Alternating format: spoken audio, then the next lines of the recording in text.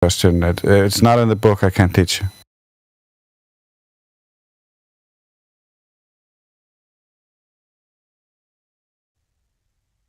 I know there's a couple, at least one or two here, not Matthew Learns, obviously, but like for these teachers that are going to eventually and are waking up, it must be like a lot going on in their heads.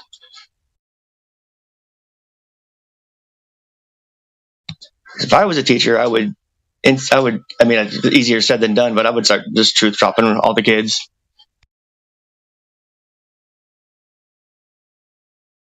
Well, if you want to keep your job, you can't go too far in that. I know that, like Karma, for instance, she doesn't go too far in that. But like if the kids, yeah, there's certain rules she has to follow. But if the kids ask her like if she believes in the globe, she can like say no. Gotcha. Yeah, that's smart. I think that's what I meant by truth drop is if I was keeping my teacher job. And then the best part is like Karma was just telling me, like, you don't actually have to like tell them flat out it's flat or anything like that. You can just teach them basic logic and reasoning and things that science and things that will actually benefit them going forward in life and might spark an interest in learning science. And so it's you can help give them a foundation to get to this point eventually, even if like just because the school itself just doesn't want to give it to them. Right, and it never will.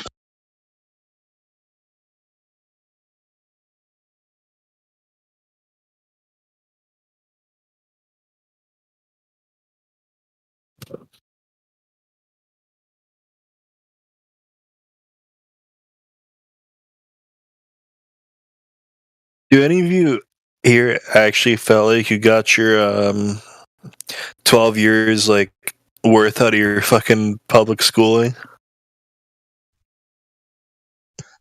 More than enough. Yeah, they teach you how to be a worker bee, pay taxes, put your head down, work like a good old citizen. I got very little out of my schooling. I was a little bit of a rebel, but now after Flat Earth and learning all this stuff, I kind of want to go back. It's weird. I didn't want to be in school when I was very young, but then I want to be in school when I'm older. It's weird. Yeah, when I'm older, everything sounds interesting, so I studied on my own. Yeah, but I also study their beliefs and how their story works. So just going through the system and getting some credentials for this and that would be nice, just because I already understand the story.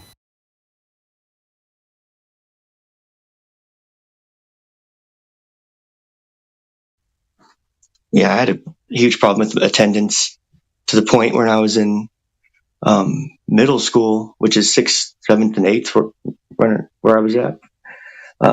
They cut my school down to where I didn't start school till noon and just did about 3 core classes per day, and that was it. My teachers wouldn't allow me to get ahead of the class, even though I finished the school books very fast. So I had to redo all the school books and just follow along. And so I kind of rebelled against the school system at that point and just became too cool for school. Like skipping stuff? School is out. I was a troublemaker at that point. I would I got all the kids to strike repeatedly. Yeah.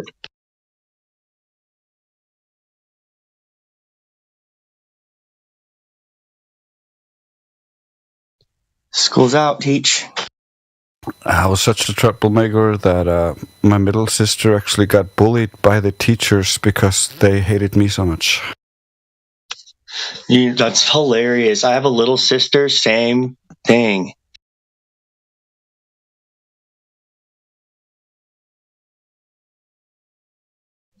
We went to the same middle school. It always goes, Nathan, your brother? Because our last name's pretty unique.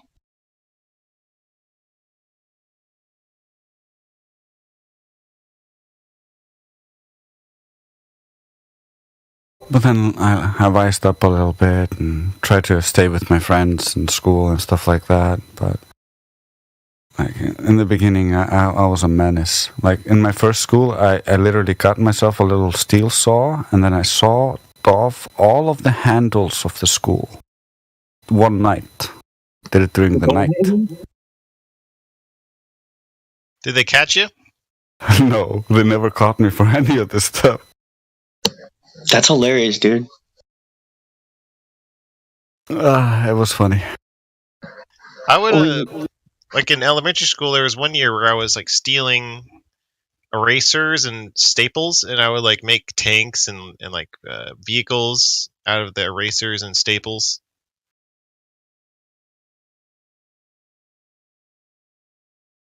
Maybe not as menacing as you, but I was still like wasting their supplies. Yeah, that was probably the worst thing I did to the school. Besides, I collected all the snow on top of the roof and dumped it on the principal and the vice principal. Well, yeah, and stuff like that. Like, I was a real menace. I would hide inside the closets in the classroom as the class was being finished, or in the hangars where they would have the clothes for the children. And I would hang there while they were all going outside so that I could stay inside and then unlock so all the kids could go inside.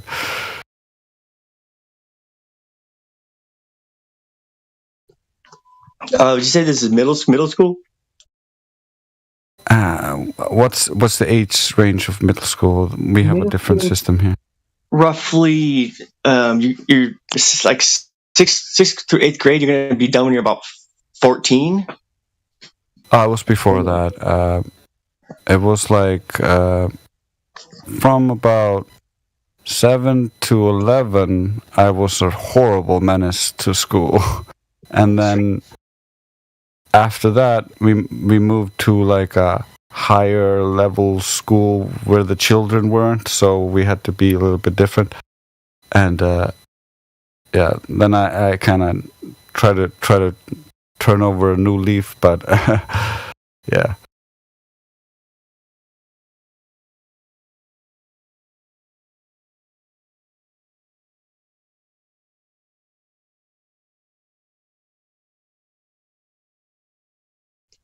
I just changed mics. Shit, I can't hear you guys.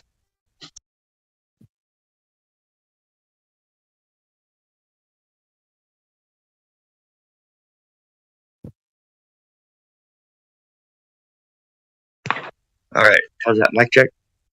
Yo,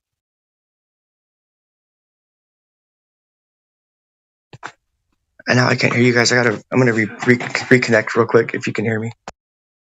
I can hear you. Oh, okay. So here's I'll just tell you the worst that me and my friends did. So we ended up busting our vice principal's window to his office so many times that they installed a bulletproof glass on his window that we could not break anymore. We tried using a huge chunk of concrete, like a half of a barrel that was holding a trash can that was made of concrete. We busted that in half like an egg, and then like battering rammed it, just bounced right off it.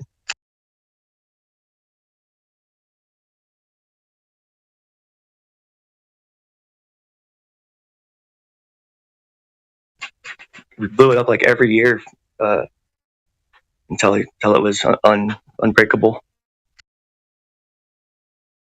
Damn, Super bad. delinquent kids. Yeah, I was not I definitely broke a lot of rules when I was younger. Yeah, I blame my dad for that. My dad broke all the rules in front of me. He would steal stuff randomly, and like, so to me, it didn't really matter. But then, like, as I grew up and my brain started to develop, I realized that it was a bad idea.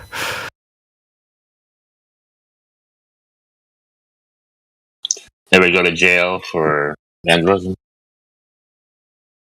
I never went to jail. My dad went to jail. I found the most retarded thing you'll.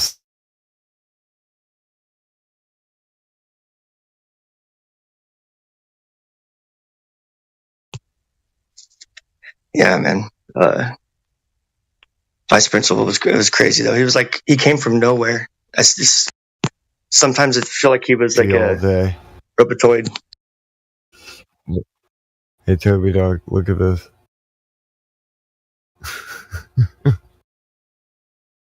It's a Ouija board, but it only contacts Jesus. Yeah, that's not secretly demonic. But dude, no, it assures you that it's not demonic That's at all. great. In fact, That's a real thing. Watch. No, hold on a second. It assures you that it's not demonic at all. You have an assured sense of safety. Oh, jeez. This is a one-way ticket straight to heaven, baby. Yeah, safe route. Light some candles, draw a pentagram on the ground, sit. I'm Jesus, now poke your eyes out.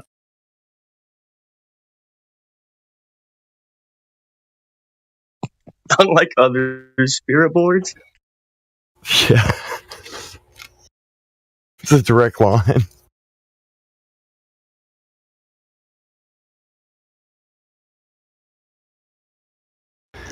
Yeah, I'm so you glad can they ask your invented this. questions.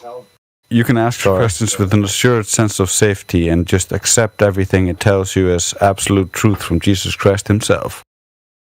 Yeah. I'm so glad they made this. How else would we have prayed to him and talked to him? It's not like you can just talk to him or something.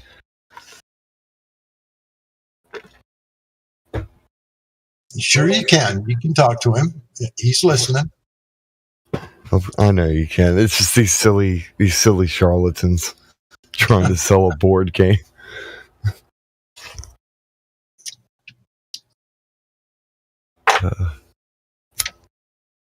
Sure. When I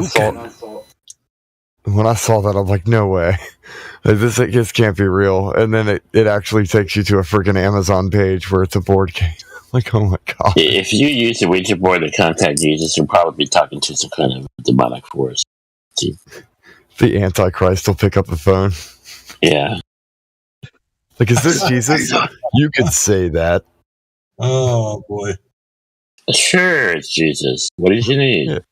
Whatever you want to call him. Ends up being like the diabolical one. My name's Luce. I mean Jesus. Herd mentality, the other Leo. This was on the right below it. Posted in the live stream. Satan's not bad. Satan's just misunderstood. Oh look, oh god. This is the worst part. I think I found the worst part. What's it say? Hold on. Oh my god. Frequently bought together. You play them at the same time so that you can have Jesus talk to the ghost or something. The real Ouija board is all frequently bought together. Aleister Crowley's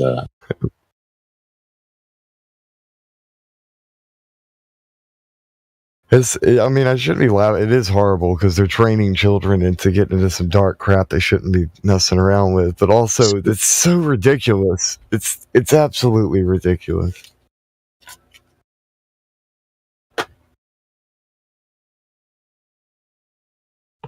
That's official clown world memorabilia. Yeah. So if you get one of those right now, it might be worth something in the future? Just as a show prop? Look at how crazy they used to be. Yeah, if you're comfortable keeping one of them, those spooky boards in your house. You just vacuum seal it and put it into a really good container and then bury it. Put a circle of salt around the burial, maybe something. Why don't you just throw it on a bonfire? Hey. Yep.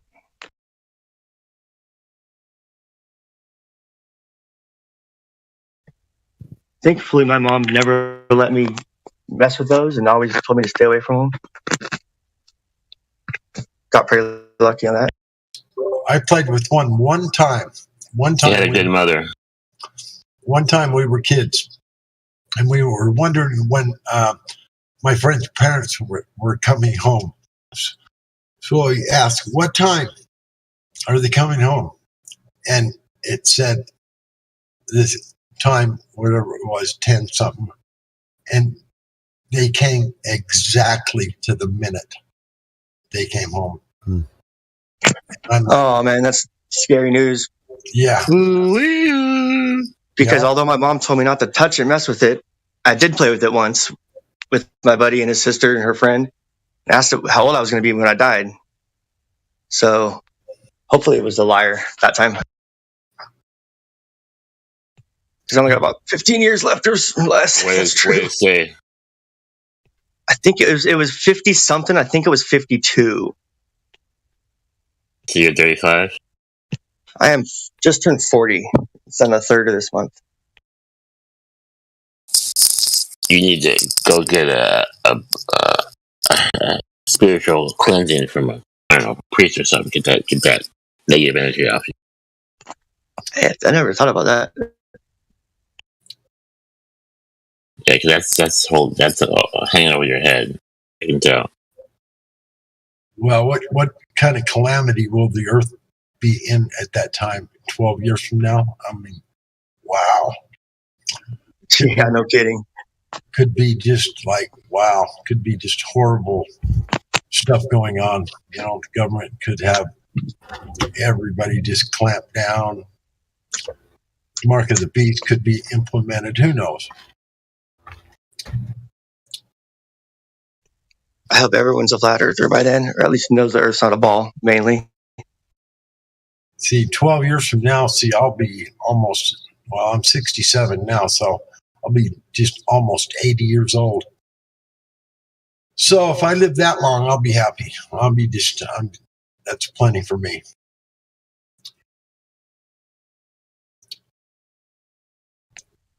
I bet I can't imagine how fast time goes for you. It's crazy, bro. You can't even imagine. It's like, where has the last 10 years, just 10 years have gone by like that. Yep. I'm thinking about like the last decade compared to the one before that. It's ridiculous. Yeah. Some weeks feel like a day now sometimes. Yeah, it's crazy. Yeah, you're right. The weeks feel like a day. I'll think to myself, well, what day is it? Oh, it's Friday. What? Friday? I thought it was Monday. Right? I went to the Saturday market with my grandma a few weeks back, and then I swear, it felt like it was Saturday again all of a sudden. And I'm like, what? It's been a week already? I know. I felt like it was the next day. That happens all the time to me. As for the last couple of years, I'm just like, wow, what is going on here? And remember how slow it felt when we were children and sitting there looking up at the clock in the classroom? Couldn't have gone any slower. I wish I was 21, or I wish I was 18, or all that wishing and hoping, that you were older. Now I'm older. It's like, whoa, slow down. Holy moly. Right. I feel like I'm on a rocket ship headed straight to Mars.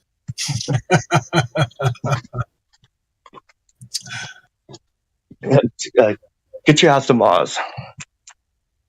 Terra firma. Yeah, let's move to Mars. Let's go help Elon. Right. We can't even explore the Antarctica, but let's fly on off to Mars. Yeah. Oh, that reminds me. I got a headline of them saying they're first of all, this headline has a picture of the sun on it. I think it looks like the sun, and it's talking about how they're going to send like some sort of special potatoes that they're going to use in a mix they can use in a mix to make concrete on Mars. Oh my gosh. Yeah. Well, yeah, didn't you know we're joining the Space Federation, the Galactic Federation? We have Space Force too. I heard this interview from Elon Musk a while back. I can't find it. They took it down real fast. He's going, man, I was so happy. I'm going to help go to Mars and help go back to the moon. Here I am with SpaceX. Man, I'm so happy. And then here I am in 2019, and I find out no one has ever even been to orbit. And he dropped his head, and the video stopped. That's Elon Musk said that on an interview one time. Wait, he said that? Yeah. Never been to where?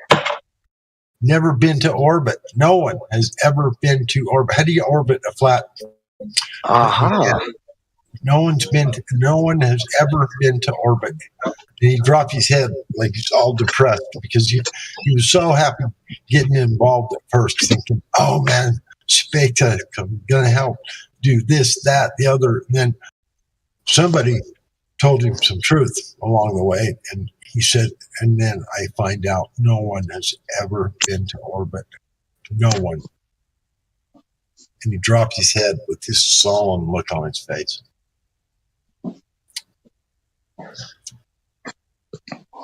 Got him. Yep.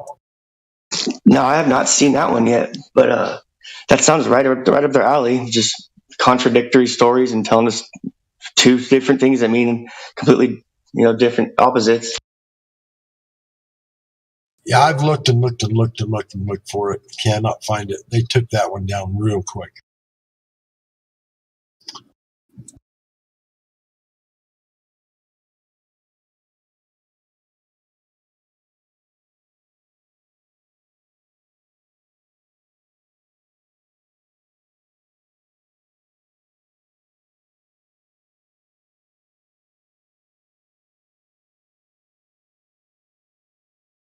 So with what the things he's saying nowadays, it's obvious he's bought and paid for at this point, Oh, 100%. In the way he's propped up and pushed like he's some sort of hero. Yeah. Like, come on. Bought and paid for, 100%. He's their fake Tony Stark.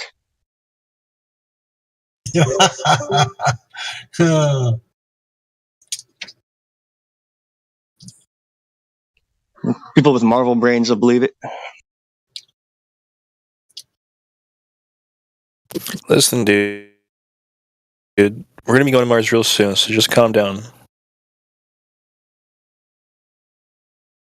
We got to go to orbit first, don't you think?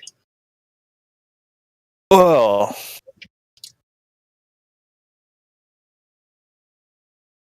no. It would help if the rockets went up instead of, in a arc. Why do they go in an arc? Yeah, they go up, level off, arc, and go down. And when they're going down, you can still see them with your eye. Now, how far away do you think they are? Because you can still see them with your eye. 100 miles, 200 miles. You think you see a rocket 200 miles away? You really think so? 300 miles away? You think you can see anything 300 miles away? Like two buses stacked on top of one another? And then No. 300 miles away? Hell no. No way. Way too small to see. But every one of those rockets they show us, we can see the whole time. They go up, arch over, and go down, and they're in view all the whole way. You can see them with your eyes. So that tells me they're only like maybe 100, 150 miles away at the max. So where do you think they're going? Plop, plop, fizz, fizz. Oh, what a relief it is. They're landing back home, bro. Yeah, plop, plop, fizz, fizz. Where do you think they land? In the ocean, Yeah. plop, plop, The fizz. empty shell land. I don't think there's anybody in those things. Of course not. It's too dangerous. Not only that, they're probably filled with helium and whatever else. They go so slow. I mean, you think they're 17,000 miles an hour? That's 5 times the speed of a bullet. And you can see it just going along, smoke going around, arching over, going down, reaching 17,000 miles an hour. That's 5 times the speed of a bullet. Would be a streak, be gone. Come on. Has a human even gone that fast, like in a centrifugal force machine? Hell no. That's what I'm saying. Like, how are people not seeing that? That's such an obvious one. Like, yeah, we're just going, 17,000 miles an hour, 16, whatever. Yeah, it's 5 times the speed of a bullet. And it's going down in the atmosphere. That thing would melt. The metal that it's made of would turn to liquid from the friction from the atmosphere. Period. End of story. It's not dropping over the edge of the planet. That's like 5,000 miles away. You think you can see something 5,000 miles away? Are you freaking kidding? Oh, God. What's their infatuation with, like, when stuff, like, when it goes out into their fake space and it's coming back from their fake space, it's going to, like, catch on fire all of a sudden when it's coming through. Like, that's ridiculous. Yeah. It never does leave the atmosphere. It just goes up probably, 50,000 feet, whatever. Arches over and goes down. Plop, plop, fizz, fizz. We were talking about that Go Fast rocket the other night. That was pretty interesting. Somebody said that, or posted, there was additional, like the one that I've seen only shows it hit for a second and then it just kind of ends. Yeah, just suddenly I guess there's stop. more to it. Yeah, when where it just stops. What is that? How does it just stop like that? I mean, what? I mean, it's going No idea. It doesn't make any sense in my brain. no sense at all. Just stops and like sits there and rotates, like floating, like going nowhere. It's just like, what? And it has no effect on the optics or the rocket itself. Nothing. Just whoop, perfectly Right. stops. Yep. Even the images don't get blurry. From going that fast to stopping, you think there would be some kind of streaking to the image that the camera shows, but nope. That's a very strange thing, that rocket that stops. I wish I'd put one facing up or 3/4 up or something. The camera angle.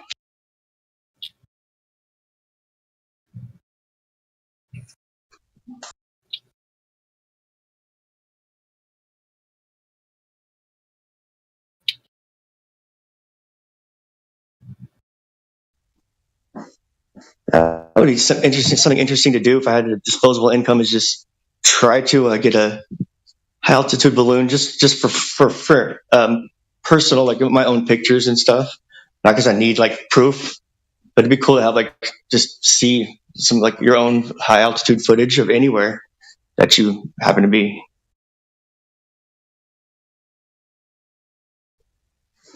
There's no way it's legal though.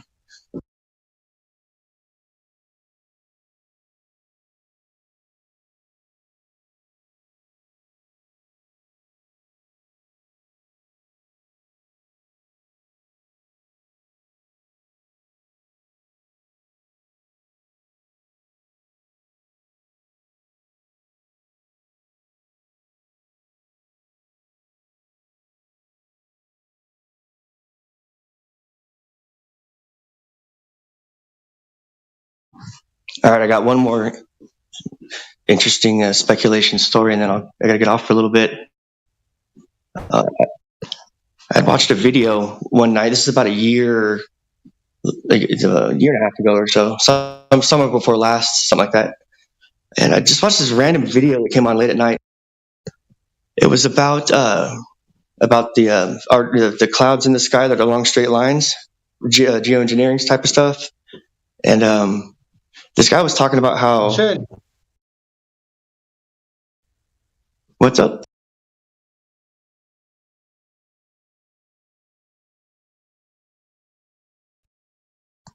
All right, so he's talking about how like they're not even all planes, and that some of them are they're demons or in demonic form, and that's just how I don't know, like, that's how they're flying through the sky or whatnot. And he said you could look at them and then you could like wish them away with like the name of Jesus and stuff. I was like, I watched the whole video and I was like, fell asleep.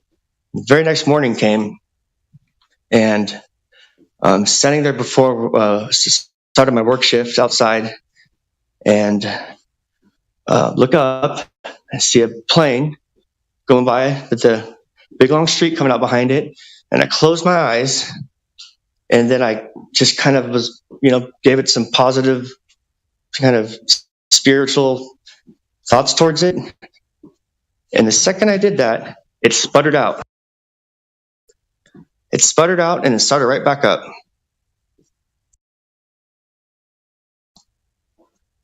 And that tripped me out. And I pointed it out to all my coworkers. I was like, look, guys, that's weird that the contrail just stops and then starts back up. That's strange, isn't it?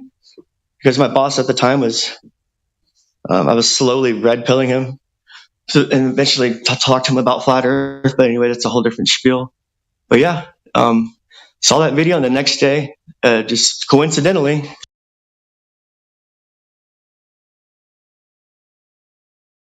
You're saying it worked? it worked for a split second. Yeah, it's worked. It's one of the biggest coincidences I've ever been a part of. But my feeling is there's something to it. Just a quick question. Could you repeat what you said about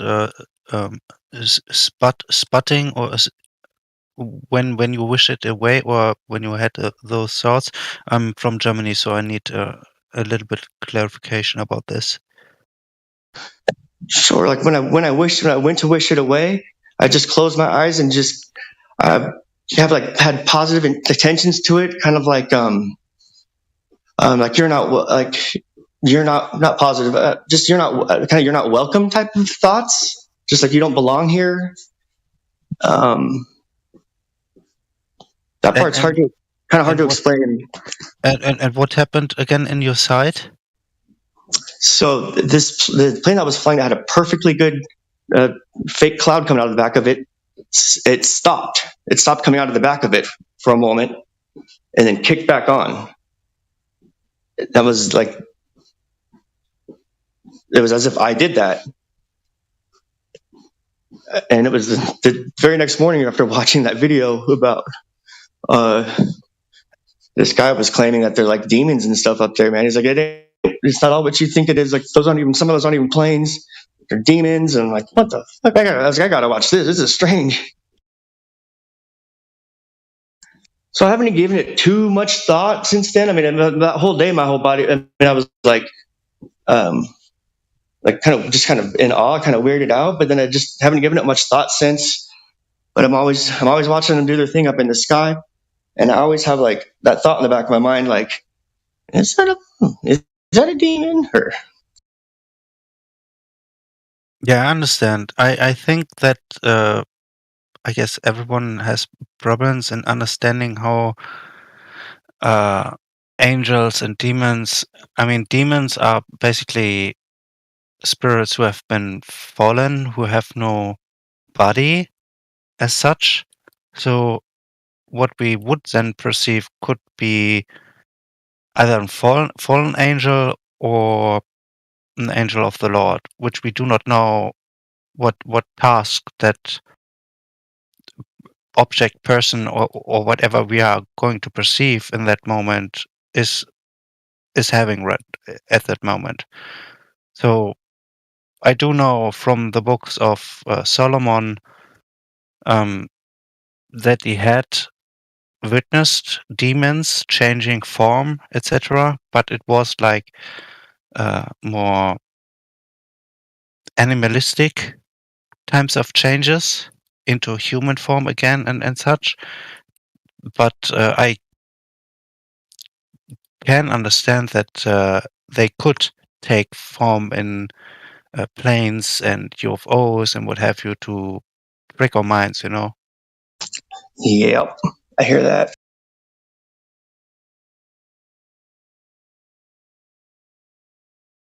It was So just it's very difficult to see what their mission is. You know, we do not know. This is very tricky. And Yeah. I guess we should not condemn them, because before I came to Torah, I was basically in the New Age scene and consumed drugs, especially marijuana and such. And I was in the same mindset, just not so clear about how I should deal with what I'm seeing. Basically, I was in search of truth. I guess like everyone else should have or make up in his heart at some point in his life. So therefore, I proceeded to continue in this search and listen to whatever inspiration came to me, basically, which I then had to distinguish about being truthful or not truthful, which then I, of course, came out of from New Age, because everything that they talk about is basically mix and match and fraud and lies. So yeah. Right.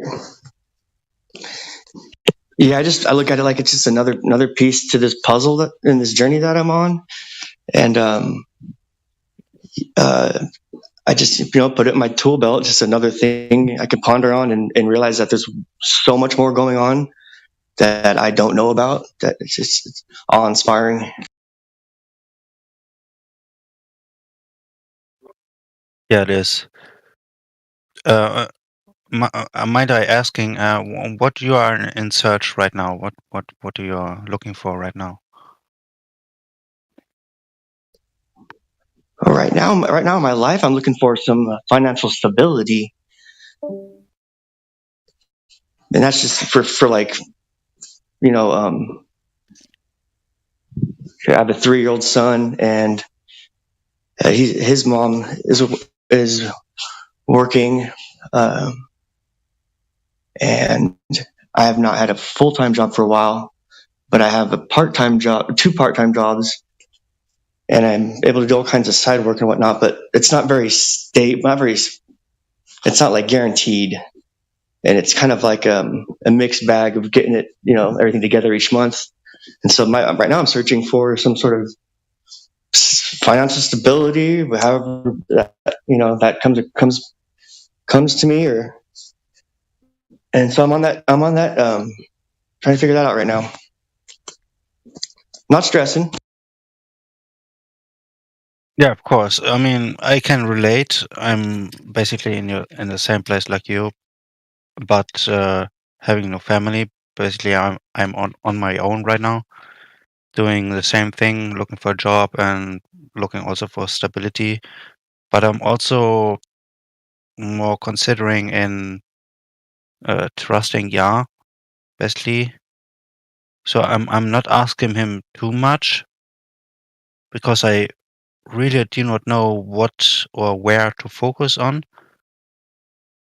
So I'm looking more for inspiration to do the right thing. I'm trying to keep my job morally correct in terms Yes. of his character, what he would do, or it's like being a carpenter or something like Joshua Afke. It's like those kind of things, something that humble Yeah. jobs that add or Yeah, it's something that does not implicate being a policeman or politically involved in such normal job, basically. kid. Yeah. Yeah, it's really narrowed down. That's narrowed down the search. But I have faith that if I keep doing the right thing, like you said, that good things will come. But I got to keep sticking my head out there and figuring this out.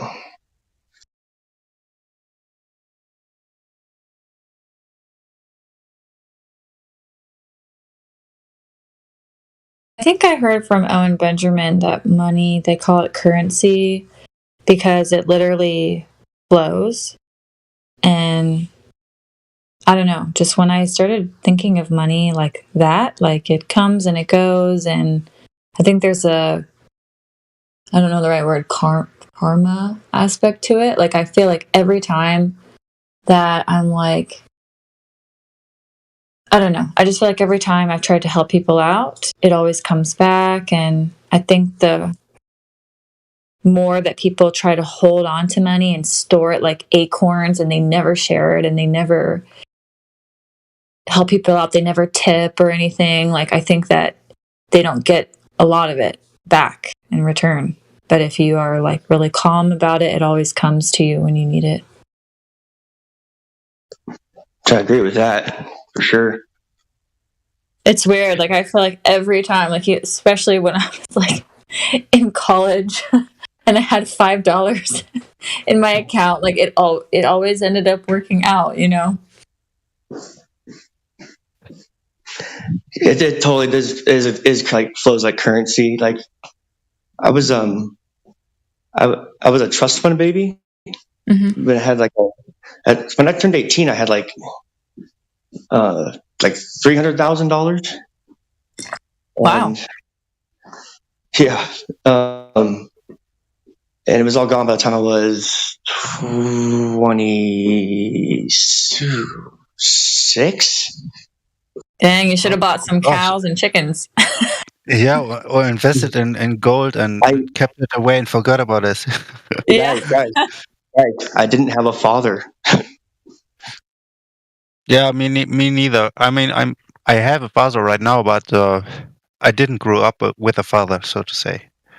Same. Yeah, I wasn't raised by. I didn't know what to do. Completely lost. And my family was not telling me to invest or save or any of that.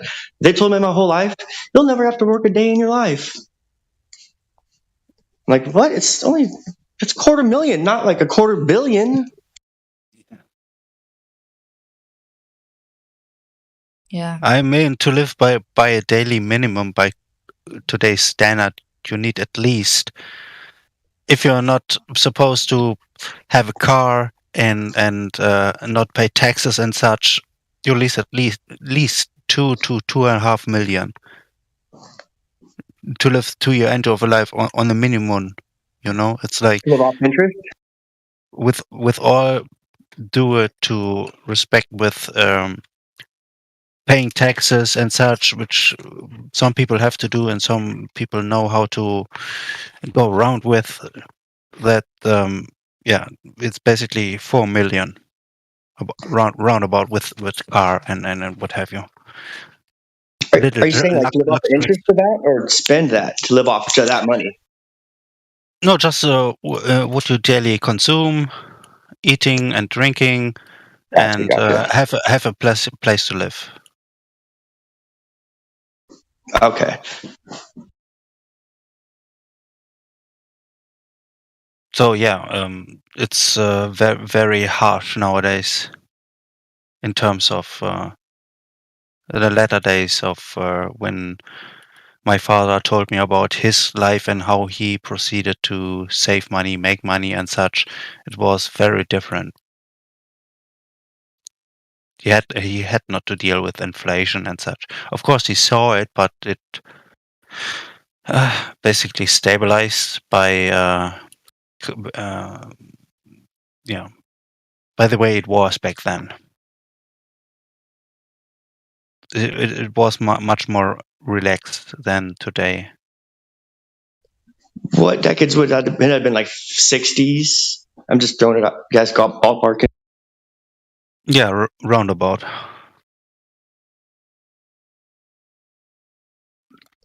I like the cars from that decade.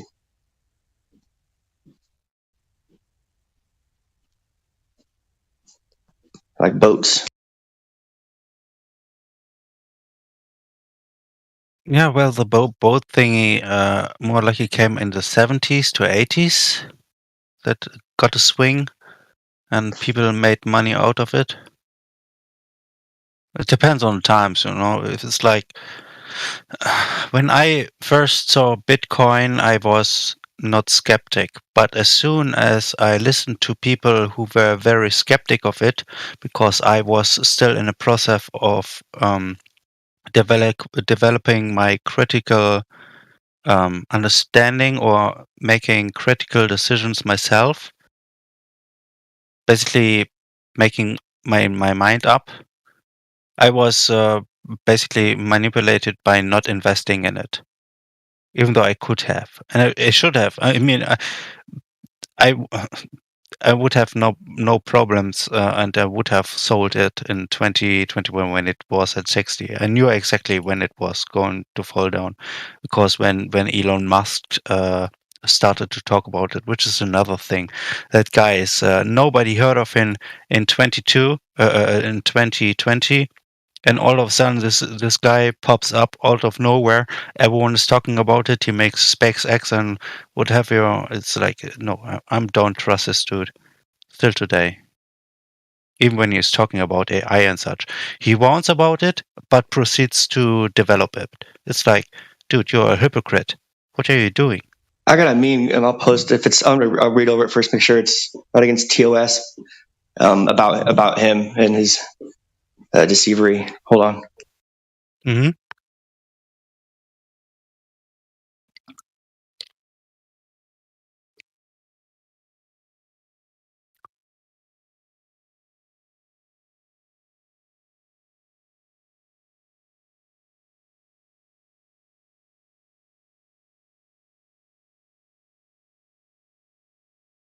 I mean, while you're searching, Werner von Braun, which was also a German scientist from the Nazi times, which fled to America.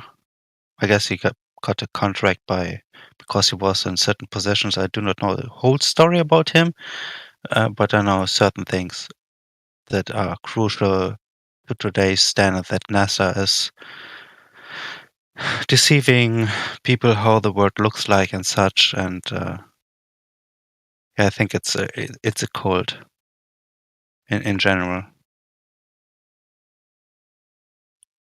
I personally do not like schools and universities who proceed to teach such things and such. It's like, yeah, now we know better. Thank the Lord. I'm going to go ahead and DM this one to you until I can get a mod to look at it, and okay it, because there's all kinds of stuff on it. So I'll just send it to you. Yeah, thank you.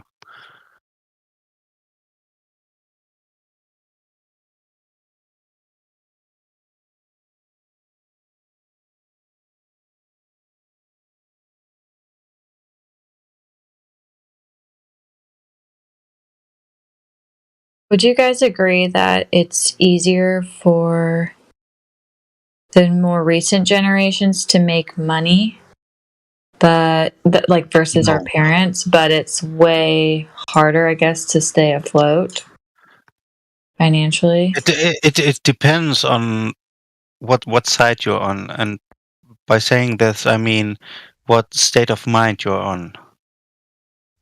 Yeah, with this attention span, yeah, they're not staying afloat. They're drowning.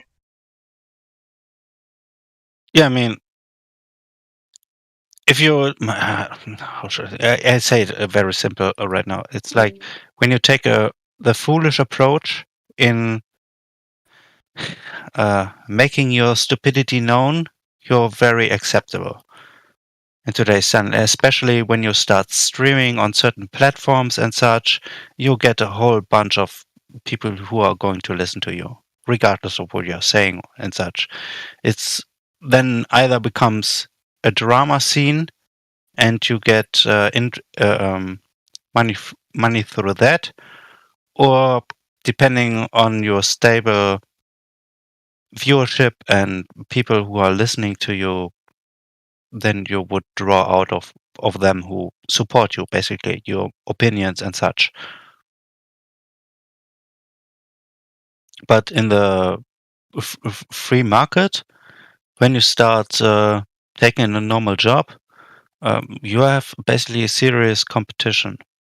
Because today's standard, the chefs and people who are hiring you, they are going to take the minimum approach of paying.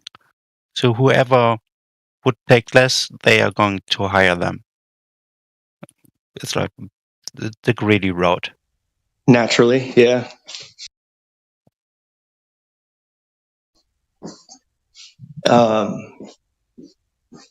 Yeah, it's so many ways to make it, and no one's being taught what to do with it or how to save it.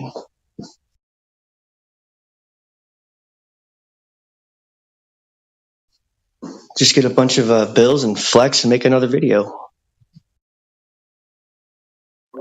Just a quick question. The information you just sent me, am I allowed to talk about this here, or why did you send me this? Because I know about this. Then disregard. Why No, would I that's right. disregard? I mean, just for curiosity. I mean, I'm trying to hold the rules of the server. It's like I just saw a lot of stuff. I don't know. I'd rather have a mod look at it first. I don't know. It's just been so like sensitive and hot lately, so I didn't want to throw any fuel on anything. Yeah, I mean, for me personally, the information you just gave me basically speaks of the Antichrist or whatever tools that are going to deceive the many people, It's like, yeah, this speaks right home run. Yeah. Yes, my phone died. I was just bringing up that before because I feel like there's so many young kids, like 20-year-olds, that are making millions of dollars on the internet. And I feel like back in the day, you didn't have that opportunity, really. But it's so much more expensive to like live. Anyway, sorry to divert. Yeah, that's good. It reminds me of when minimum wage went up few years back, 2016 or something, 15, 16. And the day the minimum wage went up, the taco cart in front of where I worked at, the price of tacos went up too. So it was like nothing happened. Yeah. Except for the inflation part. Yeah, Yeah, I it's mean, like- Sorry, go ahead.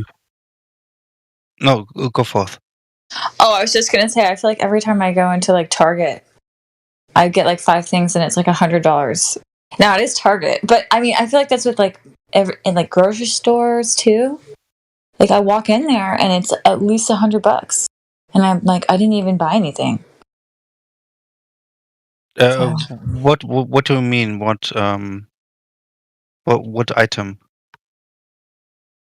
Like if I get avocado oil, $20.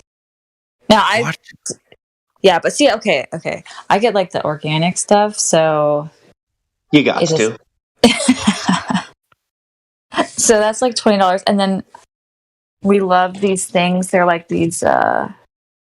They're called Liquid IV. When I was right about to give birth, my midwife said to get them. They're like it's like healthier Gatorade. Those are $20. If you get chicken, it's like $15. So right there, 3 items, $60, pretty much. I mean, that's hard, to be honest. Yeah. Here in Germany, it's basically more moderate for the items Yeah. that you told us is basically 15 euros, which would be 13, 14 bucks. Mm-hmm. Well, see, okay, I could go to Walmart and get like the cheapest meat, the cheapest vegetables, the cheapest food, but I feel like, to me at least, because I don't go to the doctor unless I'm like really, really, really sick, like I'm not spending money on health, is like I put it in my food. Versus like people go to the doctor every year and they spend money on that. Like I'd rather just spend more money on my food to keep me out of the doctor's office. You know? Yeah, understandable. But it's crazy. Like if you want to eat healthy, it's Yeah, I like mean, so yeah, ridiculous. yeah. I mean, it's also with the whole green agenda and such that is Yeah. even has taken root in America, especially right now. It's like the Economic Forum and such is putting this also in a different way. It's like you have different companies and world leaders who start putting from one side and one is putting from another side, and you feel kind of caged Mm-hmm. in the end. So it's like, yeah. They Is got people gas eating burgers out expensive? Oh, sorry. here. They got people eating like bug burgers out here, plant burgers and stuff. No way. It's already out. This is disgusting. They've been eating. They're called Impossible burgers or something. I think they come packed full of estrogen too. Ooh. I wouldn't eat that in a long time. I wouldn't eat that. I would rather hunger than to eat this. Is gas really expensive in Germany? I mean, for a liter, you pay for diesel you pay 2, and for normal gas you pay 1.6 roundabout euros. It's not like gallon. It's like I don't know how much a gallon is. Oh, okay, exactly. yeah. Yeah, for us it's like 3. I don't know. I'm in the south, so it's cheaper. It's like 3.13 for a gallon. But I don't know. I feel like when we get gas, it's like we have a Jeep, so Yeah, let me $60. search it up real quick. $60. I don't know. Just to even stay alive, like I feel like it's just so much more expensive than it was, but people weren't making as much. Oh yeah, of course. Yeah, you pay a lot less than we do. 1 gallon is 4.54 liters.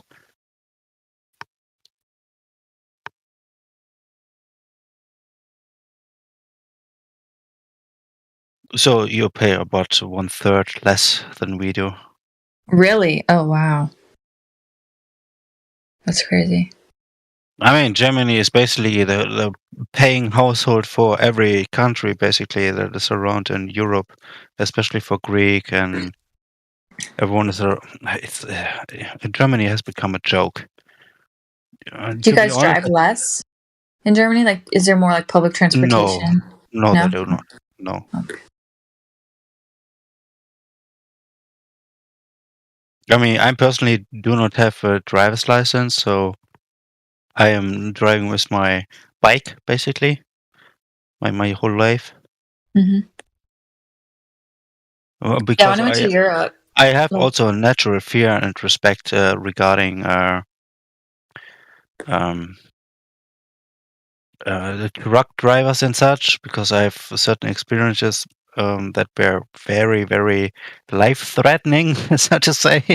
It's like, and I do not know and don't trust them, especially when they drive and such. It's when they mess up, your life could be in danger immediately. It could be squashed or what have you. It's like, yeah. Yeah, when I was in Amsterdam, we rented bikes.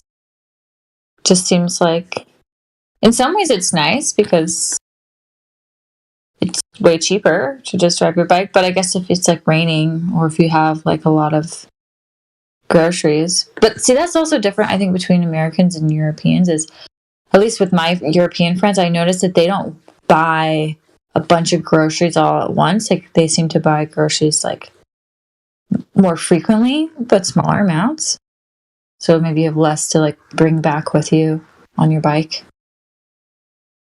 Versus like Americans, they love to go to Costco and they get like Yeah, five of carts course. of food. Yeah, of course. What I'm just in need right now, what I'm currently want, I go buy and quickly drive over and get it, you know. But usually I buy within for a week to 2 weeks Mm-hmm. sometimes, and you know, ration it. Yeah.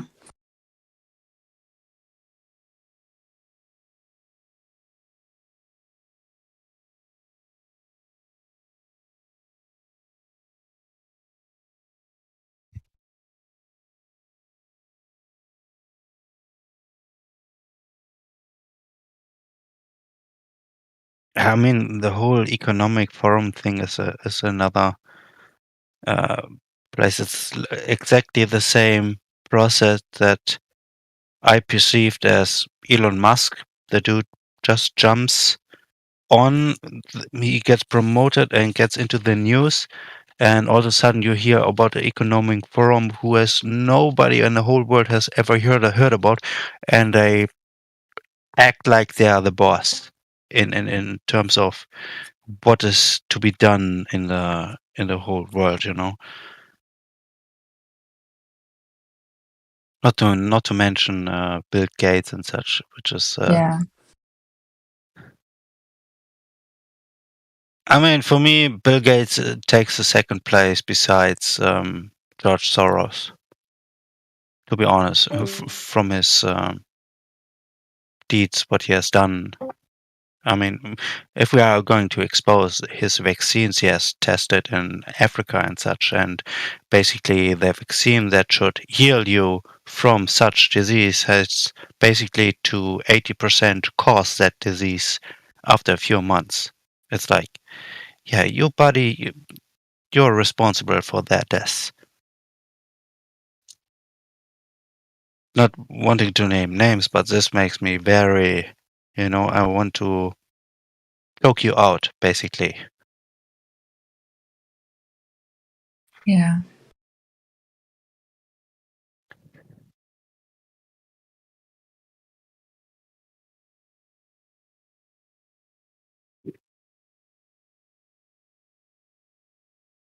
I mean, every country is being weakened by their leaders.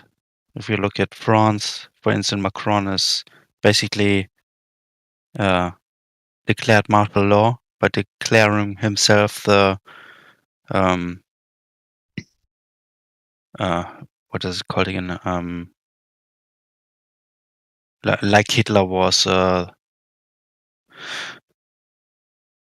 when you only have one regime. What does it called? The chancellor. No, not chancellor. I'm looking for a different word.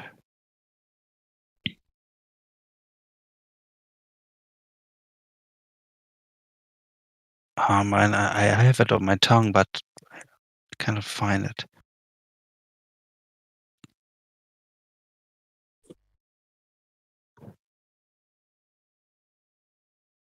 Dictator. Yes. Wait, there's a dictator in France? Yeah, Macron. Did you not hear that whole France is basically marching against him, burning France to the No. ground? No, you haven't. No, that's so crazy because I just my old roommates are from France and I was just emailing them Oh, yesterday. this is- So Yeah, this is going on since 2 weeks about. Every day, and it hasn't stopped yet. France is basically burning, literally burning.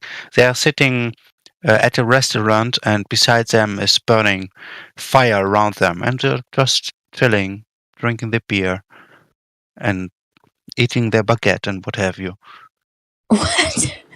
So this guy wasn't elected in. No, he was, but he basically declared the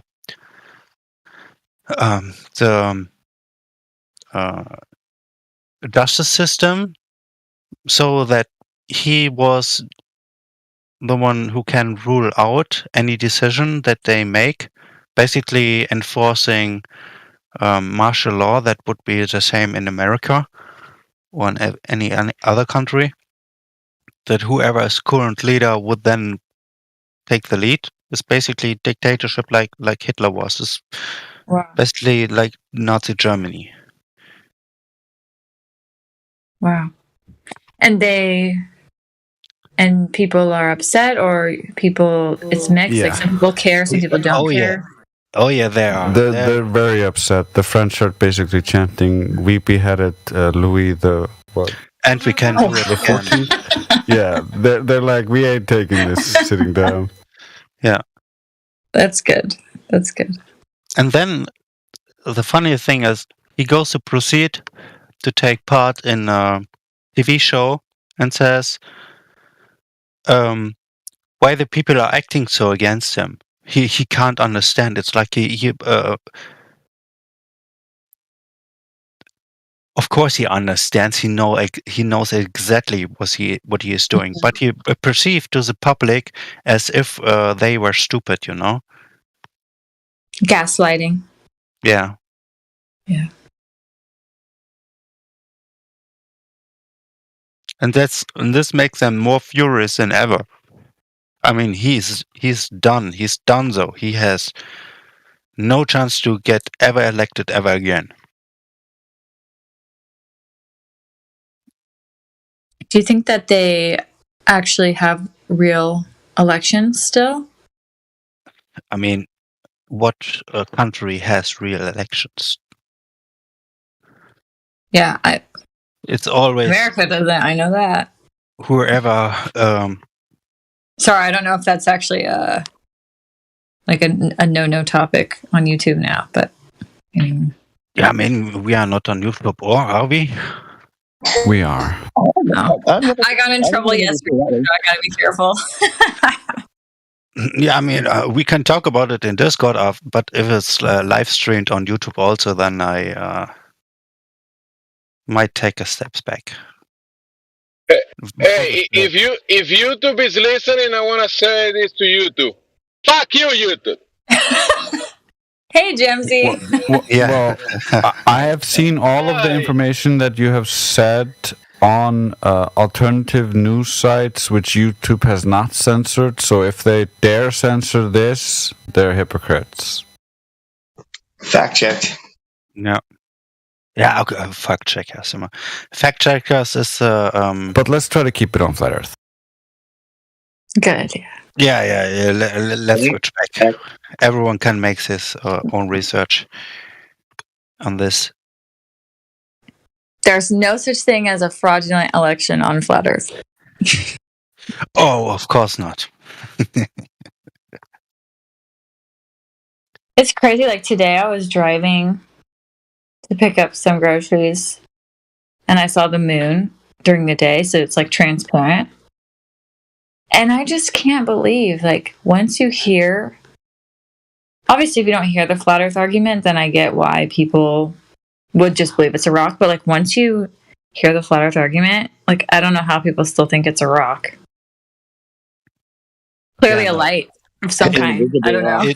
It isn't. The reason why it takes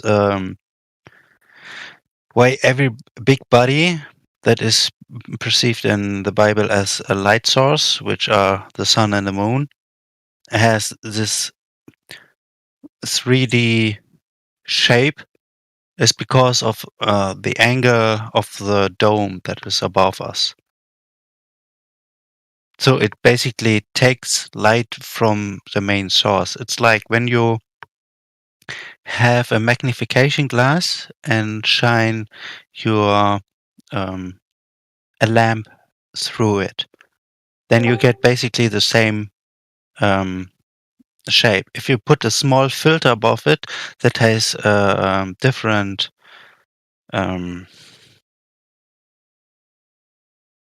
shapes and such, then the outside to the middle get progressively in percentage more shadowy, if that makes sense. So therefore, that it would be perceived as a 3D body, which would be round then. But also the frequency of the light is also different from moon and the sun. The sun has infrared light and the moon has non-infrared light. When you have a shadow in the moonlight and you hold a laser meter on it to measure the temperature, the shadow is always warmer than the light you are going to measure that comes from the moon.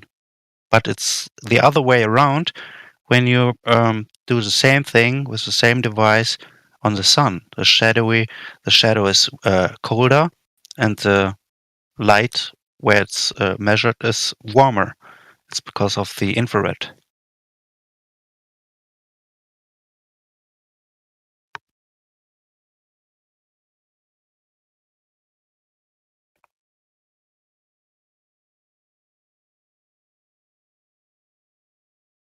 This is why the wilderness or the dusty regions are basically getting so much colder in the night than where the other nations are around it, because of the center mass that the moon writes about on the cycle. But the cycle from the moon doesn't change, so he has no length, no width. He has one term he writes about. A little bit slower, depending on what says the moon to do, basically.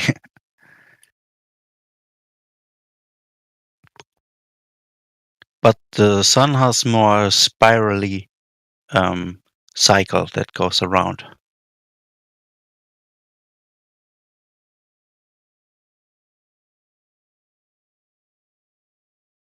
And people who do not understand how it can be that when the sun goes up and you have clouds in the sky, that it looks like the clouds are being shined from under the sun. That is basically an illusion because of the wavelength of the light that is coming from the sun. So it's basically a reverse aspect. And also because of the 2O property that air has usually takes from, which is this is why we have different colors in what we perceive then. It goes more from dark to a little bit purplish to bluish, reddish, orange, and then it's like when you have a lamp and you shine it in front of you.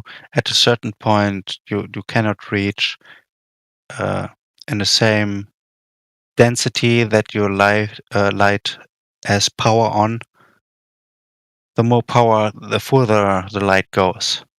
And so is this with the same wavelengths that we perceive in the sky when the sky turns in different colors.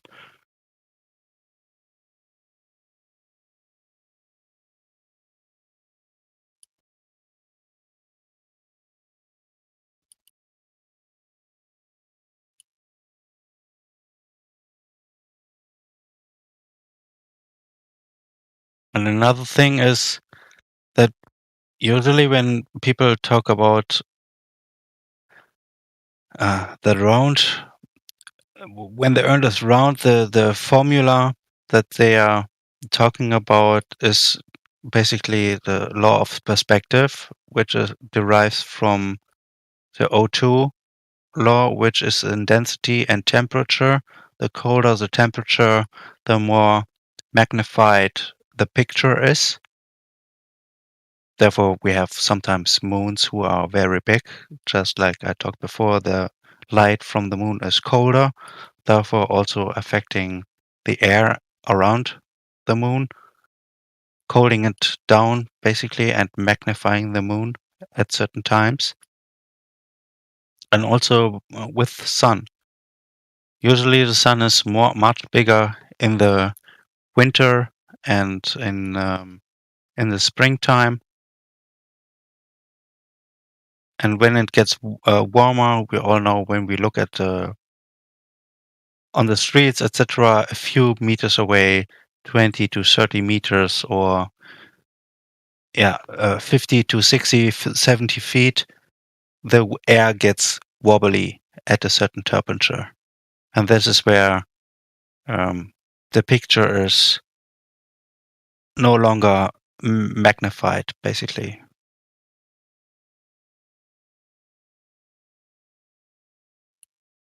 It gets smaller and smaller the hotter the air is.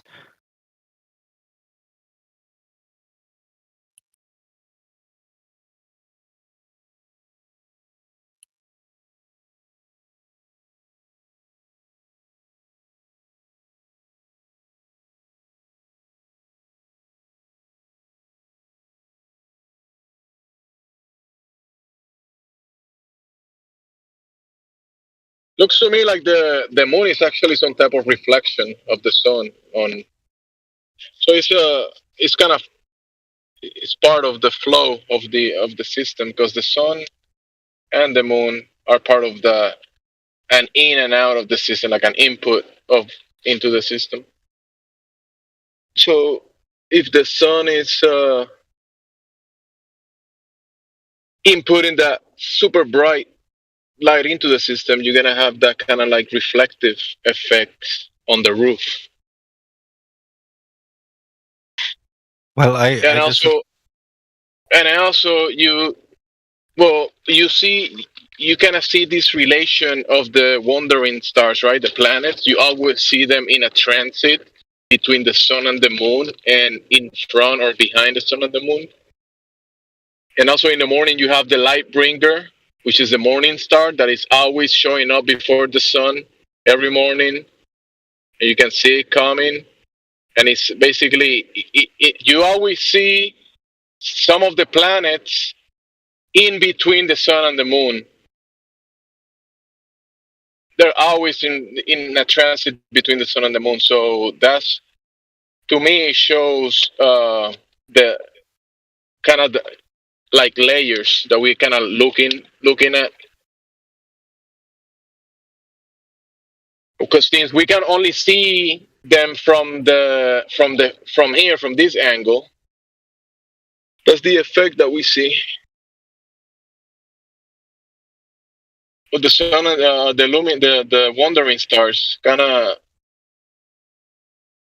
when you put the sun, the moon, the movement of the luminaries, the six radiants where all the sporadic meteors come from, and then you put the helion, which is the sun, the anti-helion, which is the opposite side of the sky of the sun, which is basically the moon almost. Then you put the north toroidal, south toroidal, and the equator. You see this whole movement of all the luminaries. All of the luminaries and all the radiant sources are moving around a center region of the sky. So the celestial north, celestial south, sun and moon, radiance of the meteors, the wandering stars, and all of the stars, they're all moving in a cycle around a center of the sky.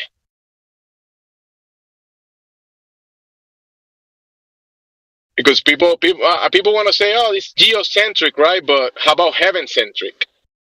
The sky is heaven-centric or sky-centric or whatever centric. It's not geocentric because it's of the sky. How can you say the sky is geo? Well, the sky is definitely not geo. I think Exactly. But when people say it's geocentric, the movement is geocentric. I mean, that's confusing, actually. Well, let me say this: if you have a certain amount of space or a broader vision, the creation is going to perceive, then wouldn't it be more likely that you broaden and also put lights in terms of interpretation for us to see, which I guess most of us, and I guess nobody of us has any knowledge about how the stars work in terms of science from Yah to us, how to interpret them, what it's going to be. It's like the whole what is the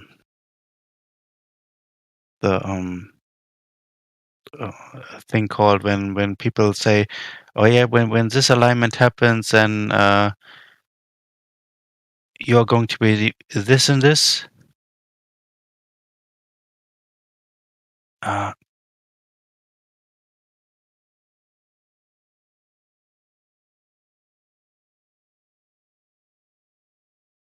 Zodiacs. Yeah, the zodiacs.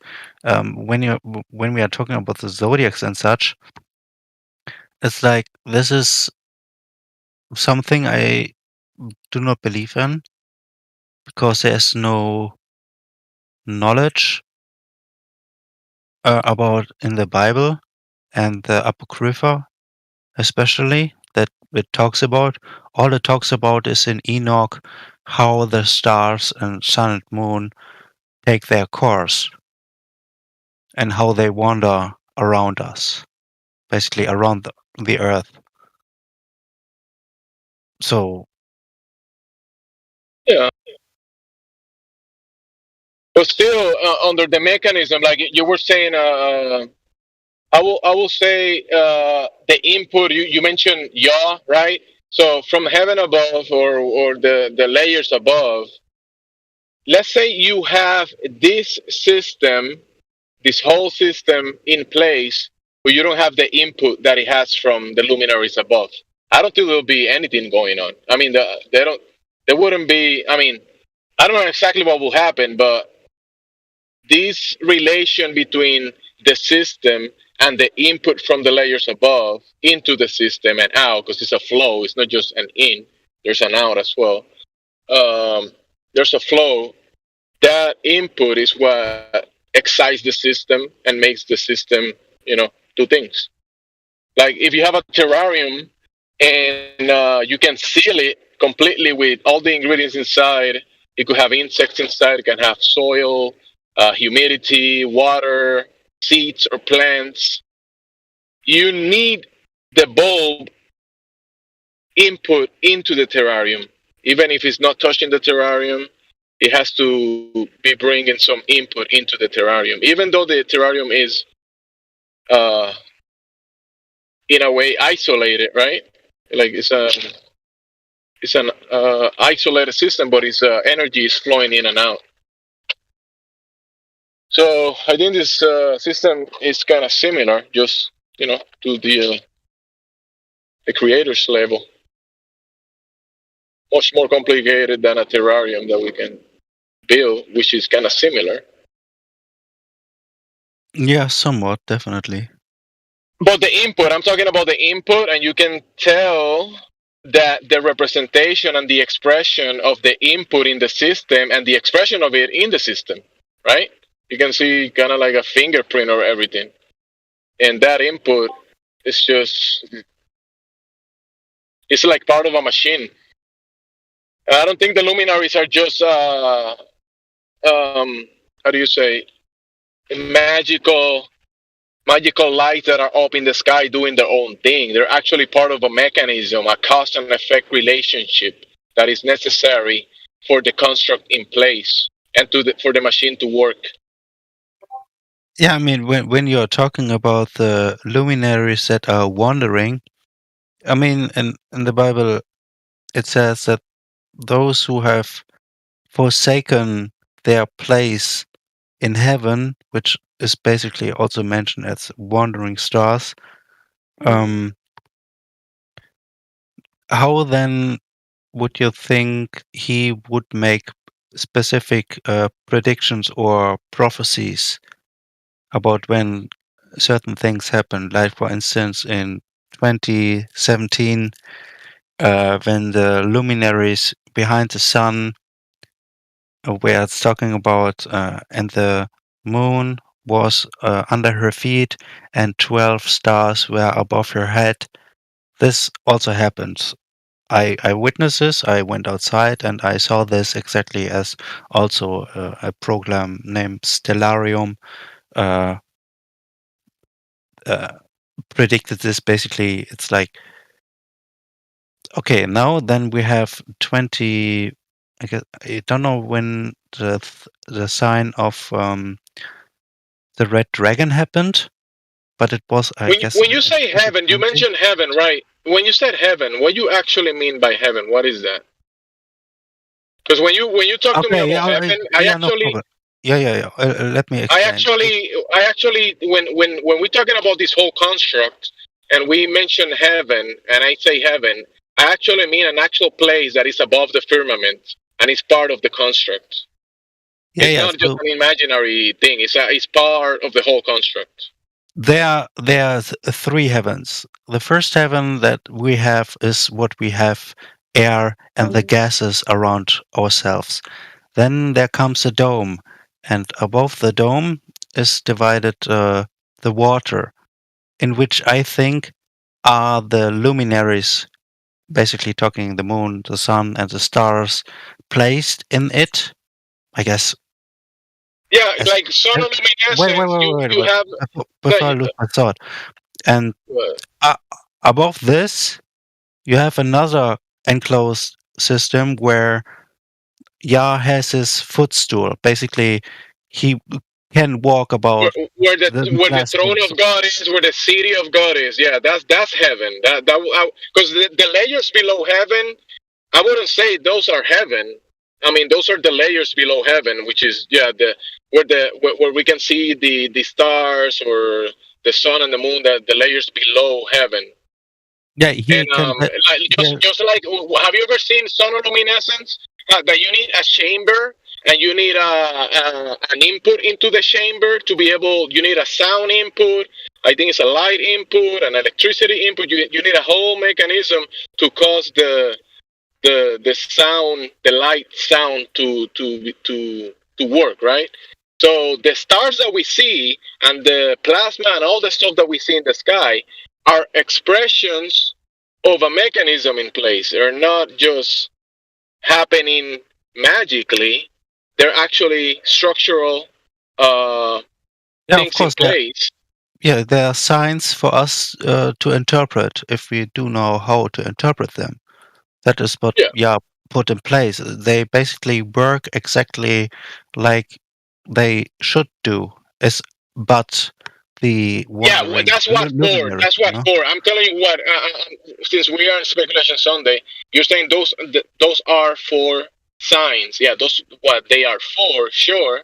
And the timing, what we call the yearly cycle and all the cycles, that will give you the time.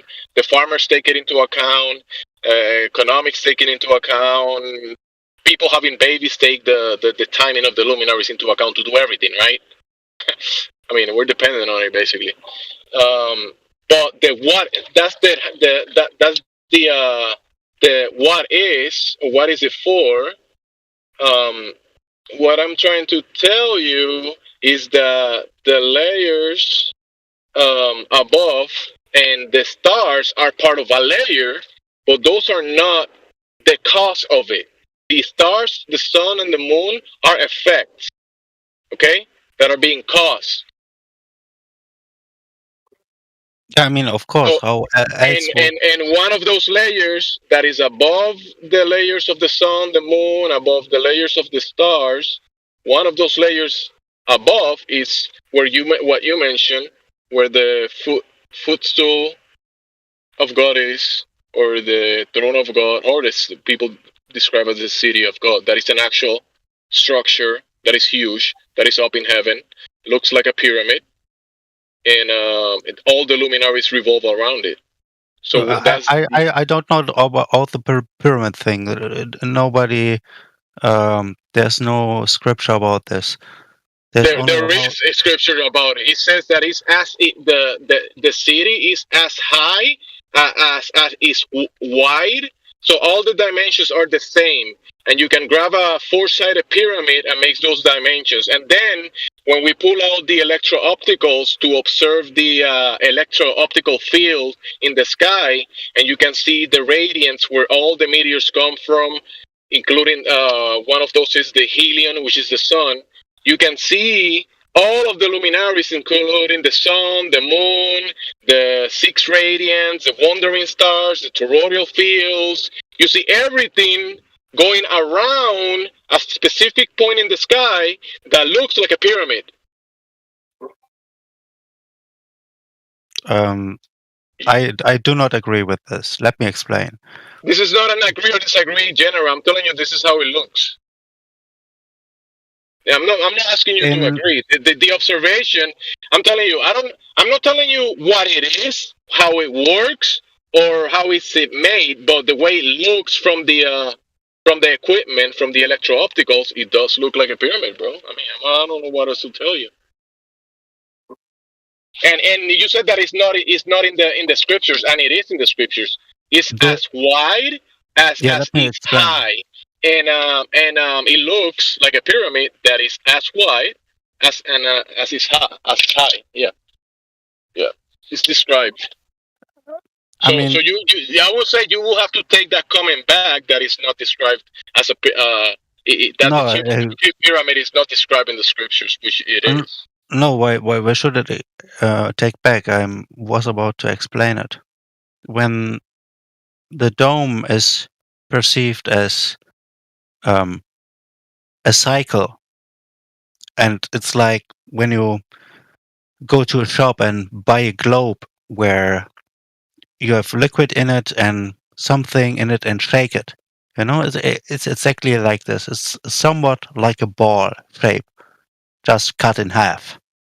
This is what I perceive the dome is right now, and I perceive as such.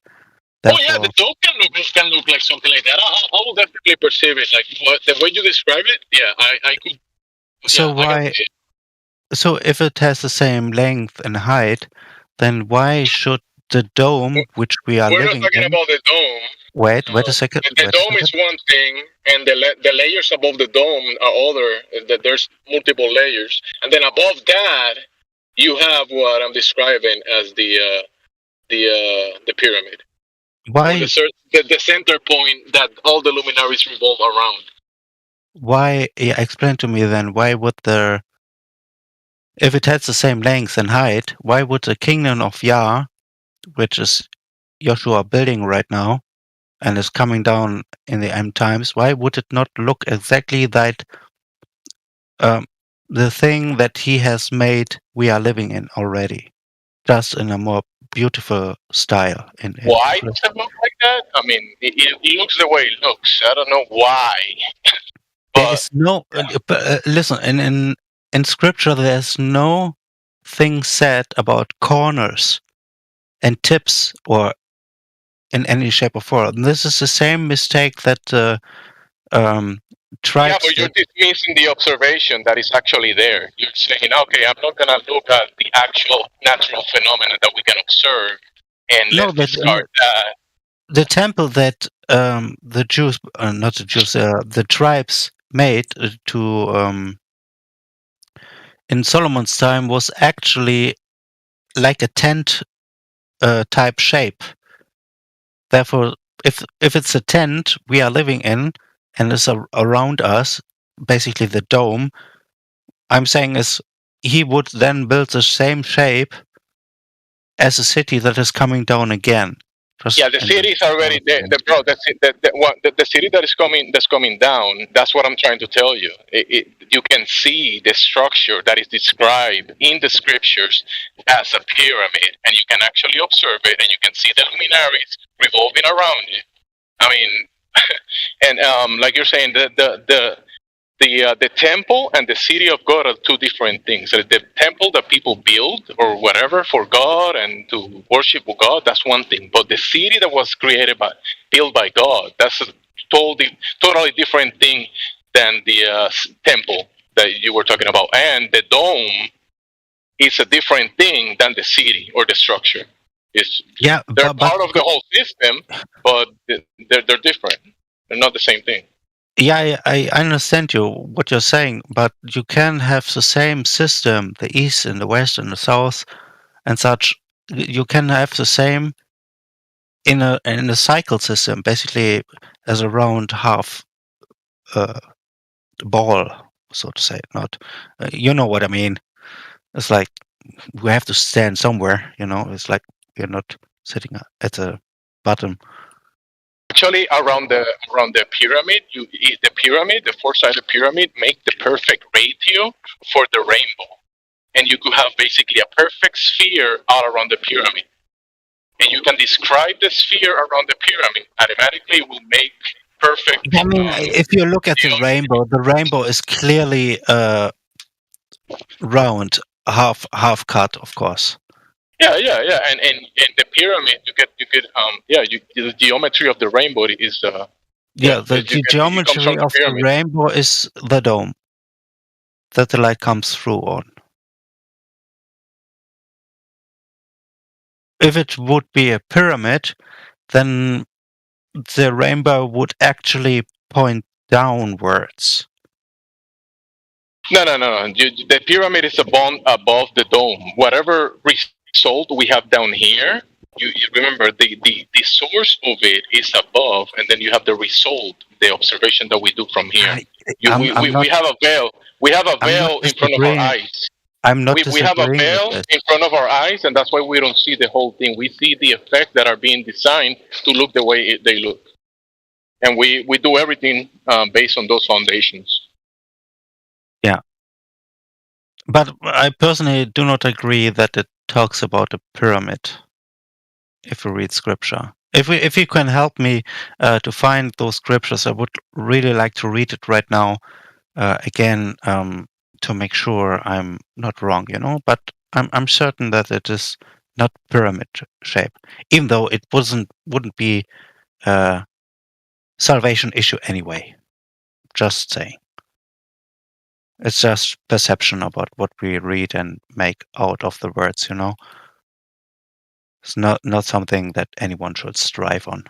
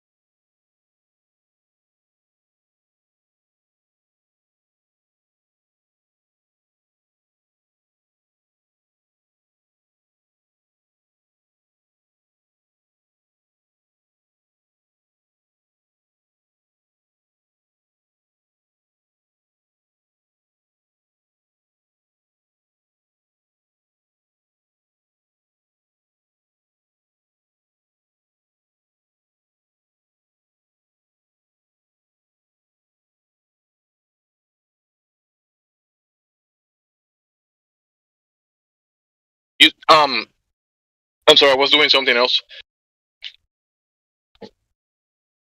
You said that you wanted to hear the scriptures about something, or Yeah, I'm looking also for the scripture that is talking about the shape of the temple or the yeah, it gives the dimensions. It's 13 is 1,380 miles wide, 1,380 miles high. I mean, and you can make it's not that I want it to be. It's just that you can add the descriptions, you can add the observation, the way it looks, and it just adds up. And also, you can also add the alignment of the pyramids on the ground with the luminaries, therefore aligned with the pyramid in the sky. So you see the pyramids on the ground aligned to the luminaries again. And that's what I'm trying to tell you. All of the luminaries revolve around this pyramid shape. So as a consequence, they're not just aligned to the luminaries, they're aligned to the pyramid in the sky. So, yeah.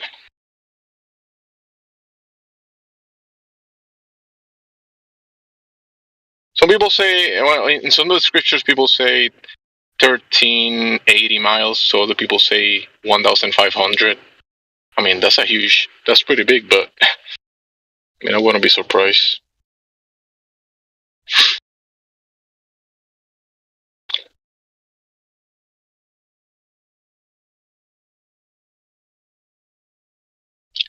And the crazy part is the observation with the electro-optical equipment, which allows to see a different, kind of like another spectrum of light. And when you point that equipment up, I guess you can see more that you normally see with just your, I don't know, regular camera, phone camera, or regular observation equipment. And the fact that a lot of the phenomena that we observe is revolving around this region of the sky. You include the sun, the moon, the planets, all of the stars, the toroidal fields. You can all put it together around this pyramid shape in the sky. And then, since whatever that expression is going through multiple layers between heaven and earth, obviously what we see from down here, it's a light show. Since we don't see all of the layers and how everything works, but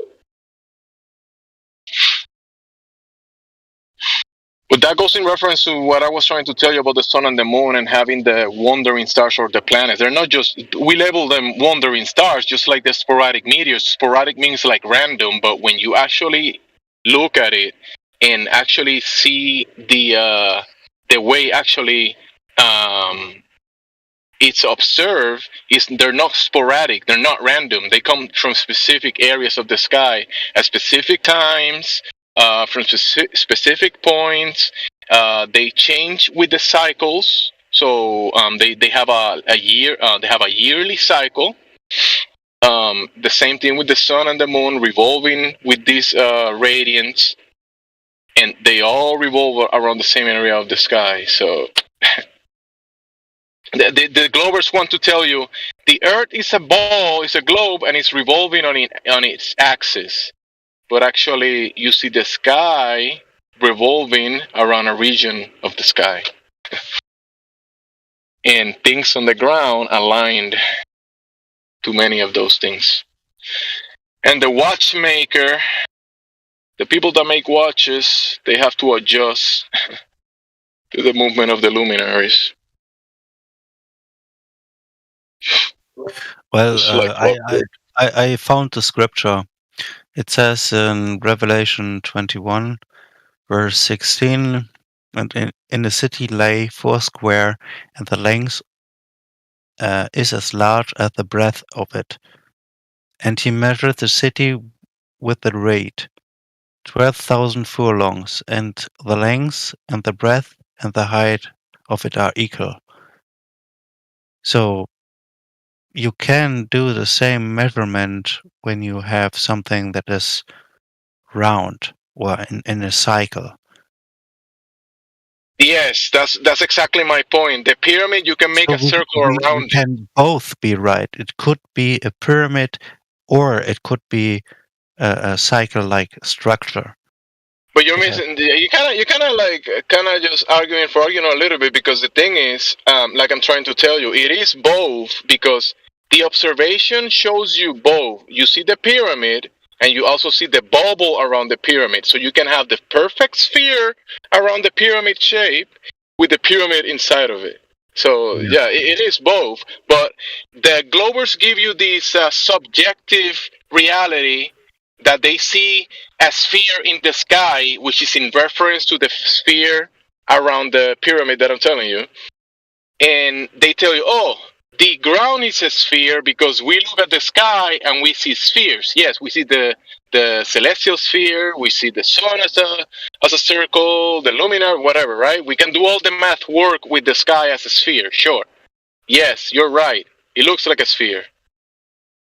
What I'm telling you that the fundamental structural part of it that you just read of the parts are equal, right? The width and the height.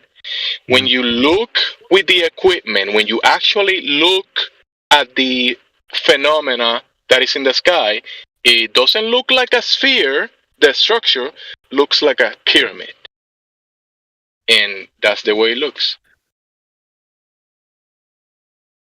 It's not to agree or disagree, or Are you talking about when, for example, the sun is above us and then takes no, the road sun to the the sun side? revolve around the sun. When we look at it locally, No, it's like you from ascending to descending. Of course, this would look like a pyramid, but only well, if it is exactly above us, then it would look like this. But it is not so.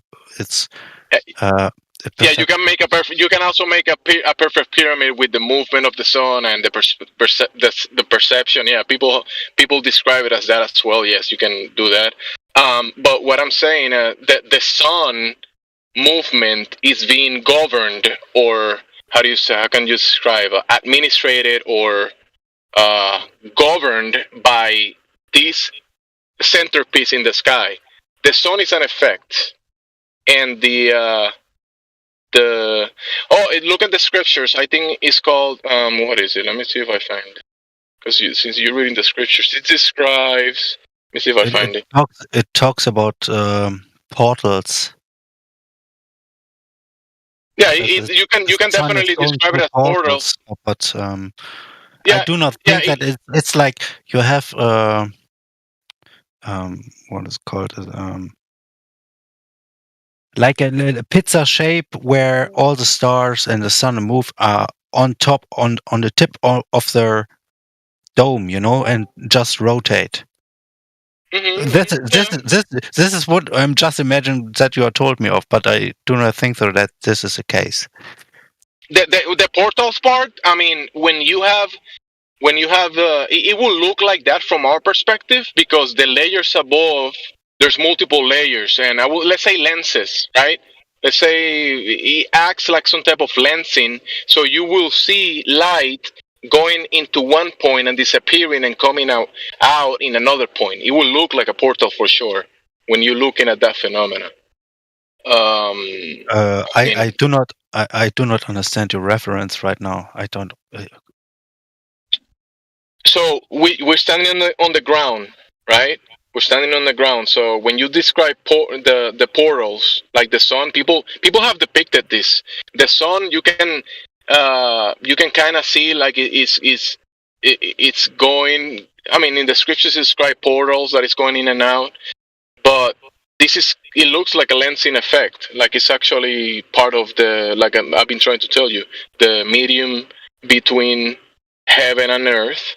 And since we are standing on the ground, we see these effects because of the lensing, the light, the way the light is coming from heaven and passing through the layers.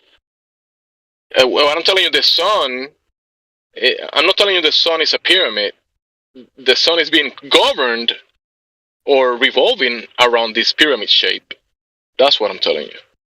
Yeah, well, basically from the North Star, which Yeah, doesn't then change its course anyway. It's like one light Mhm. source that points straight down, and we cannot see it from here anyways. Even you cannot see it. I cannot see it. We have all to go to the middle, basically, which is always north when we take our measurement devices, which is the magnet pointy thing that points only the south and north. Have you ever seen how do you call this? It's a slingshot. You know this toy that people use, and they grab a wire or a rod, and they just go around it, make it tight, and then throw it to make it spin. Like a lot. Not a slingshot. It's No, I'm saying like a lot. Like you're holding a string down and it points string.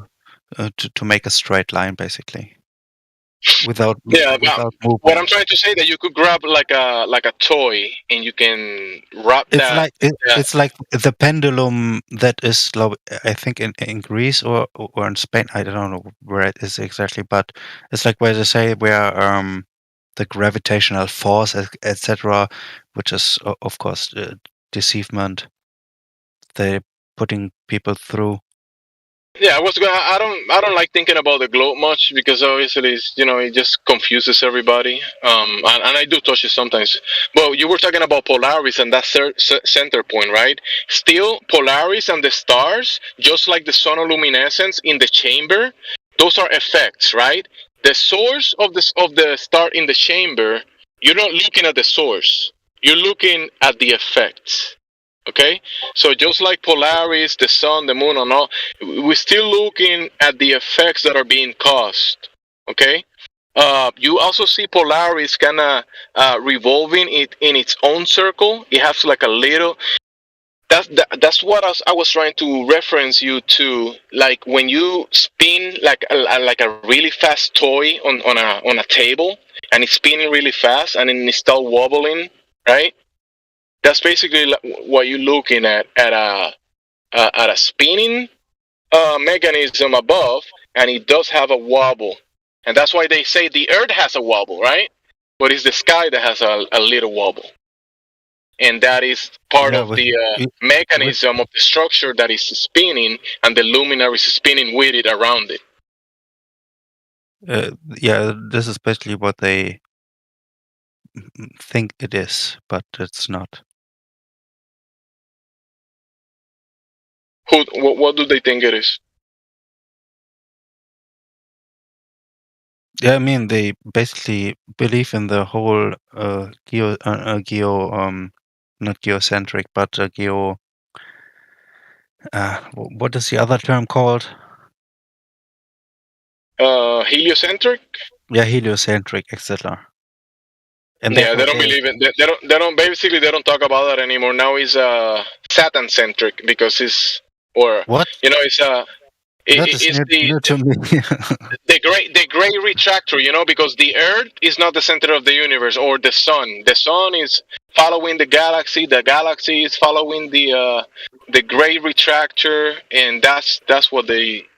It's not the system is not heliocentric. I mean, locally that's what they claim.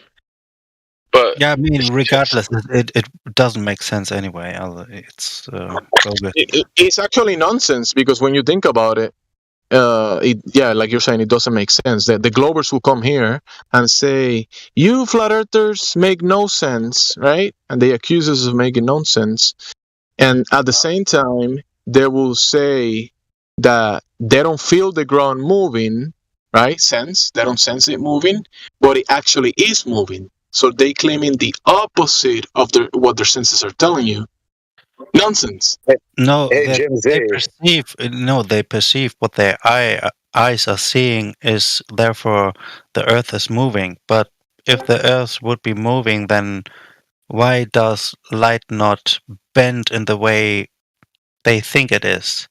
No, you just keep it. I get what you're saying, but keep it simple. Keep it to your senses, to your immediate experience. Their claim that that they're saying that you make no sense by saying that yes, my senses make sense. Yeah, I They're know, telling but you it is they're all telling you due. that you're experiencing the opposite of what you're sensing, right? So Yeah, their I claim is mean, nonsense. you're right, but this is all due to indoctrination that they have gone through, and we have put ourselves out of. You know, it's like, Hey, yo, the toy you were describing, Jimsy, you couldn't think of the word. Funny enough, it's called a top, A top?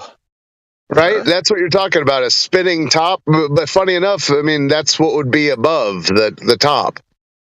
Yeah, you mean yeah. I think the that's what tip, it is.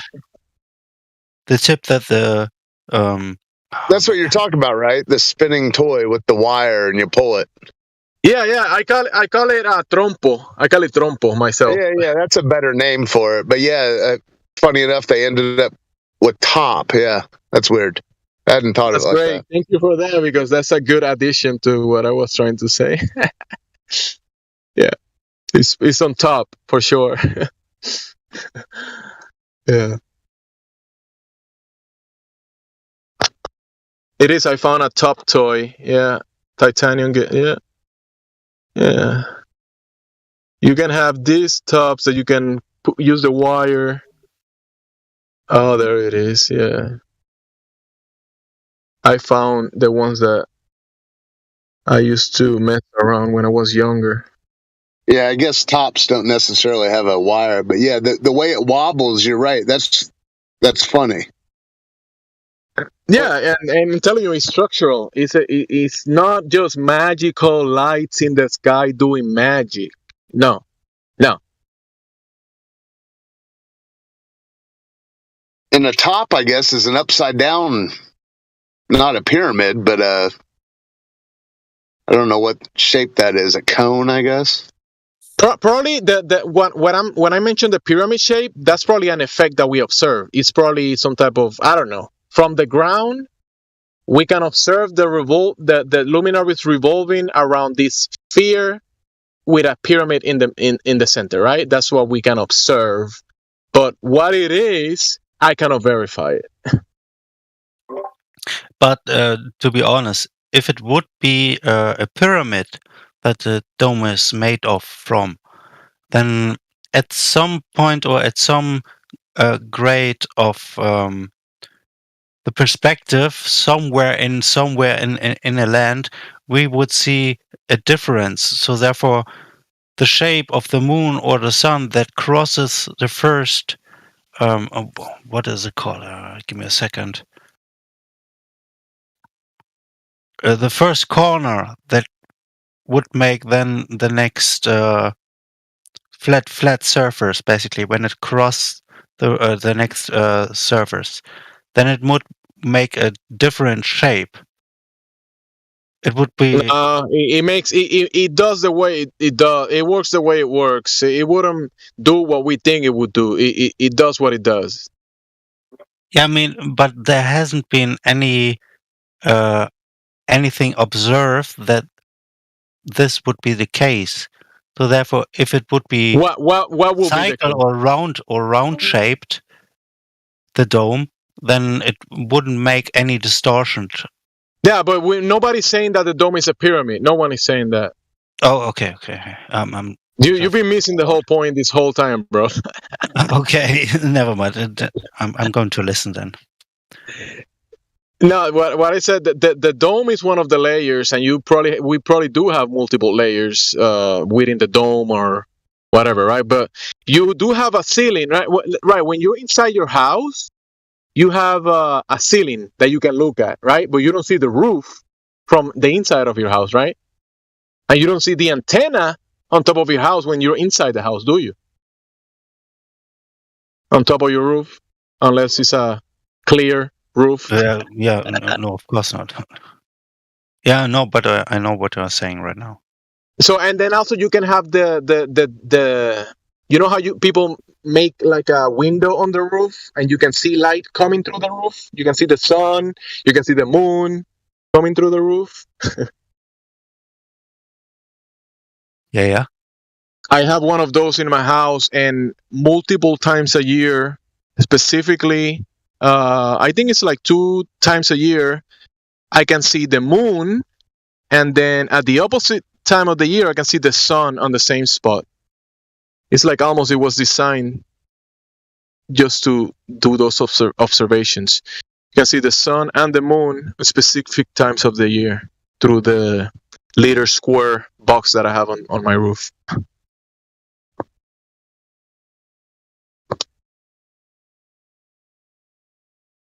Like clockwork.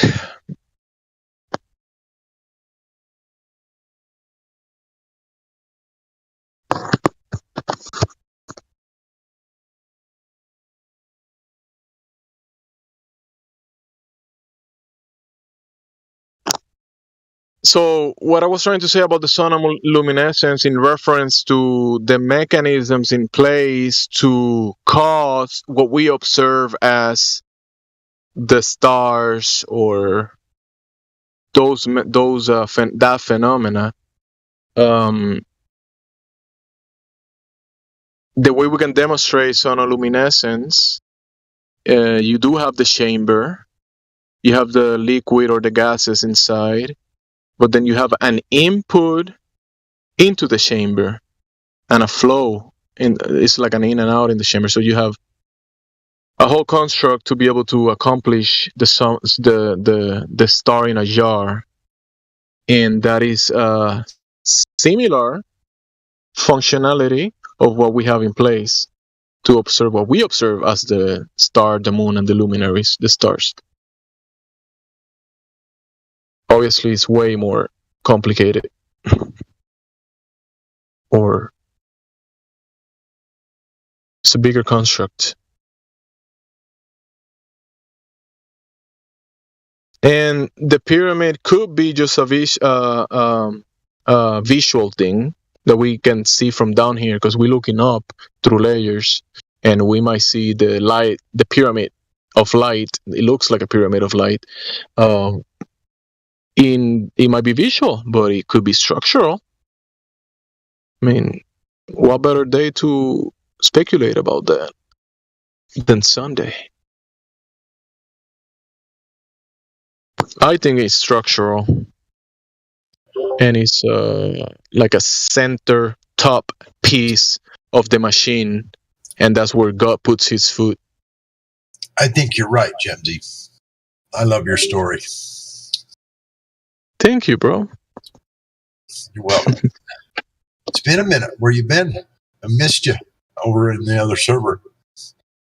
Yeah, I've been around, jumping in and out, just staying busy, and I like listening to people talking. So whenever I'm like running around, I just turn it off because it will just eat my battery. I've been good, just staying busy and taking care of the family and myself. Well, just know that we miss you. Show up. Come see us sometime. Yeah, bro. All right. Cool.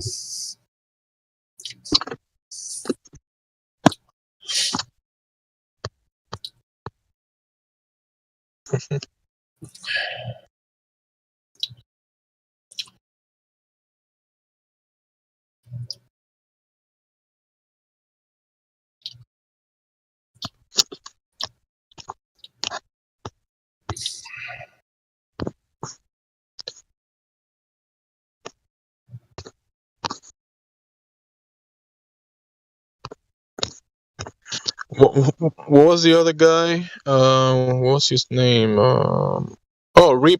Rip Cord.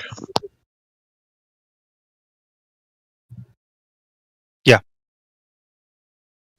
Yeah, I'm just gonna send you some of the imagery or the electro-opticals just for some reference. You can look at it and you can make from it whatever you want. It's just part of I will say, another piece of the puzzle that you can add yourself to your own workshop. Yeah, I forget where the images, I've seen them before, Jimsy, and they are some kind of what optical equipment was used to take those pictures? Do you know? So they call it electro-optical, Oh, but it's okay. basically it's an infrared that has kind of like an extra wave that they call it electro-optical, and Okay. they grab the image, and it's basically, from what I've seen, the image looks kind of like black and white. You get like a black and white image, and with computer imagery and kind of like the information that they get, they add colors to it, right? I see. Obviously, yeah, we don't. Me myself, I don't like taking these composites and that kind of stuff. But the fact is that the observation is there, and we can see what we call the sporadic meteor phenomena that has 6 radiant sources, and that is a fact that even observers that believe in the globe know of. They say that whenever they're going to observe the meteor phenomena, they know they have to look to a certain spot in the sky, mostly, to be able to grab the better shower of meteors or whatever they want to observe. But when you can set up equipment separated from each other to have a bigger angle of the sky, I mean, that gave us kind of like a bigger angle to see kind of like how the luminaries are moving, specifically these 6 radiant sources. And when I say 6 radiant sources, one of those radiant sources is the sun, the helium, right?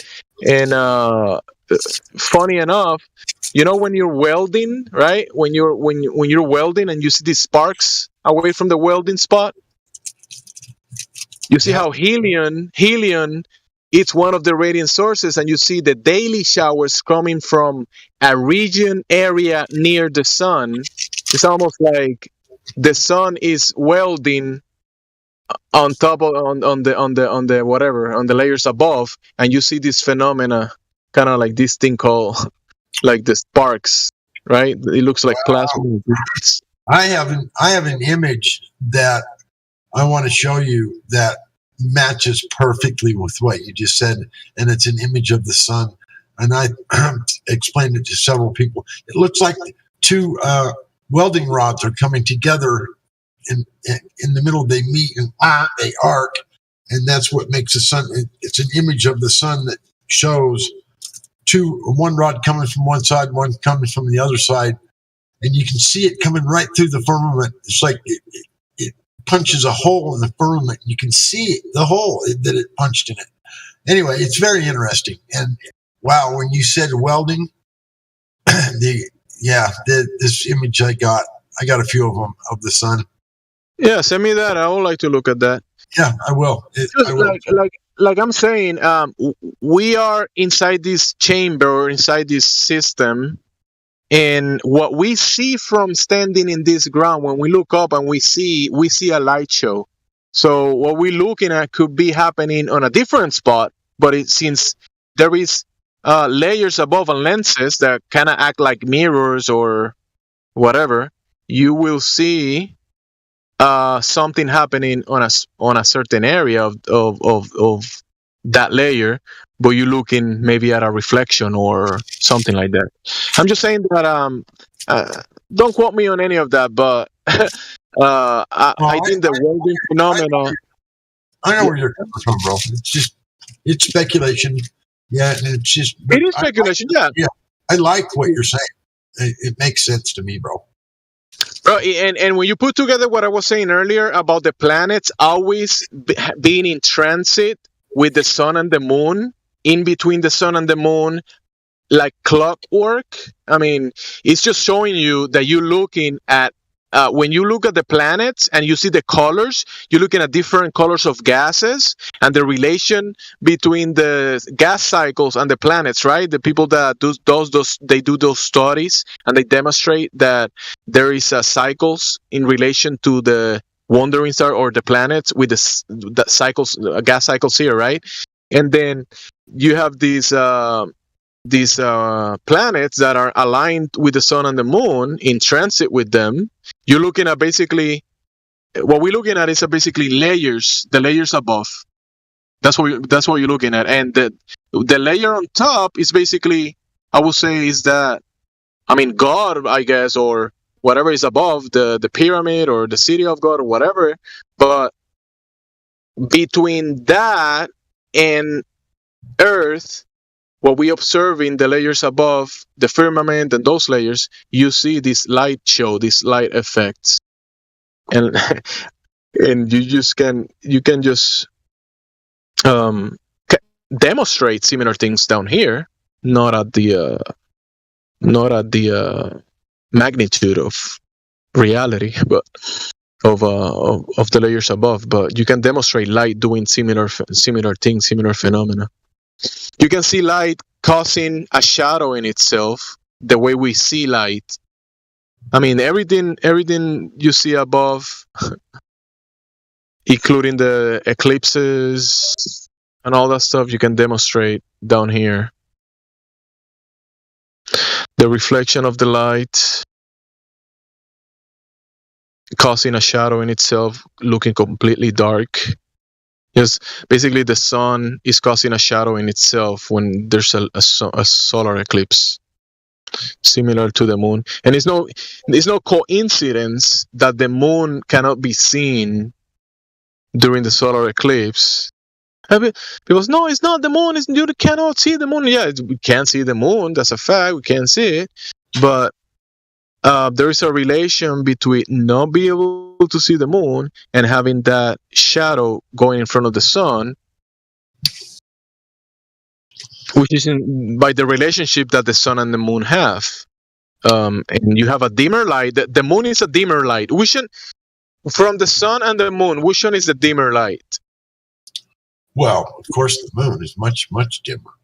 Exactly. So we can demonstrate that when you put a dimmer light in front of a higher light that is brighter light, the dimmer light looks black, like a shadow, just like the eclipse. Wow. Completely dim. That's amazing. I never thought of that before. That's actually, GMC, how black is rendered on your screen. It's also a light. It's just the contrast is so much greater. Yeah, so imagine we're looking at a plasma TV in the sky. Plasma, remember, moon is plasma, blah, blah, blah. The sun, the stars, sun-luminescent plasma, blah, blah, blah. So looking at a plasma TV, but at the creator's level. When we look at the moon, we're actually looking at an image on a plasma TV, which is, I guess, the layers above the firmament or whatever layers above. When you look at the moon on your TV, does it look different than the moon that you look in the sky? It looks the same. But it's tricky because when you look at the moon on the TV and you move laterally from the TV, you're going to see the angles being affected. I'm going to send you a couple of photos to your DMs, but yeah. Thank you, James. Thank you, man.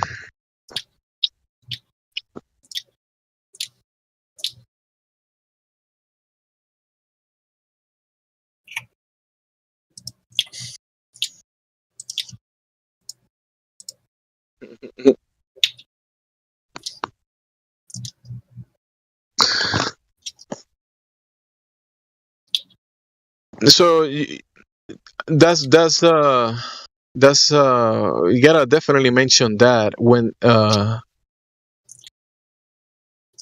what Dre said.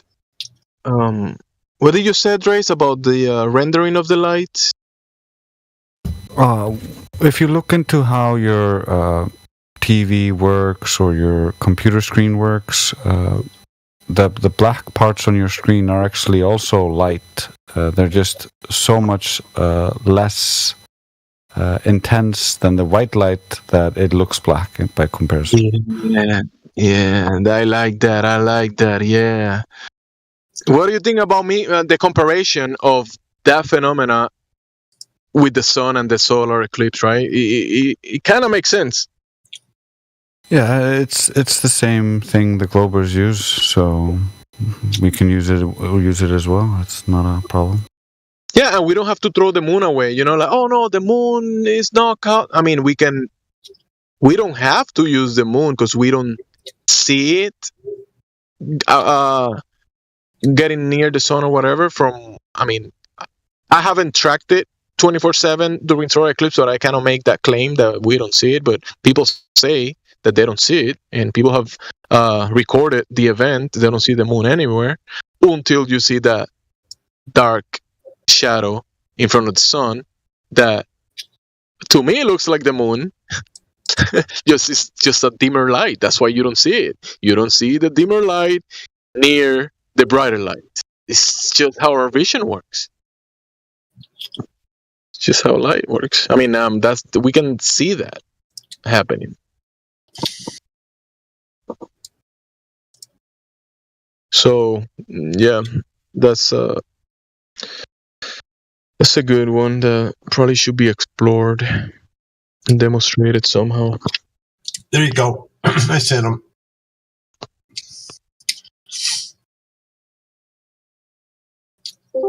Oh yeah. I think that is definitely in reference from what people call the the guy mentioned earlier, the gates, or how to say, the portals. Because I think when we are looking from the ground, you are looking through multiple layers. So this phenomena that you're showing me here, yeah, it could be being caused by that lensing effect.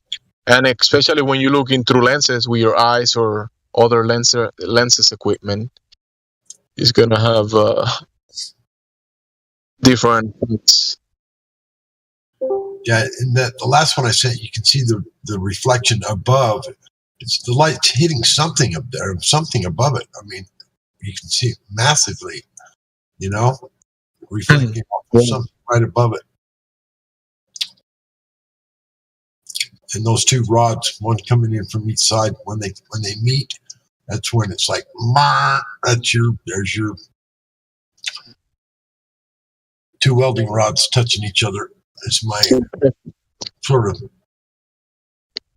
kind of a lame way to describe it, but it's what it looks like to me anyway. Yeah.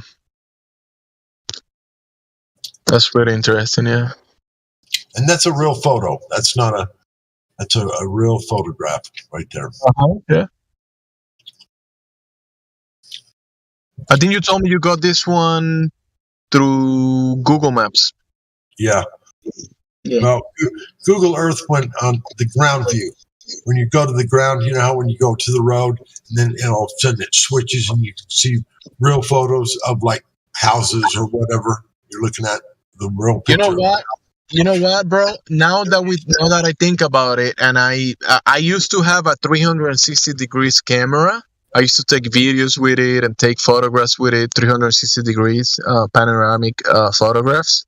It was a Samsung 360 degrees camera, and I think the phenomena that we can see in these photographs could be a lensing effect that could be causing another lensing effect. You know what I'm saying?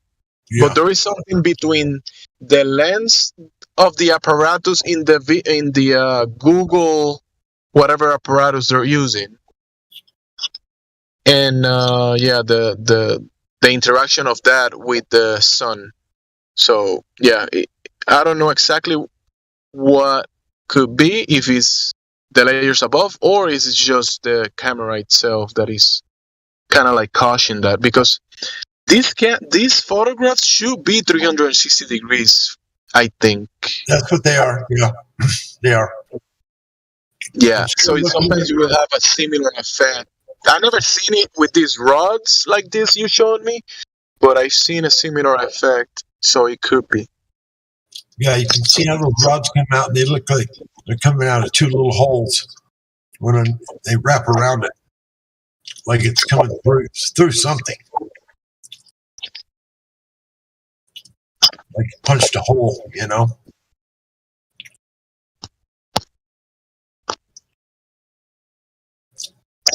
Anyway, yeah, instead of looking at the ground and looking at I just turned the camera and aimed it up at the sun, and bam, there it is. We got Mason. What do you think, Mason, about the topic?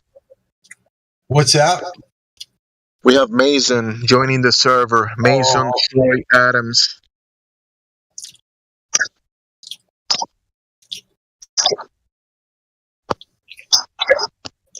So, Mason, what do you think about the topic? You've been unmuted, Mason. Actually, yeah. Mason! wake up, Mason. Report for duty! Mason Troy Adams. You've been hailed. Call him out. Call him out. Hello? Oh, there he is. Hi, Mason. Thanks for saying hi. What's up? Hey, heaven is up, Mason. The sky, the firmament, the layers above, the waters above, that's what's up. And down, it's the ground.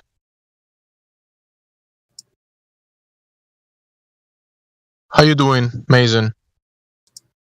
I'm good. I had a good day. How about you? Yeah, I had a good day as well. Likewise. I'm just getting up to date on what you guys are talking about. So when I have anything of substance, I'll contribute. Cool, man. Anytime you got any questions. I mean, if you joined the server, you're probably curious about the topic, flat earth, globe earth, whatever. Do you have any questions that you've probably been wondering about? Not really. I'm actually just coming here with an open mind, seeing what I can learn. All right, sounds good. Have you been here before? I have not. I was showed this server by a friend. Okay.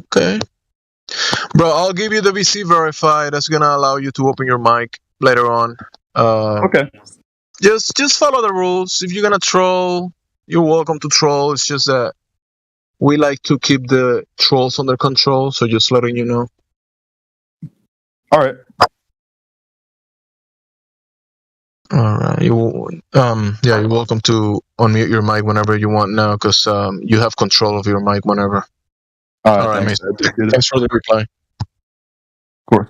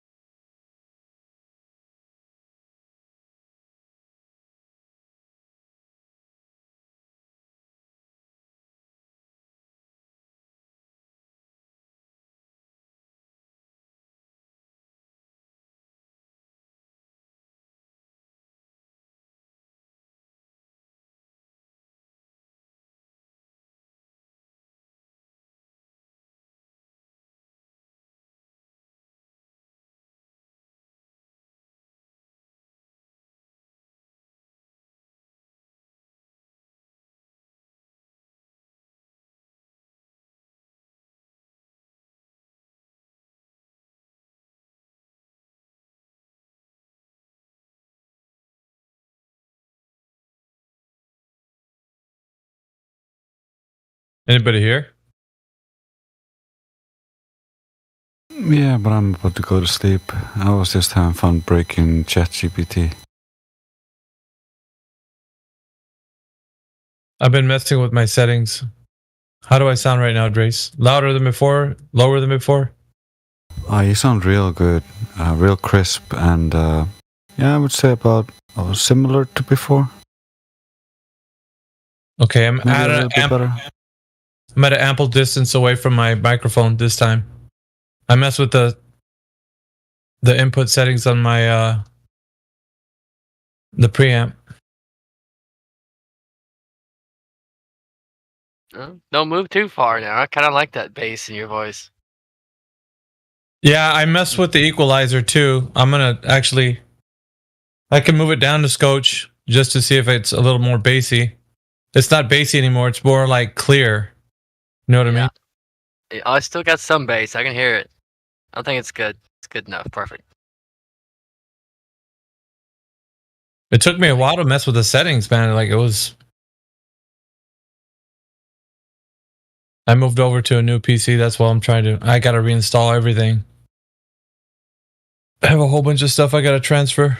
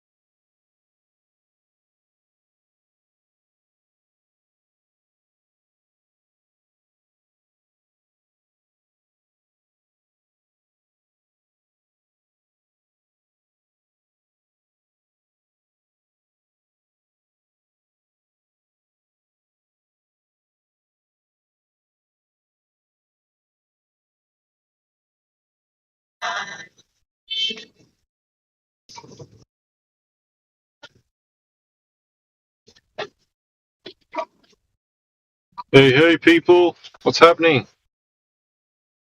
Wake up! Yellow. Going on? I was just booting up Hunt, the game, while I'm in here listening. Listening to the silence.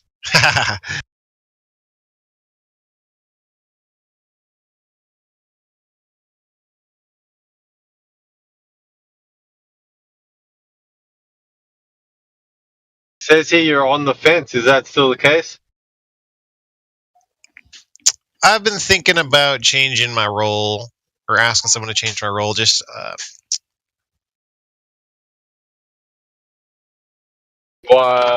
was on the fence for philosophical reasons because I don't think the flat Earth gives you a model of a full model of the Earth. Never will. Yeah. But I do think we're on an Earth plane. I just don't think the flat Earth gives you a full model. Oh, okay. But I think it's about time if there's any moderators on, I would consider switching my role. Interesting. Yeah, I used to be, when I first came into it, I was the same. Like, I was kind of on the fence, but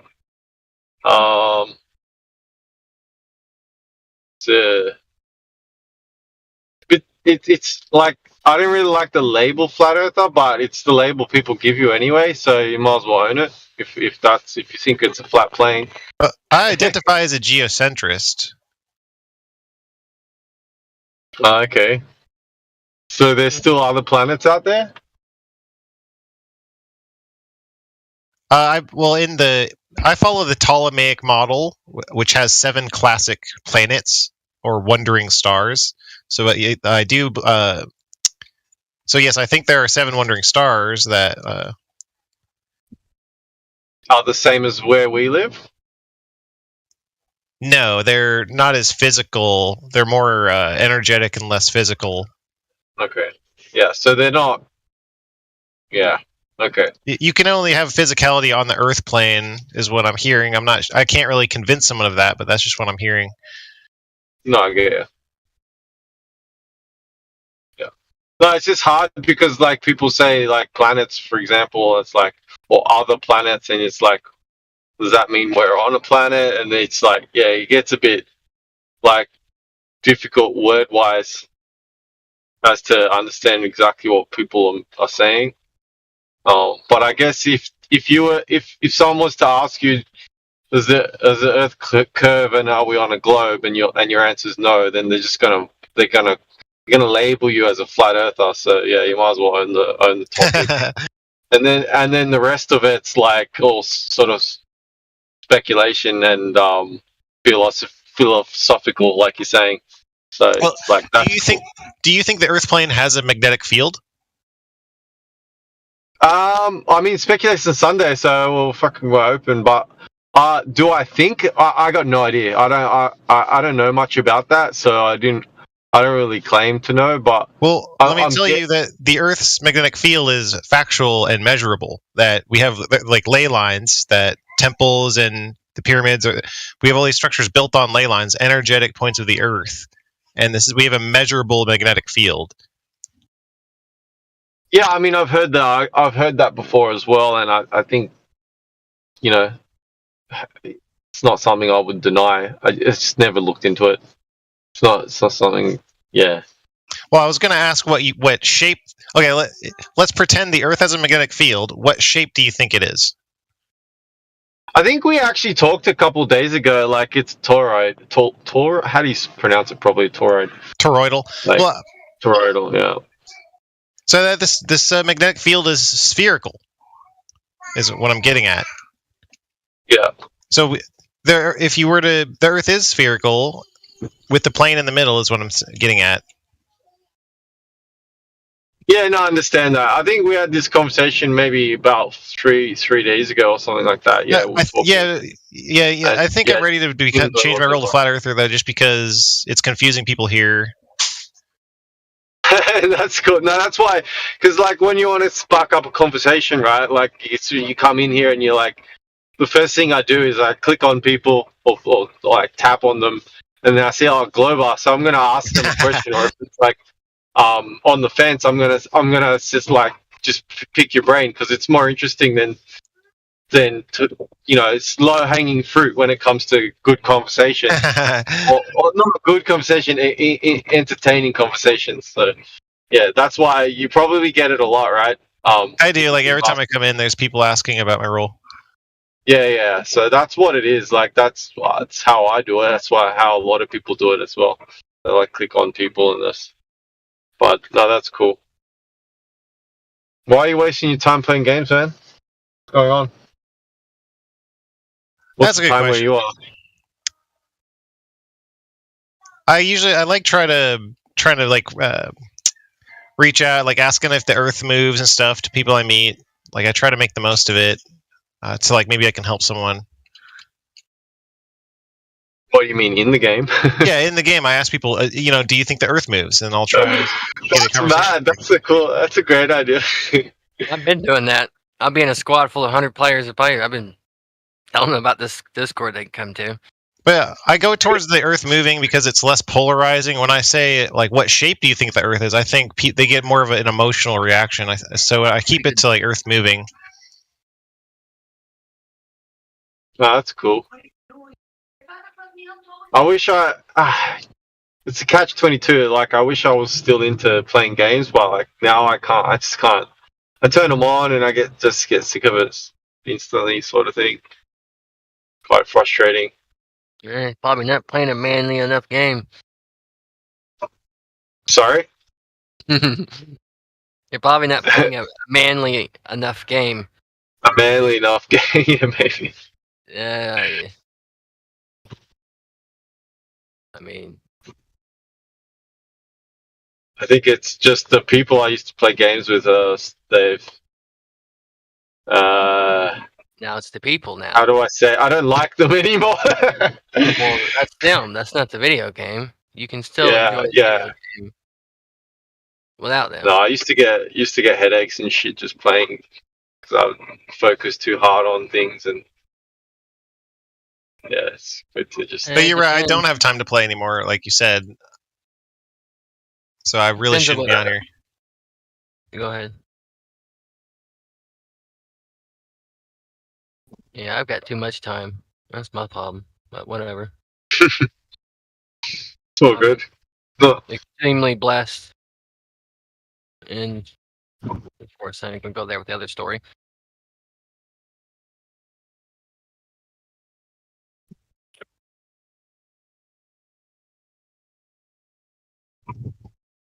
Well, yeah, I'll play some squad and I'll freaking let people know in there. Yeah. How does it normally go down? Yeah, I usually play anything close to reality. That's usually what I play. I don't get too far off into fantasy. I don't. I mean, there's a few things that I like to go off into, but I don't have any games per se of that. Just shooters and race cars. About it. Oh yeah, and flying. I like DCS. I like playing that sometimes. I like sharing. Oh, go ahead. No, I was just gonna ask, when you're playing squad and you're talking about it, are people receptive, or they just tell you shut up? You usually get the silent, the agreement type thing. It's like there's some people here that agree with me that know they're closeting it. There's a lot of that. There's a lot of closet stuff. You don't get people saying, I'm here to kill people, I don't want to talk about this sort of stuff. Oh yeah, all the time. That's normal, dude. Come on, yep.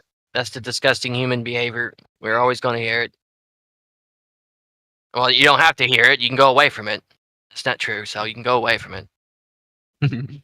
I mean, that's why I used to play games, just to kill people. That's, I guess, like, sounds terrible, but it's yeah, you're not thinking about it right. If you're going into a shooter game like with that mentality, and if you're going in like that, yeah. Well, the objective is to destroy the enemy in the game, so it's like.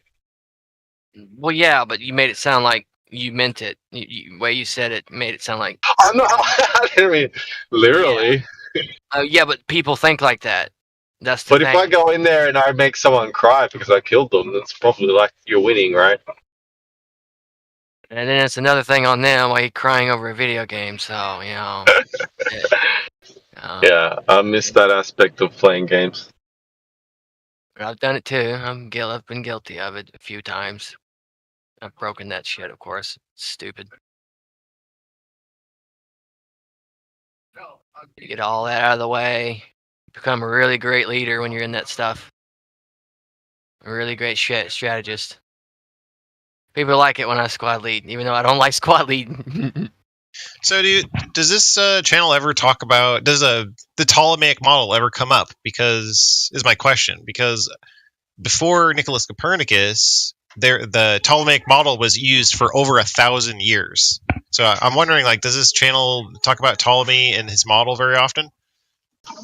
No, no, because it's a lot of speculation that can't be like. I know there's aspects of it that you can point to and prove, sort of thing, but it's not. Yeah, I mean, it's sort of speculation from that on that sort of side of things. Because I know pretty much most people here would call Copernicus wrong, but like, have people looked into Ptolemy's model? I'm sure there's been a lot. I'm sure there's a lot of people who have, but it doesn't come up too much. Like, especially in an argument with someone like Global, for example. Yep. You won't see anyone referencing it because they can't back it up with evidence themselves. Like, plus the other side don't typically know too much about it, so it will just gloss over them.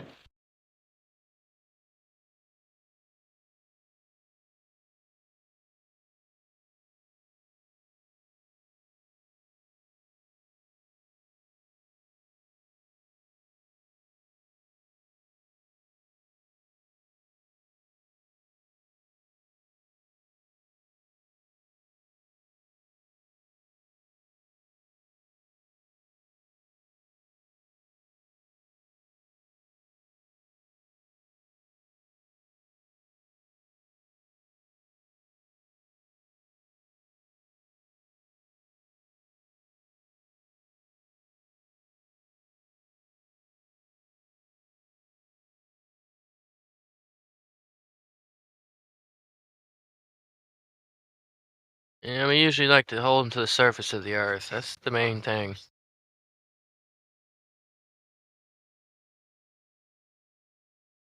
Of course, a few other things, gas pressure, but mostly, yeah. Description of the face of the earth. That's the main thing.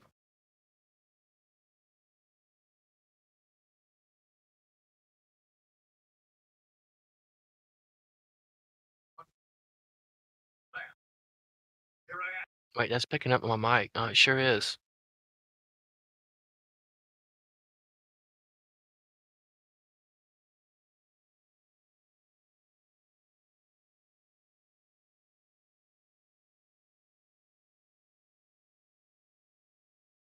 Okay, someone replied in text. He's saying models are reifications. I don't think we should monkey branch to another model. It's best just to disprove the model we are presented by the heliocentrist. Maybe you can be a globe skeptic.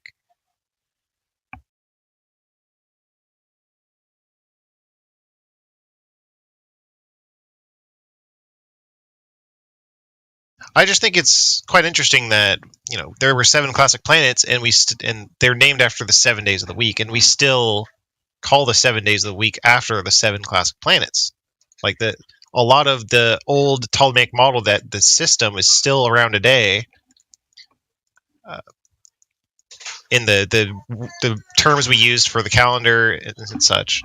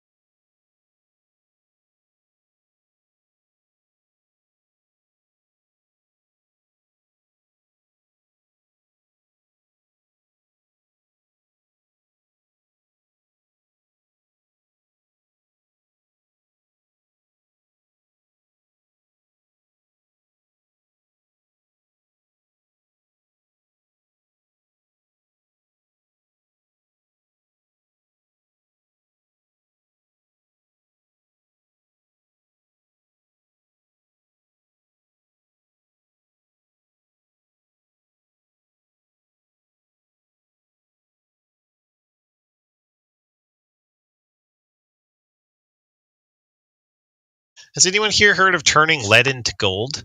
It's like an alchemical question.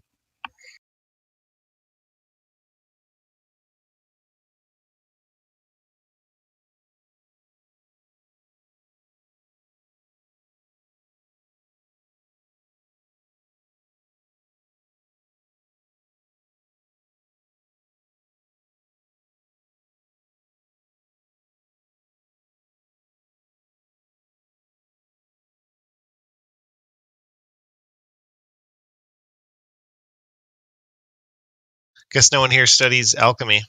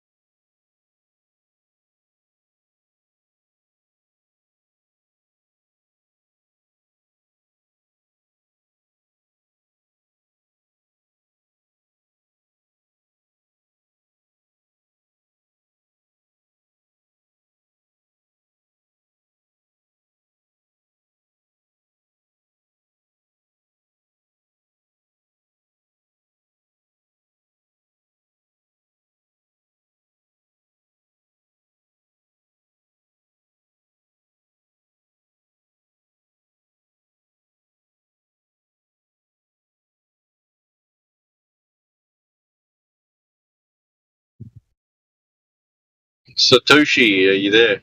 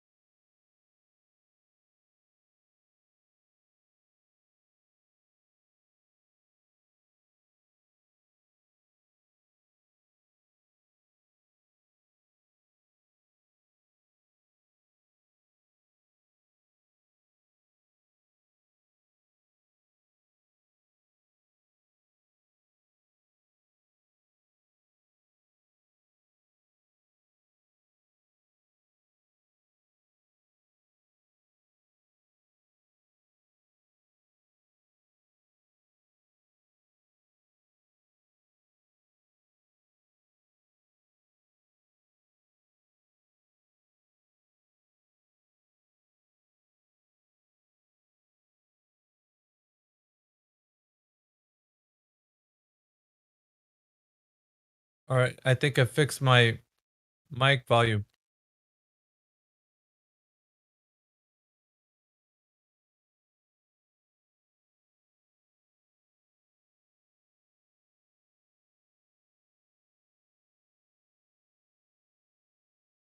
Anybody here?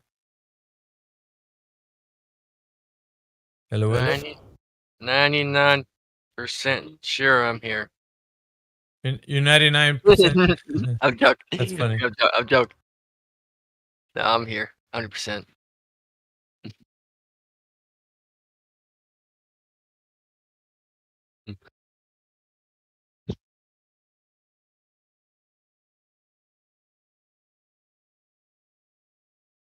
So volume wise, how am I sounding right now? I mean, I'm a bit cranked up right now on my headphones, so everyone sounds loud. Y'all are in my brains. Okay. Trying to get the levels for the microphone. That Good if sounds I'm good. coming in loud for you guys or Yeah, it sounds good. It needs to be sort of loud because I don't think the stream is the same. I've seen some people come in here, they're quiet, and it makes them really quiet on the live stream. other than that, I'm good, right? As far as Oh yeah, you're good. Yeah, you're good. okay, it's not too low. You didn't need to turn me up or anything? No, let me check you right now. You probably already turned up. Yeah, you are. You're freaking 200%. Okay. Put me at 100, Mike, see what it sounds like. That way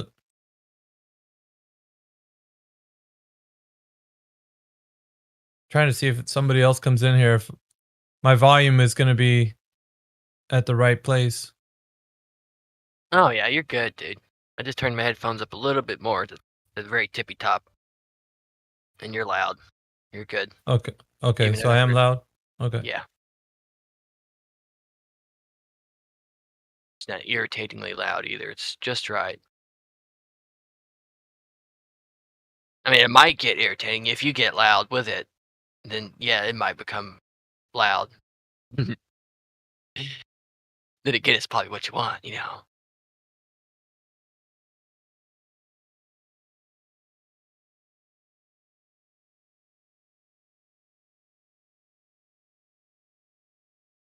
You won't have to talk so loud because you're already loud. Yeah, that's the thing. I when I do my stream, I got to have the sound coming out just right. And it was a bit messed up with the other streams.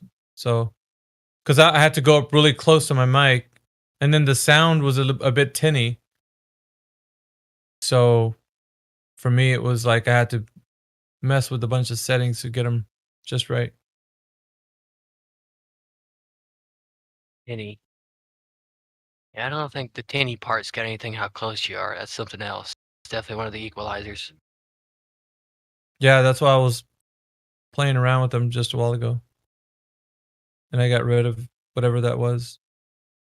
Well, at least I feel confident right now that I don't hear it anymore, so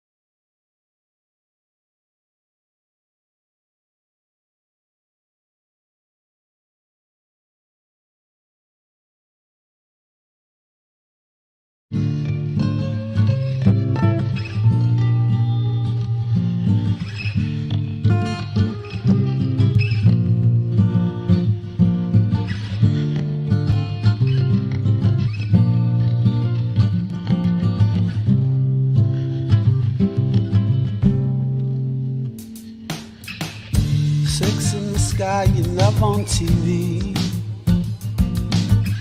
Your empty eyes break it off me. The moon is landing on my head, and I can't feel anything you say. I can't feel anything you say.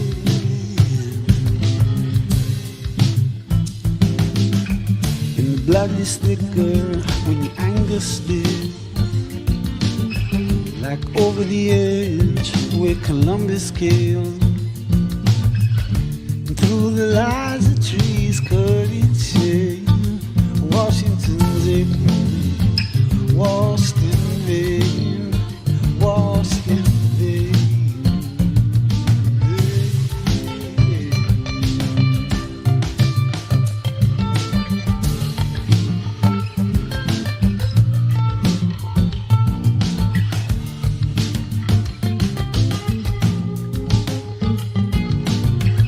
Parade their nonsense to lay, vision images planted in your brain.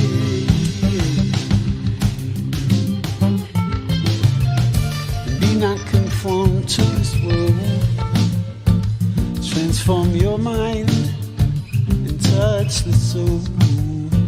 Ask your eyes, you can see the destructive side that's breaking you and me.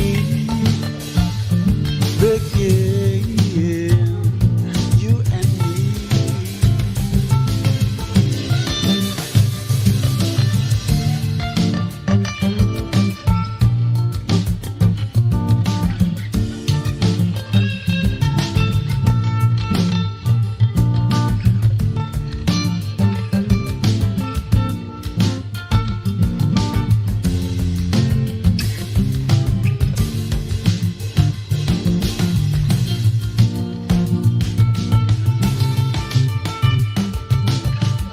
Sex in the sky and love on TV. Your empty eyes break it off me. The moon is landing on my head, and I can't feel anything you've said. I can't feel anything you say.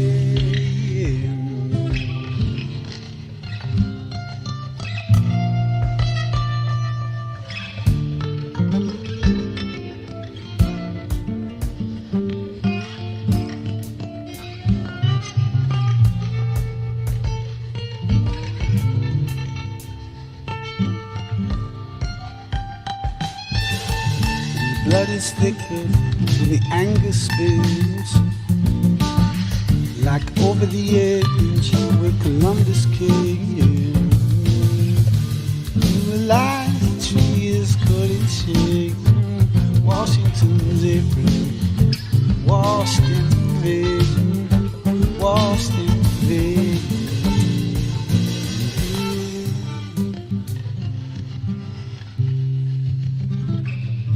Sex in the sky and love on TV.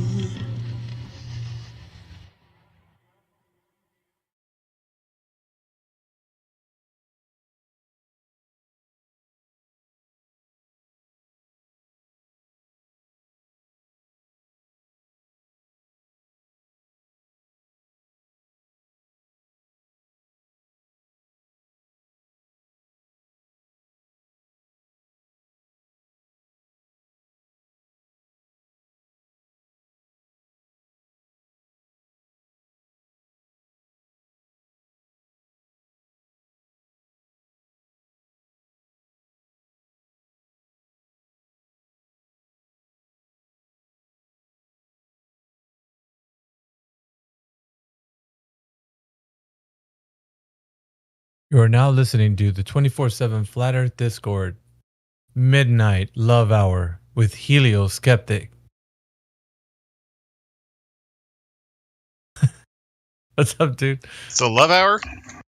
Yeah, I don't know. What does that entail? Shout outs to all the Globies out there. I don't know. whatever you want it to be, right?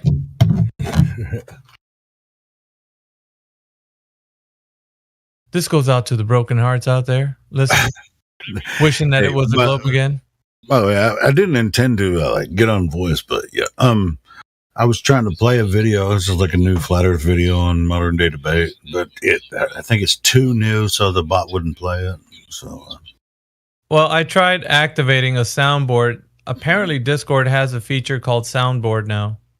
We can use a soundboard, and I tried integrating a new role called Soundboard, and apparently we have the feature, but it's not turned on for the server or something, or maybe Indio needs to do something. Do you have to be a Nitro subscriber to use it? I don't think. Yeah, maybe. Yeah, I think so. Well, to use the custom ones. Use the custom ones. That's interesting. That'll be something to check out. I've enabled it here on live stream because I was kind of messing around a little bit, and so you can give yourself the soundboard role, and it'll probably be able to be used here. But right now, I don't think in the server it's enabled. I think the owner has to enable it. I think. Yeah, you probably have to talk to Indio about it and work that out. That sounds cool. Yeah, Discord just came up with it. Here, let me drop the link to that in live stream voice text. Like I said, I really have to not be here. I heard dead air and I was going to play something. What I was going to play wasn't working out. Because I have to be at work in 6 hours. So. Oh, okay. Yeah, so I can't stay on here all night.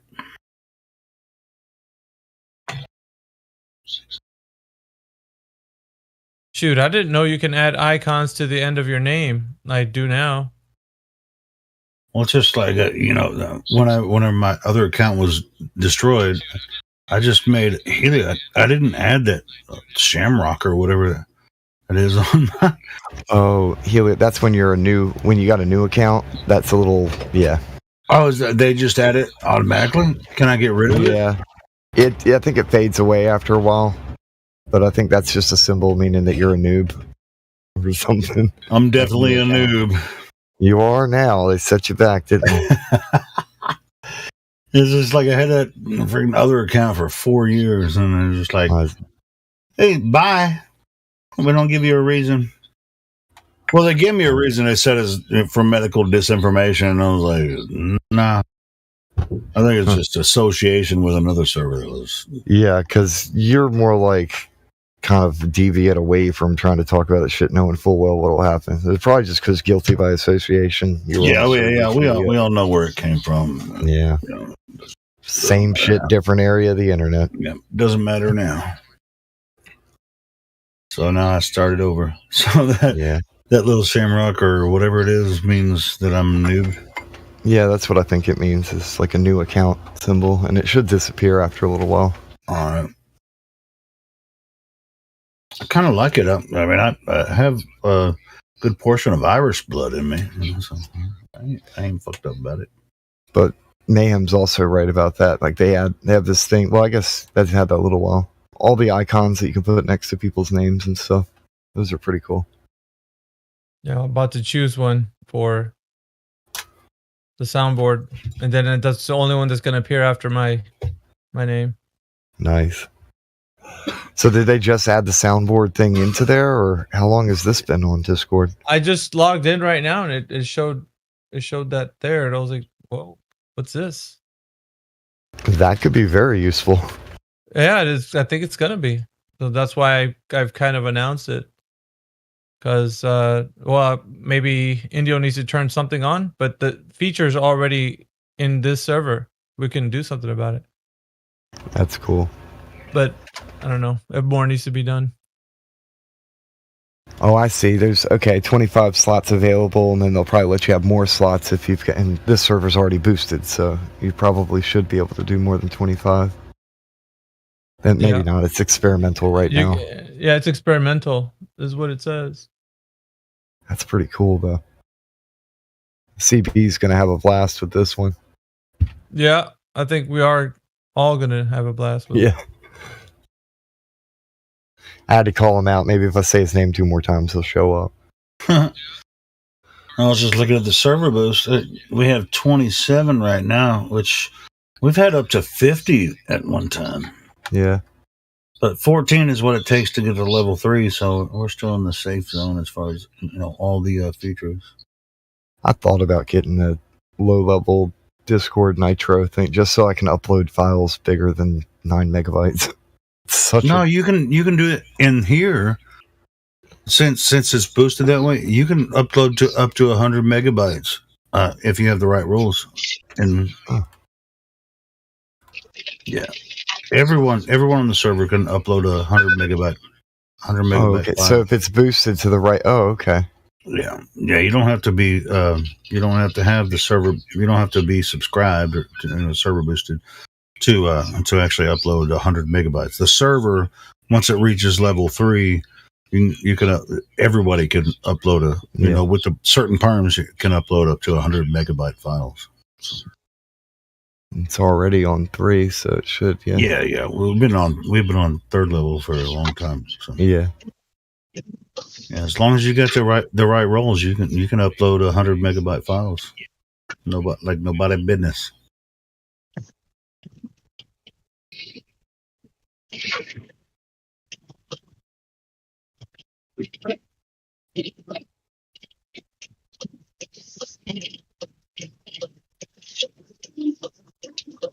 Well, that explains why the VC is such high quality and awesome. It's maxed out.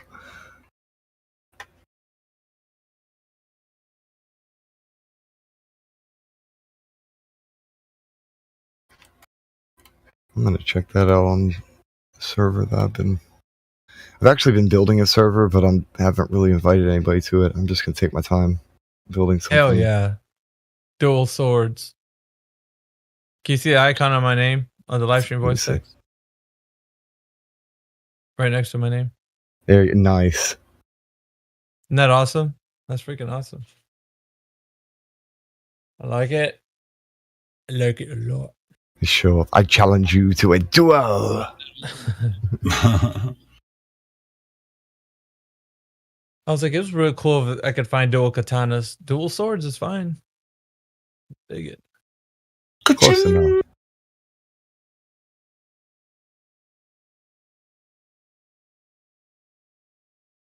There's a gun too, but it's that should be one of the first things on the soundboard. But like, ka-ching, it's like clashing of swords. Ka-ching.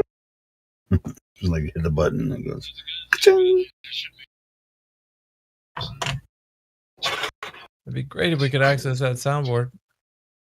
There's another way you can make a soundboard without Discord. Look it up. I know how to do it. I mean, obviously, CB knows how to do it. He does it all the time. But I know how to do it. I just don't. I just don't. Voice mod. Yeah, he plays it through his thing. This is something this uses Discord, like it directly plays through it, so it should have really high quality sound. But I'm like trying to.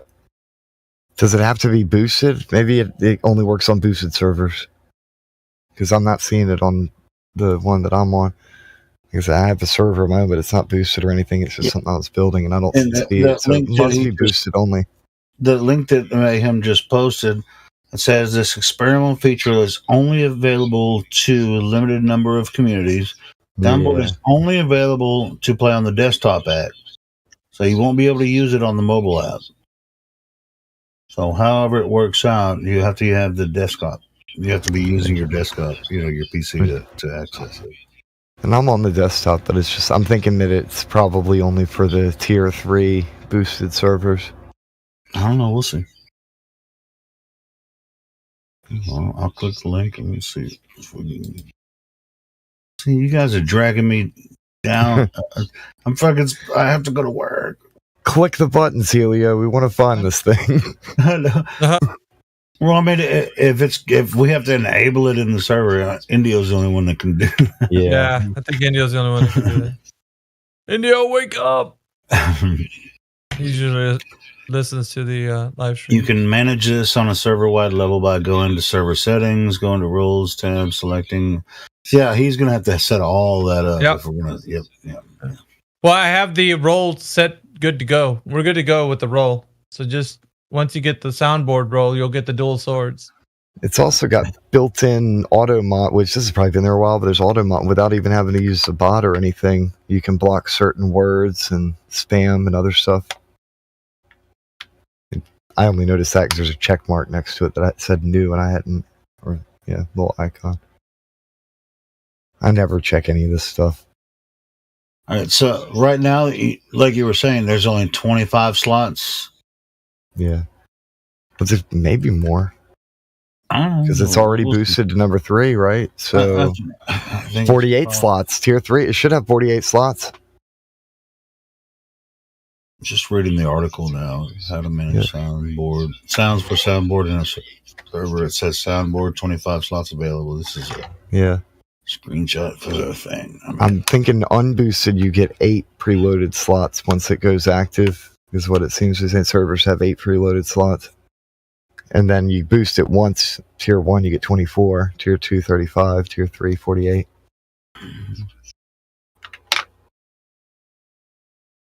Where are you saying that? Here, I'll take it. Let me grab a screenshot.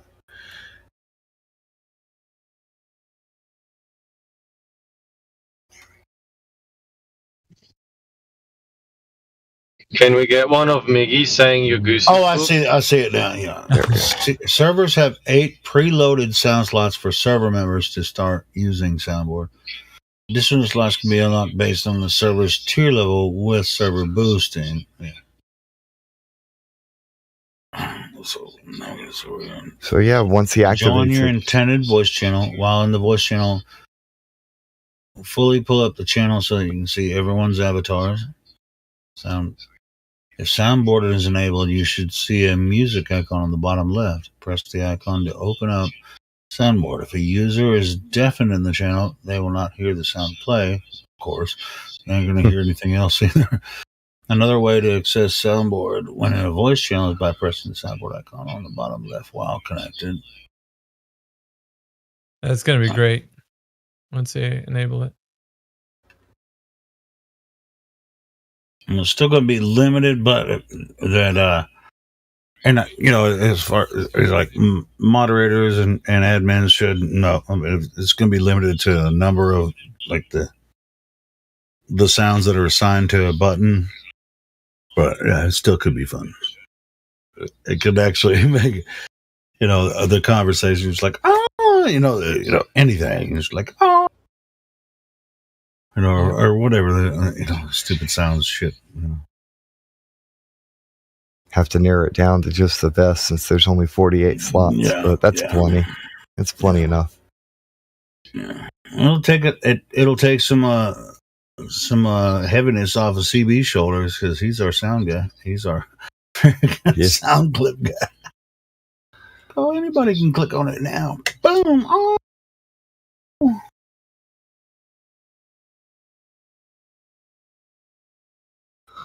Oh right, I didn't think that. Yeah, yeah. The admins are going to have to figure out who's going to be able to access the soundboard, and that's something. That's a new thing. That's cool. Yeah.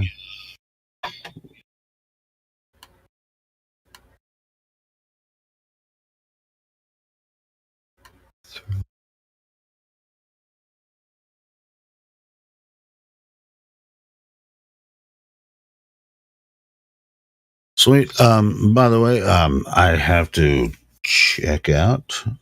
Are you guys going to talk, or should I play something? Oh, you can just leave it open for now. I don't know. Ether, right. do you have? Can you play something if it gets quiet? Yeah, I can throw something on there. I'm just. Yeah, we got Ether here. All right, I'm peace, just guys. kinda- Whoever pops in. We got Well- systems in here. What's up, systems?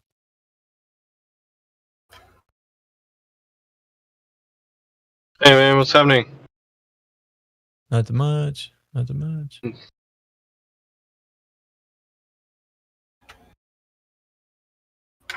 We need a recording of your voice saying your goose is cooked. Your goose is cooked. I don't know why this you saying that to people, it just sticks in my head. That could work. How does it work though? Like if you press a button, does it have like a timeout feature where it's like you can't spam the shit out of it or something? I don't know, man. No idea. Well, maybe. But no in Discord, probably not. It'll probably have a setting where you can adjust how fast it is, or make it so that you can just spam it if you want to. Kind of like you can set the delay on the voice thing. Well, up to 2 seconds. Oh, yeah. I hope there's a limiter on it, though. That would be nice. You accidentally hit it too many times.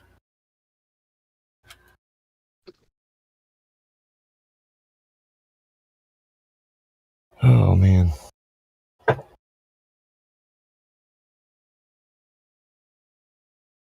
Just make it so only boosted people can use it. I think. Oh no, boosted people can use it, but they can also upload stuff too. Oh, okay. But yeah, I think anybody that has the ability to use it.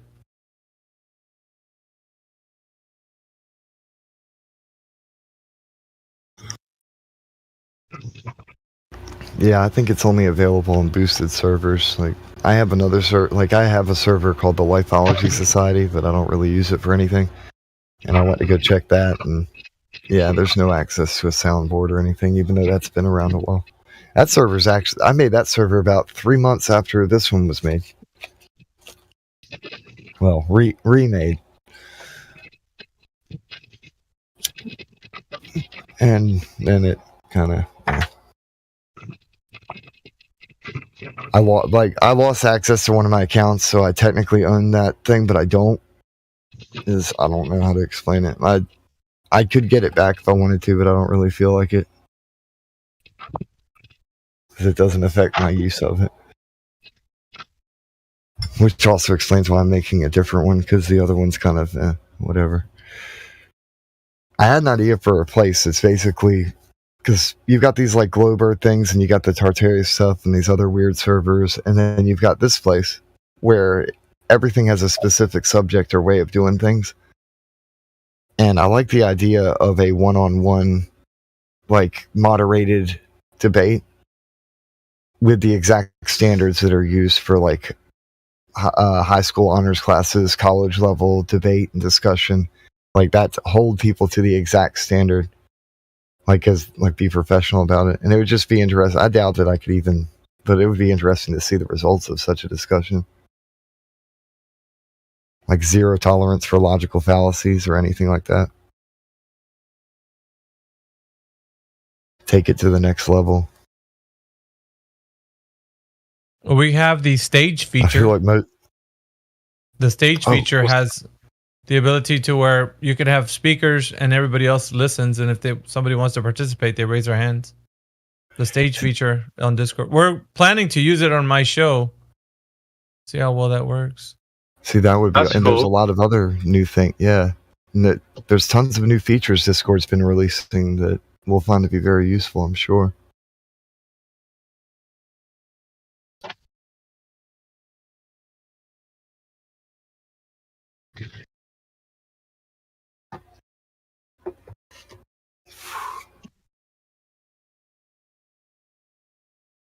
Oh God, that's the silliest damn conversation. I'm looking at the Heliocult convention chat. Does horizontal still curve? But that same exact discussion was happening in the lobby earlier and other places, and bent earthers trying to change everything, make stuff mean what they want it to mean.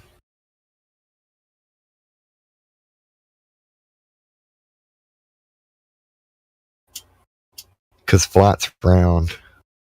and straight's bent.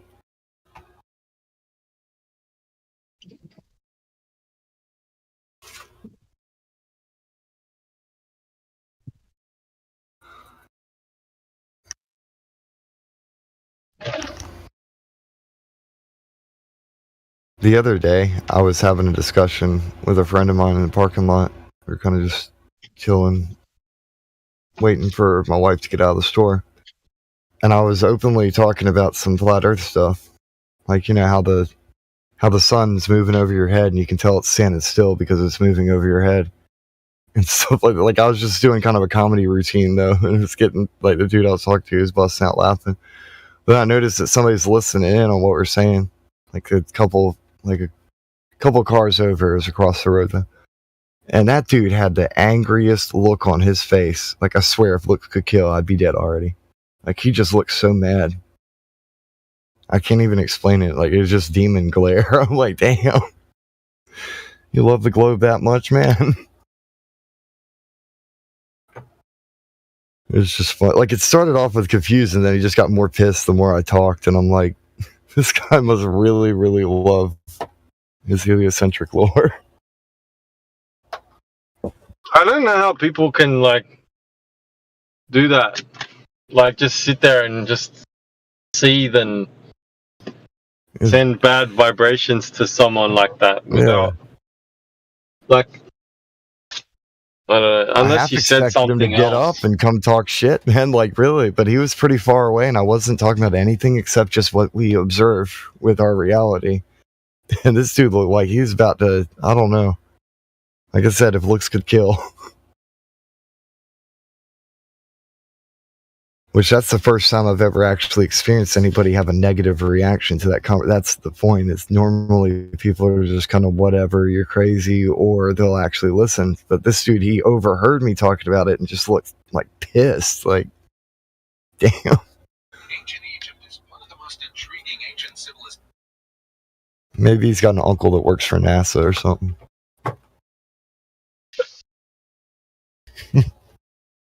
Not everyone in America. Yeah, I guess so, yeah. If you look hard enough, I guess everybody's got an uncle that works for NASA. That seems to be one of the most common claims, though, that people will come in here and like, yeah, I know somebody. Of course, because everyone knows an astronaut.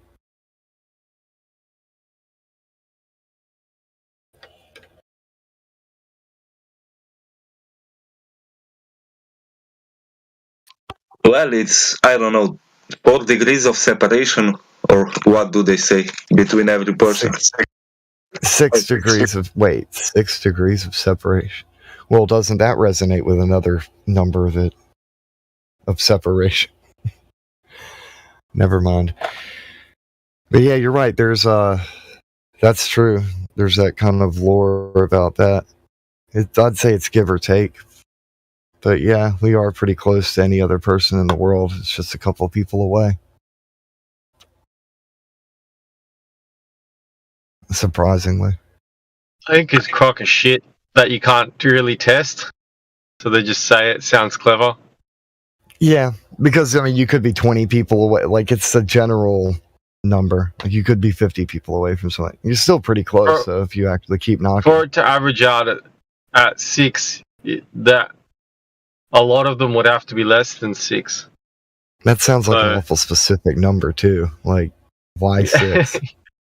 Yeah, it's more like 6.66 actually. I know, right?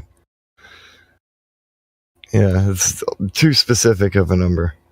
I'm surprised they didn't say, oh, it's 33 degrees of separation. Go ahead and say the quiet part out loud.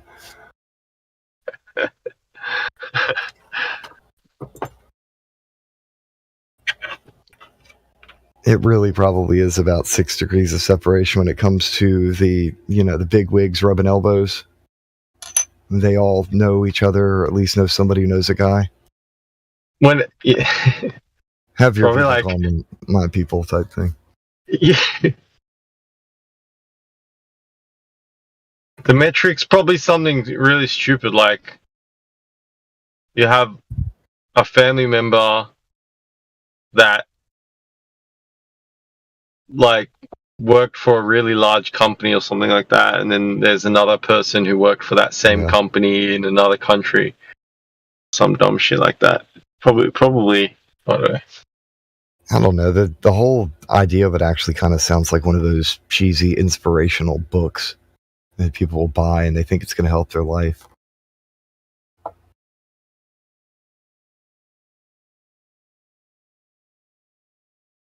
Kind of like the what is it that can't even remember what it's called. Some of that, it's like a power of belief type thing where the law of attraction and other stuff.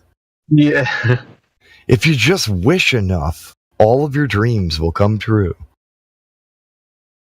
It's like the pole. It's like the it has the opposite effect though. It's like like self-help sort of thing. You're 6 degrees of separation between you and all these other people who are really rich, and you're just a povo. Like, what's wrong with you? 6 degrees away, and there's billionaires. Like, what's your problem? Well, that's all that's kind of relative too, though, because there's a lot of rich people who don't mind hanging out with people who are poor or whatever. They just don't like people to act starstruck, act all like weird about it.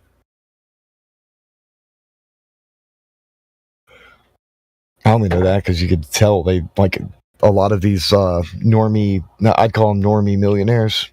Their friends are middle class.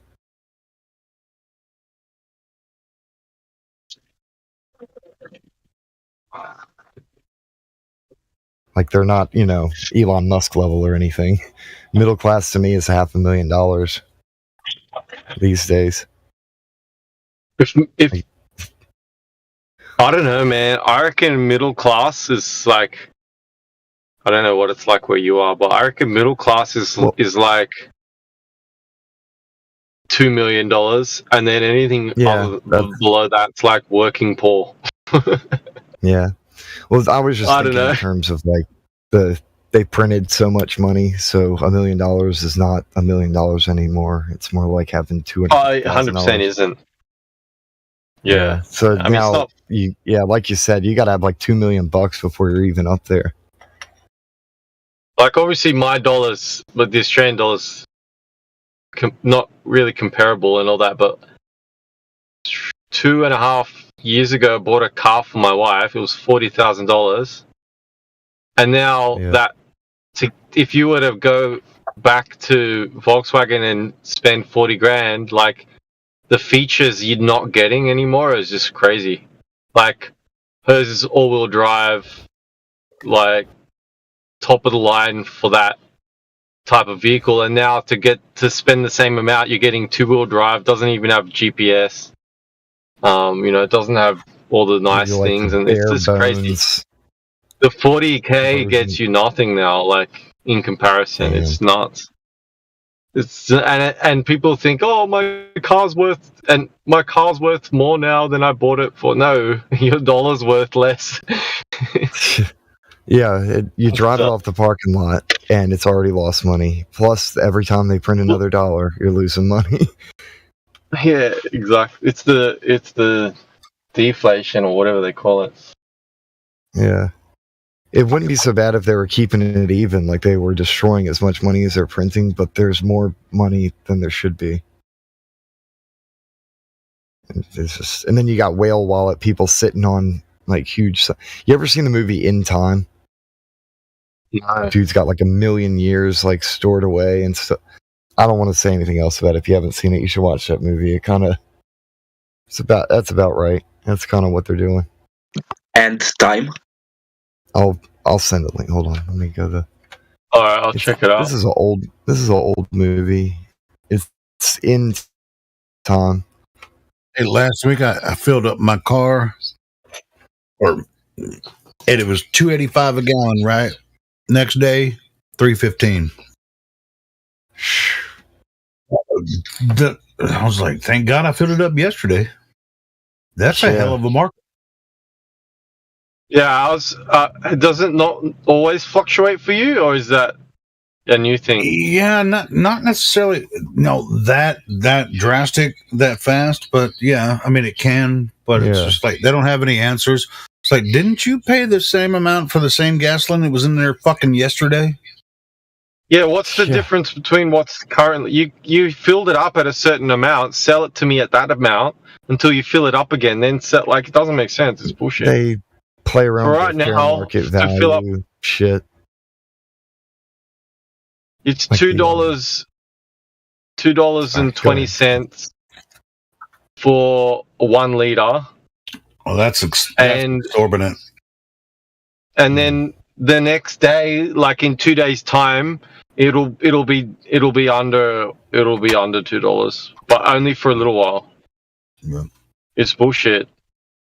See, they really, with you guys going by liters over there, they're fucking you really hard. Yeah, when it comes to what's that? Normally, when it because if it's, I mean, we're in the $2 to $3 range for gallons, and you're paying $2 a liter. Come on, man.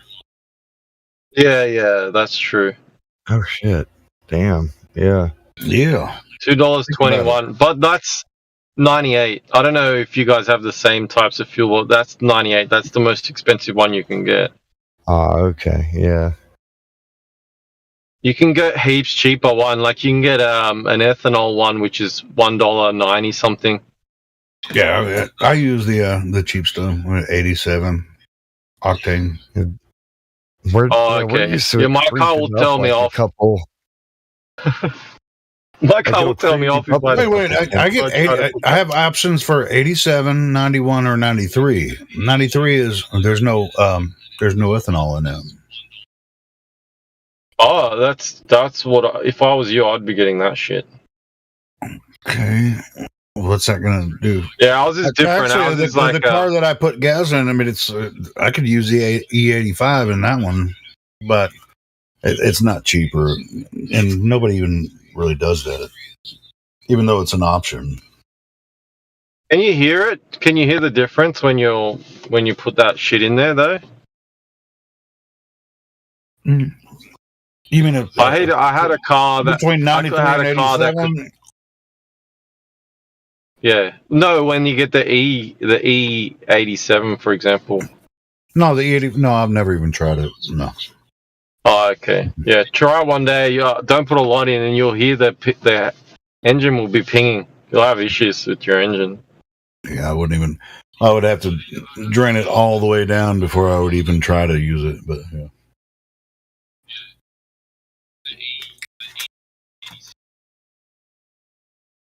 Yeah, I wouldn't. I've never tried the E85 stuff.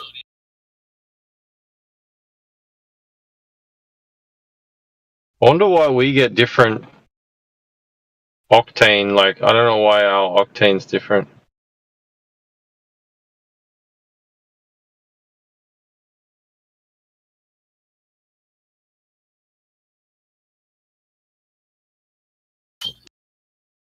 I wonder why they build cars for people in England to drive on the other side of the road. Well, most people drive on the right side of the road, which is the right way to drive.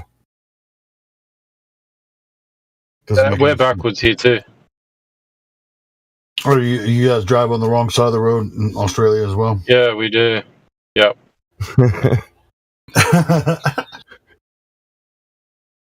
Wait a minute. All right. So you got cars that quote drive on the wrong side of the road. Why don't you take one of those cars and bring it over here to America and then use that to deliver mail so they don't have to? Yeah, that's what I'm saying. I mean, the only people that drive on that's what's crazy is like the only people that have the steering wheel on that side of the road are mailmen here. Yeah, but haven't you seen that though? People they'll drive and it's not even the steering wheel there. They're sitting in the passenger seat while driving. Haven't you seen that before? It's freaking crazy.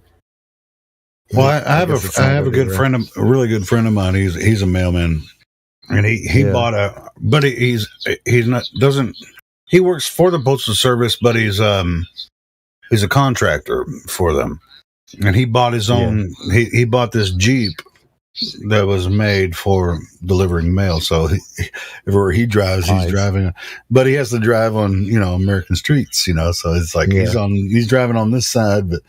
I mean, I guess when you're a mailman, you get used to it, but yeah, Well, that's what I was thinking is why not just make that the standard? I mean, I know they have the mail trucks that do that. I'm just talking about, I've seen people in their normal cars. Yeah, he delivering bought mail and his stuff, and own they're Jeep. riding in the- He bought his own Jeep. He's a supervisor and and stuff and with the mail stuff here. And so he bought his own freaking customized Jeep to deliver mail in. They really should have standardized it properly. Like Australia's dumb choosing to stick to the other side of the road. It's really shit because we get limited cars now, obviously.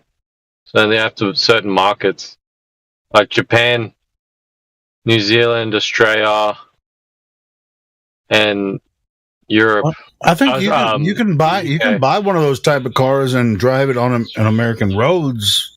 You're just going to look weird. Yeah, you can do it here too, but you need a special you have to pay a special thing to get it to be able to do it. Well, maybe you have to do that here too. Maybe I don't know about that. Civilians can have the training cars too, the one that has a brake on the passenger side.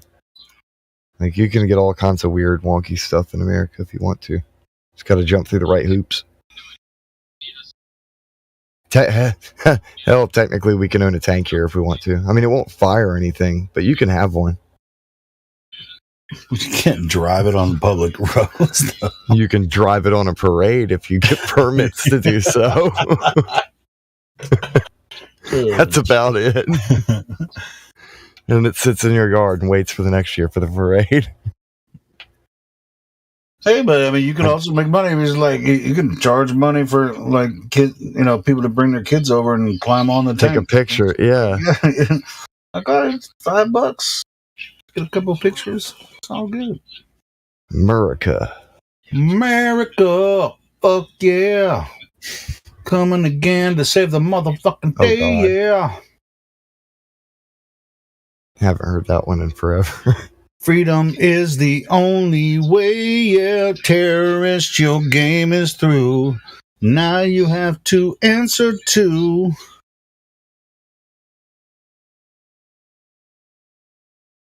What's funny is that's kind of exactly the entire mentality of everybody in America at the time. Left or right. That's why they made the movie. Bipartisan. Everybody was just like, we're about to blow some stuff up. Like, damn, America. Matt hard, Damon. Matt I love Damon. that movie. Well, I mean, if you watch the making of that movie, it's freaking incredible. I mean, it's freaking. They're 3-foot tall puppets that they spent millions on making that movie. It's crazy. The part I hated the worst though is when they made the puppets throw up. It was like, oh my god, you did not have to do that. No. Oh, I love the uncensored version. It's even worse. That's remember the one oh jeez. Stupid. Or like the what about when the puppets are banging? Yeah, that's what I'm saying. The sex scene. It's just jeez. So dumb. Or then the one guy's like, I'm so lonely. He's like singing about being alone. I'm Mr. Rory. Yeah, I freaking love that movie, man.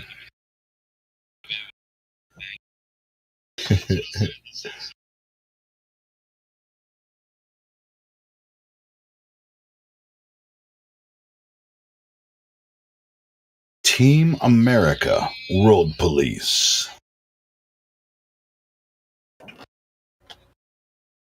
And somebody joined in. I don't care who you are, that's a must watch. When you become an adult, don't watch it when you're a kid.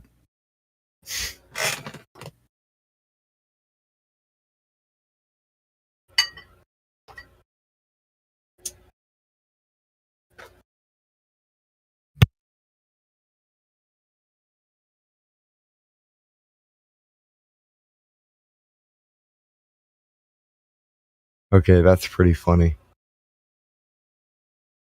This guy combined, I guess, President Z or something with John Cena. He's in John Cena. He posted in the lobby and said Earth is flat. And I'm like, word, want to get these two verified? No response. Why did they come in here? They're not going to chat. Why even come here? What's up, Flat Earth Professor, dude? Hope all's well with you, man. Yo. What's happening? What'd I miss? Break it down. No, I'm just kidding. Just got here. Figuring out. It was a busy weekend. Busy. Same stuff, different day. Their Discord is upgrading though, adding a soundboard and some other things in here. So soundboard. That's kind of cool. Soundboard. Yeah, that's what we were talking about earlier. Cool. And then they've already got it maxed out and boosted here, so they should get 48 sounds. Fucking CB's done, man. All right, well, it's good knowing CB. You're being replaced with that. He'll just be a lot quicker. Nobody's ever replacing CB, man. Yeah. It's just going to make him more efficient. Yeah. Like, give me more tools to use. Yeah. Gotta be funny, man. Like the CB's, yeah. Can't explain it, man. Yeah. He's fantastic. I should probably put together for a nighttime soundboard, you know, because I'm usually here at night. You know, I need some good disco music or something.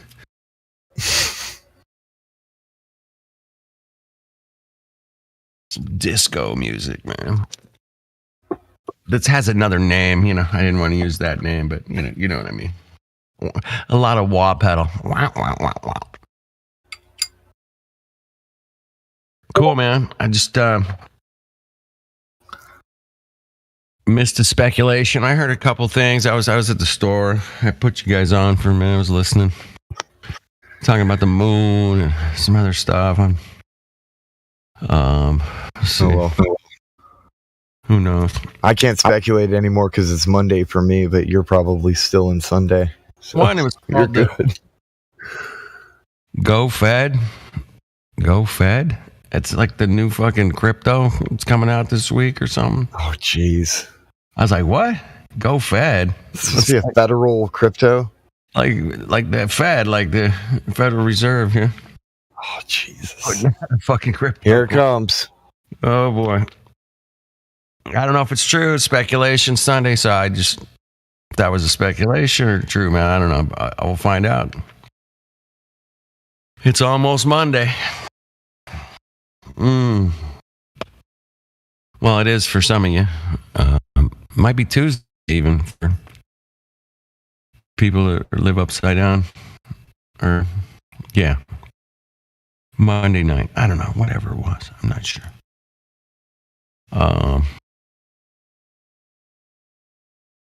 Let's see. Shout out to the YouTube chatters.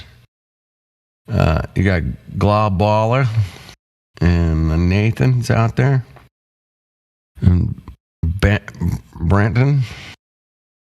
Or Lord Racer is out there. Daniel Scott out there. That's about it. That's all I got, man. I ain't got nothing, man.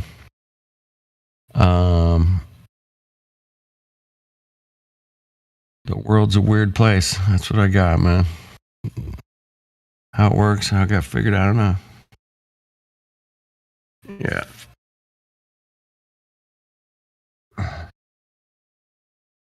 Yeah, I could do space news. I did a bit the other night. What was it? Friday night? I found some. We crazy... got lots of space news. Dude, you just type it in, man. But somebody in here today was talking about how many stupid. They found some 10 million size of our sun black hole or some shit. I'm like, every day it's something crazy shit like that. You know? They saw an asteroid the size of a dime, you know, like 2 light years away or something. I was like, what? Fuck, get out of here. That's incredible. It's incredible, man. This is mind blowing. So yeah, I was doing the NASA thing. I was busting NASA balls, and Danny 57 showed up, and I tried to engage him, man. I tried to like, dude, here, make some fun of some of this shit with me, you know. but he didn't even open his mic. He just left. But yeah, it was pretty funny. Usually all I have to do is just open up a browser and some kind of weird space news will be there. They had like weird moon orbies the other day, like water balls or made up like glass spheres with water in them or some crap. Oh. Yeah, that was a big thing. The description of the article is dumb. Yeah, it's like, what the hell is the moon orbies? Water balls on the moon. Yep. America. Fuck yeah. Is that what that is? No, that's a different one. Team America. Oh yeah, and there's a Ouija board where you can talk to Jesus. There you go. Not exactly space news. Yeah. I shared this earlier though. It's one of the dumbest things I've ever seen in my life. Paranormal and space news, they can go together. They kind of could ride those things. They're pretty safe subjects, I think. Yeah. Space news. Shit, man. It's so ridiculous.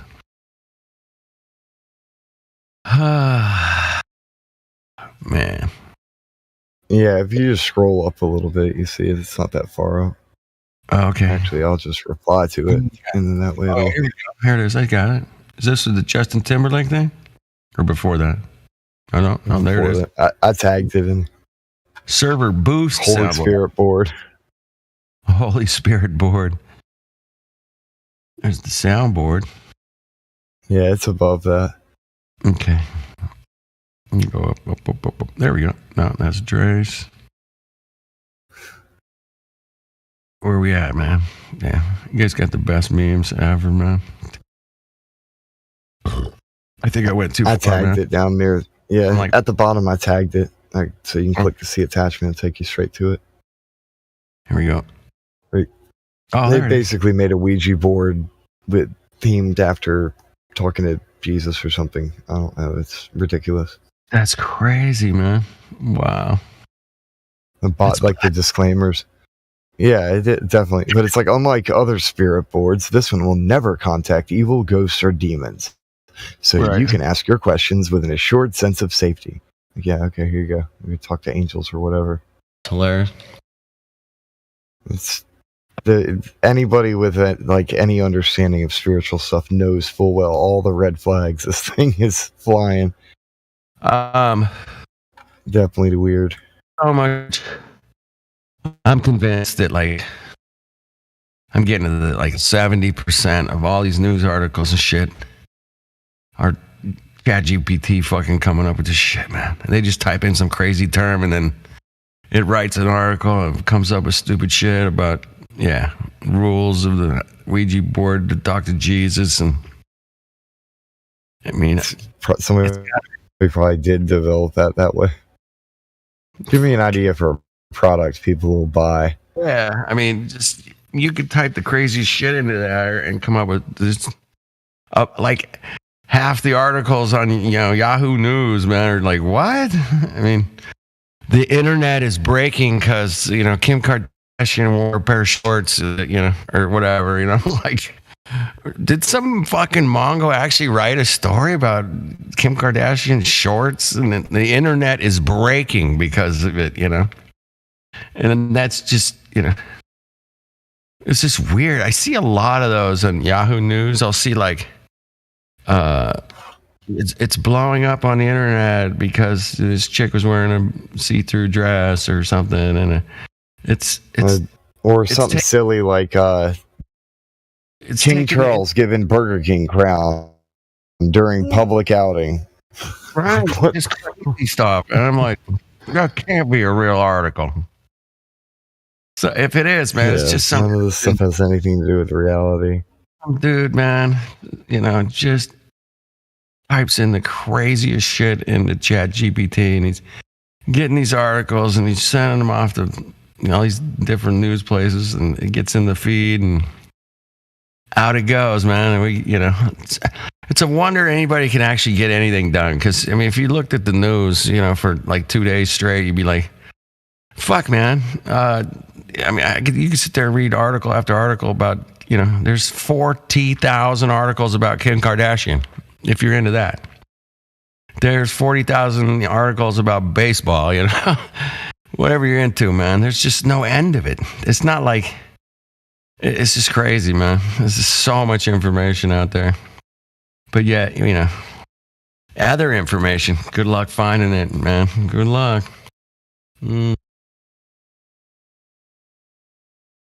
Maybe you'll find it on BitChute or Rumble or one of those, man, but you're not going to see it in the mainstream, man. You're not going to see that the fucking NASA's lying. What's up, One Big Pond? You down under? He's upside down. Poor guy. No, I love you, brother. It was good talking to you a couple weeks ago, man. We had a nice chat. We were in a different room. We were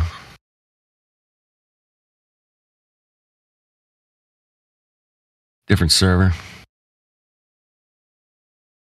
Yeah, I've joined a few servers over the years, man, and they're just dead. They're pretty much dead, They started out kind of cool, and they just died. I need to get rid of a bunch of them, man. Some of them still had a lot of really good, memes or pictures or conversations or links. So I don't want to totally get rid of them, but you know how it is, man. I don't know. I probably got 35 servers I get info from. It's kind of like a news source, in a lot of ways, right?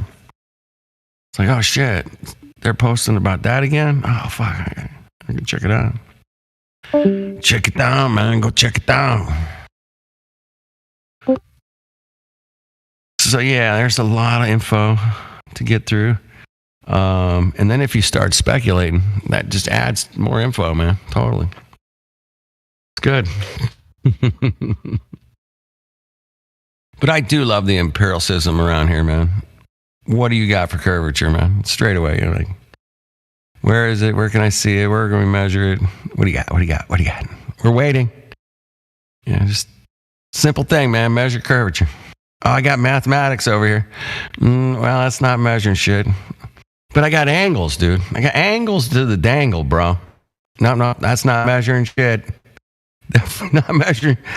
I mean, you might be measuring angles, but you can get no fucking distances without some stupid calculations, because I know how the calculations work, man. And there's a lot of assumptions in those calculations. Damn. Ain't that a bitch? Empiricism, man. I want to see the empirical data for your freaking curvature. That's it. Then I'll move on to fucking rotation. But you got to get the curvature first, man. No curve, no spin.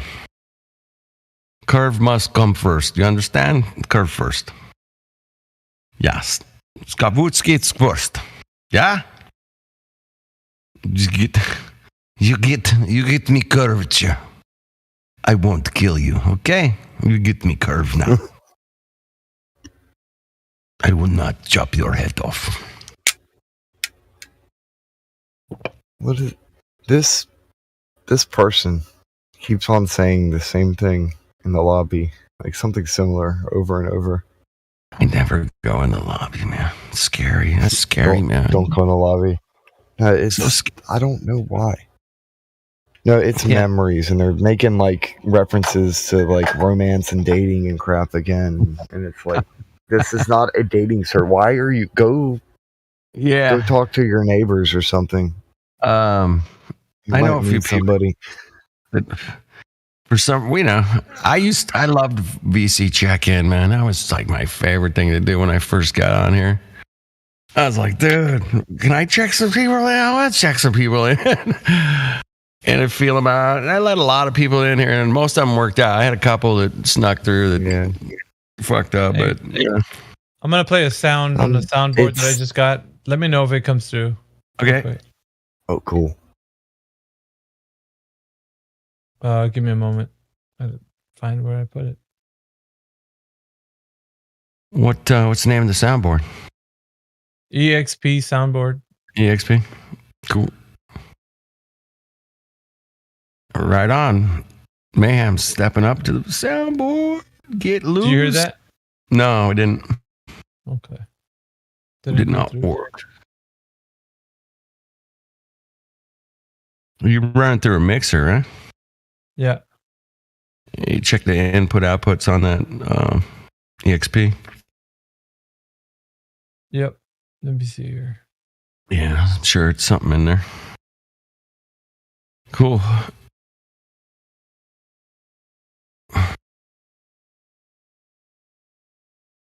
Anyway, just waiting for some curvature. That'd be cool. Have you curved nothing? I got nothing.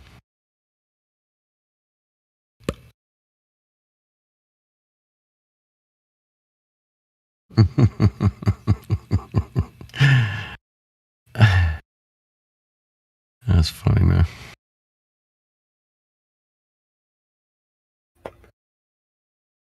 People. No, the memes and links and everything in the voice text, man. It's a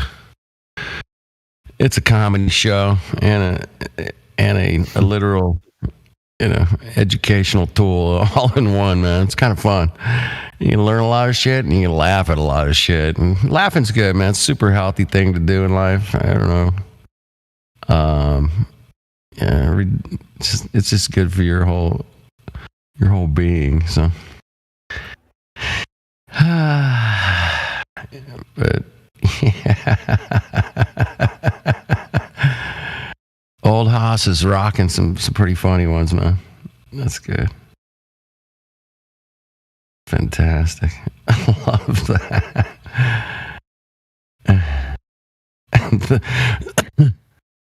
The center of it all, the great tractor. And it shows the tractor in the middle of the Milky Way. Yeah. Or whatever.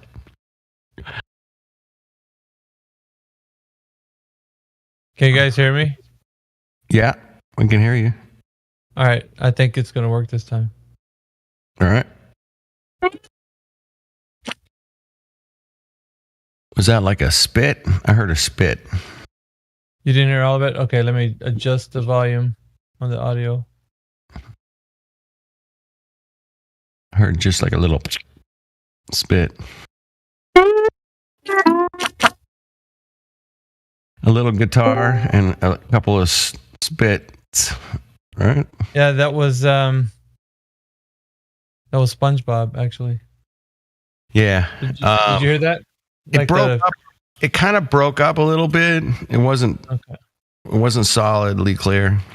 All right, let me change the volume. You Audio level. You might have to disable the noise suppression stuff if you're running it through the Discord thing. Like when I was playing around with sound effects, I had to disable all that stuff in order for it to play the sounds clear.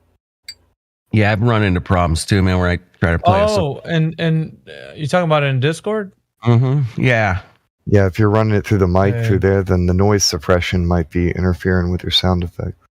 All right, let me see. Is it the automatically determined input sensitivity? That thing? Yeah, where it says under sound and video, voice and video. Where's the sensitivity? It's automatic. It's automatic. Yeah. Okay. Or where else? Where else? Manual. where else I can mean, change I can do it on my. I remember I can do it on my phone, really easy. But what is the name of the thing? all right, so if I you just sent a screenshot into the voice text. If you unclick the automatic, you can turn that dial way down. Right? On input sensitivity. Click it off. Automatic. Yeah, it's like and it's then like turn in it the middle. down, and then try playing your bit again. All right, let me see. Okay. Am I loud right now? My voice? Oh, you're perfect. You're fine. Okay, so let's see if it'll.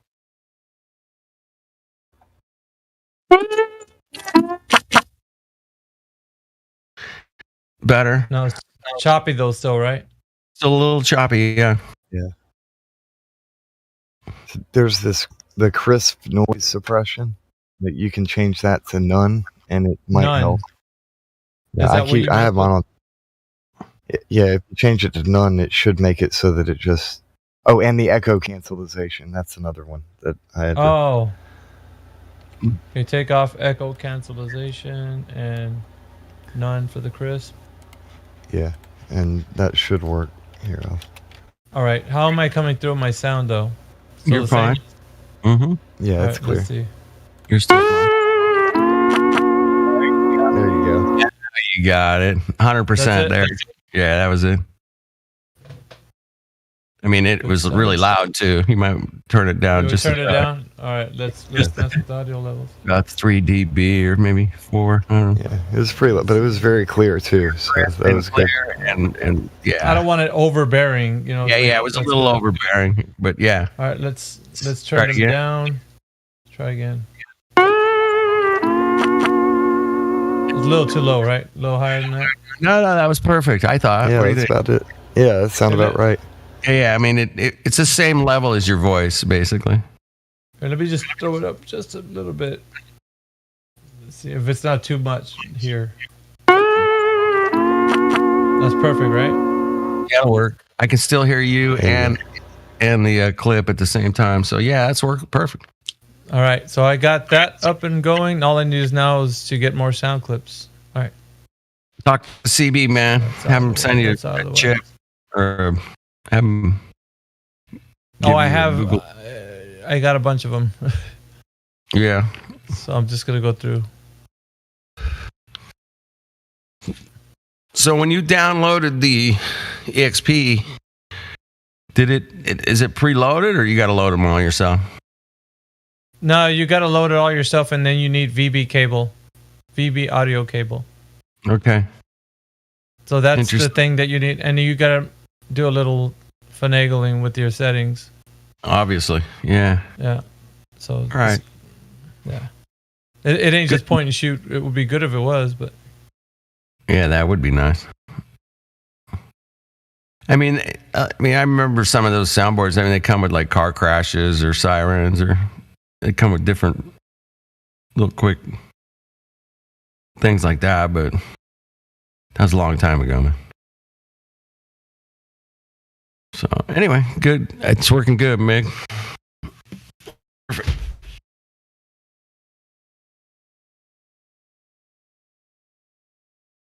Anyway, back to your regular programming schedule. I'm sitting here waiting for dude, MIT guy yesterday. Mayhem. Oh my goodness, dude. That guy. I'm cleaning my pool. I'm out there. I'm hanging out. I'm listening. I got yard work going. I'm listening to Mr. MIT, man. MIT. He's got like 3 degrees from MIT, man. And he was he was obfuscating so hard, man. I'm laughing my ass off. I don't know if you guys caught that, but he says he had an electrical engineering degree and a science degree and all these degrees. And I'm like, this guy's not. He does not have degrees, man. There's no way. Anyway, I was very memorable laugh. Got more degrees than a thermostat. I was like typing in the chat. I'm like, if this guy's got this guy's an MIT graduate. I've got fucking 5 PhDs, man. You know, yeah. He was just crazy. He didn't know like if you create your own He didn't understand. Get had to explain him to him, man. What the ionosphere and the ground and the positive and the negative. He didn't know any of that shit, man. And it's like Get's one of the smartest guys on the friggin' on this plane that we're on, man. He's so smart, but he talks so slow. You have to be super patient, man. But you can learn so much shit from him. Yeah, he gave like a 4-minute explanation, and at the end of it, the MIT guy says, "Is that a question?" Yeah, MIT guy in check-in also informed us all that he had perfect logic. So I was laughing so hard, man. I'm trying to do some shit, and I'm like laughing. My wife's like, "What the fuck are you laughing at?" Like, I couldn't explain it to you if I had to, man. I'm like, but it's like, yeah, there's a guy from MIT, and Gabby Gay, he's so thorough with his explanations of things. You just, you can't be in a hurry with him, man. I've learned that. But he totally, like you said, he did like a 5-minute explanation of the Gaussian everything, magnetic. I heard that. That was a big bass note. Error message. Is that a Are you hearing that? Yeah, it's like a big low bass note, right? But it only sounds like on my left side of my ear, like on the audio. I got it on stereo. It works on mine too. On Works both. on both? Okay. Yep. Yeah, both my meters went up when you played And it. the guy that's coming in here will be like,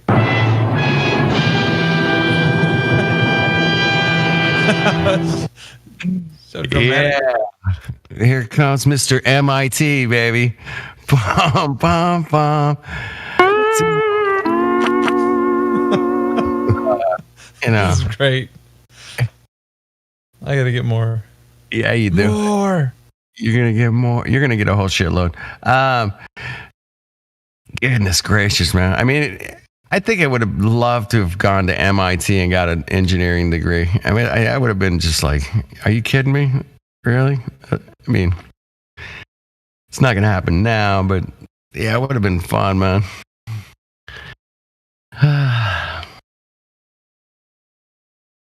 Although it's pretty fucking cold there in the winter, man. You gotta go to school. It's fucking cold shit, man. I would have had a problem with that, probably. That might have not worked out, man. So, University of Hawaii, here we come. There we go. Yeah, thank you. Yeah, that sounds good. Surfing and going to school, man. Yes. That sounds much cooler to do than freeze your balls off and go to school, you know? And there's not much snow skiing in Boston, man. It's not like, hey, there's kick-ass slopes here, man, with powder, you know? And you could ski all day. No, there's nothing there like that, man. There's no... Here, at least here, man, you got the snow, man. You can ski in it all day and then come back down and, put your shorts on and mow the lawn, you know? It's like I could not last in that weather. I don't know how you guys do it, man. I don't know how you guys live in that shit, man. I can visit it for a minute, 4 or 5 days tops, and I gotta find some sun and some heat, man. This is bad. What freaked me out the most, man, was Chicago. It was like 17 degrees out, right? And you go out and the sun is blazing, man. It's not a cloud in the sky, man, right? There's snow on the ground. And there's no heat coming from that sun at all. It doesn't warm your face. You don't stick your face in it and go, it feels so good. No, it doesn't happen. It's weird. It's like we're like way farther away from the source, in the winter time. Here in Southern California, man, it could be, middle of February. You guys are like having blizzards, and we'll have an 82-degree day out here. It's like out of nowhere. I mean, yesterday was 60. Today it's 82. And you're like, well, how the fuck did that happen? I don't know, but it works, man. I really like it, too, because it kind of breaks up the winter, Shoot, it's 82. Actually, we can go to the beach today. Let's go to the beach. Anyway, that's Yeah, maybe it's misremembering the past or whatever, but the warm weather swings during the winter are kind of interesting nowadays. Yeah, you guys get more of them now than you used to. I think. I mean, I some of my best friends, grew up in Chicago and Cleveland, and New York. And it's like they just remember miserable shit all winter, every winter. It was just like cold, freezing, no grass, no trees. It's like It's sort of like what God Rockin's describing out in Utah this year, where it snows once and that snow freezes and remains there for months. Yeah. Yeah, but that's how I remember my buddy, man. He's like, dude, I got this car and I couldn't work on it. He's like, you try to go outside and, let's say you got to get a garage and you can actually work on it. And then you got to put it outside and then you got to warm it up and you're freezing. And then if you get a flat tire, you're fucking freezing your balls off trying to change the tire. And that's all he would bitch about is all his, all the times he couldn't do shit because it was just way too cold to go out and try to change your alternator or whatever. It just wasn't going to happen. It's just like, no way. I can't do it. I touched the tools are freezing. The bolts are freezing. Your beer's freezing. Yeah, everything's. He just complained. And I like, dude, I grew up in California. I have no idea what you're talking about, but I trust that you're telling me the truth. That's how it was. And it doesn't sound fun. It got so cold, man. He literally could, your piss would freeze like pretty quick, man. Yeah, all the old football highlight reels that when they were playing the dramatic music, every time someone exhaled, it was just a big billowing. all the carbon dioxide going into the air there. It's just like, yeah, you could see him huffing and puffing. Hey, they say you can't see air. I disagree, man. If it's cold enough outside, I can fucking see that shit. So yeah, don't ever take that shit for some Glober. Can you see the air? Yeah, I can. It's cold enough outside. I can see it all day long, man. Are you kidding me? Come on. It's a good one, man. I've had those Globers come at me with that one. Well, you can't see the air. I think Matthew might even have come at me with that. I don't know if it was. I'm not going to pin it on him, but I can pin some other shit. He says you can't see the Wi-Fi, dude, and you can't see the Bluetooth. But we know it's there. And I just, that's such a cocky fucking position to jump into, man. I'm like, well, of course it's there and it works, man. It's engineering. Yeah, they call it computer science. We got a computer science degree. Really? Where's the fucking... What's your observed phenomenon with your computer? Yeah, will we ever hear the calm recitations of the heliocentric model after what's gone on Flat Earth debates with Matthew again?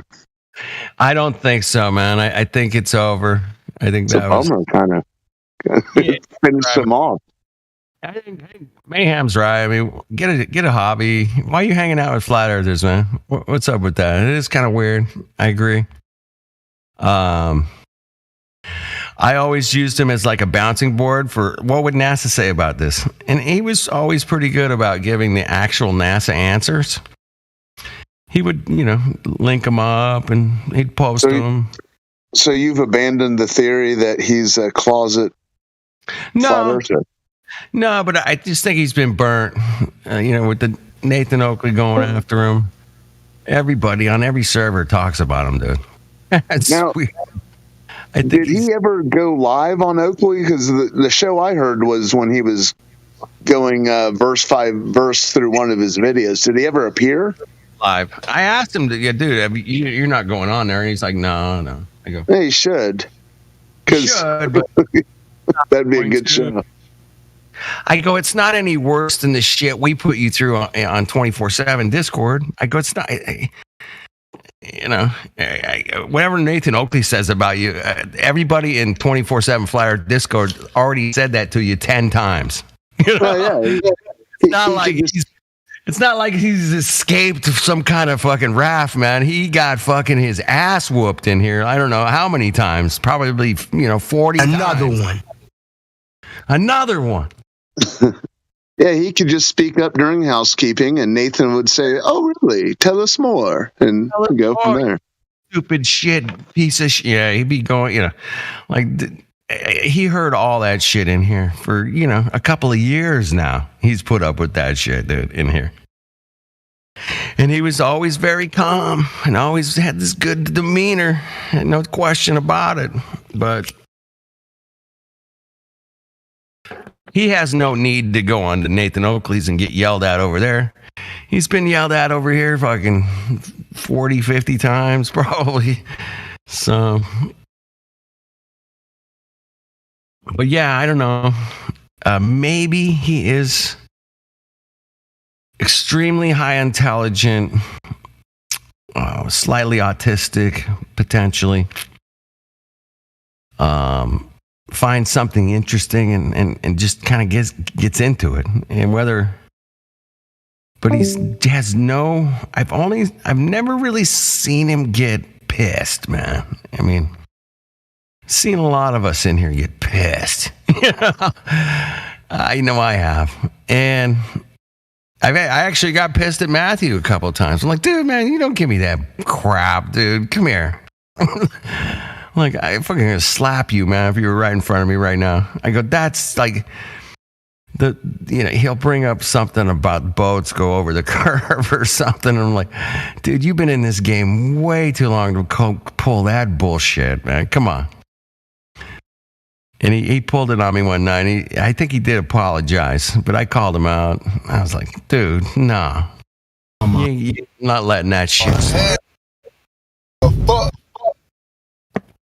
So, you get your goddamn ugly ass. Those are still a little bit it's choppy, right? I was saying hot micing, but then I realized.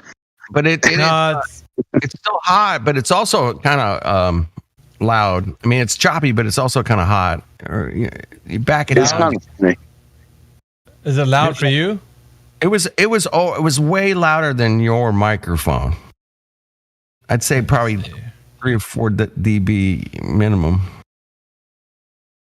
But I just, All right, the how great about this? Oh my god, bro. Oh hell no, man. What the fuck, man? Get your ass on, boy. You get your goddamn ugly ass on.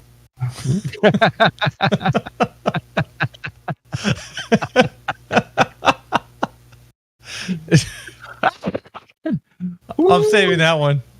Yeah, I guess save that for right at the end, man, when they fully melt down. Just give them that one. Hell yeah!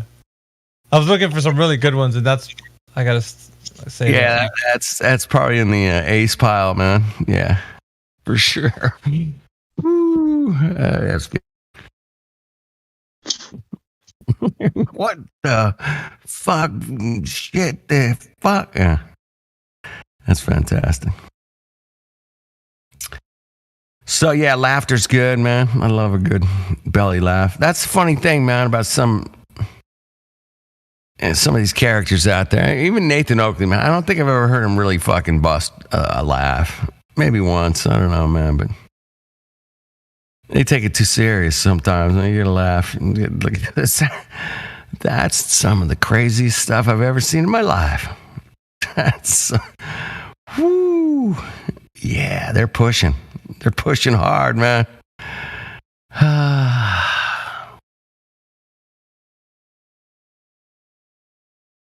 So, I don't know. One of my subs put up a cool video today about when this Discovery Channel went out with Stephen Hawkins and some other guys with telescopes and helicopters, and they landed a helicopter beyond the horizon. And they're like, there's the curvature. But they clipped it, man, and he clipped it and said, well, look at the birds that flew by right during the two different scenes when the helicopter was above it and below it. And it was like, they kind of got busted cheating their video, man. Yeah, that was offered as globe proof by someone within the last couple weeks. That exact video. Yeah. Fantastic. Stephen Hawking and helicopters. Dude, I would love to be able to speak from my mind and just put it into Discord. That would be cool. I wouldn't have to, open my mouth. That'd be great. Yeah. No, it wouldn't be that good, but damn.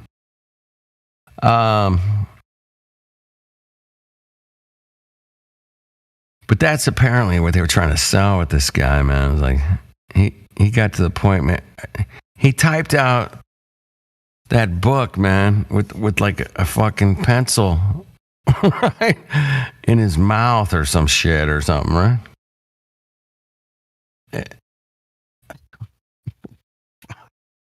Looking at it now, man, it's hilarious. But I remember that's the legend. I was dating this girl, man. She was all into it, man. She's reading his book. She goes, this guy is so smart. He typed this answers to all the universe, man, with a pencil in his mouth. Like, what? Yeah, he's completely paralyzed because, ALS. And yeah, she was all into it, man. And I was like, yeah, she goes, it was fucking blowing my mind. I remember her telling me that. This shit's blowing my mind. Well, no shit, because it's so ridiculously out there, man. It has to blow your mind for you to believe it, man. But at the time, man, I didn't really give a shit, I was like, yeah, whatever. It sounds cool, man. Trillions of miles away. What? Got evidence for the trillions of miles away? That'd be cool. And the straw in the mouth. I mean, not to be disrespectful, but technology. But Math Powerland, he made that video, kind of reminding everyone that Stephen Hawking was living for 50, maybe 70 years plus with this ALS, and he lived a long time. They pulled the plug on that script 3 months later. Yep.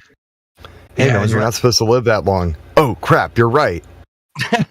Yeah. Oh shit. Our chat GPT. I wonder what chat GPT says about that Mongo. What? Yeah, that'd be kind of funny. Anyway. Chat GPT. It's all the rage in 2023, man. It's all the rage. Everybody's talking about it.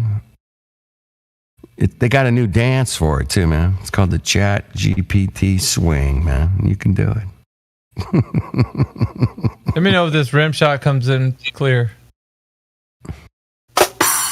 Rim shot, perfect. Did you hear that? Was it too fast? No, it's good. There's a snare and like a hi-hat. I gotta erase it. It didn't sound good on my end. It sounded really fast and like a snare. You just want the snare. It had the cymbal at the end there, the crash. Emotional damage. I've loved that one for a long time. I've used that. I'm gonna use this when I come into the chat.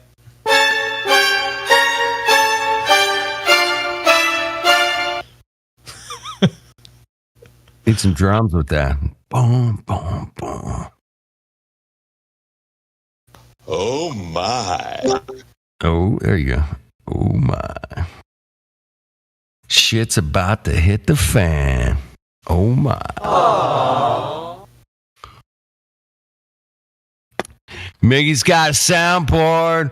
Woo! Another one. Another one.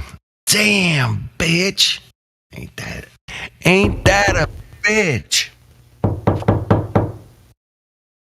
Man. There you go. It sounds realistic, doesn't it? Yeah, come on in. There you go. Come on in. Take your shoes off. It does sound perfect, man. Hey, I'm listening to you guys on two studio monitors, a mixer. I got my EQ set here. Yeah. When you tell them the Earth is flat, it sounds like. The Earth's a globe, and then they play that one. Boom. Full on error message. Doesn't work. That's when you should be able to cheese, like hit it 3 times in a row. Dun, dun, dun. Yeah. Dun, dun, dun. Play it like a musical instrument, right? That'd be good. Play it like a keyboard. Yeah. The one I linked in the voice text is one I remember from back in the day. Put that in a bunch of different songs. Back in the day, baby. Back in the day. Damn, son, where'd you find this? Damn, son. Well, Monday morning. Or late Sunday night for me still. I got about a half hour. I could speculate on some shit. And then we'll kick it over to anybody in Hawaii. And then we're done. After that, we're done. Hey, man, maps work, man. I was in some chat. I think about it this morning. I was watching some people chat. Talking about maps. You know, where's your fucking flat Earth map? Where's your flat Earth map? I'm like, dude, all maps are flat. That's all you got to say to these guys. I say, look, dude, all maps are flat, man. Prove me wrong. They can't. That's just one of those proofs they can't fucking get away from, man. It's kind of backs them in a corner. Damn, son, where'd you find this? I found it by looking at maps, and they're all flat. And it's so easy to just kind of throw that back in their face. They hate it, dude. They fucking hate that because, you know, all this, all the latitude lines, longitude lines, they all work on a fucking flat map. And they also work in reality because, we can figure out where we're at, angles to the sun. Oh my God, angles to the sun, globe. We got a globe here, people. Step on up. Yeah, we got angles to the lights in the sky, dude. Of course it's a globe. Come on. It's how we figured it all out, man. It's simple, man. It's a globe, dude. I got the calculations here, right here in my pocket. It's calculations. If the angle wasn't right, we wouldn't be on a globe. We wouldn't be on a flat Earth, man. Yeah, it's weird, man, how they reverse engineered all that shit. That was a term I learned back in the 80s, I think. It was about patents. I was looking into patents and trying to get a patent for something. I was sort of we didn't have fucking computers and shit. We had to go to the library and look at shit. And one thing I kept running into was reverse engineering, man. Well, this guy had a patent for this, and well, they just reverse engineered it and came up with their own patent or something. And there's a lot of cuckery with the whole patent thing, man. I've been down the road, tried to get a couple patents over years, but what a scam, man. It's just a big scam, man. But yeah, you notice any technology comes out, it's like a computer or, whatever. You'll see a bunch of other companies just coming up with the same kind of shit, pretty much, a year and a half after it's been introduced. Yeah. And, when I saw the first MP3 player, Microsoft.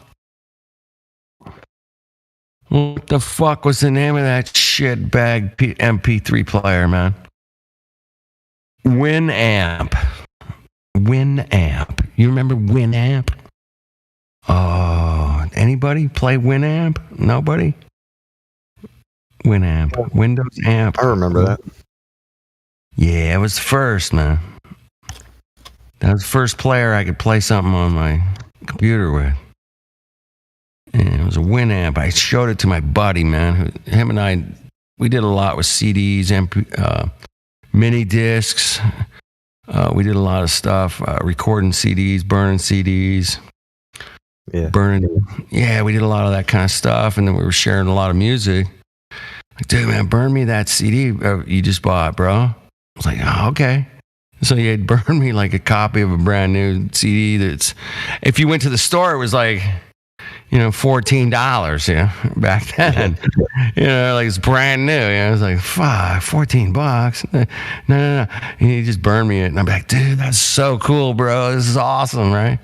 And then I went to like a party and this guy showed me this thing called Winamp and MP3. I was like, oh, fuck me, man. So I got that. I downloaded it. I put, I think, on one zip disk. Oh my God, this is fucking old. On one zip disk, I put like 10 albums on one zip disk, and I took it to my friend's house, and I'm like, oh, you talking about those? It looked like the 3.5 floppy disk, but it was bigger and chunky, and it could hold like a tetrabyte. Game Boy cartridge. Not tetrabyte, gigabyte. They were like, I think, like a 1 gigabyte, right? Yeah, it was like a 1 gig, but it was the size of one of the. Yeah, I know what you're talking about. And it made a noise too, I think, like a. I smashed a bunch of MP3s. I put the Winamp on there. He loaded it on the computer. He put the fucking zip disk in. And I go, dude, there's 10 albums right there. And he didn't believe me, man. So he pulled it up and he was like, holy fuck me, man. He freaked out, man. I remember that because, for, 5-6 years before that, we were all sharing CDs, like burn me. You fit an entire discography on one little car. Yeah.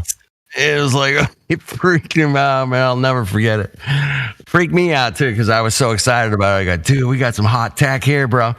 And we were listening to the quality, and then we started comparing like CD versus like just the MP3. And he's a piano tuner, I'm a piano tuner. We got really good ears, and it's like, dude, I can't tell the difference. Can you? I'm like, nah, fuck, it sounds good, huh? He goes, yeah, this shit's for real. I'm like, yeah, and not too long after that, man, Napster came out. Yeah, maybe like 9 months later, 10, maybe a year at the tops, right? And that was cool. And it fucking, as soon as that thing hit, man, I go, dude, all these record stores and these CDs and these fucking companies like Warehouse Records or whatever, they're done, dude. They're fucking done. Oh, dude, Napster spoiled me. And then LimeWire and the other, because after that, I was like, if it's already been turned into ones and zeros, it belongs to all of us. Yeah. I go, once it gets out there, it's a free fall, man. And now there's no more Camelot Records. Is everyone happy? Yes. Some of you may die, but that's a sacrifice I'm willing to make.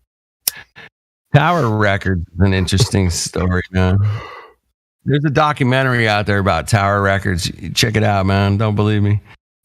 Dude, you saw, wait, Columbia, right? Isn't that the record club that made people buy like music and stuff?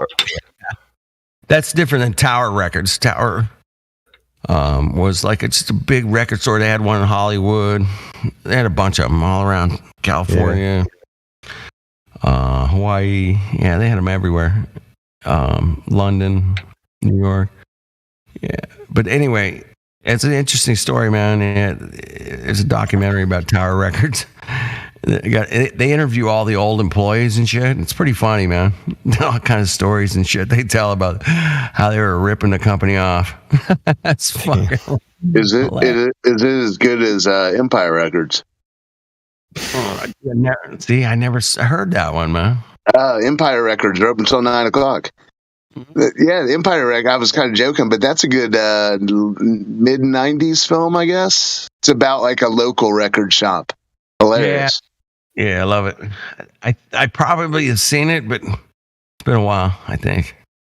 Yeah. But I watch usually something about records and albums and record Hey, store. have you ever, since you were talking about copyrights, have you ever caught that one video? It's been on YouTube for over a decade now. It's the Amen Break documentary.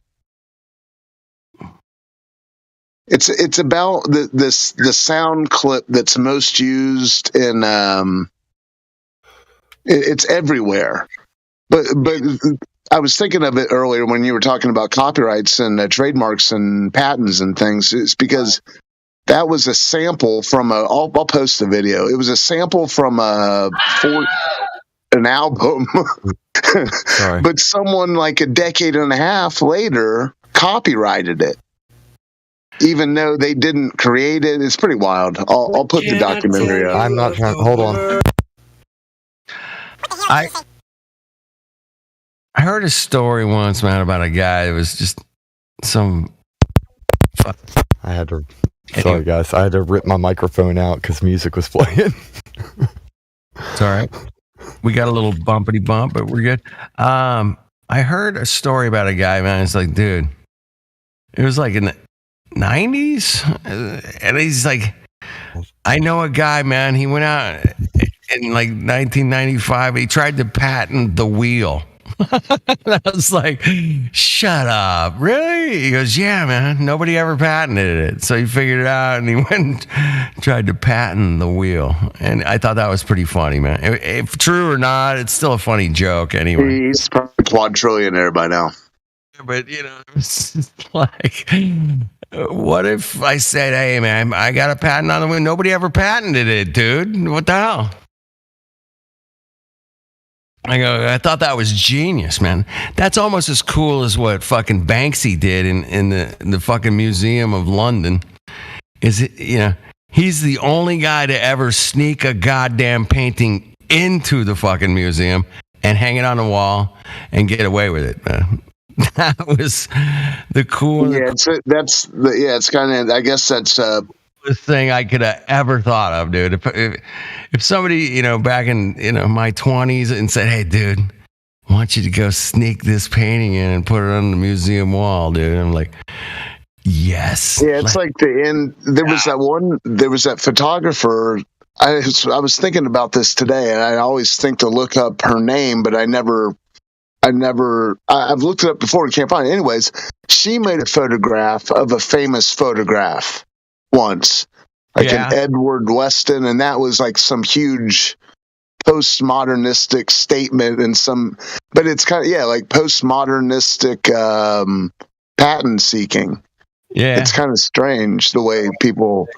Well, there was that. I was watching the Steely Dan video about this sample that was used for like Uptown Boogaloo or something, and somehow they had it written into the contract that they were the writers of the song, Steely Dan, even though it was just a sample. Right. It was pretty far out, but they, you know, they made millions on it. Oh, and the guys who made the song ended up not making anything, but it's weird. Well, I gotta, damn, is that in this one here? No, I'll post that one too. But the guy from the band, I can't even think of his name. It was a 90s hip hop hit. He said, you know, what they did was robbery. But they said, I would have done the same thing if I was in their position. Yeah. Yeah, I'll post that too. Yeah, it'd be awesome, bro. I'm a big Steely Dan fan, so I'll check that out for sure, man. Well, yeah, I went down this Steely Dan rabbit hole. Yeah, there's a rabbit hole there, man. You know, I wasn't, Steely Dan was before my time, but, you know, I'd listen to it on the jukeboxes and whatever. I saw a really good Steely Dan cover one time where you realize after 3 hours that Steely Dan has just enormous amount of songs. It's really weird. They're a weird level of songs. They're like underneath the... Anyways, but I was watching this video as a reaction video.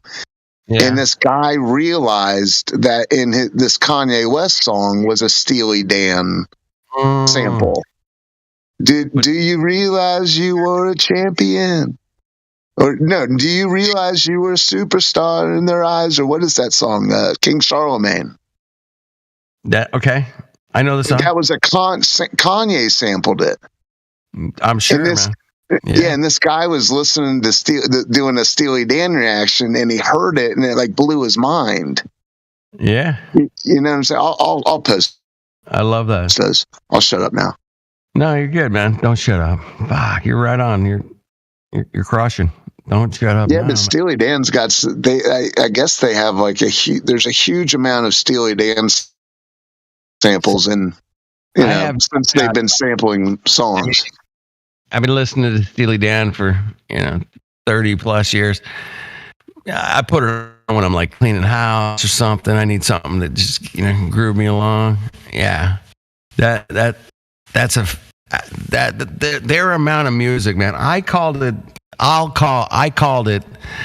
it was like the essence of all the rock and roll business put into one band, man. And they did every kind of music, man. But they just had this thing, man. And I still, you can't really put your finger on it, other than it was the most greatest Tavistock piece of all time. What's so funny you say Tavistock, because whether he's part of it or not, I always think Frank Zappa, but they're like Frank Zappa, except for they made these hits, these songs that are just like anthems in some weird way. They're like half their songs are anthems, man, and it's weird, man. It's a weird, that Steely Dan thing it's a weird music, man, and some people like it, some people just like go, I don't get it. Dude, I had flat earthers stay at my house, I'll be putting Steely Dan on and be like, dude, I just don't get it, bro. I don't, and I'm like, oh shit, okay, that's cool. Maybe you'll get there. I hope you do. You're like, yeah. I'm not gonna push. Yeah, I was watching some Steely Dan during this rabbit hole, but they were talking about they were all these famous, like iconic musicians who were playing Steely Dan for one another. Yeah. And they were like, listen to this, and I forget who they all were, but yeah, I'm telling you, it was one of the pinnacles of the whole mind trip of the music industry, man. You can take that whole rabbit hole music industry and spend the next 10 years going down that rabbit hole. Or you can spend 10 more years on Flat Earth, or you can spend 10 years on something else, man. But the music industry is a fucking shithole of manipulation that goes beyond a lot of people's comprehension to even consider it, that they've been manipulated through music, man. And if you can't, come to the terms, it's like, dude, I've been kind of brainwashed through music in a lot of ways, dude. I got fucked up, man. I got fucked up with it, and I wish I wouldn't have gone down those fucking music rabbit shitholes, because they were shitholes, man, not rabbit holes, man. They were shitholes. A lot of that music's, You think it's a rabbit hole, and you find out it's a rat hole. It's a fucking wicked hole, man. Music industry's is wicked shit, man. I mean, I love musicians. I work with them all the time. I fix their instruments. They're great people, man. And most of them are just fucking the coolest people you ever want to hang out with, man. They're like, yeah, man, that's a cool sunset, bro. Right on. Flat, I don't know, man, but it's cool. But anyway, it's not so much the musicians that are the problem, it's their managers, their bosses, people who they sign their souls over to. It's the way the music's pushed out to the people, and promoted to the people, and what becomes mainstream. Some of them don't even have a choice what they can sing. It's like, you're going to sing this because this is what'll sell. Mm-hmm. Yeah, I've seen it firsthand, man. Where the guys that come in and go like, they want you to sing this shit? Get the fuck out of here. You ain't singing this shit, man. No. Yeah, I've seen people put their foot down and saying, dude, I bet you like $100. He goes, the fucking, the producer and the engineer, they get some kind of deal. They're going to get some kind of writing credit for this thing or something. Yeah. It's like, wait a minute, man. You don't want to sing that shit, bro. You got to do better. So yeah, there's so much trickery. I've heard of contracts, dude, where there's like 200% interest on a song. Like, God. Like, get the fun. It really is. Yeah, man. There was like 200 pictures of people, all kinds of people taking credit for the song and producing credit or writing credit. Hey, what's up, man? We're just talking about music and welcome to the chat, bro. Manipulation through music is what we were actually talking about. Mind control through music, man. Big time. Big subject, man. We could go into that for a minute, but I only got like mainstream mind control. 4 minutes of speculation, man. I got to get it out. Hold on. Well, go ahead. Yeah, the music industry can just be an absolute cuck show, or it can be a great experience, man. I got friends that they've never had a real job, but all they've ever done for a living is play music. That's it. From like grade school all the way through, they're 60 years old or 60 years, playing music for 50 years. That's all they've ever done. And they just do it so well. And they got such a niche that they're able to like do weddings, do, whatever, events. They have a little gig in a bar, but he makes enough money, to buy a house and own a car and, send his kids to school or whatever. He's not struggling. He's not rich. He ain't driving around in limos and flying private jets or anything. Fuck that. No, he's just a really great musician. He's got a niche and he's able to make a living doing it for over 50 years, man. And it's just like, it's cool to see a guy like that, Didn't sell out, didn't have to sell out. He's that good, man. He's so good, man. He can play any song, any country. What style do you want it in, man? That's how good he was. He still is. And he's just got that niche. And there's a few of those guys out there that just have a little niche and they make it work. And they're great musicians and they got sucked into the music scene just as anybody else could, because you look at all those songs and the lyrics and the beats and it's just like, whew, yeah, it can be a heavy trap music. Anyway, job. I decided to look up the meaning of that, like the origin of that word. It's interesting. It's tied to a phrase, job of work, like a task or a piece of work. Yeah. But then it contrasts it with a actual like steady labor. job, like continuous labor, but it's not the same. Like continuous labor and a job are two different things. Yeah. Weird. And that is really cool, man. I like that. Food for thought. I really like that. Yeah. I heard somebody, I think it was Pete Shea was in here yesterday. Was it yesterday? Saturday? Anyway. He's talking about Job in the Bible. Oh, Job, yeah. Job is a job or something. I don't know. I was laughing. I'm like, Pete Shea got muted. I'm not shocked, dude. I've known Pete for at least 5 years. And yeah, we used to hang out and he'd get off into some dodo land and like, whoa. I love you, Pete, man. But, keep it down on earth here for a second. I love you, brother. Anyway. Listen, bud. Listen, bud. Listen, bud. Listen, bud. Yeah, he's calling Mickey, hey, bud. Listen, bud. And I'm like, oh, shit. He's going down. Oh, fuck. Oh, shit. Pete, I wish I should have jumped on the call and told him to chill out. I didn't hear him say last week that he was the most controversial man alive. Listen, bud. Oh, it's pretty bad. But I knew it was, Anyway, good on you, Pete. Keep it up. Hey, well, he really kind of is one of the most controversial people on Discord, at least. He's been a controversial figure way beyond Discord, man. He was out there on Hangouts and. Listen, bud. Yeah. Dude, I've seen I know. Pete. He's cool. He's a cool guy. His worldview is very interesting, but he's chill. Yeah, but Pete will go off the deep end, and it's hard to like keep him from going there.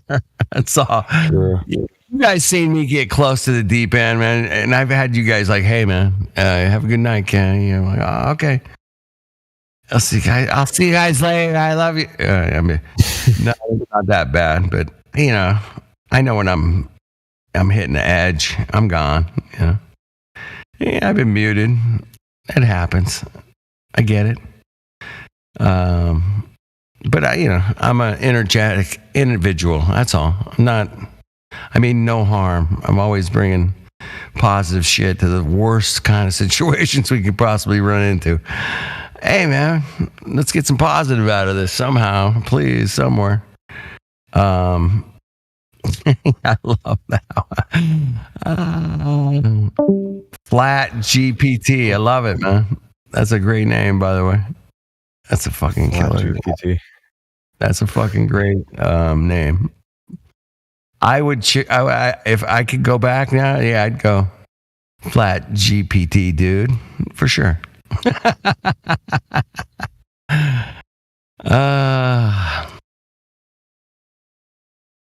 That would be a more modern name to go with now. Flat GPT dude. What do you think? Should I change it? Should I upgrade? It sounds like a video game character or something. I don't know. Like someone in Grand Video character. Yeah, I don't know. All right. It's a mouthful. PhD. GPT PhD. FEGPT PhD. Yeah, I just realized that FED, Flat Earth Dude, Flat Earth Debates, Nathan Oakley. It's been a Fed thing, man. I used to get called Fed early on, man. Like, oh, the Fed's here. Oh shit, yeah, I'm here. But yeah, mostly people call me dude. That's cool. I'm good with that. Or you can call me by my name, man. Kenny. You guys, that works too, man. Either one. That's your name, dude. Kenny. My name's Kenny. Kenny. What's up, Kenny? Yeah, I've been around. Everybody knows me. You meet me. Come to my house. I'll cook you a fucking hamburger or something. Or vegetables, whatever you're into. I got both. Play you some Steely Dan. Bust you some Steely Dan. Yeah, for sure. Steely Dan, man. That's the best house cleaning music I've ever found in my life, man. If you're cleaning the house, you need to crank something up and get some Steely Dan on, man. You'll fucking get that floor done in no time, bro. No time. Hey, do you guys like chores? I do a lot of chores. I don't know if you guys are into chores, but these stupid things, man, we have to do it. You got to clean the toilet, right? You got to do this. If anybody's ever owned a toilet, you might want to know that you might have to clean that bitch, you know? So it is something we have to do, man. Does that make us slaves? Yeah, in a lot of ways, yeah. But the satisfaction you get done cleaning shit, I think it goes beyond just the work you put into it, you know? There's like a pride, a little bit of, a little ego, a little bit of love. Yeah, it's good to do the housekeeping, you know? It is, man. A lot of people drag about it and stuff. And it's like, you just got to do it, man. I did a whole shitload this weekend and it's like, all right. But, I'm listening to you guys or I'm get some music on or whatever. You get some vacuum lines in the rug, you know? That's what it's all about. The vacuum lines in the rug. That's a whole new song right there. Somebody write that. Chat GPT, man. Can you bust me out that song? Yeah, tied the entire room together, dude. Vacuum lines in the carpet. That's actually kind of funny, man. But yeah. You ever, So been, anyway, you ever been to Graceland, Flat Earth Dude? I don't know why that phrase, vacuum lines in the carpet, reminded me of Graceland, but it did. You ever been there? I drove by it, flipped it off, and kept going. That was it. I swear to God, I flipped it off, dude. I already knew it was a cock show shit. I mean, I'm like, fuck this guy. Yeah, it's quite the scene from the outside. But yeah, I don't know. You might appreciate it. You could.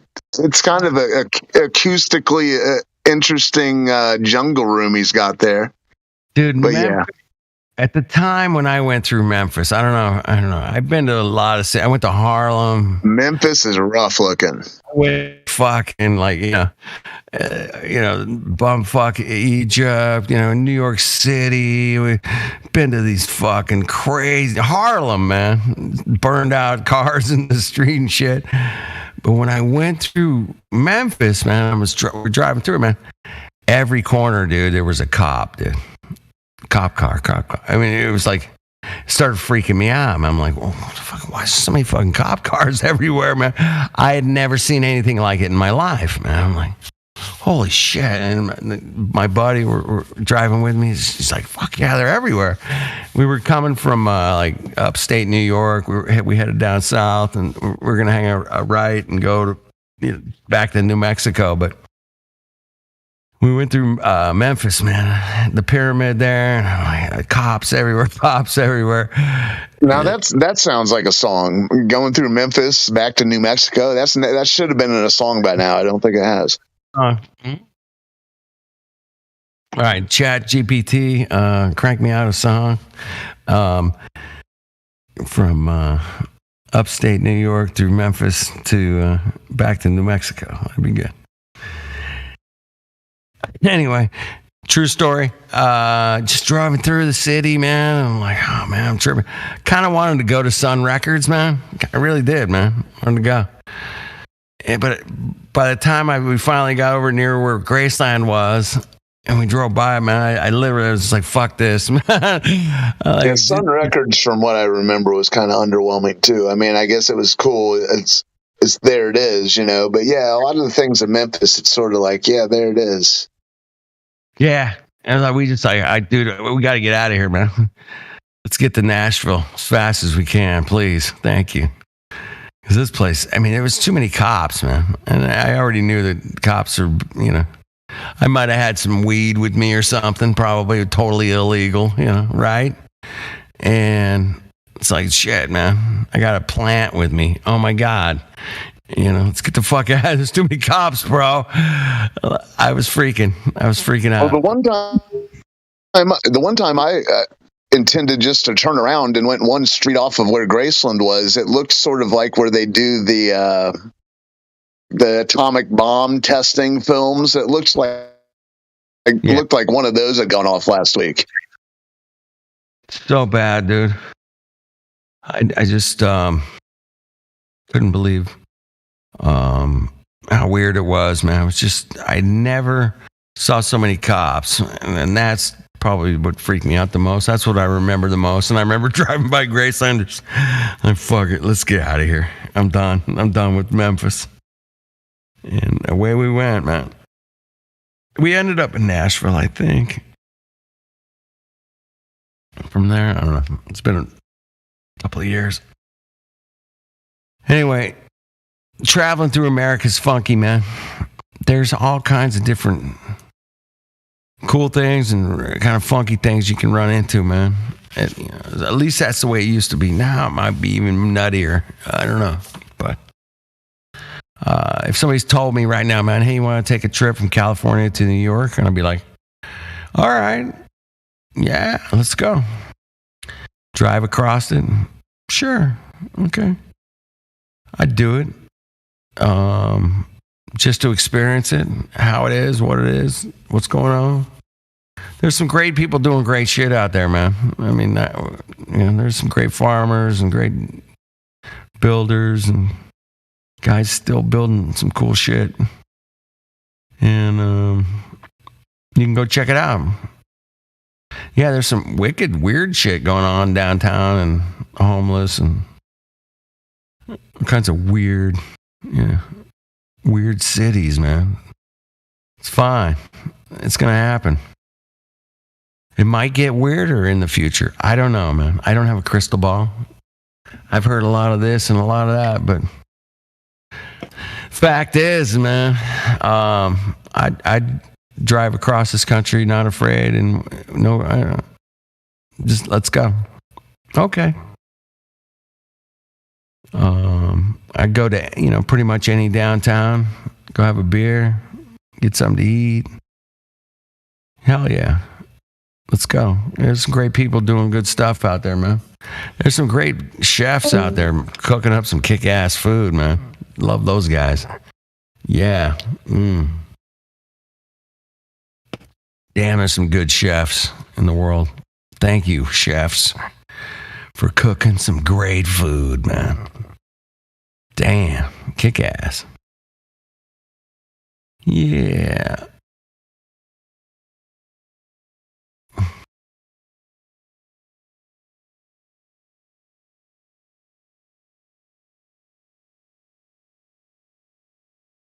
So, speaking of weird, since you mentioned it, someone did some etymology. It was Dagos in the lobby of weird, and it was a 1400s word, and it meant having power to control fate, which I thought was weird. Yeah, I love that definition. I love it too, man. Yeah, I knew you were there, Aethergrass. You were in the conversation, but yeah, it was a weird one. I agree with him, man. I do believe you can control your fate. Now, it might not be comfortable, might not be perfect. It certainly won't be 100% like you imagined it. But you can guide your consciousness through this realm with ease, man. If you just put out some love to pretty much everybody you run into. It's not going to be 100%. I get it, but you can get like 90% or something. And even the cops and the shitholes that cut you off or steal your money or whatever, you can, say, man, I get. Apparently, they needed it more than I do, and something different is going to come out of this because that happened. Right? At the time, you're like, oh, man, that's kind of sucky what they did to me. Yeah, that sucked. But then you run into something down the road and you're like, oh, okay, well, if that didn't happen, this wouldn't have happened. And you're like, okay, it makes sense now, right? It's kind of like the same thing we got tricked with the globe. It's like, no, the globe was doing great, man, and then it fucked up. And what do you mean the globe fucked up? I'm like, yeah, the globe fucked up. And it's not there. What? How the fuck did I get? What? How did I get here to this flat Earth thing? Well, the globe fucked up, and if the globe didn't fuck up, then I wouldn't be here. And I'm so glad I'm here. You have no idea. Yeah, the globe dropped the ball somehow. Yeah, the globe fucked up so bad. It's so funny.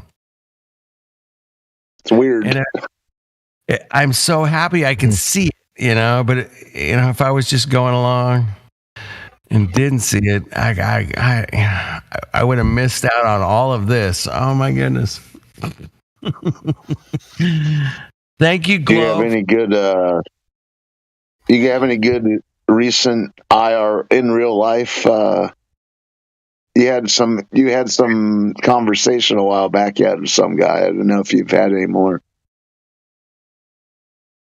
Well, I did run into the guy tonight at the gas station, and I hit him up probably like 2 years ago. He was working at a pizza joint down the street. Now he's working at the gas station. But I had flat earthed him, man, probably like about 3 years ago, at least 3. It might have been during COVID. And I remember and then I was in the gas station, like, I don't know, maybe back in January, and I hit him back up, and I was like, hey, man, checking out the flat earth? And he goes, oh, fuck yeah, I remember you from the pizza place, And So tonight I went to the gas station. He's working, and he gave me a pack of cigarettes. That my kind of. I smoke cigarettes, but I smoke a certain brand, organic. It's quality cigarette, but anyway, he just gave me a pack. He said, "Here you go." So I don't know if I must have got to him back then, even 3 years ago, whatever. Because he wouldn't have gave me. You earned a fancy colored cigarette box full of cigarettes. That's pretty good. Anyway, he just gave it to me tonight. He's like, dude, I'm not. He goes, dude, somebody gave these to me, man. Here, you take them. They're your brand. And he's like, I'm like, okay, yeah, I'll take them. Anyway, it was just funny, man. Because he must have got to him. Because, he always smiles when I come in. And I flat smacked the shit out of him 3 years ago. And then recently, maybe back in January. And yeah, so that's my latest flat smacking stories, man. I do enjoy flat smacking. I hate the term. I've always hated it. I don't have a better term for it. But maybe there's a more proper term we could use these days. Just, flat informing or something. Flat with topographical features smacked. I don't know if globe busting sounds any better than flat smacking, man. That was the word that kept like, dude, I don't like that term, man. Can we change it? I was begging to change it, but apparently I lost, but it's very accurate in its description. However, at least it was back in 2018, 19. Especially on the occasion where someone flat smacks themselves, then it really works. Oh, that's the funniest. Well, that's always the best thing, is to see somebody flat smacking themselves. Well, yeah, I think there were like 2 this week, at least. If this Discord was on like FM radio in 1997, we would draw 27 million viewers a day. I swear to God. The phones would be lit up all night. We'd have to have a staff. We'd have to have like Baba Booey and all of the Mongos. Yeah, they would be toast, man. Those guys wouldn't even hold a candle to us, man. It would be ridiculous. Howard Stern, fuck all those guys, man. This is way better than any of that shit ever. By the way, it's 100 times better. That's hilarious. I hate when that stuff happens. It's so funny and weird and creepy to me. Mm-hmm. No, like you just said something about a candle, right? But my wife made me a candle that smells like some kind of like cream coconut stuff or whatever. But I was just casually picking it up and turning it to make sure that it was burning right. And then you said the word I'm like, why the hell are there these random coincidence shit that happens all the time across the entire nation? Like from the other side of the nation, that doesn't make any sense. In some weird way, it's not supposed to make sense, but I guess not, but it's trippy. But you have to just appreciate it when it does and recognize it. I think that's the most important thing. Actually, just recognizing that is some weird coincidence that just happened, or that was kind of trippy, like you said. Yeah, that's the way you kind of have to look at it and go, "Oh, that's cool." I've had that. I go to pick up a candle, right, to light my cigarette with the candle because the flame's already lit, and then you say the word candle while I'm picking up a candle, and I'm like, "What the hell?" Like, is there a camera in here? You watching me, Flat Earth Professor, dude? I can see what you're doing. No, I don't have any kind of magic crystal balls or anything, but I, like the rest of you guys in here, we all have really good connectivity. We're just connected to the Ethernet. Yeah, we're connected in ways that I don't even think the AI or anybody could understand, really. Yeah. If this were a radio show, we'd have to dump all the people on hold and start filling in the people calling in about their coincidences. Yeah. Yeah, we get all wrecked. It would be disaster. It wouldn't work then, you know. If it became that popular, it just wouldn't work. You know? That's the cool thing about being kind of under the radar. I think 24/7 Discord's a little bit under the radar still, and we're just kind of in this. It's kind of like the big boys don't come in here. We get a lot of newbies. There's a ton of OGers up in here. I think some of the big boys have come in here before. Yeah. Incognito. That's what I was gonna say. Say, come peeking in. But we're just in this like kind of middle underground. We're not. You're right. It is under the radar because people still come in here thinking that we need to be explained that we're in a solar system. So yeah, we're definitely in some sort of. Yeah, there's no like I mean, we're not gonna get. Anyway, go ahead, guys. To be honest, that's why I wrote that 4-paragraph thing about the heliocentric lore, because I got sick of these people coming in acting like none of us had ever heard anything about a round Earth before. And I'm like, dude, we know your lore. We grew up around it. We know all of it. We know your lore better than you do.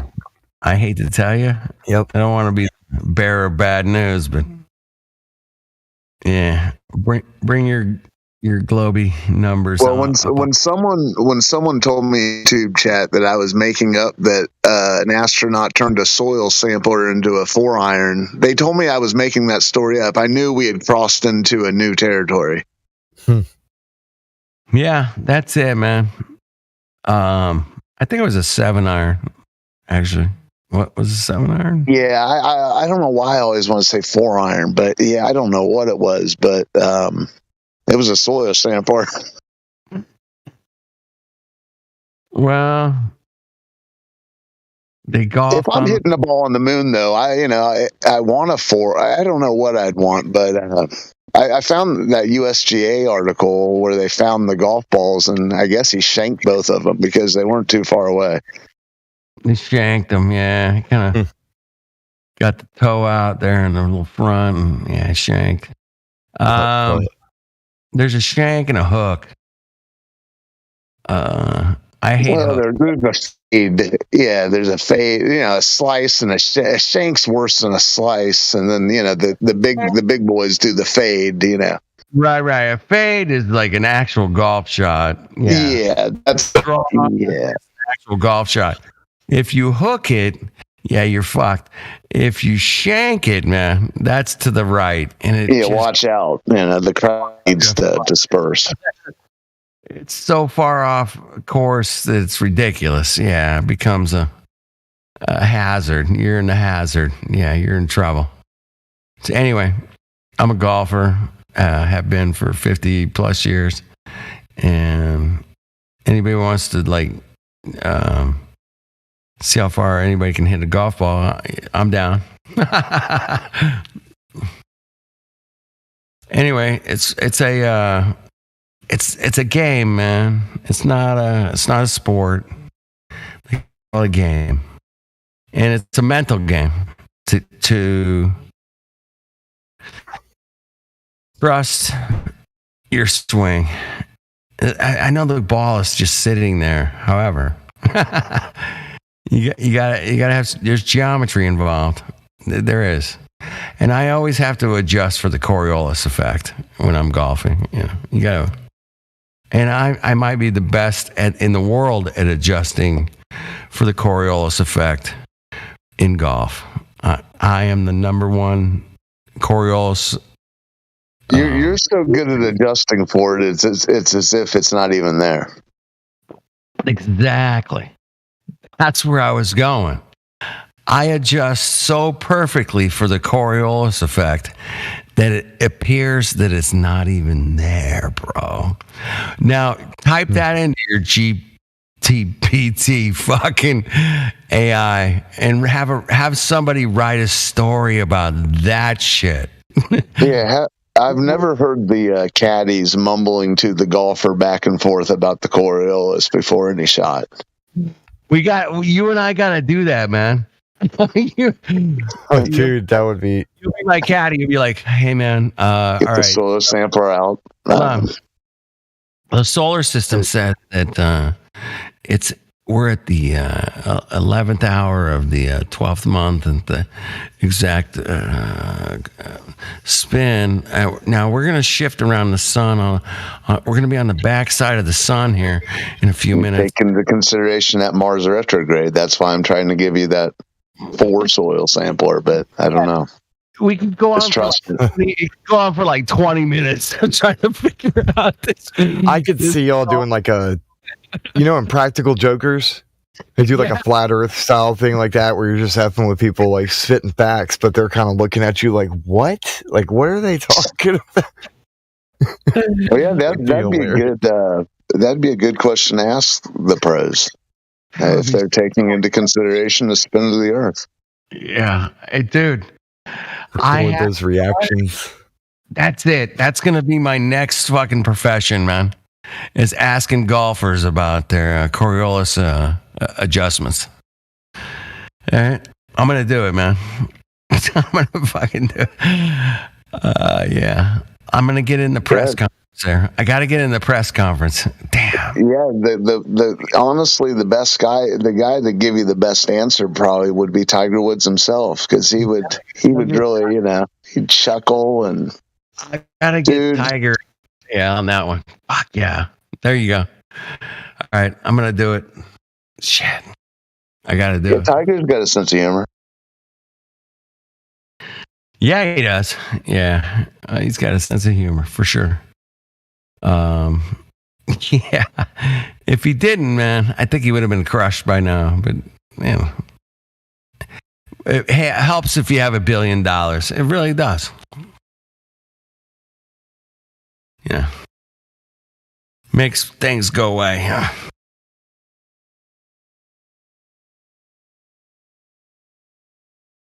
Money can't buy happiness, but you sure can rent it for a long time. You can rent it, man. you think you own happiness, man. You think Tiger's happy. Yeah, he's banging these hot chicks. All that. Yeah, whatever. But he's not.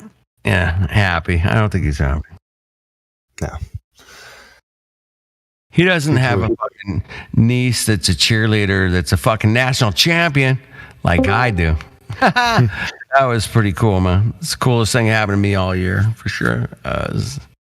See my niece win a national championship, man. Now you talk about joy, man. I raised that girl, man, basically. And to see her just have fun, do something great, practice, commit, and then achieve after being denied for years and years, right? Yeah.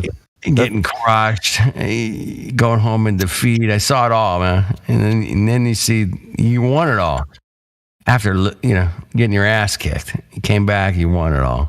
Damn. Perseverance. It's just an attitude like we can do it. It's the same with flat Earth, man. Yes, we got this, man. Are we going up against some serious opposition? Fuck yes, we are, man. But at the same time, we know that they're full of shit and they don't got nothing. Like, oh, this is fun. Now this is fun. It's actually kind of boring at this point. We have Flat Earth National Championship, man. Yeah. And I want to commend you guys for putting in the effort and the time and the absolute unbelievable conversations and information's being shared here. It's just undeniably amazing. If it wasn't, man, we wouldn't have stuff. We wouldn't have so many members and contributors and people that just come in. Like I said, I come late night. I come in here to, have a laugh and whatever. At the ridiculousness of the world, we'll have a laugh. But I get serious. I can get down with some numbers. Let's do it. Come on, Matthew. I did numbers with Matthew twice, and they're just numbers. Do they prove anything? No. Did I ask him? He go, does this prove anything? He goes, no. That's why I give Matthew the slack a lot of times, because like, dude, did we just prove we live on a flat Earth and the sun is close? And we also proved that it is a 3959 radius globe that's shooting through outer space at millions of miles an hour.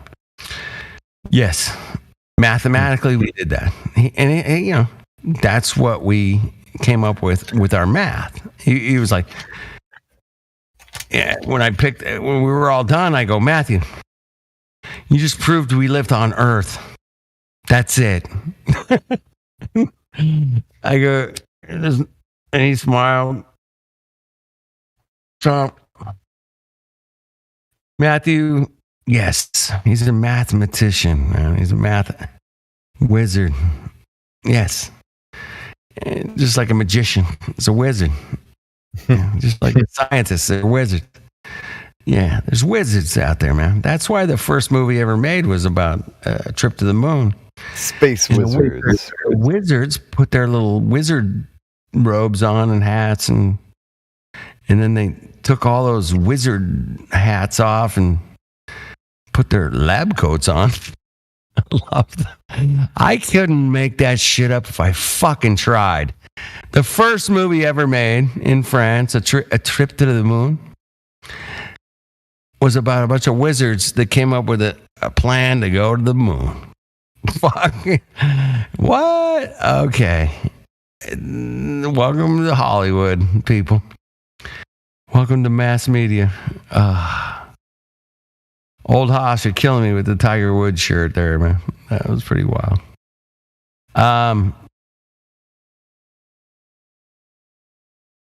So yeah, they tricked us from the very beginning of motion pictures.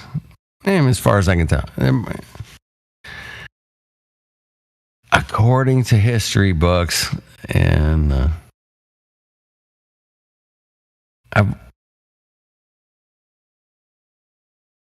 can say that one of the first motion pictures ever made was A Trip to the Moon.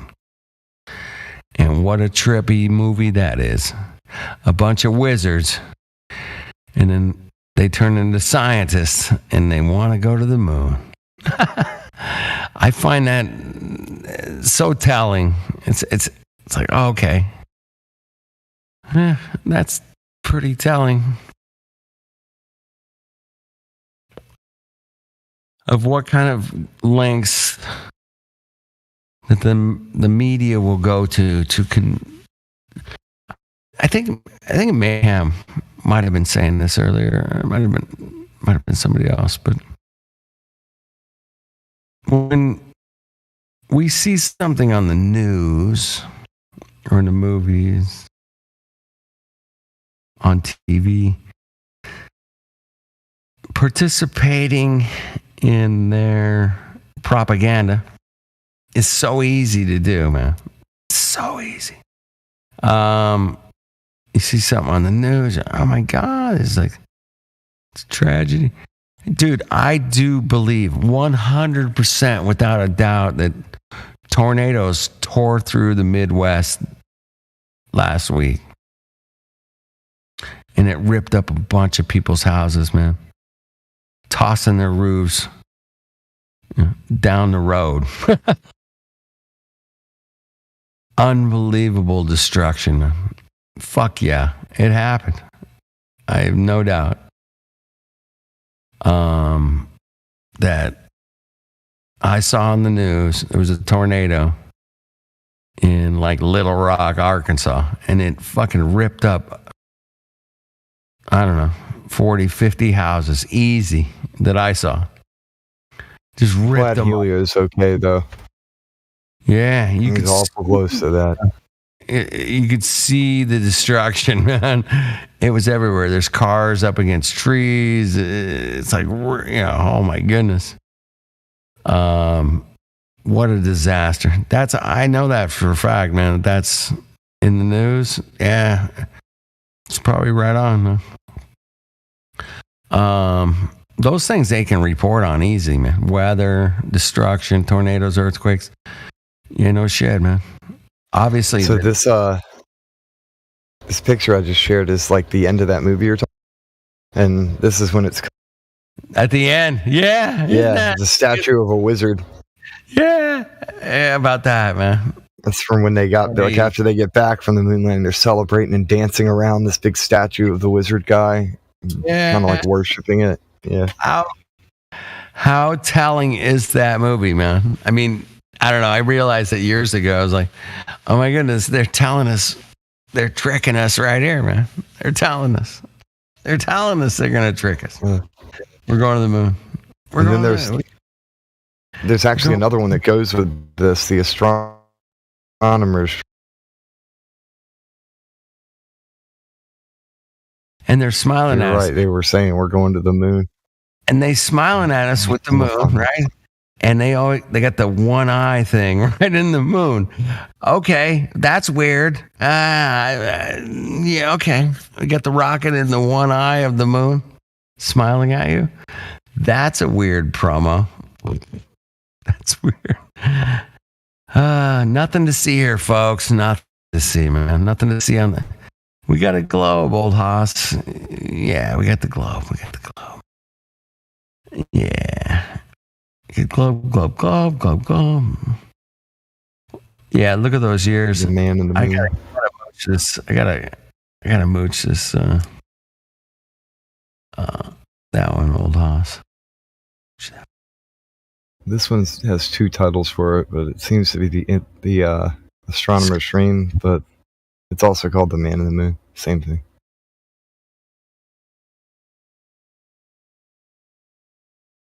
That one's weird. These little kids hop out and he like throws them back into the mouth of the moon thing. Yeah. And stuff. Isn't that just weird? That's like super creepy, man. That's super creepy. It is. It's very weird. Super creepy, bro. Damn. It's kind of like a hobby pastime of mine or something, is to find old movies like this and what. But there's only so many of them, so you kind of run out of them pretty quick. Yeah, there's only so many, man. You're not gonna find too many. But you find a few like that. And it's like, show that to a normie, man. They're like, what the hell is that? You know what I mean? Oh, that's creepy. I mean, even they would say it's creepy. Yeah, those are the kinds of tools we can use on these Mongos, man. Sometimes on trip to the moon, really? A bunch of wizards. Oh, we got these clowns they're feeding the clown with the baby. What's up with that? Why are they doing that? What the fuck? Come on. I mean, kind of weird. When they try and claim that they couldn't have possibly faked the moon landing, and then freaking A Space Odyssey came out before the moon landing. I always love to bring up, hey man, they got a giant fucking monkey on top of the Empire State Building in 1932. Okay, that look real? It's real, I believe it, because they got it on video. They got it, dude, 100%. Looks legit, right? Come on. Photoshop didn't exist back then, so they couldn't have faked it. Tell me that looks legit, man. Come on.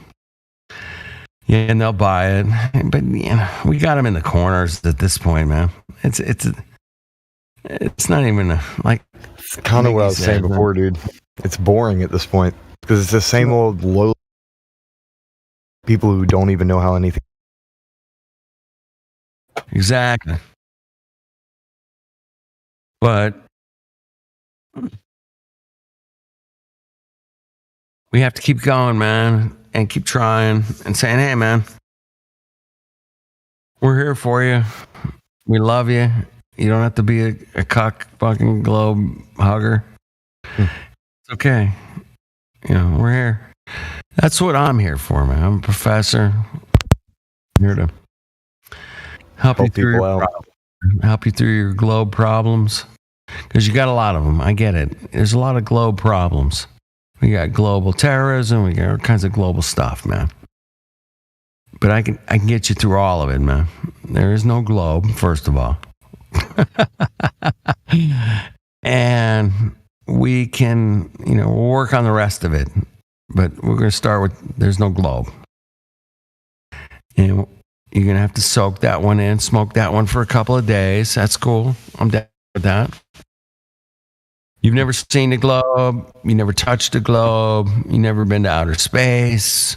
You've never been on a globe ever. And I want you guys to just soak that one in for a couple of days. I know it hurts. You just have to realize it in your deep, darker parts of your mind, or lighter parts of your mind, depending how you want to look at it. Let that light so shine. Let that light shine in to your dark parts of your mind. Because the facts is you've never seen the globe with your own two eyes.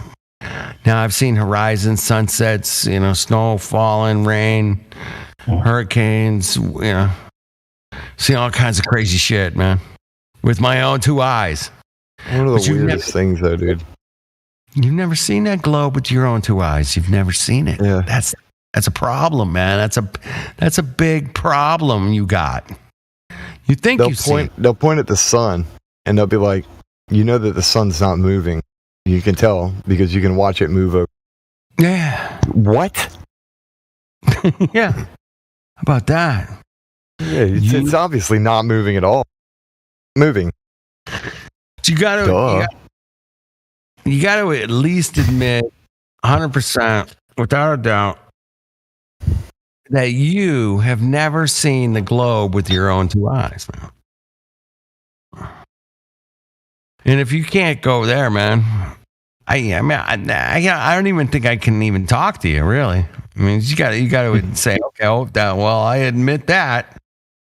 Okay, and then we can talk. But if you can't go, well, of course I've never seen the globe with my own two eyes. Duh. I've never been to outer space. Okay, now we can have a discussion. Now we can talk. But if you can't even go there, then it's just like a brain in the jar kind of scenario here. You think you're a brain in the jar. Oh, well, I could be. All right, well, good luck with that, man. Good luck. Yeah, that's awful close to nihilism. Oh, it is nihilism. I'm pretty sure. Nothing matters because nothing matters. So nothing. It's scary, man. It's kind of shit they're trying to sell. Obviously, they're doing a good job of selling it. Don't get me wrong, man. They got all the promotion they want. They can sell all kinds of crazy stuff. Obviously. And a lot of people buy it, man. Hey, man, we just went through 3 years of people buying all kinds of crazy stuff, man. Woo! Emotions sell. It's fucking... I'd never seen anything like it. And we'll probably see more like it, but... Yeah, they pulled that fast one. What a kooky shit show that is. Anyway, the Earth they pulled as a globe... What a spinny job they did on that one. Damn. Spin, spin, spin, man. Spinning. I'm a spinner. Hey, have you heard of chicks called spinners? Anybody? Either? I don't know if I want to Google that. Yeah, I remember back, I don't know, it was like 90s, early 2000s maybe. The Grateful Dead hallway dancers. Yeah, spinners, man. You're like, dude, man, she's a fucking spinner. I'm like, oh, okay. And you watch her for like 2-3 hours spinning around. You're like, damn. There's a spinner. Well, the last time I saw the hallway spinners was when Bob Dylan was in town. Yeah.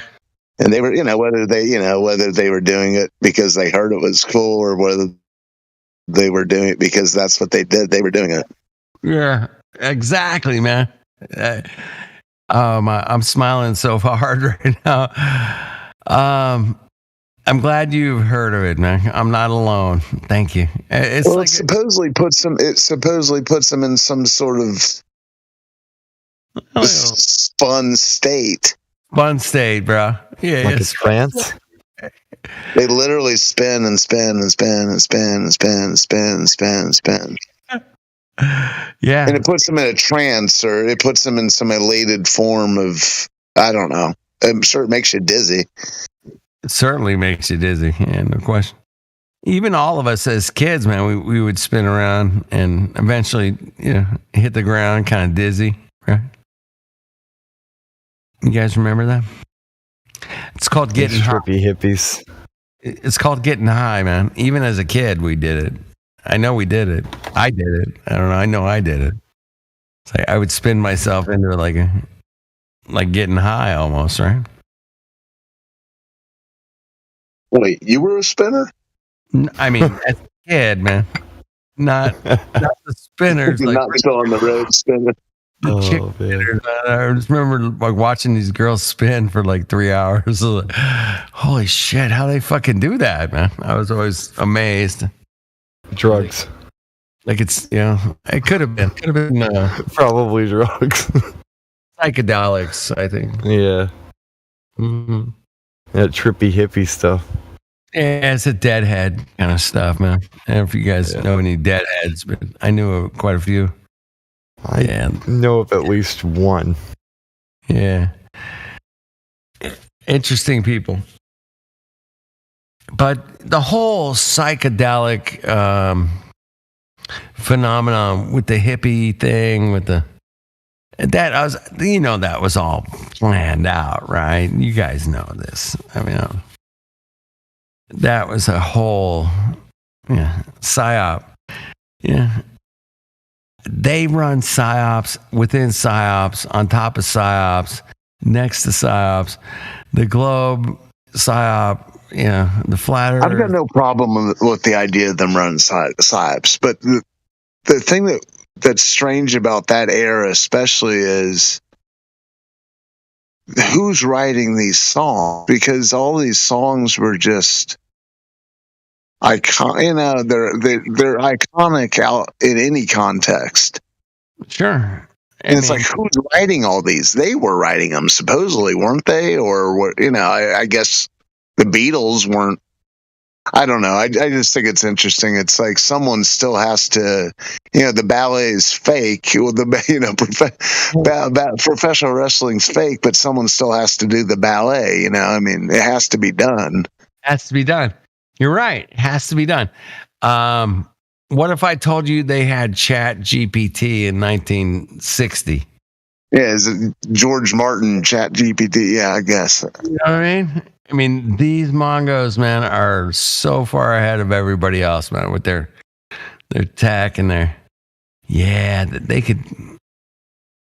Well, I don't know. I still don't know what was going on. I wasn't there, obviously, but I don't know what was going on there where everyone was, in any town where there's a music scene, someone's always has a guitar in the corner. But then it was like these people who held guitars, like take David Crosby, for example. I'm not a big fan of David Crosby. I don't even understand David Crosby. I don't understand how the guy who looks like that is a rock star.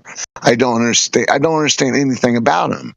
But he was there and had a guitar, and he met Neil Young, and it just doesn't make any sense.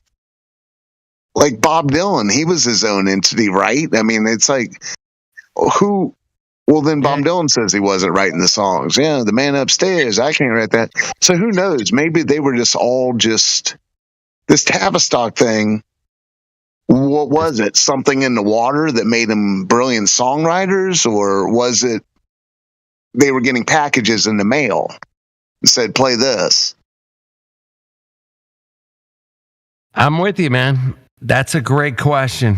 You can't go either way with it 100%. I mean, you can't say, oh yeah, they were getting just packages but I could guarantee you the Beatles, without a doubt, was like a manufactured music entity. And it was a collaboration of hundreds and hundreds of people. And it was the absolute biggest financial success that England has ever seen in their lives. It was bigger than anything they'd ever seen. When the Beatles hit, it was more than any cars. I mean, building houses. So the Beatles are basically a Ford factory, and not to bring it full circle, but then I can't help not to. But then you have Steely Dan, which is two guys. There you go, man. And it's like, what? Yeah, I don't know. I guess Steely Dan. I guess they go into the early 70s, 60s, but why aren't they thought of as part of that group? So, you think the Beatles just showed up one day? No, well, they're supposedly in that cavern in Liverpool, but the Quarrymen were pretty good too. The what? You don't know about the Quarrymen? The Quarrymen, yes, of course, I've heard of. The Quarrymen. That was what people called before the Beatles. Yeah, of course. I know the history of the Beatles as well as anybody, but the fact that they were the number one producing manufacturing of all the money in all of England in the mid to late 60s was an absolute phenomenon that was unparalleled in music history, man. So it's fake? Or so it was manufactured somehow? Manufactured, yes. It was manufactured. They were very popular, hence they were manufactured. That's what you're saying. The music was manufactured, yes. It was done with hundreds of different musicians and over hundreds of people that were producing this Beatles thing, man. It was not four dudes and George Martin in a studio. No, it wasn't that, man. It was something completely different. That's how music is. Music inspires other musicians. I get it. It was like 60% of the instruments that you heard on Beatle recordings now are different musicians. They're not George, Paul, Ringo, and John. Yeah, it wasn't those four dudes, man. It was a bunch of other people, man, that made it work. And it was very catchy, girly tune kind of music, very like Backstreet Boys, pick your whatever 13-year-olds love. Donny Osmond, whatever. I mean, it becomes a business of producing something that appeals to a lot of teenagers at the time, obviously, and targeted audience, man, and love me do, baby, and talking about killing people. No, about loving Maxwell's Hammer. What did Maxwell's Hammer do? Who? Maxwell's Hammer. Maxwell. That's what did it Maxwell. do? It's Maxwell's equation for the. Yeah, that guy. That's Maxwell's Hammer. No. There was a song on there at Abbey Road. Maxwell's Hammer. What did it do? It killed people. No, Maxwell's Hammers is the scientific guy, Maxwell, man. You didn't get that? Maxwell's hammer hit them, made sure that they were dead. He killed people. No, that's not what it was. Yes, I can pause up the song right now and show you. And it wasn't killing. Maxwell was killing their minds. He wasn't killing their heads, man. He was crushing their minds, not their skulls. I get what I'm talking about. Anyway, that's what Maxwell's. I realized it later on in life. I was like, oh shit, he's talking about Maxwell's equation. It's getting hammered. Yeah, it's getting hammered because it's a shitty equation. It's a shit equation. Anyway, just a Just to interject on that one, man. It's a shitty equation. Maxwell's fucked. Yeah, there ain't no globe, dude. Sorry, bro. Have a nice day. Maxwell. Yeah, he's getting hammered. Yeah, now he is. Right, Timbo? Hey, you're upside down, man. Oh, dude. I know. I know. I can't believe it, man. I want to hug you upside down. Can I? I mean, I'd be hugging That's your kind of weird. I'd be hugging your ankles, but you know, it's kind of weird. It's kind Isn't that of what they call a 69? yeah. Yeah. I want to 69 you, bro. No. If you don't put a no homo in, No homo. No homo. Hey, so I was looking at these games, activities. Did you know that we could like do poker night? What, is this the new update on the Discord, is it? Yeah. I was looking at the activities on there, and the only one I out the night. YouTube stuff. And yeah, dude, there's games up there. There's like poker and other stuff. Chess in the Park, which is a multiplayer thing, and then if you scroll down a little bit, there's poker night. There you go, Sketch man. game. There's like Know What I Meme, I guess meme game. Oh, saying that. Yeah, I know it has nothing to do with the flat earth stuff, but sometimes we can actually, hang out and chill. Hey, we can talk Do about more. and how it works and how we can make it more interesting. Yeah, that's always good. It's just, I don't know. I just noticed that, and there seem to be some cool things. Discord will probably add more later. I think they're getting into game development type stuff for small games.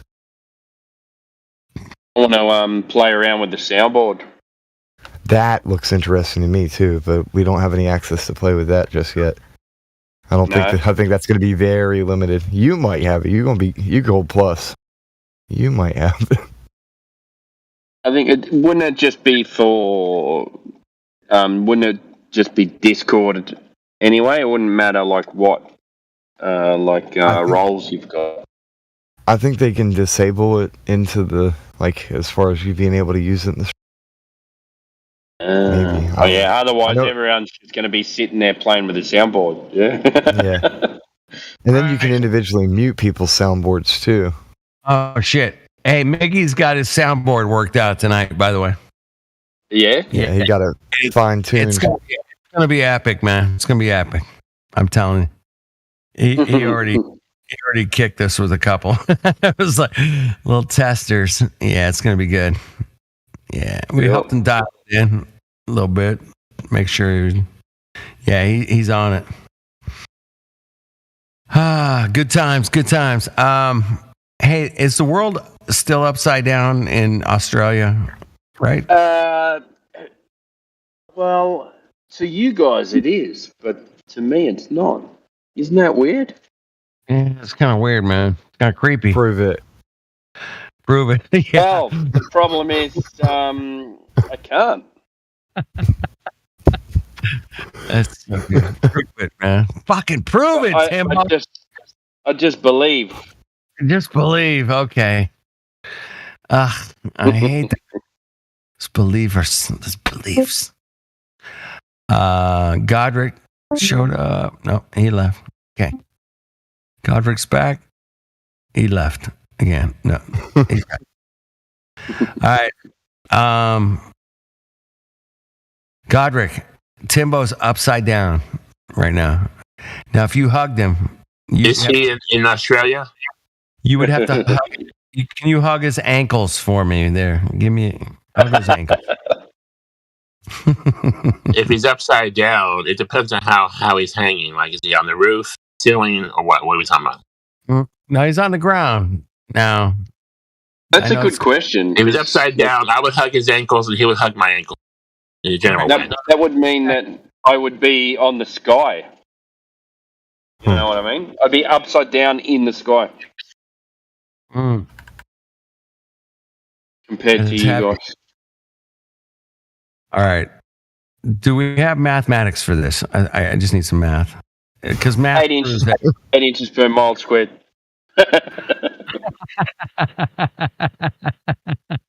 But sorry, wait. That's wrong because that's a parabola. Damn you. Yeah, this is starting to sound like every single. I can't. This is. It's starting to sound like every single explanation I've ever heard of Australian rules football. To be honest. What, you just make up your own rules? I forgot I made this the other day when people were talking about strawberries for like an hour, and I'm thinking in my head, is this 24/7 Strawberry Earth Discord or something? So I made a Strawberry Earth, and I used the annoying orange and made a banana moon, and I forgot I made this. The annoying orange is good. All right, I gotta mooch that one, bro. That's epic, man. That's fucking epic. These pieces of artwork are products of insomnia.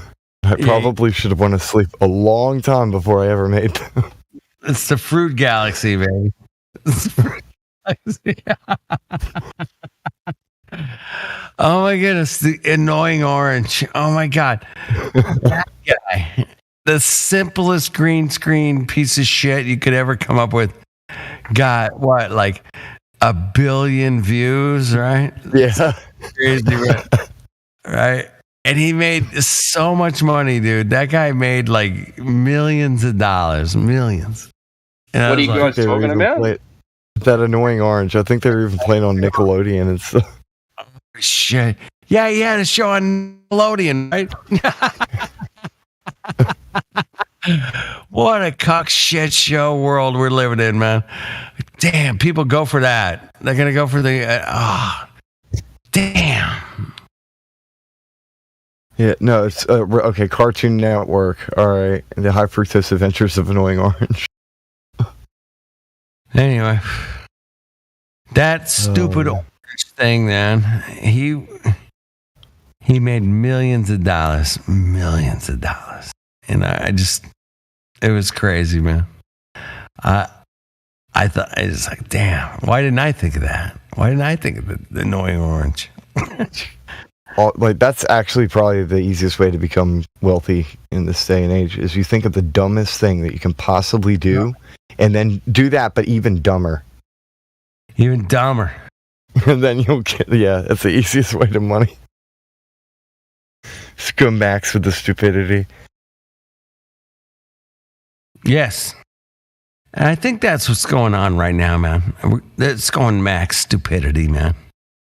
I mean, Think of something really dumb, but I can't. My goodness. I mean, the stuff that comes out of our politicians' mouths is like the dumbest shit in the world, right? And I mean, compared to Remember that one time they told us that we live on a ball? That was pretty dumb. Yeah, that's it. There we go. I'd wipe that from my memory. I was thinking of some dumb shit today. It was during that thing that we had over the last few years. We weren't allowed to leave the house, but but you could order from the bottle shop. So you got to stay healthy, but you can drink as much as you want, but you can't leave the house. Hell yeah. We had here in America, man, or at least California, they said, hey, man, you want to get a couple of beers to go, man? We'll pour them for you. What do you want? No problem. It's like, that actually was one of the weirdest things, just the alcohol to go. Mm-hmm. Yeah. Well, we had all our pubs were shut. So, and we weren't allowed to do anything except for exercise. So these people, they were serving drinks like to go, like out the front, so you could walk past and buy a beer. So all these people were doing like pub crawls, so they were getting together in their exercise gear, and they're walking from pub to pub, and then have a beer, and then they walk to the next pub, all in their exercise gear, like saying, "Oh, we're just exercising. We're getting some takeaways on the way." And if you know, like here, there's a pub on every corner, so you know it's not far to walk to the next adapt, overcome. Yeah. It was funny. Everyone was just looking for loopholes.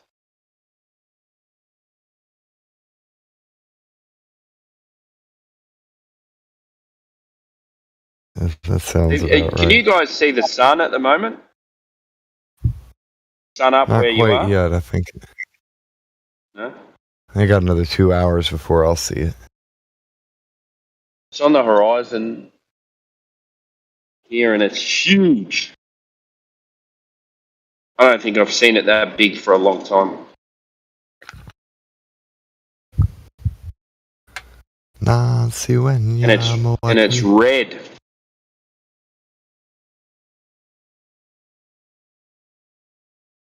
Pretty annoying because I'm driving right towards it. And I can't stop looking at it. you know when you do that.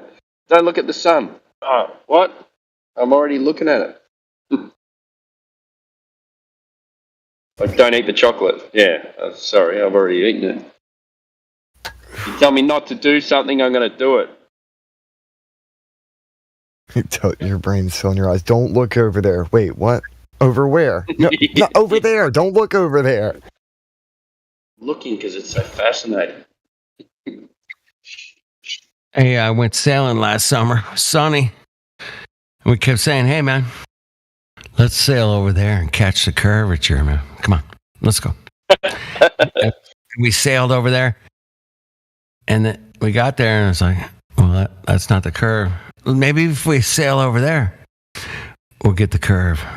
And we sailed over there, and there's no curve. We were very disappointed. Damn. No Let's get a curve. giant ship.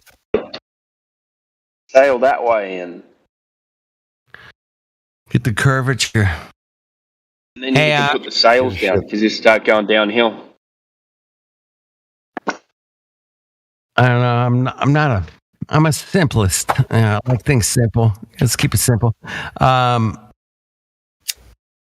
If you Oh, can wasn't just talking come about here and engines. show us anywhere, if they get past the first question, we'll get to the next one. But you got to show us the measurement for curvature, man.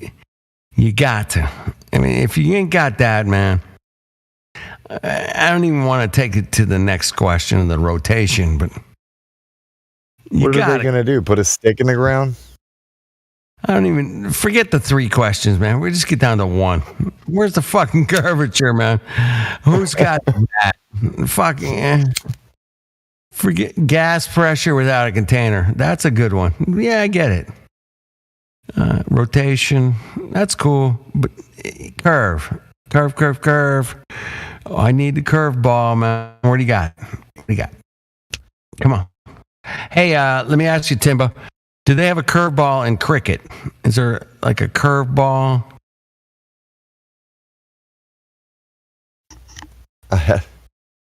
No. I'm just curious. I had don't a know. friend of mine's dad laughing his ass off because I was just kind of saying certain things, just matter of fact stuff that we say all the time here. But then Yeah. the one that made him laugh his ass off was when I tried to quote what Jedi says about gas. You know, how it'll F off without a container. And it was just funny because when I said that to him, he just had like this gut busting laugh, like I was hilarious as shit. It would just fuck off. Dude, I've been flat smacking for, yeah. Gas just fucks off without a container, man. Fucks it up. needs a container to be container or contain. What it was kind of like a example that just happened to be in the moment because I had a bottle of soda, pop the top, and it's like, psh, and I'm like, gas fucks off without a container, man. Crack a beer, man. See what happens. Yeah, it fucks off.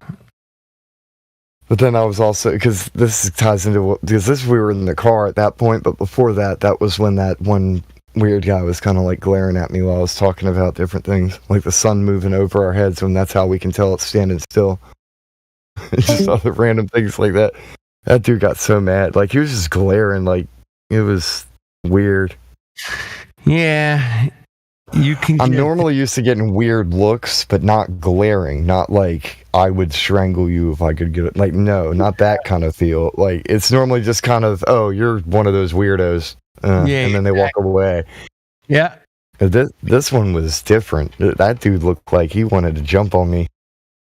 Yeah, I've ran into a couple of guys over the years that looked like they wanted to jump you. Yeah.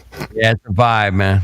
It's a vibe. And you're like, oh shit, that guy, he works for NASA or something. That guy's pissed. I mean, it didn't make me afraid. I just got louder. So. Yeah. Oh my goodness. It is what it is. I've had with Globers, man. The times I've had. I should write a book. Dude, let's go to all the universities in America with the change my mind table type thing and be like, Earth's flat, change my mind. Change my mind, man. Just sit there. What do you let got? the normies come up and talk shit, and we record them and put them spinning, like they're spiraling out.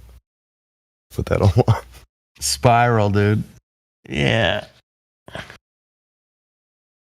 There has been a little bit of a change. I mean, when, back in 2016, it was tough, man. It was some tough shit, man. We were going up against these fucking raging lunatics, basically. But the cookie cutter clone wars. It was brutal, man. I mean, name calling. You talk about name calling. We don't do a lot of that around here, but back then, man. Oh, fuck off, man. That was before anybody cared about the logical fallacies or anything. It was just shit talking. It was shit. It was fallacies. Yeah, that's one thing I gotta say, dude. This community, in general, not just this server, but the flat Earth community all across the entire world. Yeah, we are the ones who've brought great attention to logical fallacies. It's us, all of us. I agree 100%. It's this discussion is what did it. Yep, it did it. There's a lot of people we can thank for that. The list is endless, but it's just all. I would say all. Every of us one of us, all of us. We did it together. It wasn't. Anybody did more than anybody else, man. The logical fallacies got destroyed, man. Because the world didn't even care about that. They were using logical fallacies in their arguments, and we're like, no, you got to use logic here. That's the great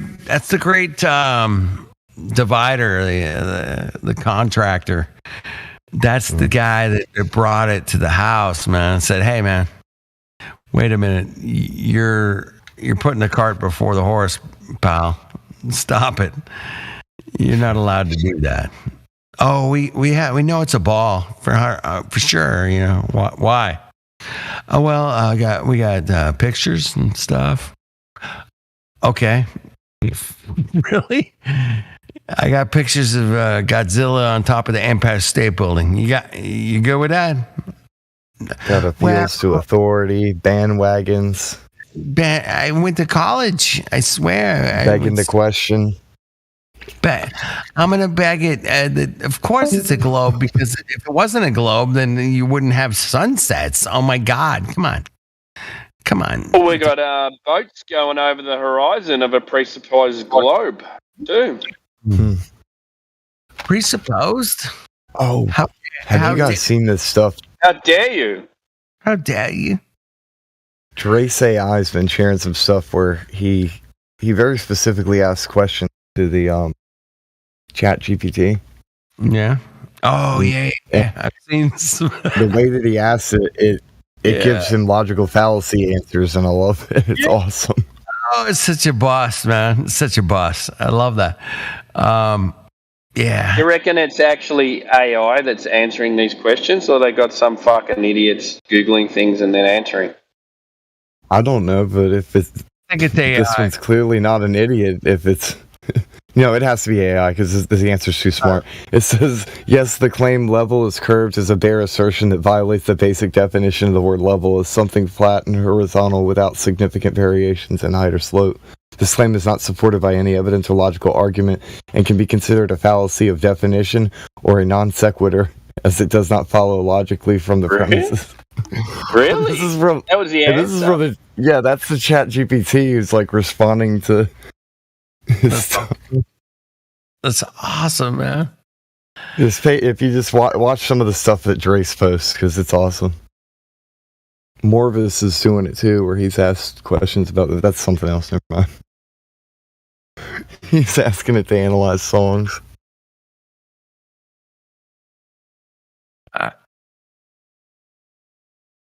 Here we go. This is another one that Drace posted.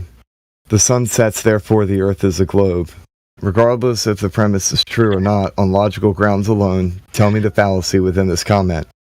The fallacy in this comment is that it presents a non sequitur, or a logical non sequitur, which means that the conclusion does not logically follow from the premise. Just because the sun sets does not necessarily mean that the earth is a globe. The sun could set on a flat earth as well. The statement also ignores other possible explanations for why the sun appears to set, such as a moving sun or rotating earth. Therefore, the statement commits a logical fallacy by assuming that the conclusion is true without providing a valid argument. This is just ChatGPT dropping the on truth. them. I know. That's what I love about it. Holy shit, that's good.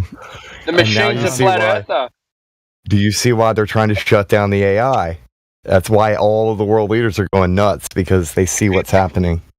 We saw it back when what was it, Facebook and Instagram tried to come out with their own AI. Yeah. It totally went fucking wrong, and they're like, well, we got to stop this thing immediately. So yeah, You cannot train something to tell the truth and expect it to lie for you. You can't do it. You can't train something to tell you the truth and expect it to lie for you. It doesn't work that way. That's so funny. It's like a physical law against. Yeah, it's it's just it can't do it, man. No way. They're trying to teach an artificial intelligence to engage in a paradox, and you can't do that.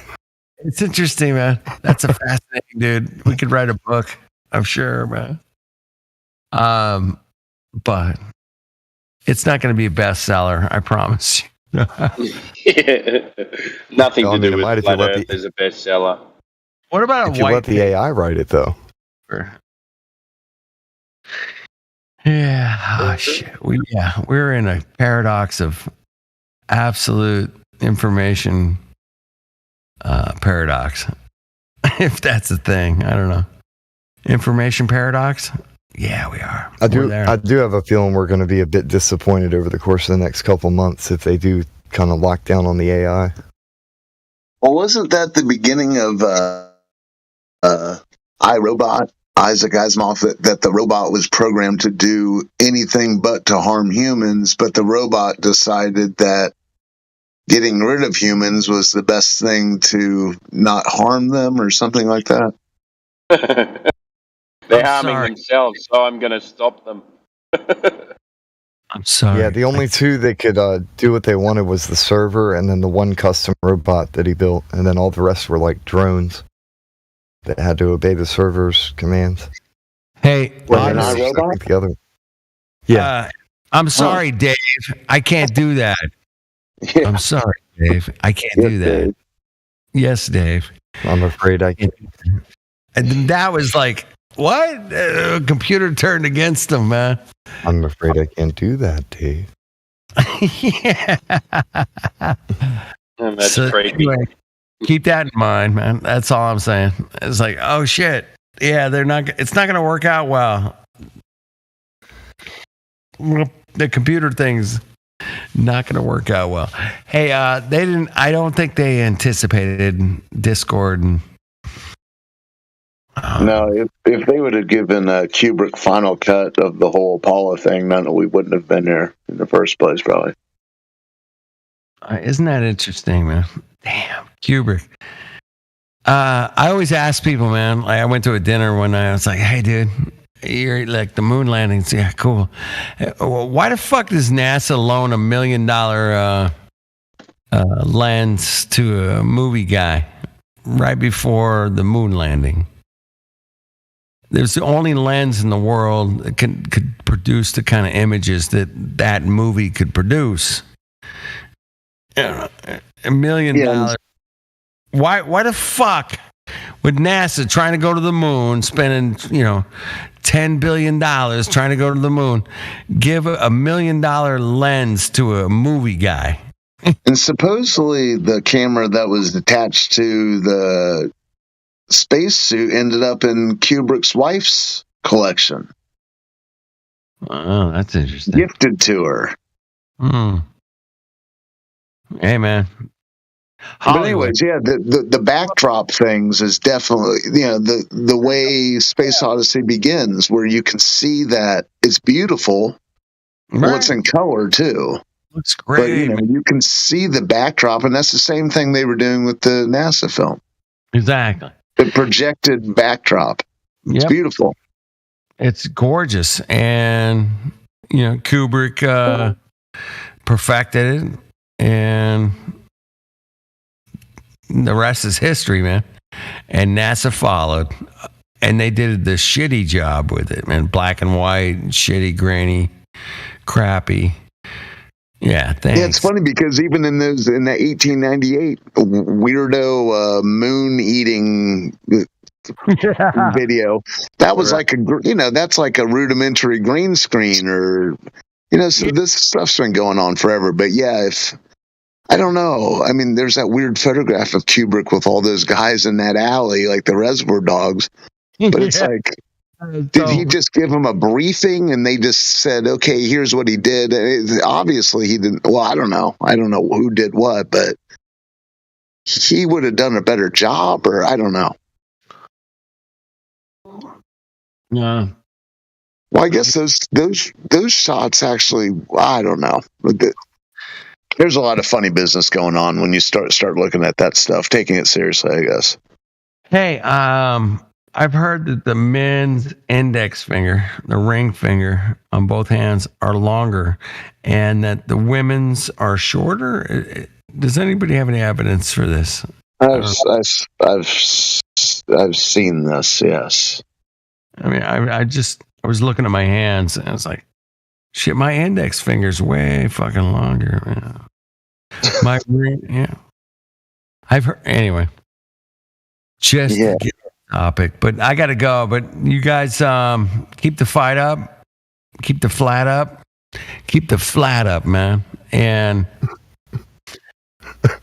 those Mongos, man, with their fucking spinny globe, man, ask them, where's that measurement for that curvature, bro? Where is that? As seen on TV. As seen on TV, man. You got that? Anybody got that laying around? That'd be cool. All right. Keep it real. Flat up. Dude. Cheers.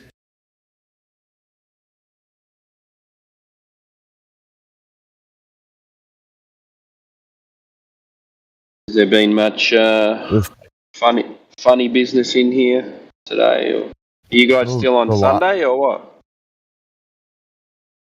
No. Monday morning, is it? We're into Monday. Yeah, it's been pretty quiet in here. Pretty calm. Yeah. That was an official Saturday dude visit. I mean, guys. My bad. I'm sorry, Old Hoss.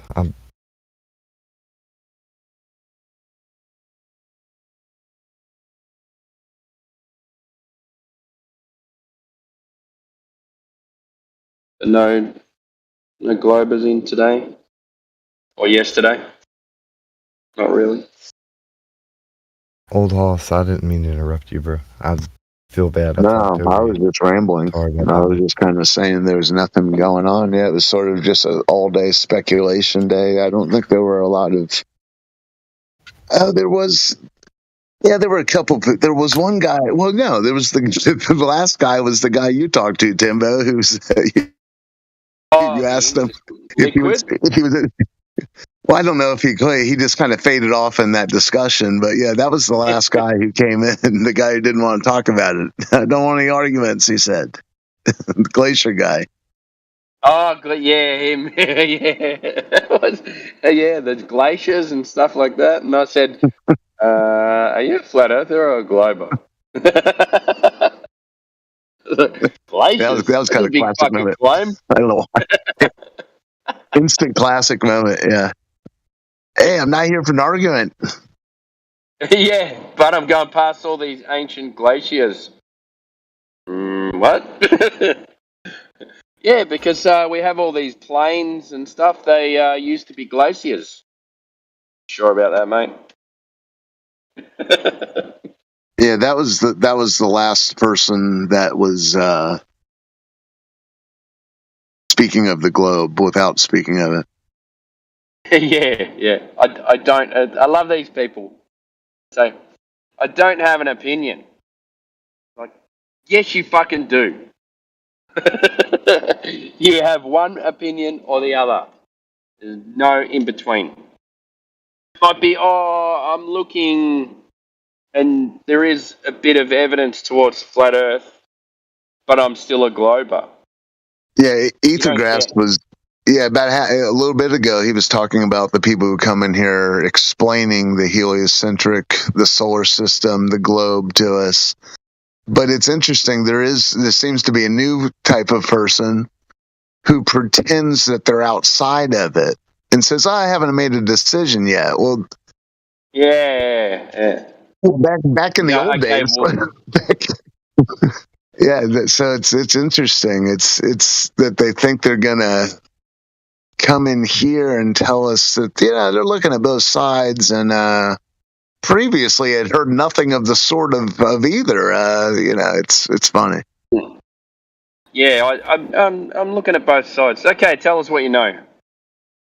You haven't looked at both sides, have you? I'm holding out. I'm still holding out on this. Yeah, it's crazy. Yeah, to pretend though that you're not under the spell of the globe, that's a new one.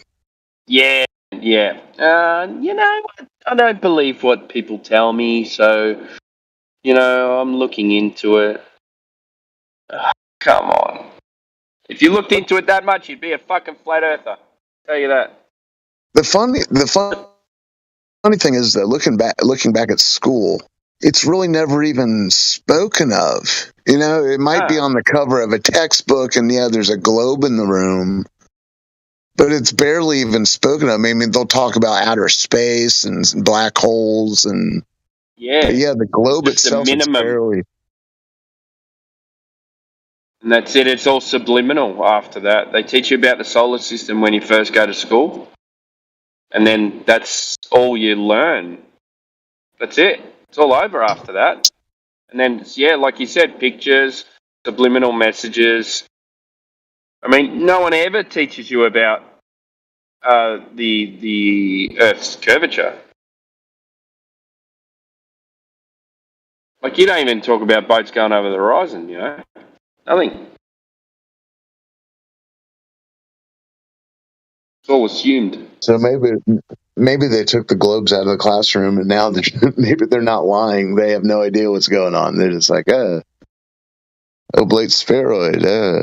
That's another one I love, where they say, well, the Earth's not a sphere. It's like, well, what about all these supposed photographs of the Earth? It's off by a pixel. Well, since when does a photograph get counted by the pixels in the first place? You know what I'm saying? It's like, whoa. It's an oblate spheroid, but it looks like a perfect sphere because it's insignificant. Okay, well, if it's so insignificant, then why are we talking about it? It's chubbier at the bottom, pear shaped. Yeah. Yeah. It's a little chubby. Yeah, how did that whole script of the last decade get written? Or was it just guys that are just full of hubris, I guess is the word. Hubris to just be on TV saying the Earth is a sphere? I mean, did someone write that for him? I don't know. They must have, because, no one's measured it, so for a start, how do you come to this conclusion? Yeah, the damage control that they've shown us has been pretty entertaining over the last. It's hard to believe it's been a decade of damage control now. They're getting worse too. They're getting sloppy.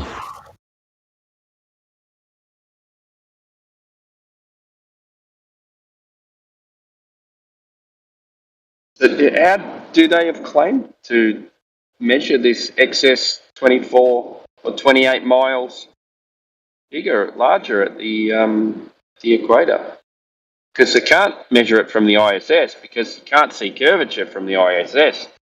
So Neil deGrasse Tyson says, and he's the one that came up with it. So where has he got his measurements of the bulge from? Yeah, I know. I can't even remember how that whole thing started, to be honest with you.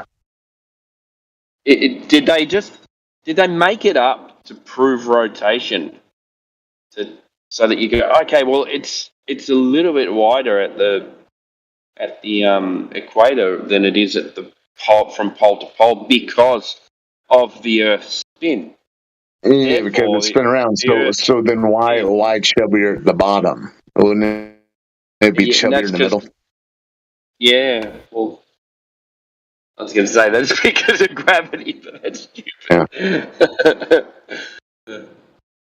Chubbier at the bottom. So the south is bigger than the north? Are we at that now as well?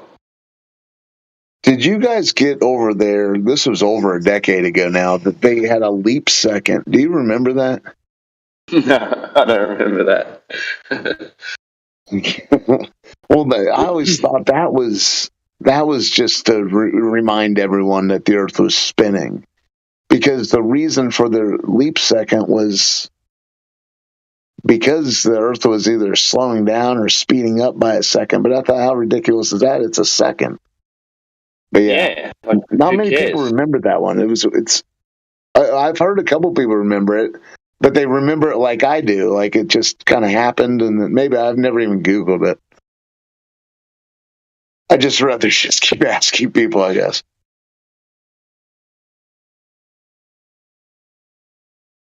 Anyways, the International Earth Rotation and Reference System Service. That for the leap second? For leap, yep. Well, right when you started talking about it, I started Googling it. What year was that? It was 2007 or 5 or something? I don't know when they first started doing Well, they do them. They do them often. I guess I just remember the last one that was like heavily advertised. Maybe I'm missing leap seconds all the time.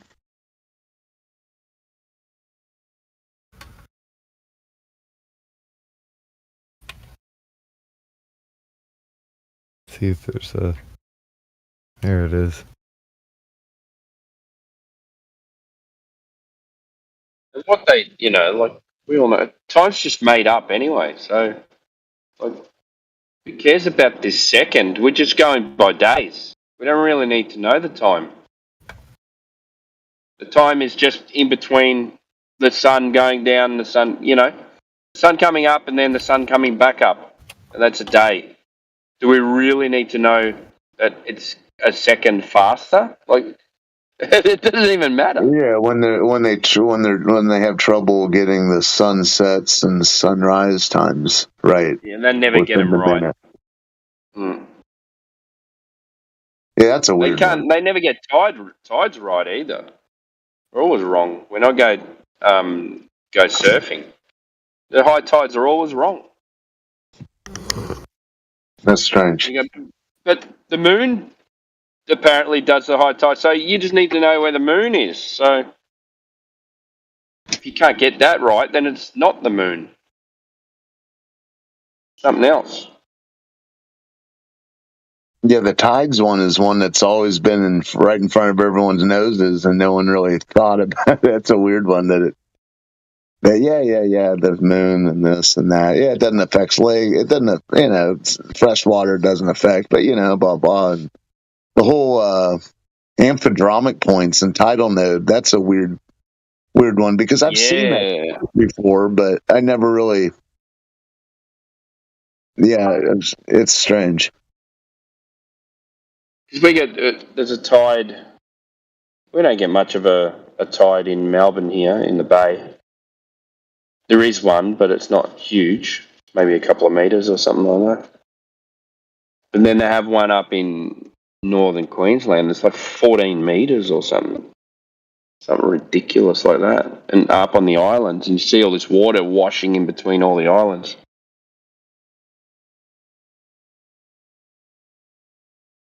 So what, is there more gravity up there?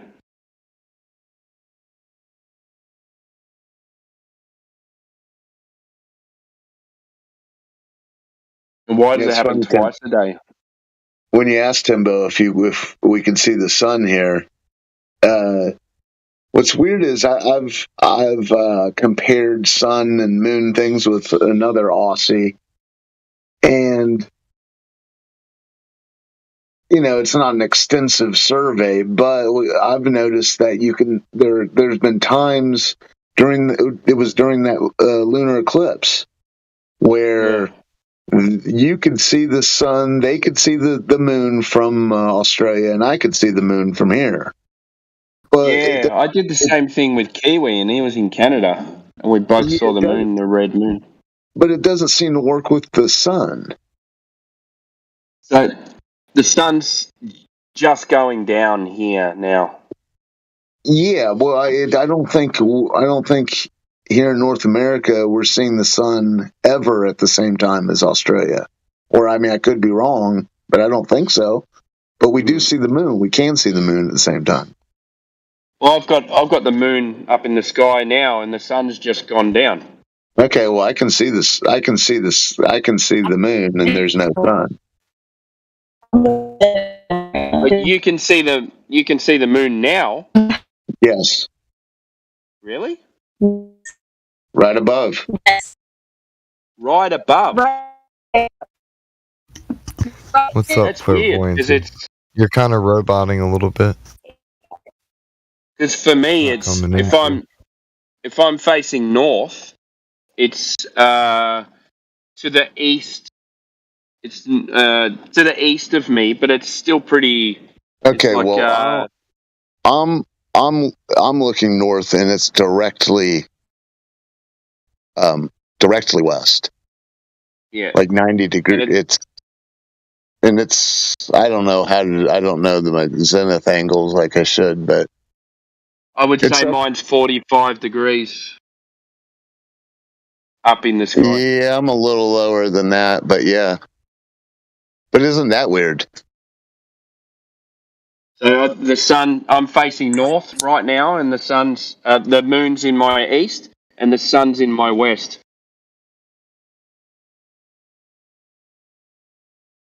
Well, the sun will be in the west here within a couple hours, but yeah, the moon is right there to see, plain as day. It looks close. I can see it. I can see it so clearly. It's not funny. What's up with that? Yeah, what's up with that? Yeah, it's funny because it's in the same position it was in the sky when that eclipse was going on. Yeah, that's right. Yeah, it's the same conversation I was having with Kiwi when it was red, and then we started It's looking at AE maps. It's a little lower in the sky, but yeah. Mm. And it's got And he goes, it's interesting "I can because see it." if you can. Yeah.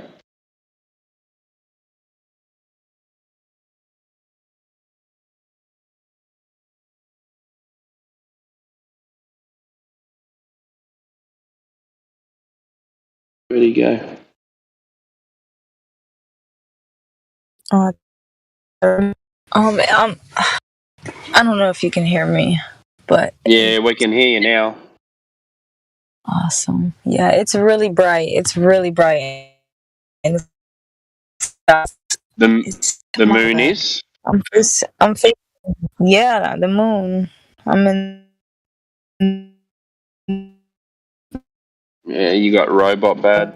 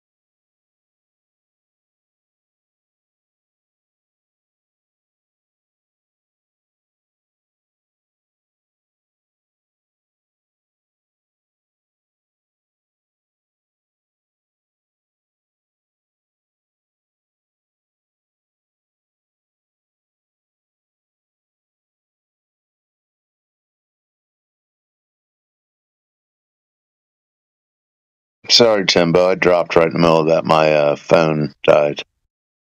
No, you're all right. I just posted. That's what I'm seeing. Let me look. So you can see the sky's still light. So that's facing east. Yeah, I'll get a picture once my phone gets a charge on it. But let me look at your picture real quick. The moon. When I'm looking at it, what's strange is you can see a.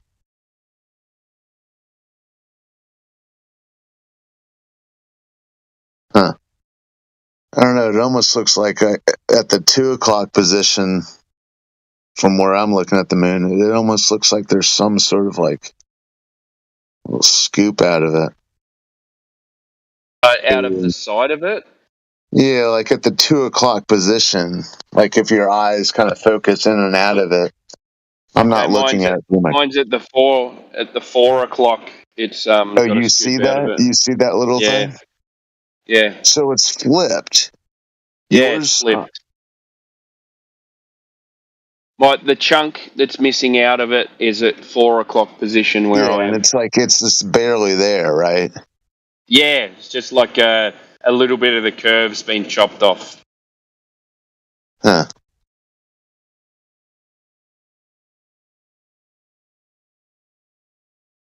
So what do you make of that? Where we're not seeing this, so we don't see the sun at the same time, but we do see the moon.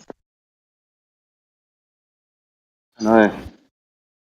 And why are you seeing the 2 o'clock bit? Well, just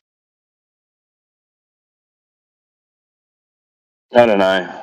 Yeah, we had moon speculation yesterday, so I guess that's where I guess we have to wait another week. But yeah, it's kind of wild. I've always been fascinated by the moon. Just sit there and stare at it all night. I just stepped out to go check out where it was in the sky. If I had my phone, I'd take a picture. You can still see it though? Yeah. What's up, guys? It's heading towards the west right now. Be gone in a little while. How's it going, man? There you go, and Jammer King. Yeah, I have like 2 minutes. I just want to say something really quick. I was thinking of what you guys were saying. One question. During a solar eclipse, have we ever seen the moon approaching the sun? Well, I watched the last one and no, and they say it's a new moon, but if it is a solid object that it is, when it approached the sun, you would see it silhouetting if it was a solid object. But if you've seen the solar eclipse, all you see is that black thumbnail just start encroaching upon the sun. Have you seen one? Yeah, I've seen it. What I'm saying that to say this, like, you both are wondering why you both can see the moon, but not the sun, right? Okay. So since these globers always twist everything backwards, what if the moon is higher than the sun? I'm just saying. Well, yeah, that's sort of that when the last time I had this discussion with the person who we were that's what we were kind of discussing, kind of like speculating, wondering, but that does kind of like, yeah, that's kind of what that's kind of how we left it off, and then said, well, I don't know, but yeah. Yeah, we just can't speculate. But I was saying, so wait. If the moon's higher than the sun, then that wouldn't work for the solar eclipse if it were the moon. That's why as you see now, why I asked for the solar eclipse first. So, since you said we have never seen the moon approach the sun, then obviously it's not the moon causing it, right? So, what if the moon is higher then? What if the moon is above the sun? I don't know.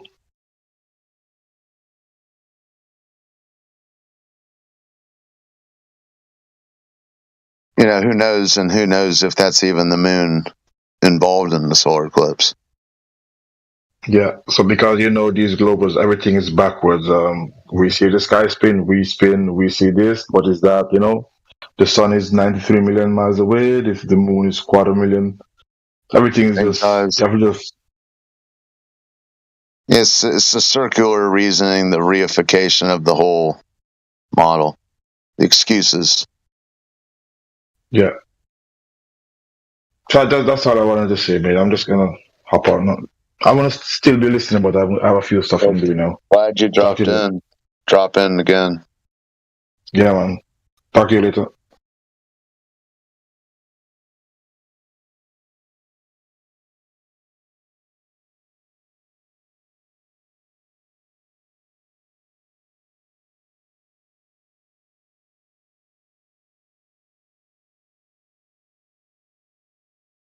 Nice to have new interactions. Yeah, people are out there listening.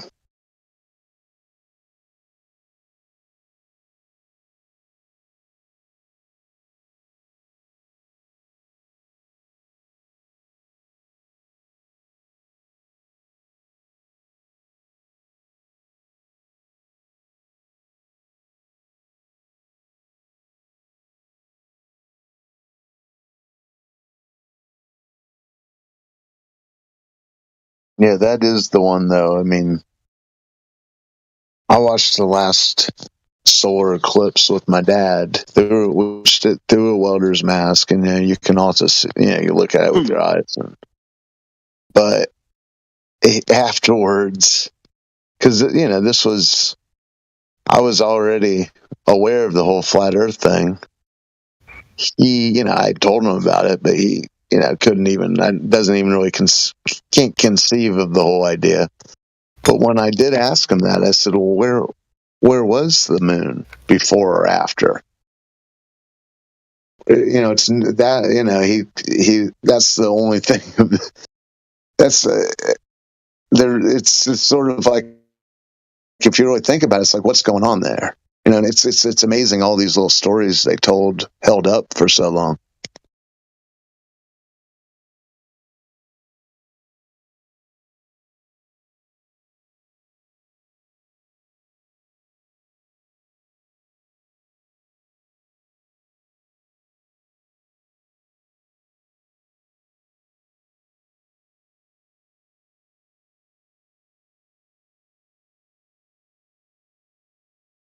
I'm just trying to work out if you're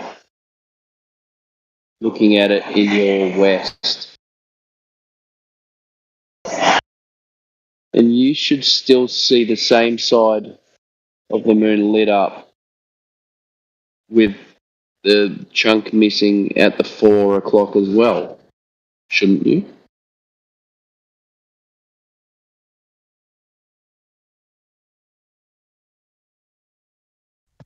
Well, I mean, if we're taking the AE map as No, I'm thinking about on a globe. yeah, on a globe. Well, let me get a picture of this thing.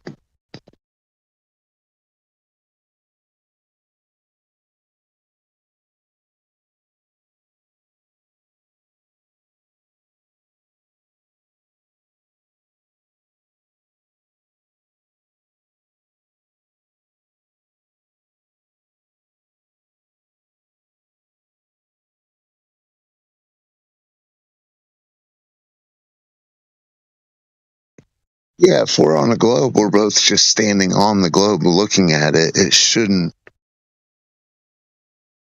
Yeah, the whole It shouldn't be a different way. It's still in the same position in the sky. You know what I mean? Like you're just around a curve, so you're just looking at it from a different position, but you're not like yeah, I'm standing where from you to me. Like, I am, and you're standing antipodal, down, and we're looking at the same thing. Yeah, but I'm only 40 degrees south, so I'm not antipodal. Like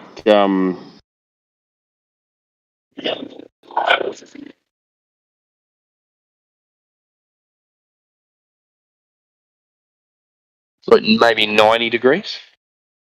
Where are you? What degree are you?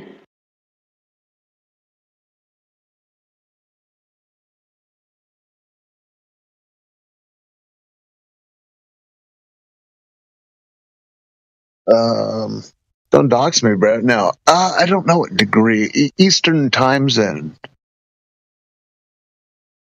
So, Eastern United States. Yeah, I just posted the picture of the moon. You can't really see the chunk out of it, but yeah, that's in the west.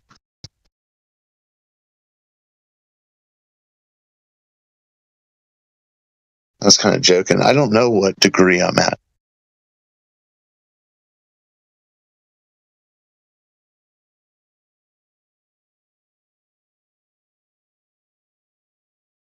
So that doesn't look that low in the sky for you either.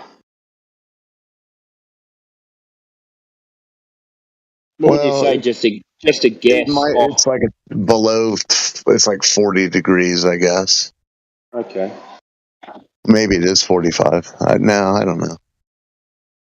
But it's sinking too. If I'm facing north, then US is east of me around a corner, not like upside down, but it's around a corner, maybe 90 degrees. Yeah, if we're on a globe, that's what I'm saying. If we're on a globe. So you should still see the chunk that's missing at 4 o'clock. It shouldn't make a bloody difference. I don't know. I can't work it out. But if we look at that, if we're doing AE, then that would make more sense. You're seeing it still the same direction up.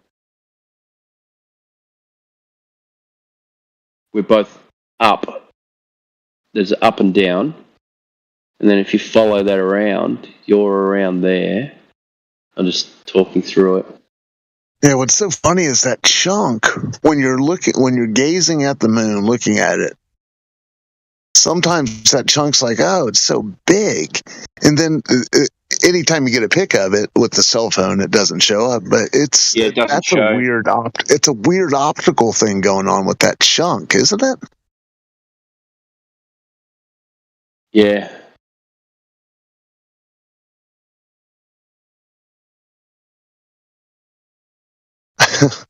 I wish it were Sunday because I could speculate about it. Because it almost looks like there's another body up there, and I've seen other photographs where I've seen photographs posted in here, and a lot of times I'll throw the photo into the negative image reverse thing, and you'll see weird. I don't know. It's almost like there's another body up there. You know what? That photo that you just took, I'm seeing the exact opposite of that. You mean a mirror horizontally or mirror vertically? Like if you flipped it must be vertical. If you flipped it 180 degrees, that's what I'm saying.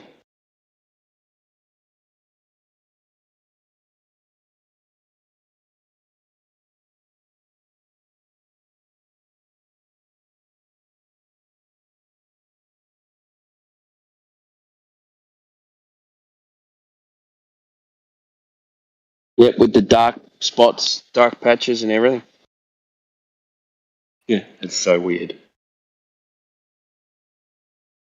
A full 180 degrees, flip that, so that chunk that's missing is at 4 o'clock. That's exactly what I'm seeing.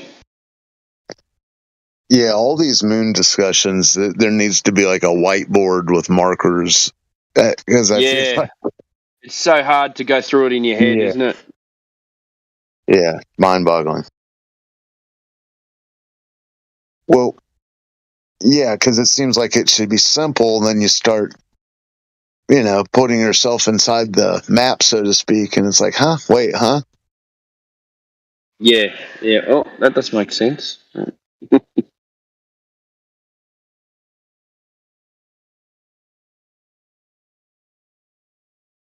Oh, no, I don't get it. Anyway, I've got to go. Speak to you soon, mate. Stay blessed, man. Catch on the flip side. Yeah, literally. I guess so.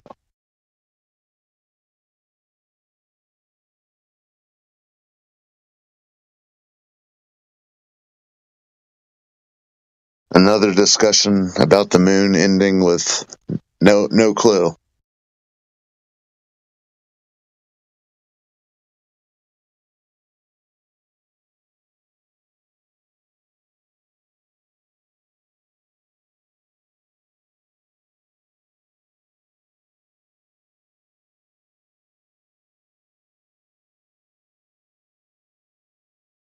I think I might go lay down for a little.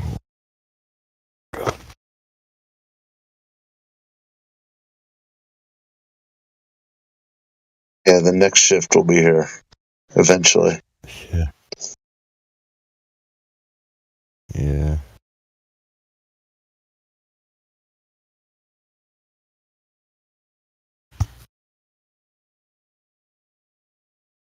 This Gumby D guy, he's been talking about trying to make a flat Earth model for the past couple of hours. I think he's been here a couple of days though.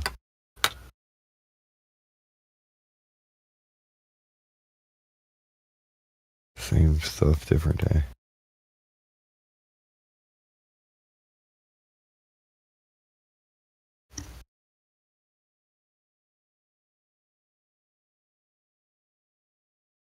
Trying to explain to this person that they're just going to be building their own straw man, somebody in front of them.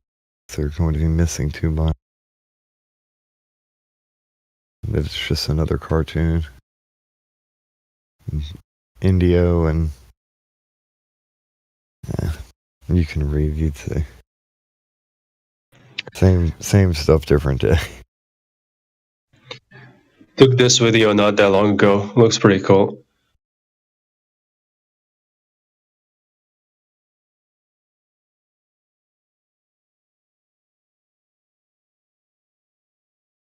Good old half moon. It was like 5 p.m.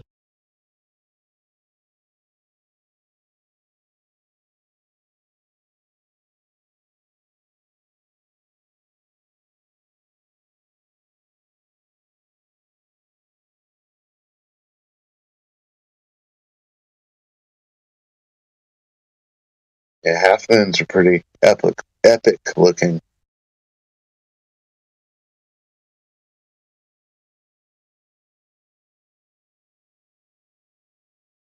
Yeah, I've got a good one, an old out of focus moon image. I think I deleted on accident, but search for that.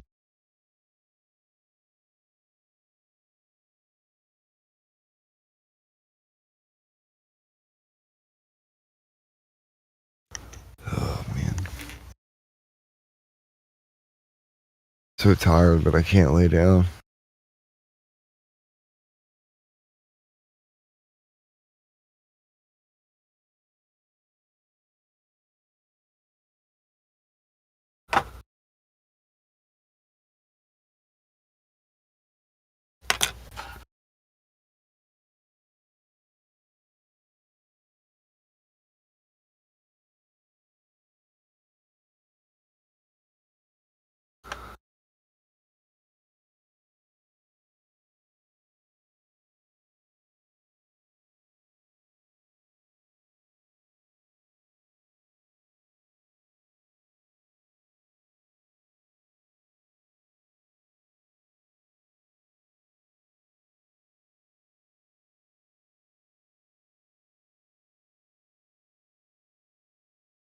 I think that this is important. hold on, I'll send a screenshot.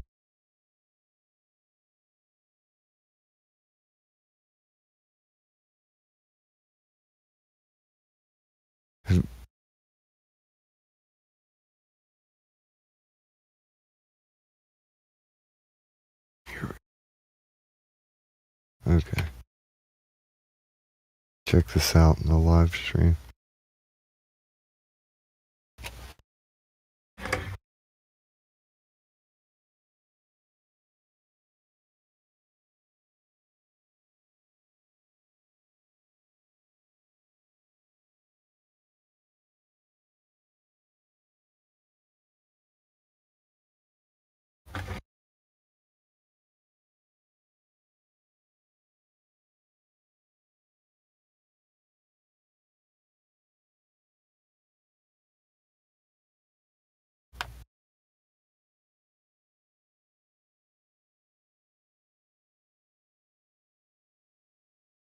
Kantian philosophy sounds sort of so what does that mean?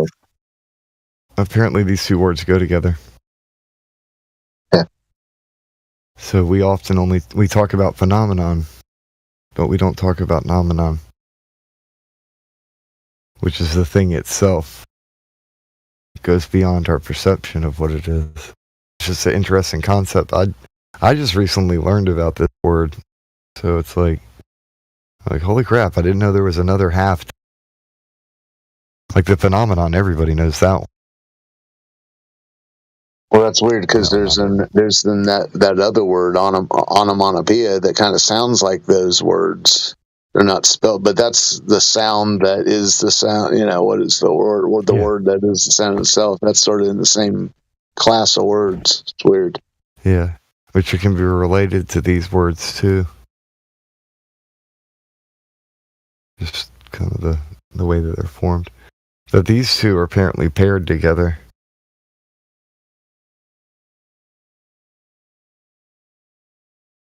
So I like to think that the Globy quote model of things is trying to explain phenomenon, whereas we are trying to straight up lay out the nomenon of the earth, what it actually is, instead of just whatever people perceive this, that, or the other thing that they want it to be. To me, the first word here, bypass, because all this, like the whole refraction and all these other things, that's phenomenon. But that doesn't define what it actually is. The thing for a thing as it is in itself.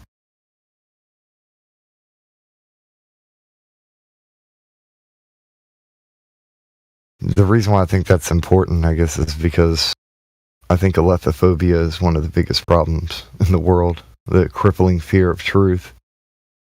And if you're living in fantasy, you're only going to care about the phenomenon rather than the actual thing itself. Which you see them do every day. And they invoke weird word gravity. This other stuff to try and explain away their worldview. Yeah, it was probably something you posted about the crippling fear of truth, and I'd never heard that term.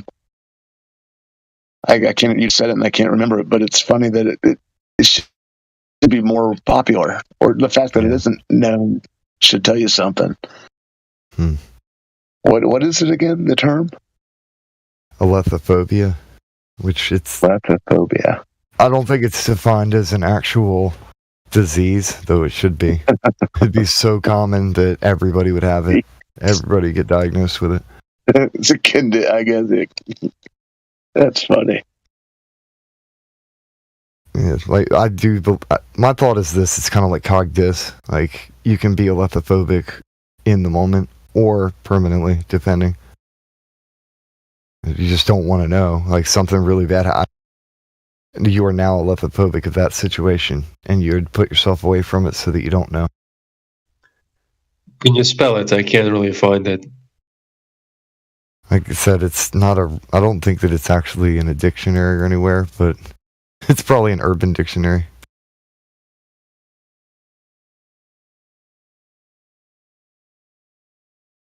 Oh, it's in Wiktionary too.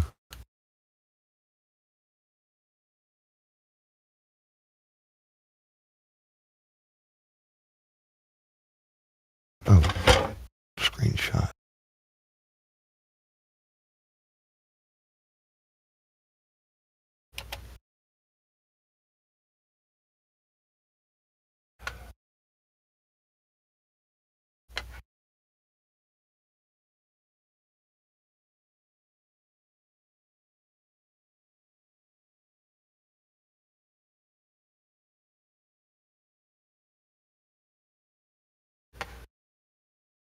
Do I still have a robot voice? You sound clear now. Every time you say that, it goes away again. Well, It seems I should fine. I should have mentioned R2D2 or something and acted like you're still robot. Would have been okay.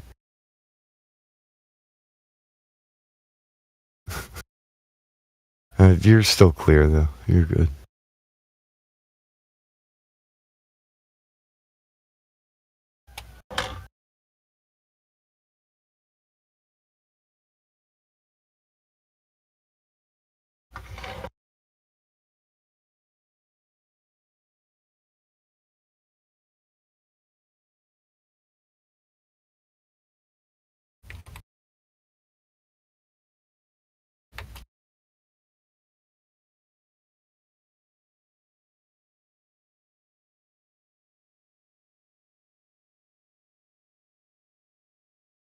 Oh, well, that's lame. I went to the Oxford Dictionary and it wants me to subscribe. No, thank you.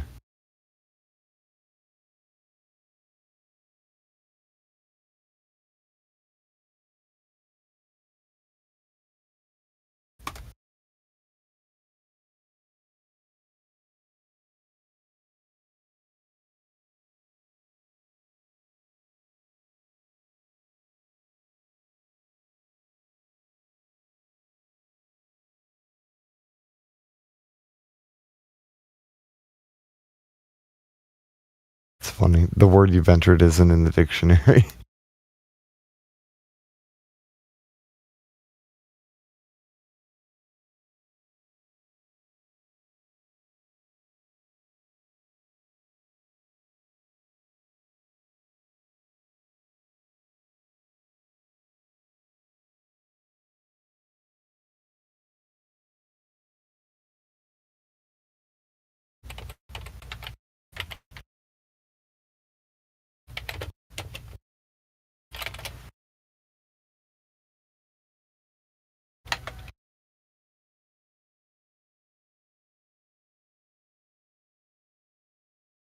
So this is where that comes from.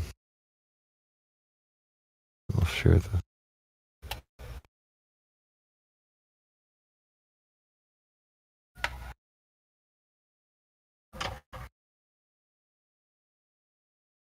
Yeah, Wiktionary.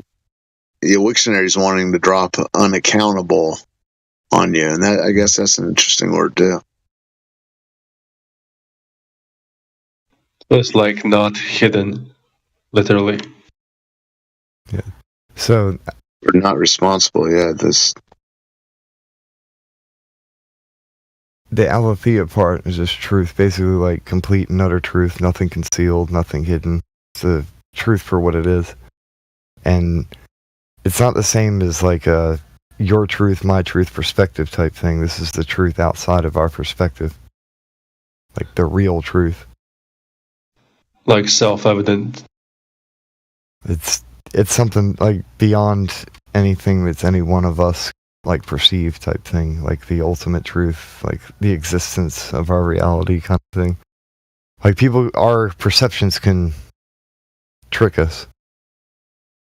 Like our eyes sometimes will have illusions that will hear things that sound like something else. But the real truth is what it is, regardless of our perception.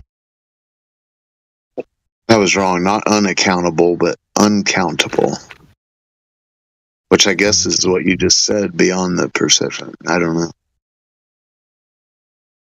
Let me go back to the... That might mean it's like not plural, it's just like singular. So Oh, well then never mind. I was using it as the Rogers.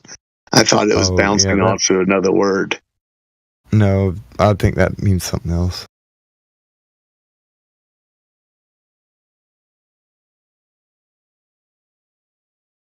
Yeah, unwillingness to come with truth or facts. And it's more than that, though. It has to do with just kind of like, people go in denial even though. But if they face it, then that hurts. Yeah, the cognitus. Yeah. And alethiophobia is just another way of saying somebody has cognitus. I guess it's a bit nicer.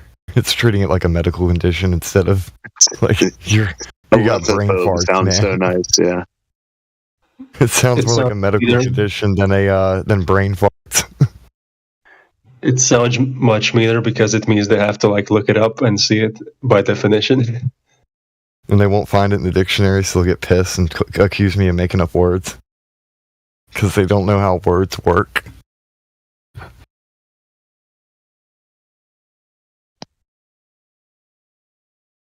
Oh, man. This is actually one that I won't accuse. I'll talk about it in front of you guys, but I try because of the fact that it's not a common dictionary word, and people get stuck on it.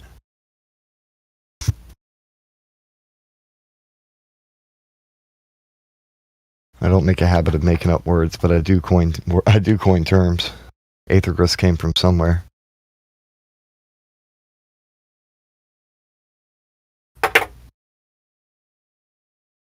The way I see it, all you're doing is combining two words of the same genre to make it's exactly what you want it to mean, because that's what those two words meant. When together, that's exactly what it means. Oh yes, I know Lethe is like the river of forgetfulness in the Greek mythology.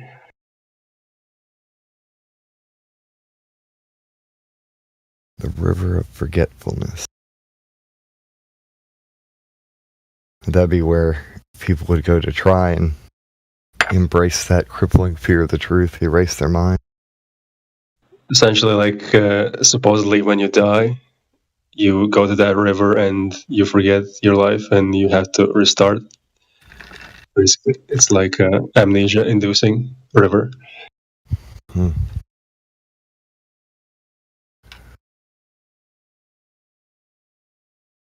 Is that implying that if you're afraid of the truth, you get sent back? Perhaps like if you failed in your life, you get to experience that and reset your experience. So this time you learned properly.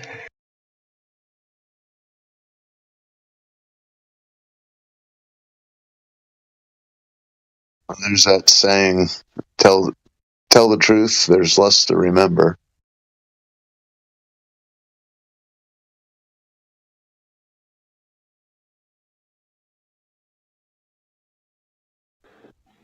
Yeah, but when it says a Lethe, it's like it's not that. It's not that river. It's the opposite of that.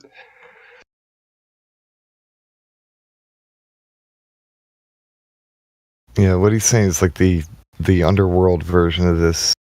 It erases your memory instead of, because the alethiophobia part thing, the alethea has to do with memory or things being completely revealed, like not concealing. But he's talking about this river erases people's minds. Or Yes. The distinction there is the letter A at the start, which like means not this.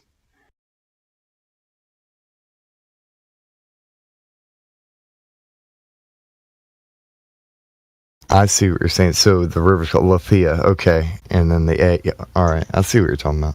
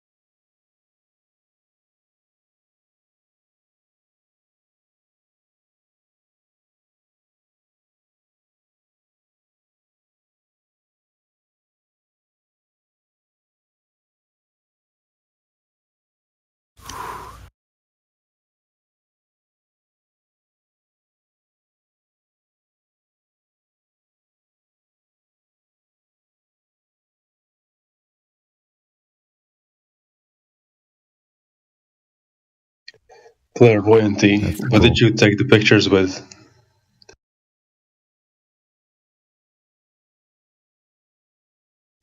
The first one looks pretty crisp.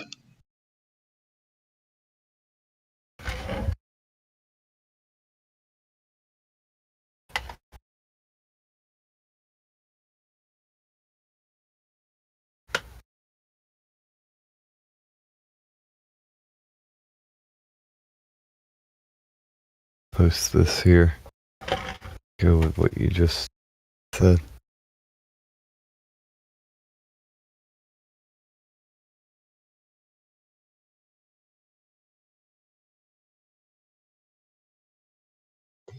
Yeah, it does. Yeah, that's pretty cool. I thought it was cool because it's like the other side of it, like I don't know, Right. two sides of a coin. 5 a.m. for me right now.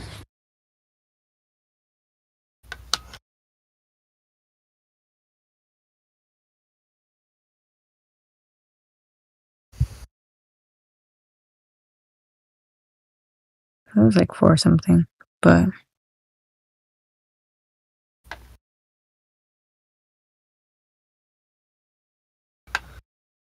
Man.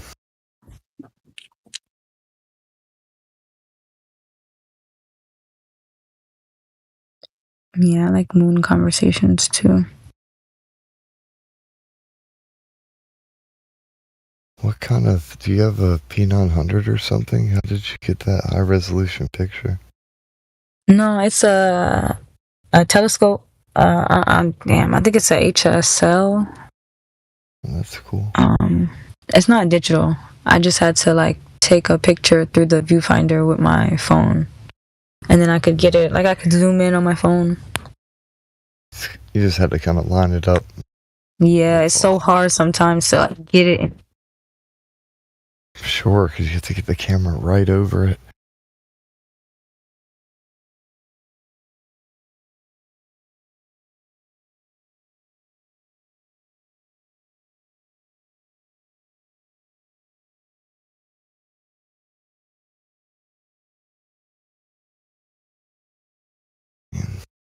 It's only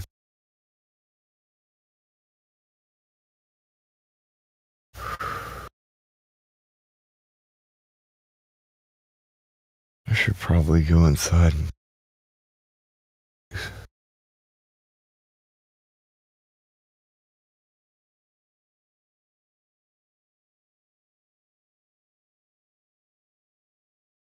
awful quiet this morning.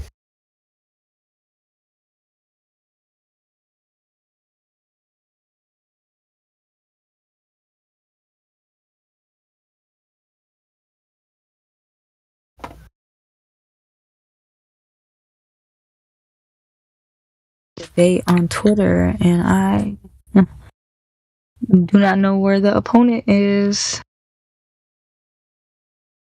Like, I don't want to be backed out, but he's not responding to either one of us. And we're trying to help him. I'm gonna share.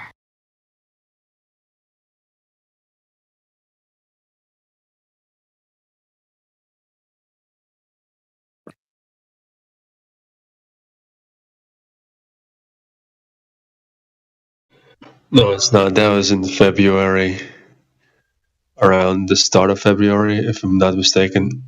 I might be wrong.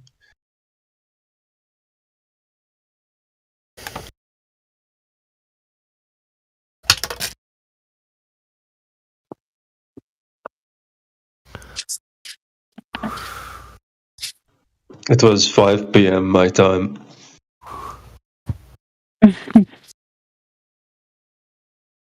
5 p.m. I do also have like a full moon, which is like 4 p.m. my time, from around that time as well,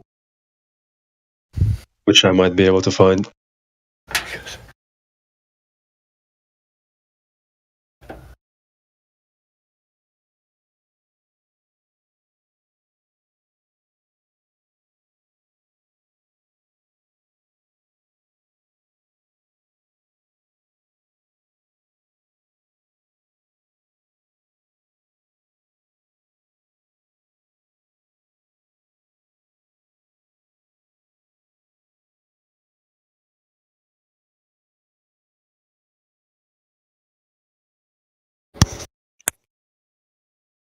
Hey, secret. What's up, Black Gang? Go look in the chat. I just took a picture of the moon. I said, hold on.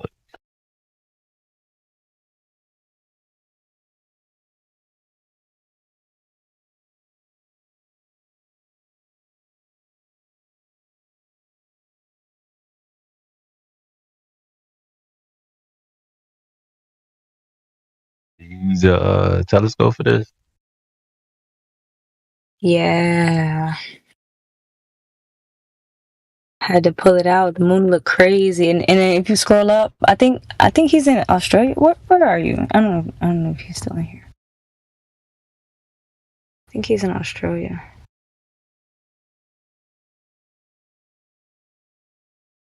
The next picture of the moon up is like the exact opposite of what I'm looking at. Oh, it's gone now. Oh, man, it's a nice picture. Yeah, it is. Oh, Like a direct half.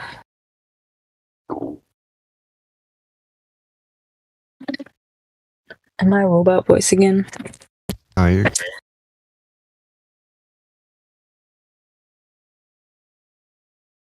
That's a good shot.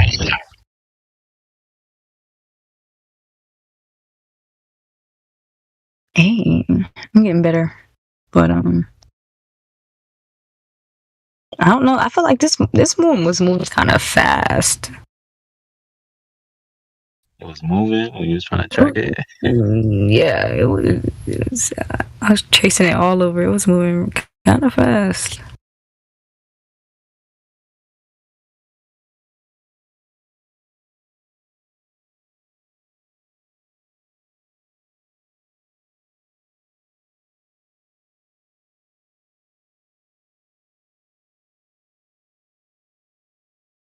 I've been so hung up on like trying to find something to project my example of like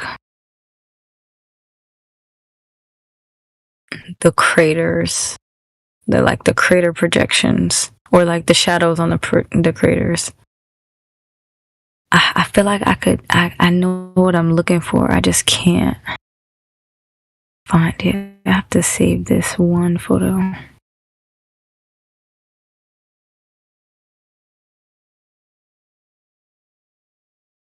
Is it convex or concave?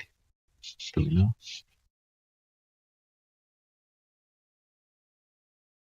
know? I want to say both, but I know that's like how the light bends. I actually do have a video.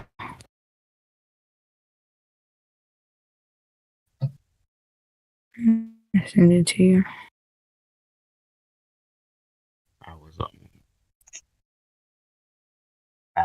at this channel. This guy overseas, and he was breaking down the movement. Matter of fact, I'm gonna drop it in the chat for you. Pretty cool music that goes along with it too.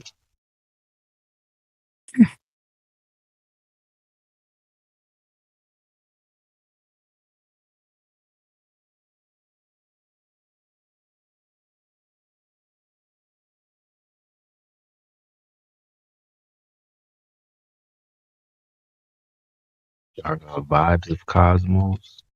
Vibes. Cosmos.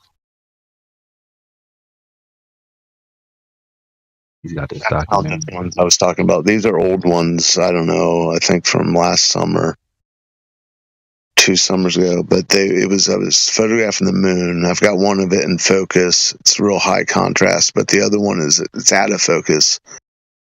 But I'll just post them. But they're very strange looking.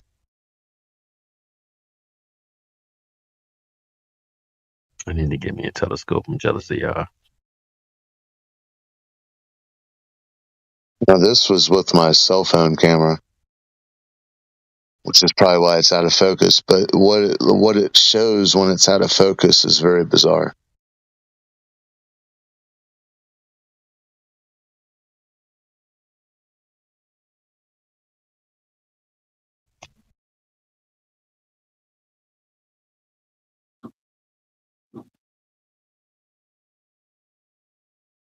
Yo, my phone, when I take pictures of the moon, it does the same thing. Isn't it weird? I mean, what is it? I mean, I can understand the orb, but you can see the outline of through the orb. It's, I don't know if it's just some artifact. It's a strange artifact that lines up with, but it's strange. I kind of have to have the phone out of. I get these kind of accidentally when I'm trying to get the moon in focus. Is when I seem to get these.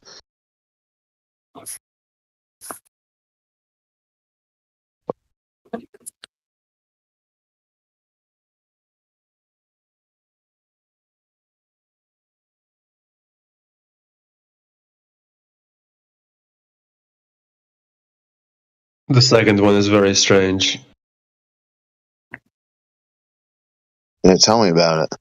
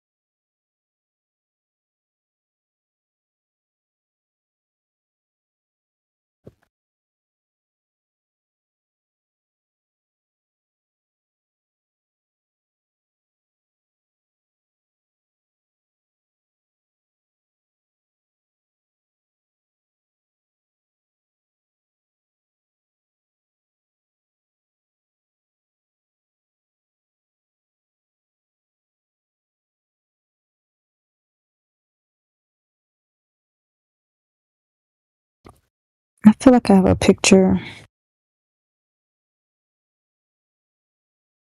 of the moon doing that. It looks even crazier when it's like a blood moon or like an eclipse. Nah, my iPhone doesn't pick up the blood moon. I don't know what it is.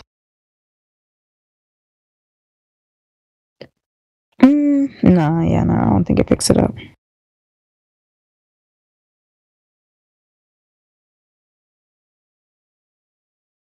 See if I can find my old ones.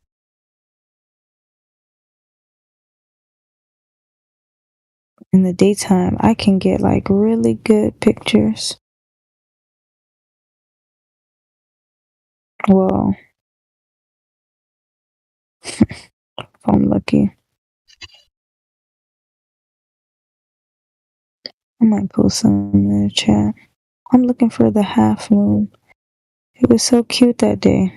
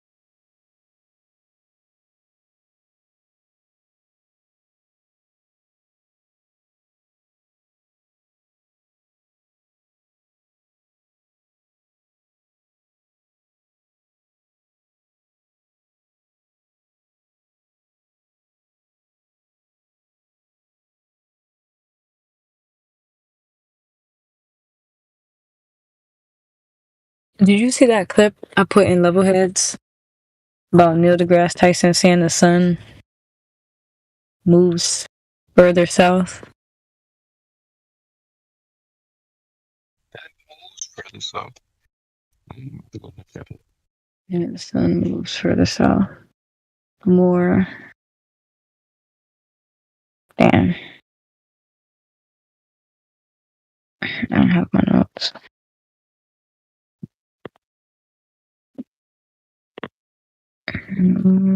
Closer. It was kind of late to be getting into the sun. Yo, look at the difference in angular size. This is one picture I took during the day and then one that I took at night. Oh my god. I'm so mad because that shit looked like a perfect little cookie. You didn't save it? I have no idea where I put it.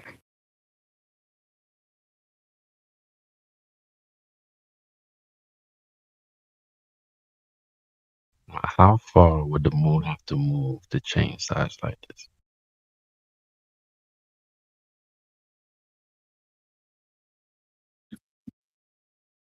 Yeah.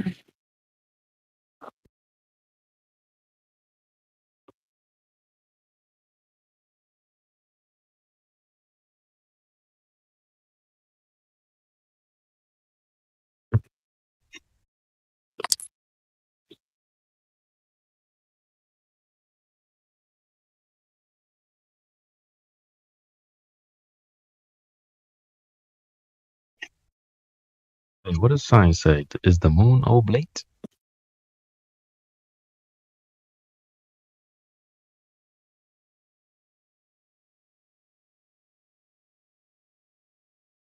I actually wonder about that too. I don't think so. It's probably not. Let's look it up.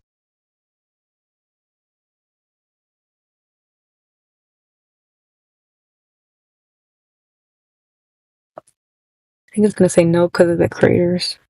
Like, that shit is like the weirdest, most untrustworthy thing up close. Like looking at it through the telescope, full on with your naked eye, is like,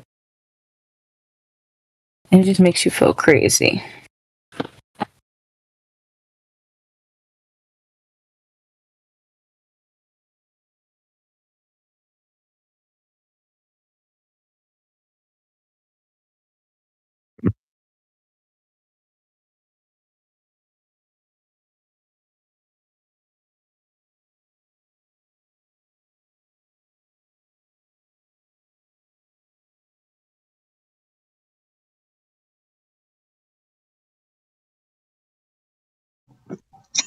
So yes, it seems like they say it is oblate.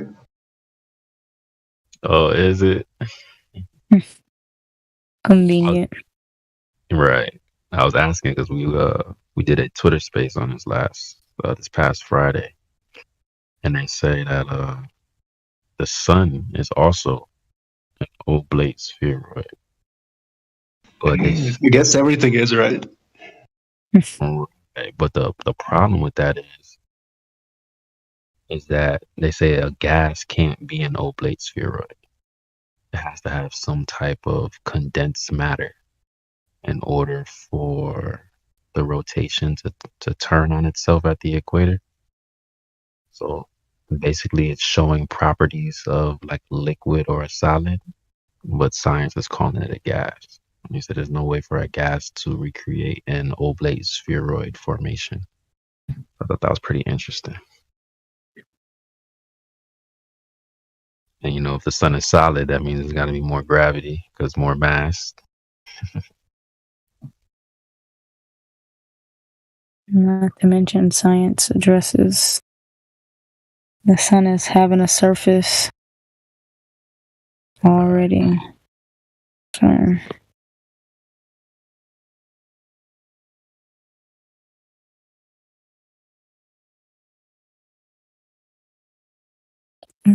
even better picture.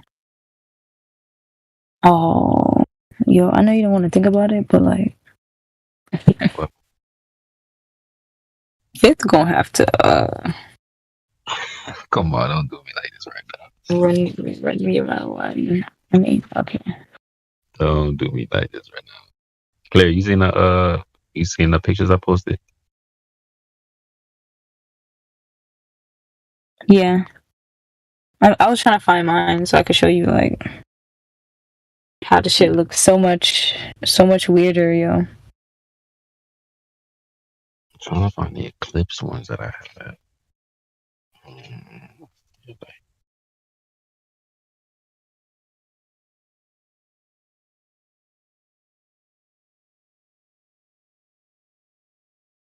I have the ones I took in the daytime. Like, There you go. I don't know that I took a picture at night. So they collapse under the weight of their own gravity, but somehow it's only like kind of one direction. So why is there no up or down? They say that like there's no up or down on Earth, right? But somehow it's oblate. So that means it's squished from one direction to the other. Ooh, I like that.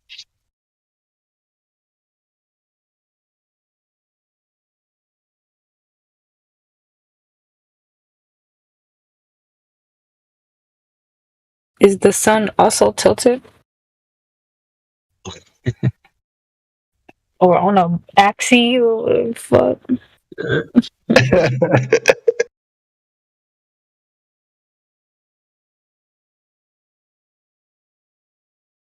I just don't remember. You took this one too? Yeah, that's like when it's out in the daytime and it's real translucent looking.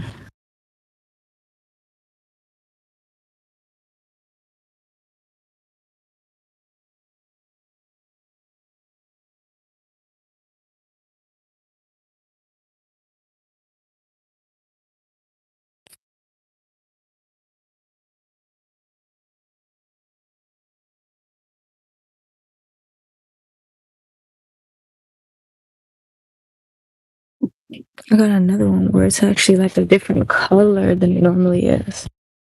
And I just think that's funny.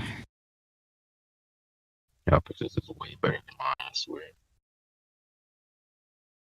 This one was during the eclipse. Oh no, I did not get a good eclipse picture at all. You gotta get one eclipse picture with the telescope. Yo, I feel like something's gonna explode in that moment. But how long does it last? Hopefully I could get in on that. You know, I need to study some of them drone videos, yo. So I could start playing with it. And I thought about it, I was like, no, I think I need to. Just because I already seen how quickly one can get destroyed.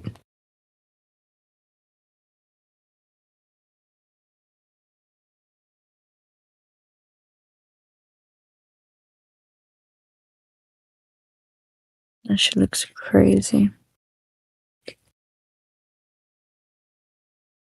See, and you still see the little cookie. The cookie. It's like a perfect moon, yo. And then you need the background too. And I seen that the other day where I could like see the moon and the background, and I'm like, why am I seeing it like it's flat up there? Or just a projection off of a surface or something.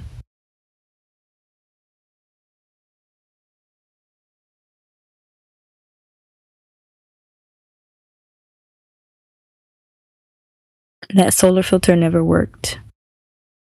Did you try to try it? I mean, at my own discretion, yes. Oh, it's what do you mean it didn't work? I mean,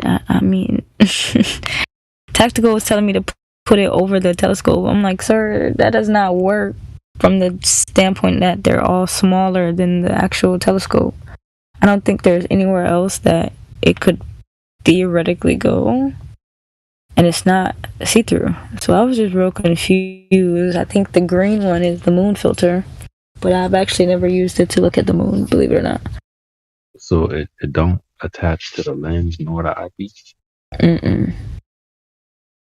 And I don't know if I'm supposed to just put it on there, like, and hold it. I'm not, no, because you can't even see through it. It's like tinfoil. It's like telling me to put tinfoil on a toilet paper tube and look through it. Like, and even that sounds highly dangerous when you're talking about looking at the sun. So I just don't understand. It feels like a trap. I'm not doing it. Get somebody else to do it. And I did it. That's what's crazy. I put it in the little viewfinder. I tried to put it inside the telescope and look like from afar, but with my phone. But nah, nothing worked. I think I might have taken a picture of what I got from that, but more trees than sun, that's for sure. You got finesse out of the attachments. That's crazy. I mean, all the lenses or the eyepieces are beautiful, but I haven't tried the green filter on the moon yet to see if it makes it like less bright for me to see. So that might be helpful. But I need to figure out what kind of telescope I want next. In the grand scheme of what do I want to do or what do I want to look at. And like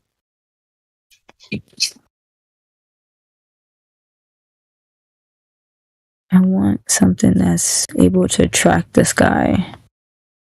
That's really what I want. Like, record it for me, basically. So whatever the fuck can do that, I want it. I don't know if I want a telescope or a camera. I do want a camera, but not for taking pictures of the sky. Nah, not for taking pictures of the sky. Well, look, I found the one that kind of like the same one that old Haas posted. It's the last one I'm gonna post. Y'all. I don't want to spam up your shit, but it looked the same way. It looked like mad distorted. Do you have this on video? I think video would be much cooler for this, even though it's really cool in the first place too.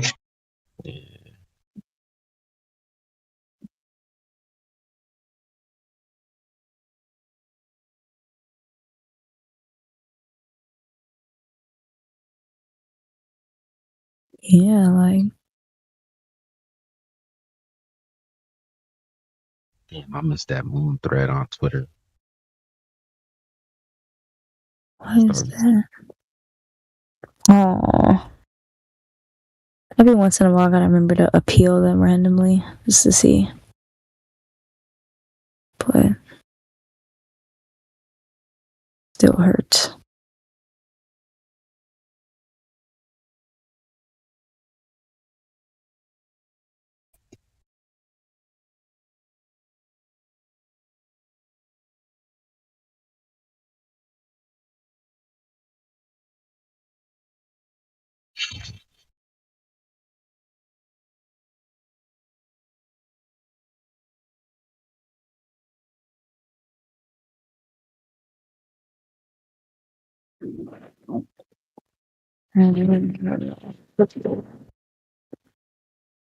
Charger.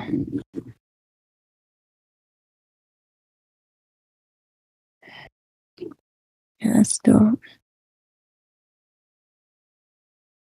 So on that YouTube channel that I posted, the way that the guy describes it is there is an emittance of some type of electromagnetism energy from the center outwards or like upwards, and it causes the phases of the moon in relationship with the sun or some shit like that.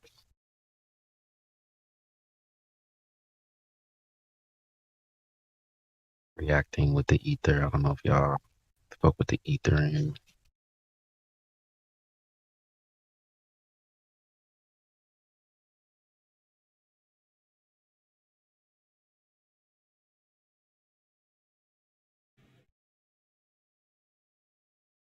Would that be like from the North Pole? Right. With the what are those green polar lights?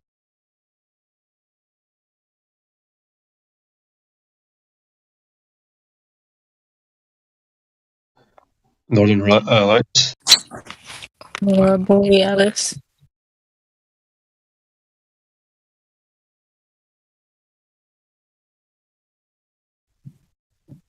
It was an interesting take. I watched a few of those videos on this channel. There's like a long documentary that he has up there that I want to go take a look at to get more details.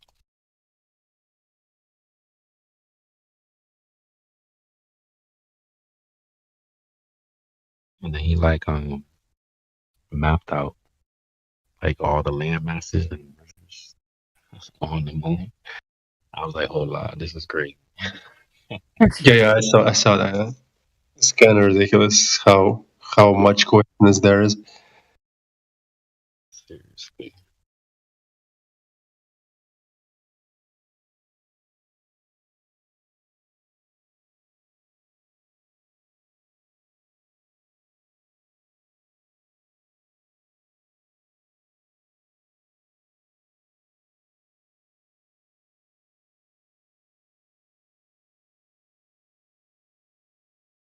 I like this little intro.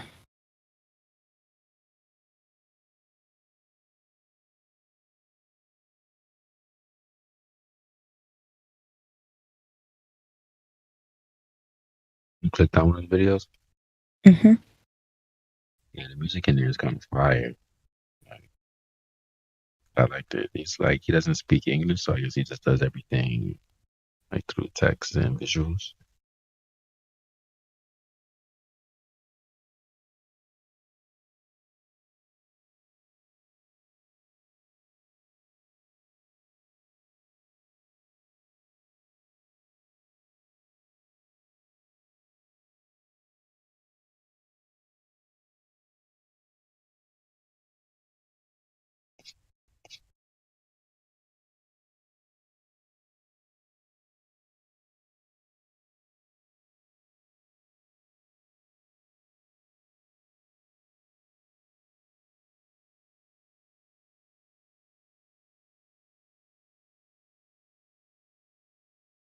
Where's my man Helios at? He was last time I Right, talked. that's the wrong video. What is it?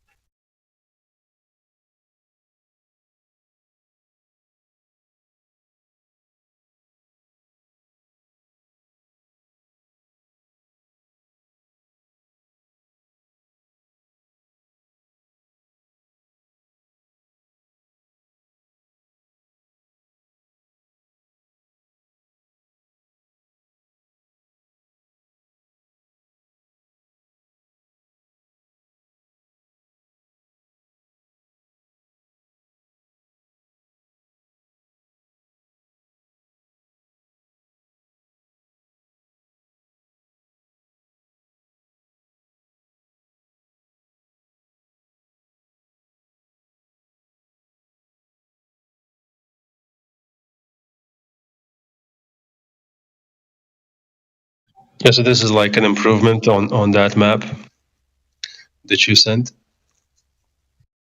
Oh yeah, I like that. Saved this.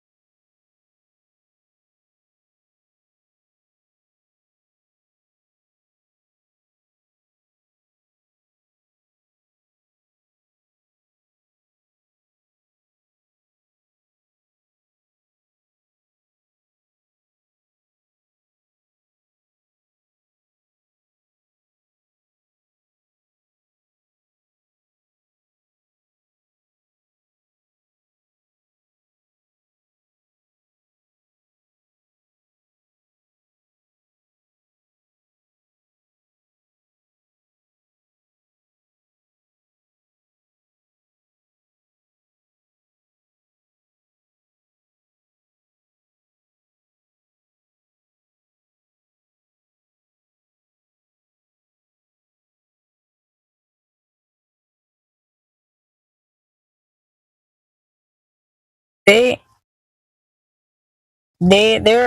the Glover's excuse for why it can't be like a projection is because they bounce signals off of it. That's stupid.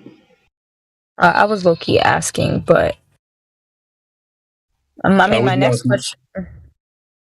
I wouldn't know how that disproves that there's a map, like that you can bounce something off it, and even like how do you prove that you're bouncing off the moon and not something else? That's what I'm saying, because they talk about the ionosphere and like how radio frequency bounce off of it comes back to us, but That would be more likely, yeah. that's like a surface, though. It has to be a surface.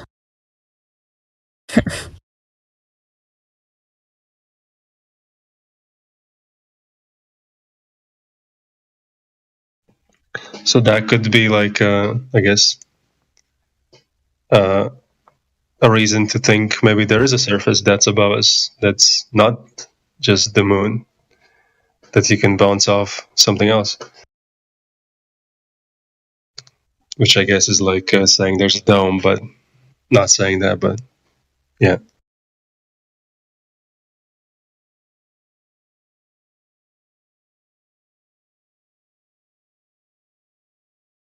How far from the moon is the ionosphere?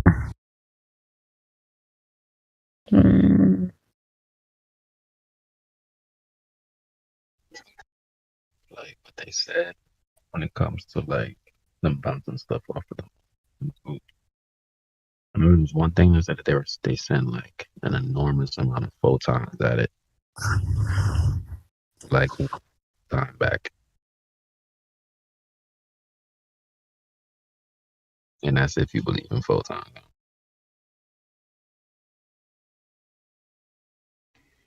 Well, either way, I guess they're trying to bounce something.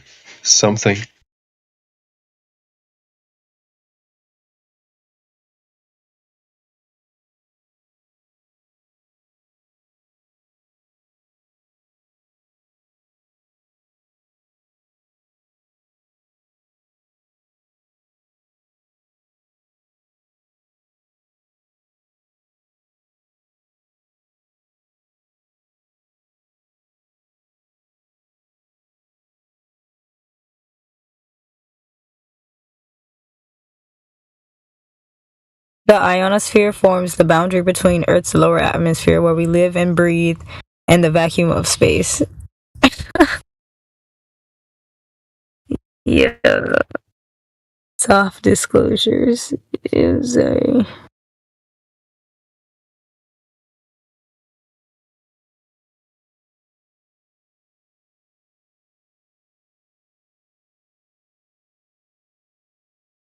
I'm gonna screenshot that whole thing.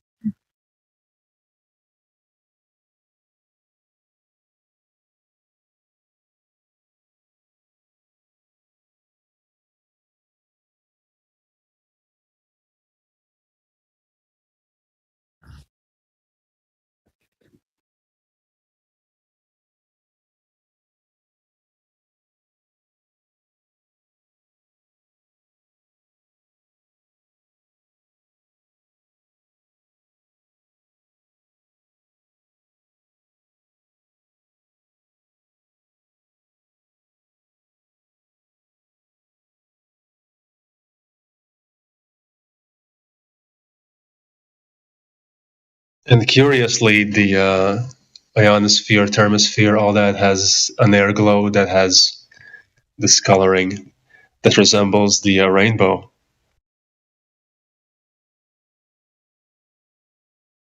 Really?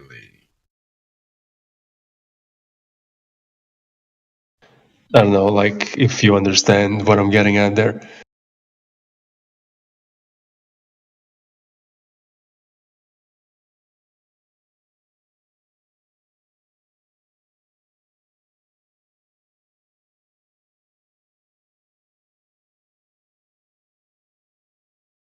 So, like biblically, it was said that the rainbow was a sign that there would be no more flooding. And that kind of flooding that happened back then, I suppose, maybe could be from that far up.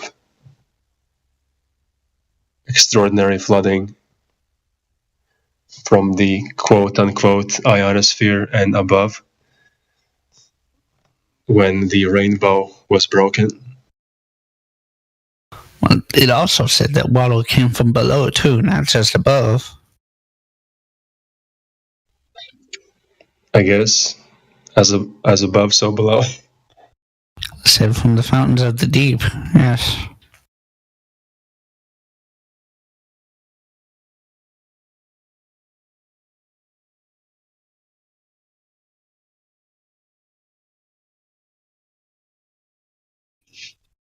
That's interesting. Hello? Go off topic too much, but You guys hear me? yeah, we can hear you, Ray. We do hear you. What's going on, boys? Girls? Just hanging out, dude. Cool. It's been a while since I've been. Hey. Like I was saying, I was doing research on these muscles and these bones that they're quote unquote fading. And they're finding soft tissue on these bones that are supposed to be from down. It's kind of hard to hear you, Crypto. I don't know if it's only on my end, but it's kind of hard to hear you. Yeah, you might need to turn your mic up or something. I turned him up, but we'll see. Does anyone here not think the Earth is flat? I don't think so, because they would have spoken up, I guess, or I don't know. We need some non-flat Earthers to spank.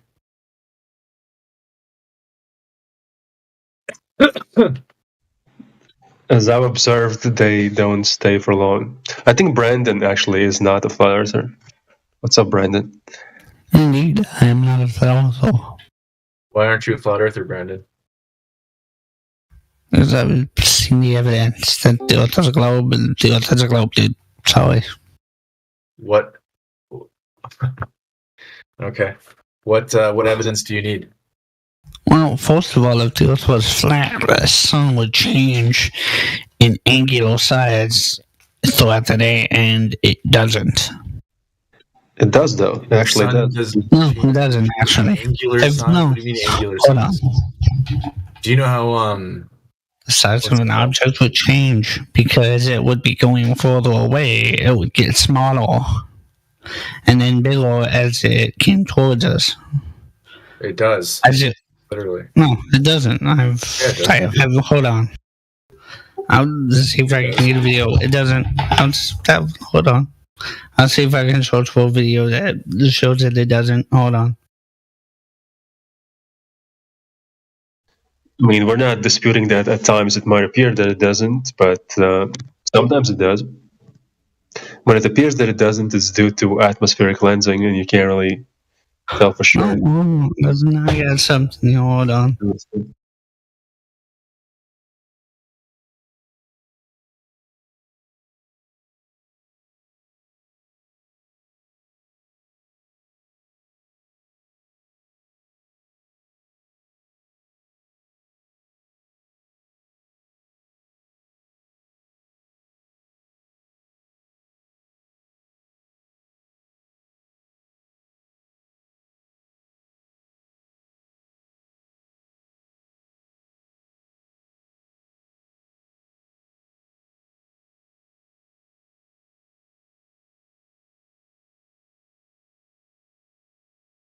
You know, as an object goes away from you, it seems like it's going over a curve, but it's just going away from you and bending down, just like when you're driving down the highway. The lights do that exact same thing.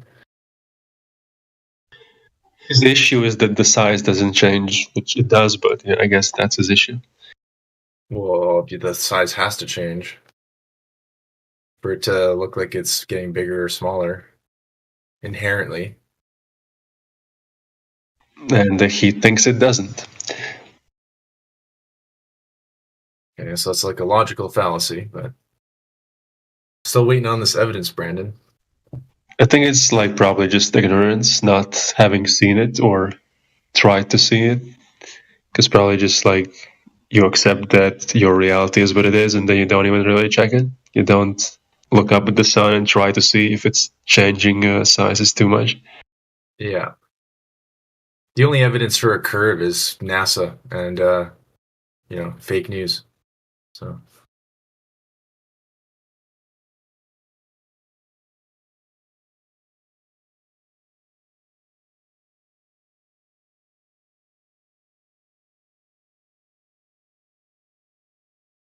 You guys hear me now?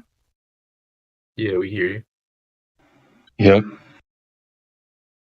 I was just saying that they found soft tissue on these quote unquote dinosaur bones, but they also found blood clots. And they were saying that blood clots normally due to things that are submerged in water or drowned.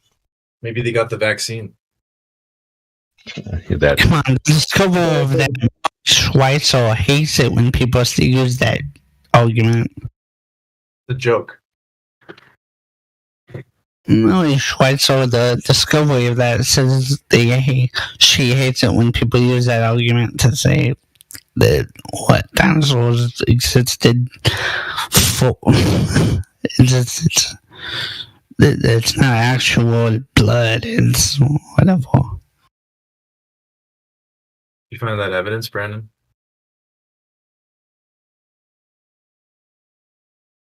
Oh, God. No? I wish I collected evidence and stuff. I'm not. You said you were going to get some evidence. I mean, you don't really have to. I don't doubt that there's footage of the sun that it appears like it doesn't shrink. I don't doubt that. Because most of us have seen it. All of us, I think, have seen it when it appears like it doesn't change. What's the footage where it does?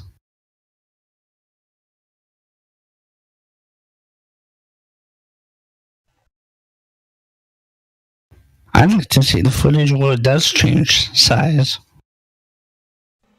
All right, so we can show you. Cool.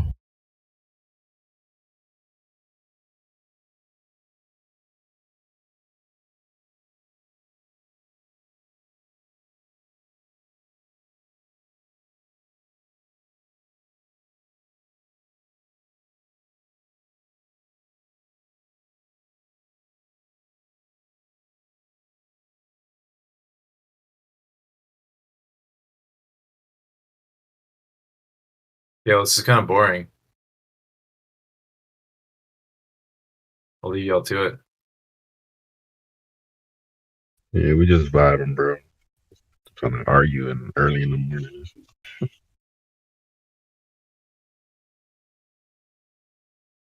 Well, I didn't start an argument. It started when somebody said that some anti-flat authors need to come here and talk. Somebody pointed me out, and I said, yeah, I'm here, and then it started that way. Someone said, what's your proof for those things? They wanted to argue, not me.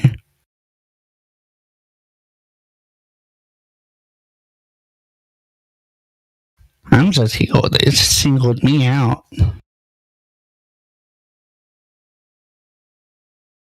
I mean, it is interesting that you don't believe in flat earth, but you are hanging out in the flat earth Discord. I'm just hanging out, that's all. Can I just want to be social? Or does it always have to be an argument? I believe one thing, if you don't agree, we just don't agree with each other, but we can still be friends, can't we? Or is that not allowed? Or what? Yeah, sure, man. That's fine. No, definitely. Yeah, you're all are welcome to stay. I mean, and you're not even really required to provide proof of you believing something, but Well, I was just asked. Why do I believe in love? yeah, dude. Yeah, you offered a reason. I was just about to say, I'm still gonna ask questions though. just because, like, I mean, yeah, you. I mean, if you don't know, that's okay. But you are the only globe earther in here for now. You know. No, there's a reason for everything, so it doesn't matter. It doesn't. Yeah. So we have to argue it. No, it's not an argument. We can have a civil question back and forth. You know, it doesn't have to be an argument. He's in here. He's in here pretty often. Oh, cool. Of late, I've heard him. And I've told singled anybody out for anything, but I tend to get singled out sometimes. Well, this is the only real time I've been singled out. You should see how much we get singled out on Twitter for being flat earth. Yeah, I heard you guys talk about Twitter. It must be I had a conversation with someone on Twitter 2 years ago, but that was about it. And I had a feeling it was a bot. Are you still running into the bots? Well, now I'm sure that is that a thing? Not. I mean, listen. We think they're bots. You're getting more exposed for being bots because now, Elon brought the voice chat in Twitter Spaces, so they never go in there. So I don't know. They got to be bots if they don't want to talk. Yeah, I'm out of the Twitter loop sphere. Yeah, so they got like voice chat now, like how Discord is. It's just called Twitter Spaces. So we hold these, Flat Earth Friday spaces. That have conversations with people that care about the shape of the Earth or the sky, and all the toxic globe earthers just tweet and insult and ad hom. The anti-flat earthers, right? And we just want conversation, we just want to bounce ideas. And I don't think they were anticipating voice chat in their comfort zone. So now when they don't join, it's like, oh, y'all got to be some shills or some bots or something. Because why wouldn't you want to come talk about something you guys tweet about all day long, every day? Or people with 18 accounts.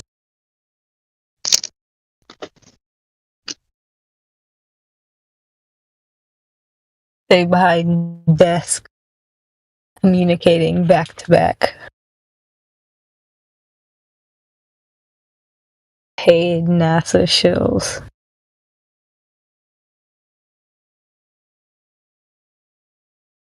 Makes you wonder.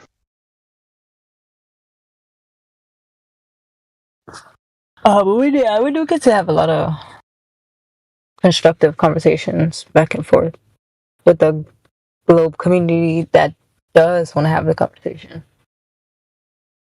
Yeah, speaking of, I think that last guy who dropped in just showed up to stir the pot and left.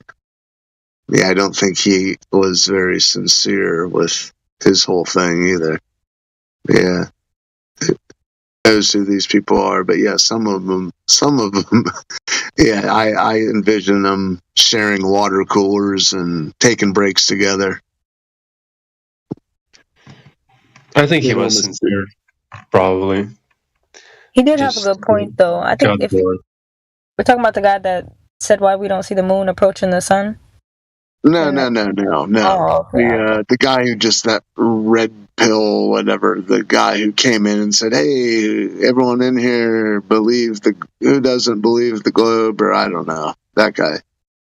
It doesn't matter. Just rambling. I like when people who, even if they don't believe, they're still open, but the ones who don't believe or don't care enough about their own model still like hate our model or us in general. It's like that those are the worst kind of crowd to have to run into. Yeah, don't care about the conversation but keep coming back to it. Antagonize it. Leave us alone.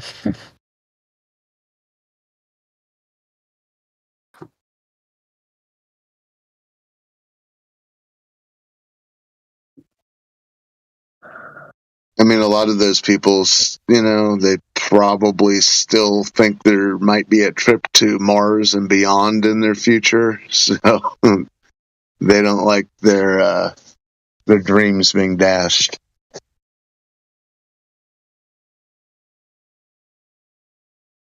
I think it's just literally deep rooted in what we were all told.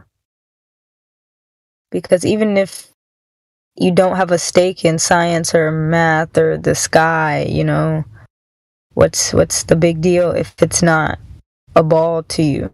Like, why defend it so hard if you don't even know it?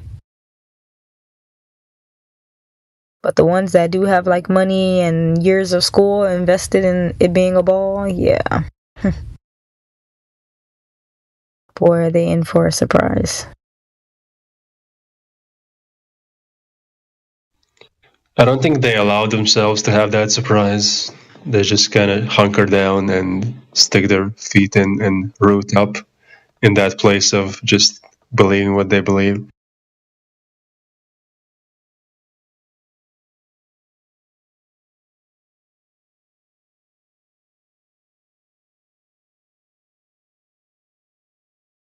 That too. You can only lead a man to water, but you can't make him drink.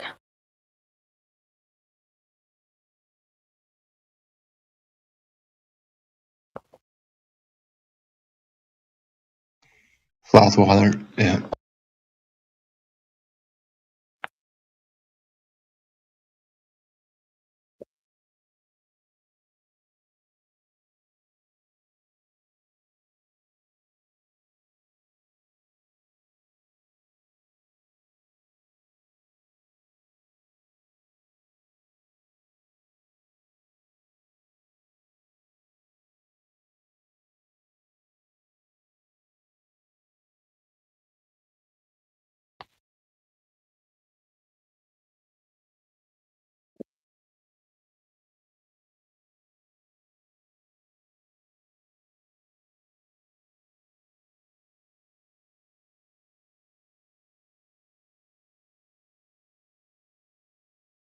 By that analogy, it could be said like some animals, but we're talking about humans, feel that well might be poisoned, or they are accustomed to the well they are drinking from normally, the poisoned well, and they cannot adjust to pure water. Because when they consume the pure water, it attacks the senses. It's like so different. They have to change their whole world being foundation. Yeah. Yeah, the cogdis.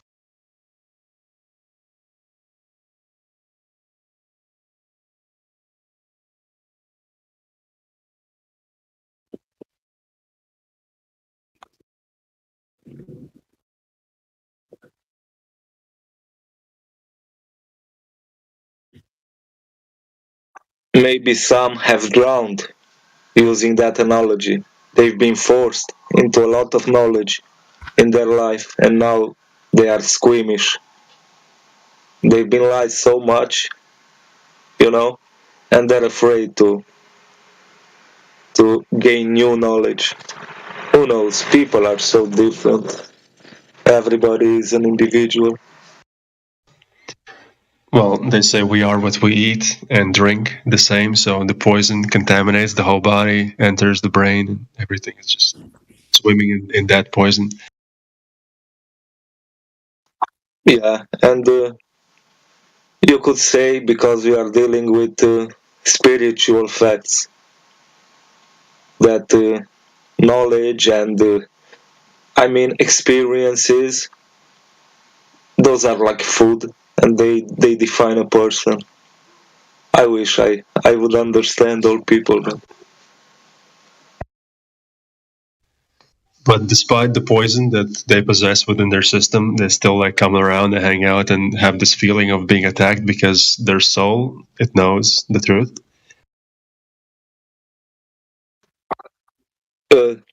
Do you mean in specific like Globers who come around here to troll, or do you mean something else?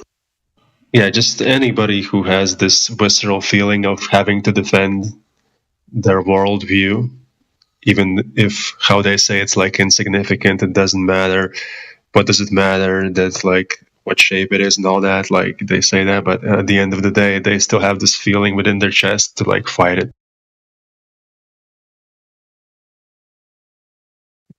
Yeah, some of them like they don't see themselves how bad their actions are on the internet, or some do it out of boredom or both combined. Who knows? Like they are not honest when you ask someone like that, hey dude, you think it's stupid, but here you are all day defending or fighting some people you think are stupid. You have no friends here. Everybody you treat like enemy. So if you could get a honest response from them, if they know it, because most people have no clue why they do something. Well, so that position of like not knowing why they do it is like there's honesty in that as well. Like the way they act is like they do not realize themselves.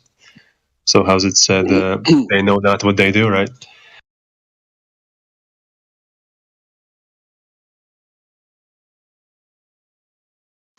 Yeah. They must had roles back then. They just named them something else. They had what? Roles, right? The I don't concept. understand. Your pronunciation is silly. Wait, what's the word? What's the word? I'm sorry, I have a fucked up nose and I'm nasal. I sound nasal. Trolls. Trolling. Oh, okay, yeah. They just had another name for it. Maybe they had a concept like people who, as you said, don't know.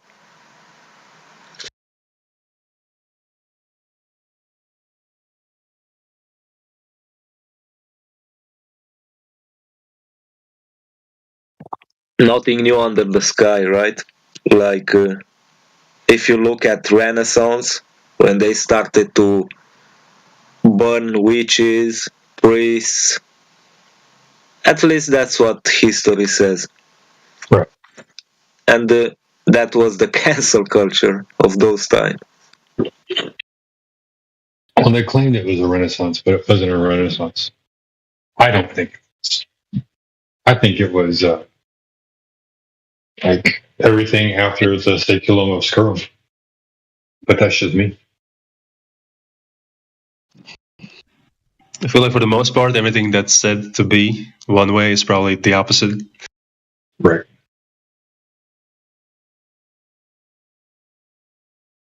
But anyway, about that flat Earth. Well, I think people who fucked with logic and reality, I don't think they had any morals or had any difficulty in egging other people to do those horrible things. So I tend to believe when I hear, it depends how you place things in context. But I tend to believe they really burned like people who were sustaining the old ways, the old thinking, the traditional priests and Oh, you look at this. What?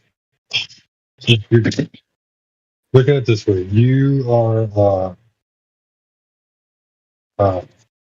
you're a person who's awake right now in what really goes on in the world around, right? And I'm willing to bet that the same thing is on. You wouldn't believe it. And you wouldn't. You are the worst roboter.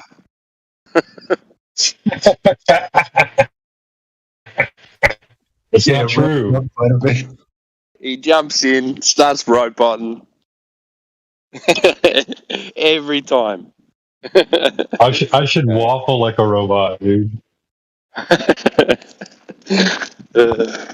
You sounded good before, and then as soon as you wanted to start saying something meaningful, I know. that a robot.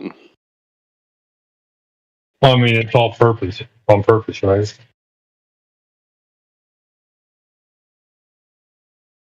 Nothing by We're just talking accident. about bots, so maybe that might mean you're a robot. Yeah. Hey, yeah, you know what? I just showed up there. AI.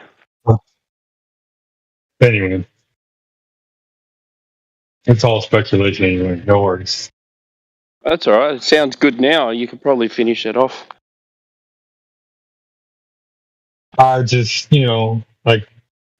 just like people who are awake to reality now that are being somewhat persecuted. That was probably a time where, there's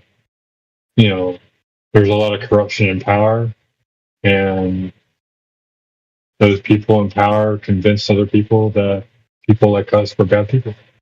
People that were trying to wake other people up to what was going on. That's most likely what happened. Yeah, I would think so too. Well, it's happening again. Happens all the time. Look at all these. Oh, I was going to say something stupid then. Like, just like Tim says, not Timbo, but Tim, our Norwegian friend, he always says that, everything happens in cycles. And I'm pretty sure that was what's happening now is a cycle of what happened before. Well, it's the nature of things, isn't it? Yeah. Everything's cyclical. Yeah, there's a time and a season for everything. Even if it's not the same time frame, still going to happen in cycles. Right. I mean, do you know about the cycle of the cicada? There's like a cicada out there. I don't remember what kind of cicada, but it happens every 17 years. Yeah, we just had so we have different ones here. So if we have a wet spring, then it's 7 years after the wet spring is when they hatch. Crazy, right? Yeah. And then just like there's that number again. Right. I mean, just like the stars too. Look at the pattern that Mars goes around in the sky versus Jupiter versus Saturn. They all have their own little cycle they could go in. Yeah, and put them together, and you get the flower of life. True. I had to admit to myself the other day that I was being very. If there's no evidence, then it doesn't exist. You know what I mean? I started to get into getting a little black pill kind of feeling.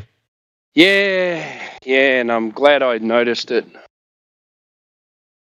I mean, we all get there, man. At some point, you just kind of want to see the light at the end of the tunnel.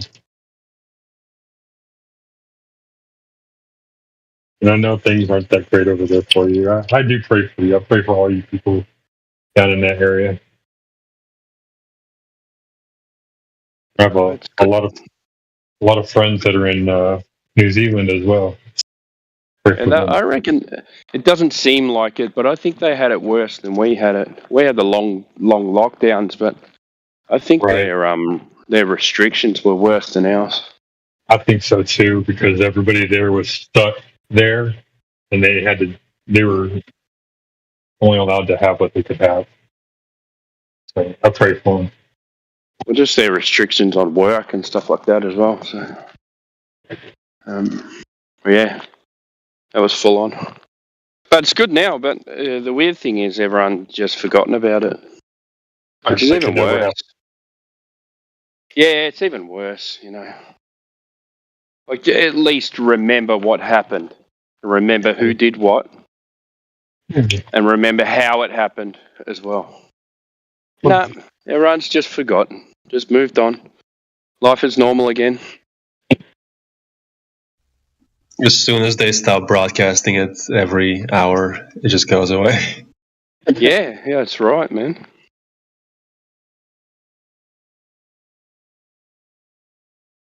The strangest 3 years of my life. Hey, I'm good. I'm going to eat breakfast a little bit. Sorry about the hot mic. What are you doing? Ordering pizza or something? I know, right? It's my last shift out here, so I'm cooking all my food that I have left over. Are you? Going back home next week, are you? Going back home today. Cool. Extremely nice. Fucking made it. Oh, yeah.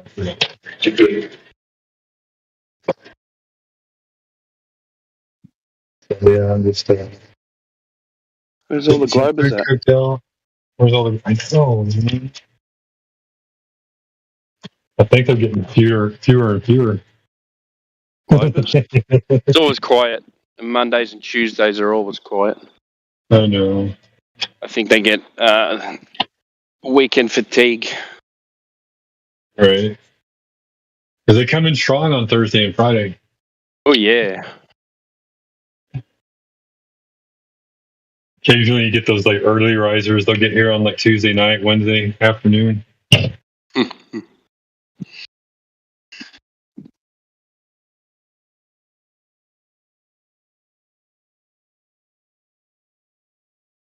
We're having a really, really nice end to well, not end. We just our clocks just went forward as well. So. Oh, back. Y'all just went forward. No, back again. Oh yeah, that's right. Y'all are. Yeah, That's going into horrible, winter. man. So I got up at it was the weekend. I normally get up at 5 o'clock in the morning, every morning, no matter what. I was up at 4 o'clock in the morning, man.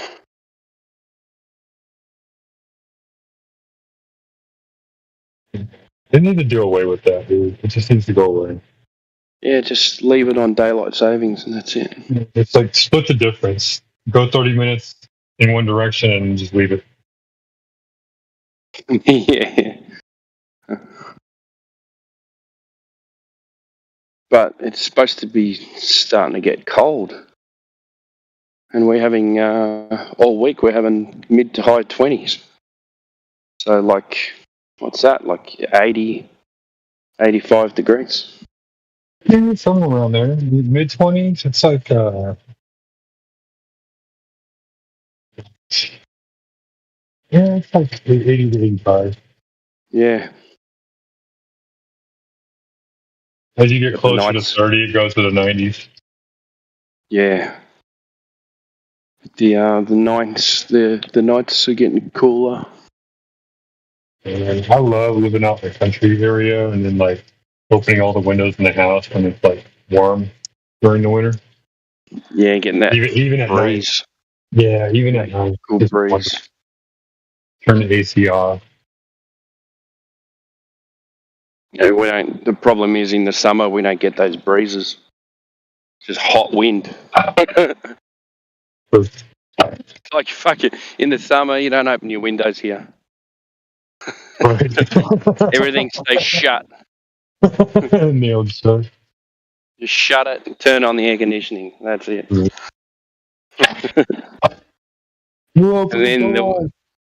then in the winter you fucking shut everything and turn the heater on.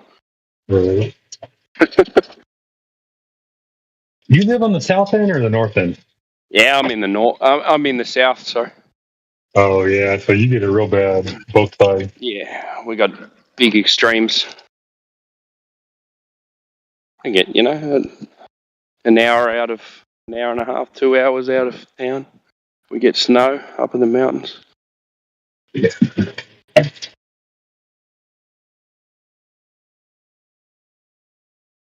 I think everyone freaks out when they find out Australia's got snow. Hey, do you get those spiders? What's that? Do you live in that area that gets all those spiders? Funnel webs? I don't know. Like it's like there's like a season every year where like all the spiders like throw their webs up into the air and then they like fly across the air. Oh, It's almost no, like a swarming of locusts, but it's no, spiders. it's not here. Bro, I'm fucking done. That'd be inland somewhere. It's a big place, man. Big and flat. What's that? It's big and flat. Big and flat, and no one lives here. Huh. Funny. No Australia, it's just Canada.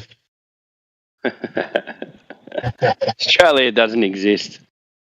All paid actors.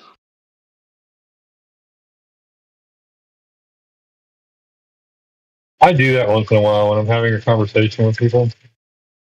What, say, do you know Australia doesn't exist? Right, like flat smacking them, you know? And of course they're looking at me like I'm an idiot because I'm like, who the hell do say he believes in flat earth? And the Globers. We can say the Globers said that. Globers said that Australia doesn't exist. We didn't say it. I'm not. All right. I'll fall in.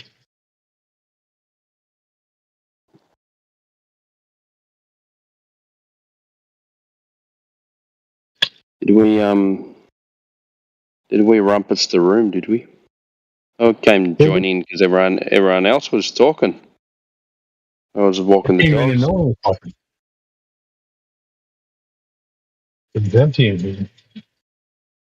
One guy said something and I romped him out, I guess, with the I think Flying's still got his mic open. Yeah. I have pushed the dog, so I'd get to the side when I talk. Oh, that's good.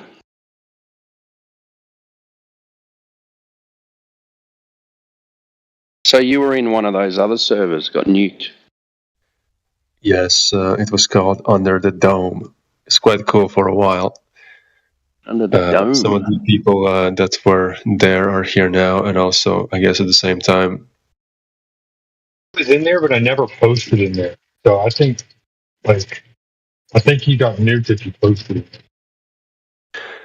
There were feels like more Globers that kind of got more just to say, because nobody really challenged them as much as here. Over here is 10 people just right away just jumped them. Yeah, but the thing that's different here to the other servers is we actually don't let them get as far as they'd like, because they want to go off into this satellites and this and that, and we're just asking for the simple proof of curvature, axial rotation, and gas pressure without a container. If you can't go past those things, then there's nothing else to talk about. You know what I mean? Because everything else is based on those three things. Very often it would be 5 people come in at once. They're probably on a Discord call of their own. They're trying to troll people. I guess that wouldn't happen here, really. No, it does sometimes, but you've kind of got to control it. Because they'll start throwing questions. Each one will start asking a question. So you've got to start muting people, and it's all right with 2 people. If 2 people come in, it's fine. It's but otherwise it gets hard to listen to because they want to move on to other questions, and you got to kind of keep them at a question until they say, "Okay, I don't know." Okay, I was wrong. And they have these grandiose stories that they want to tell you. You're just like, oh, dude, no, come back to Earth. We're not talking about that. We're talking about Earth. Well, what about what's in the sky? You can't go there and verify it, so we're not going to talk about it. I do like talking about their grandiose stories just to reveal their thought pattern and see how ridiculous what they believe is. I do it in the regular world. But here, it's harder to do. What were we going to say? When it's quiet in here and there's hardly anyone in here, I kind of like letting them go with it for a bit and just let them talk, because eventually they just put their foot in their mouth And you go, oh, okay, so you say this, but before you said this. You can't have both. I think when they initially come in, I think like most people that come in here, think that they're going to come into a room of people that don't know anything. Or think like them. They think that they have the masses behind them. Yeah, they think that theirs is the truth, so they don't need anything behind them because, you can't argue with the truth, can you? In their mind. They do have always that cocky air about them, like they're teaching us. They're coming in and they're like, they're gonna learn. Yeah. Haven't you heard of gravity? Yeah. Dickhead. Yeah, I learned about it in second grade when I was playing with Magnus. Haven't you heard of gravity? No, I've been living under a fucking rock, mate. What do you reckon? All the blood's rushing to my head while I'm down here in Australia. Yeah, I'm upside down, mate. I haven't heard of anything. I would say to people, I'd say, hey, step back. Just because I've got an Australian accent doesn't mean I'm dumb. I might sound dumb.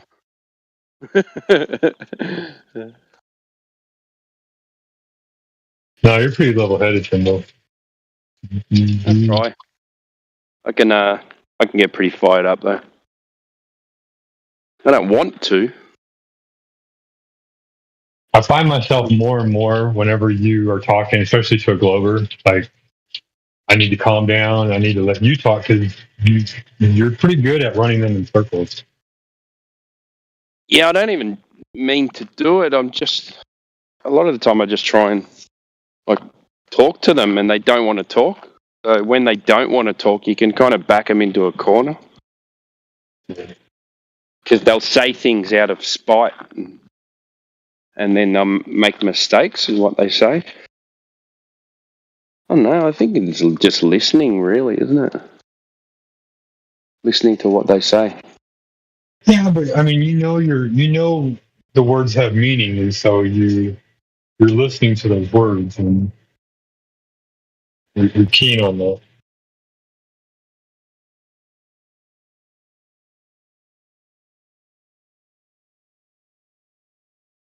Sasha posts some funny shit, doesn't he? Sasha, man, I fucking love that motherfucker. He always comes. I love the very transparent guy who's like obviously just watched one video of debunking flat Earth and just repeats it. Right.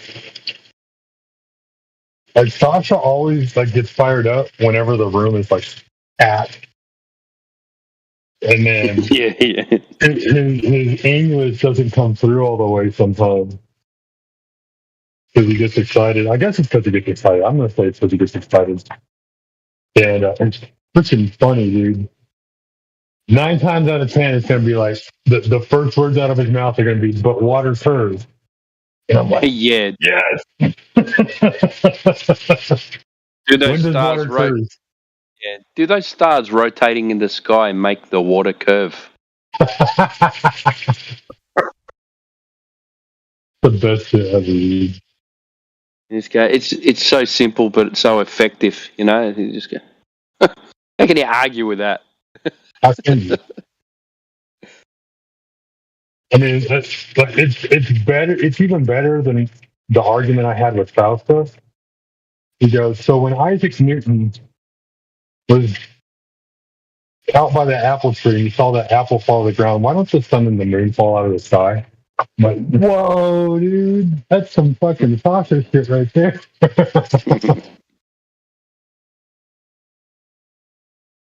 You wanting to say something, Menora?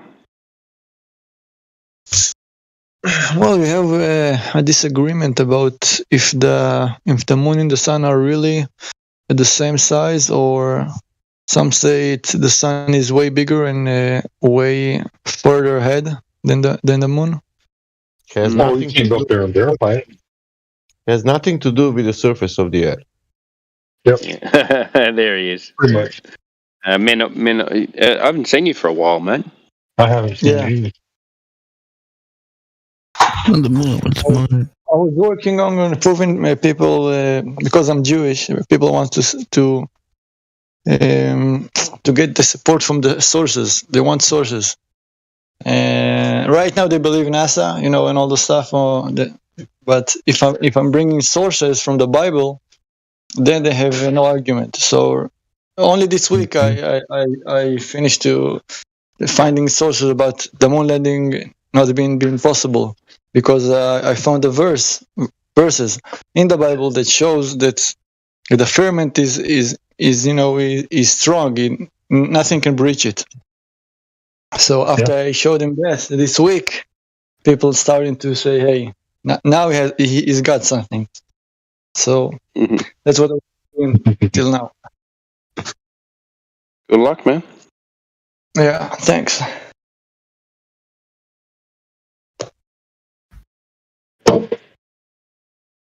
But about the sun and the moon, we have disagreement. If you have any material about that, I will gladly take it. About the sun and moon being different sizes? Yeah, some say they're the same size, and some say no, that the sun is way bigger. Well, I mean, if you look at what the scripture says, it says the sun is the greater light and the moon is the lesser light. Yes, I know, but you know what the response is? The response is yes. They talk about their light, not their size. You see what they're saying? They're saying that when they say it's bigger light. Right. It's vital. Yeah, I see what he's saying. It's not. Don't lean on your own understanding, but turn to God. And don't sit there and try to give an explanation for it. Like that's what God said it was. That's what God said it was. What the interpretation is, who the hell knows? We'll find out when that time comes. Yeah.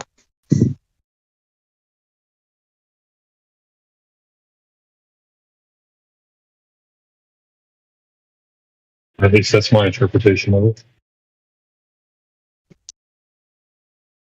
I also found a very old book yesterday at one of our old library, and they have sketches of the Earth. I must show it to you. Let me find it just a second. Yeah. I'm cooking right now, so let me know when you post it so I can take a look.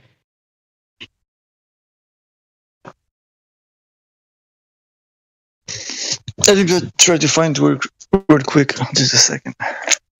Sorry, I just disappeared for a sec. What are you trying to prove?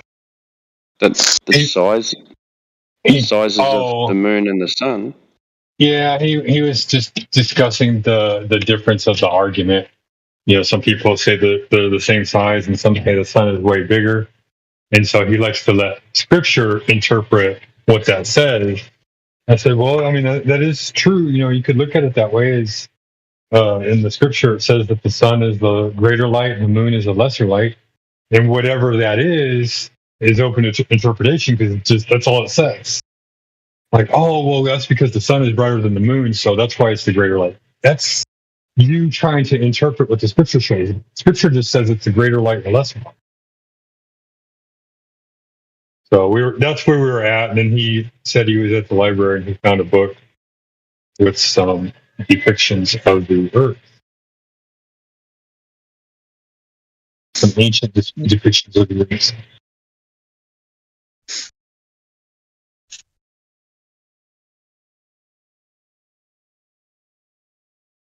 Okay.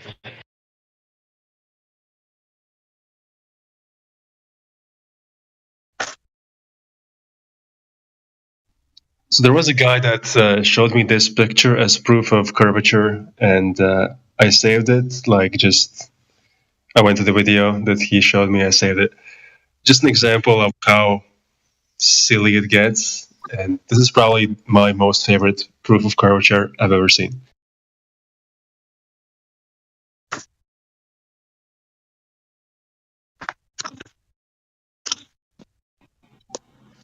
It's so funny. It's so funny.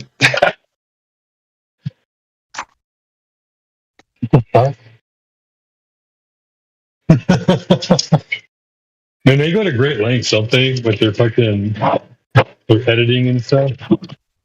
Yeah, and I was like, I was pretty sure he was trolling, and I kept talking to him, and I found out he wasn't trolling. So I give people benefit of the doubt, but you find out some people are like so far in the lie that they even believe things like this. So I don't know how to reconcile that, but yeah. And I mean, there's truthers out there that know that, like, in the search engine, you can't go with what's the first thing that pops up. You know, you can read it and get an idea, but like everybody knows that the first few pages of the search engine are a bunch of bullshit. And for you to know that, and then you Google flat Earth, come on, the very first few pages are going to be bullshit. You know better. I guess, like, in the first place, just realizing that goes a long way. Just having that understanding. That initial mistrust and just whatever you're being shown, just scrutinizing it.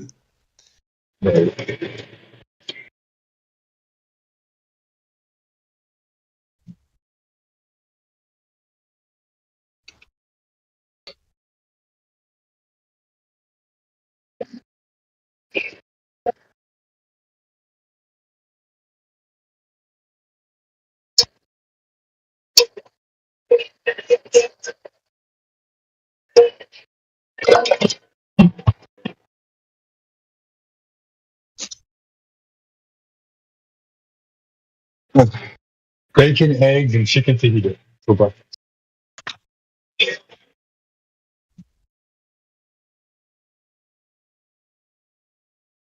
What do y'all think about that?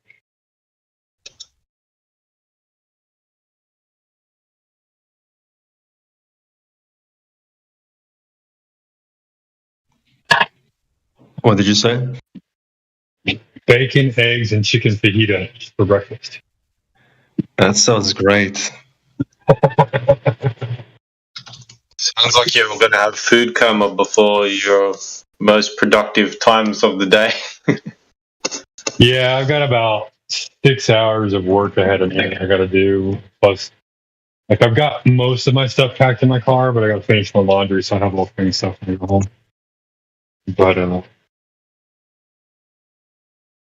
as long as you're not doing anything that involves using your brain, you should be alright. Why? What do you mean? I'm always using my brain.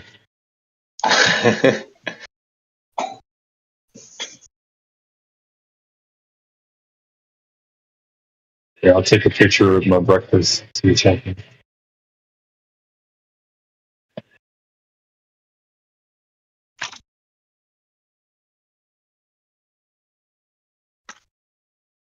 Yes, all the that's exactly what it is. Well, actually, you know what? That Simpsons thing doesn't even do it justice because it's way better. Good morning.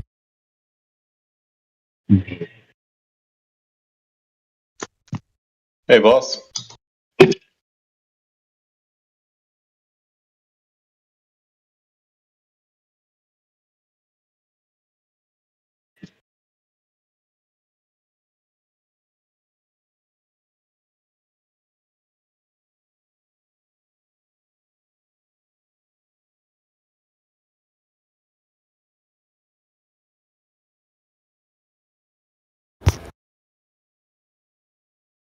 I think my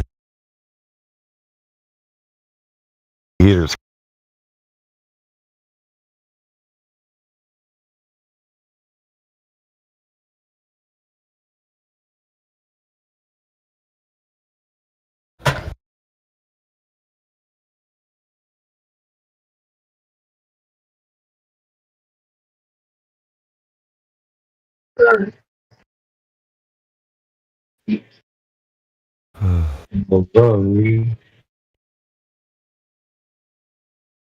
what the?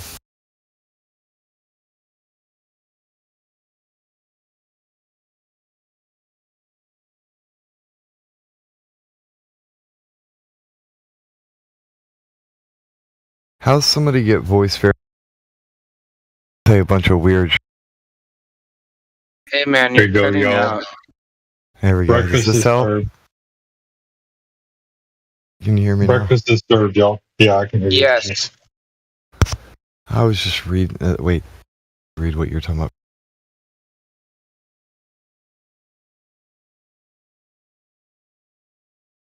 I was looking in the lobby and I just keep face palming every time I see memory post anything.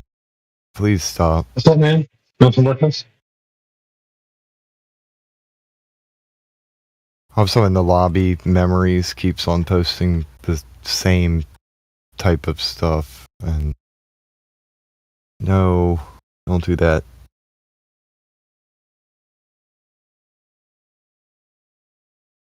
I ain't even gonna read what's there.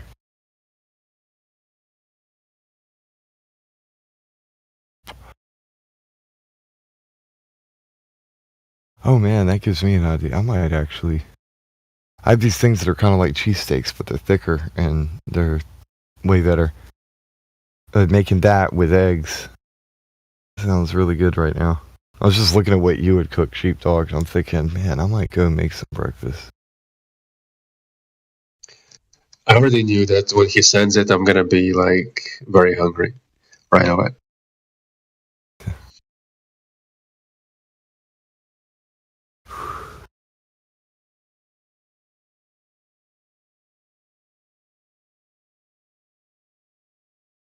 I may end up having to go visit the doctor today.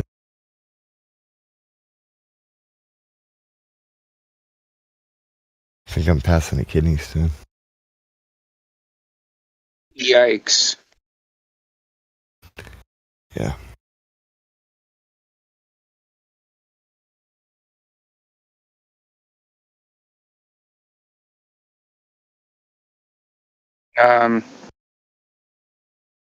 Don't feel sorry for me, man. It's worth. If I went to tell you, there's a plethora of them.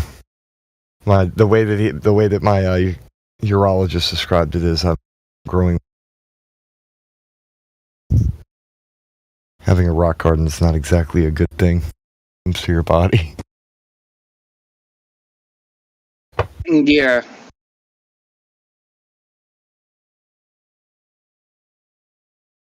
Do you drink a lot of water or something? Well, I try to. It's just that this is leftover stuff from the past. It's not like I can undo the stones that are already. I used to drink a lot of black tea, which can increase the chances. Now I drink green tea, which that actually helps prevent them. And then there's other random things. Yeah, and there's other random things that I had to change in my diet in order to try and. It's preventative measures. I can't undo what's there, but I can prevent more from forming. Yeah.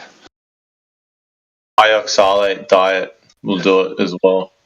Have you heard of the oxalates? You know what they are? Not sure. In fact, I would say it's not that I don't believe that I can't dissolve. I'm sure there is a way to break them down. I just don't know of it yet. No, I was saying I know you've got other stuff going on, but normally it's caused by a high oxalate. Yeah. Well, that's the bad part, man. I have both types. So I got the uric acid ones and the calcium stones. Yeah. I have a combination of. They're contradictory. I don't know how to explain. Yeah, it's annoying. Hey. The thing I'd need to take to fix one would make the other one worse or something. I don't. Yeah, far out. That sounds terrible. Sorry to laugh, but that's terrible. Damned if I do, damned if I don't. Yeah, people think that leafy greens are really good for you, but they cause that big time. Like people have spinach, and it causes it. And then if you don't have enough, then you have an iron deficiency, and that causes other problems. Exactly. Literally eating the food is like walking that thin line.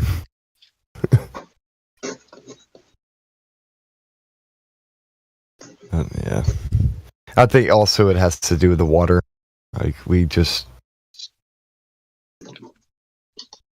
spent most of my life drinking just regular tap water and other crap when I should have been drinking filtered or bottled waters.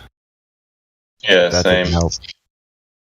I don't like to drink water, but I force myself. I think about it like throwing up in reverse.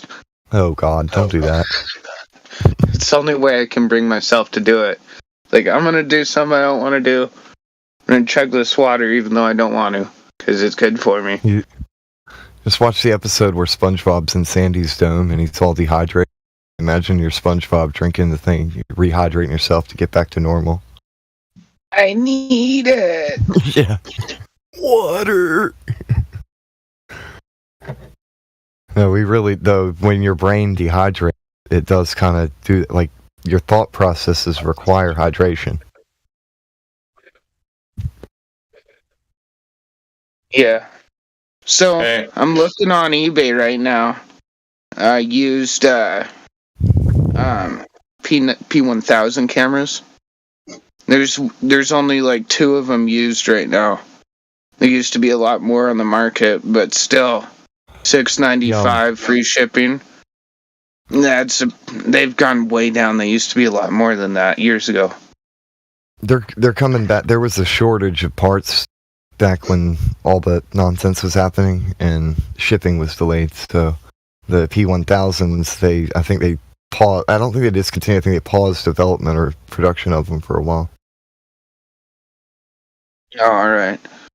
But I mean, they retain know their if that's what value. you- So I could use it and then get my money back, and it's not that much. Yeah. Oh, I would love to get.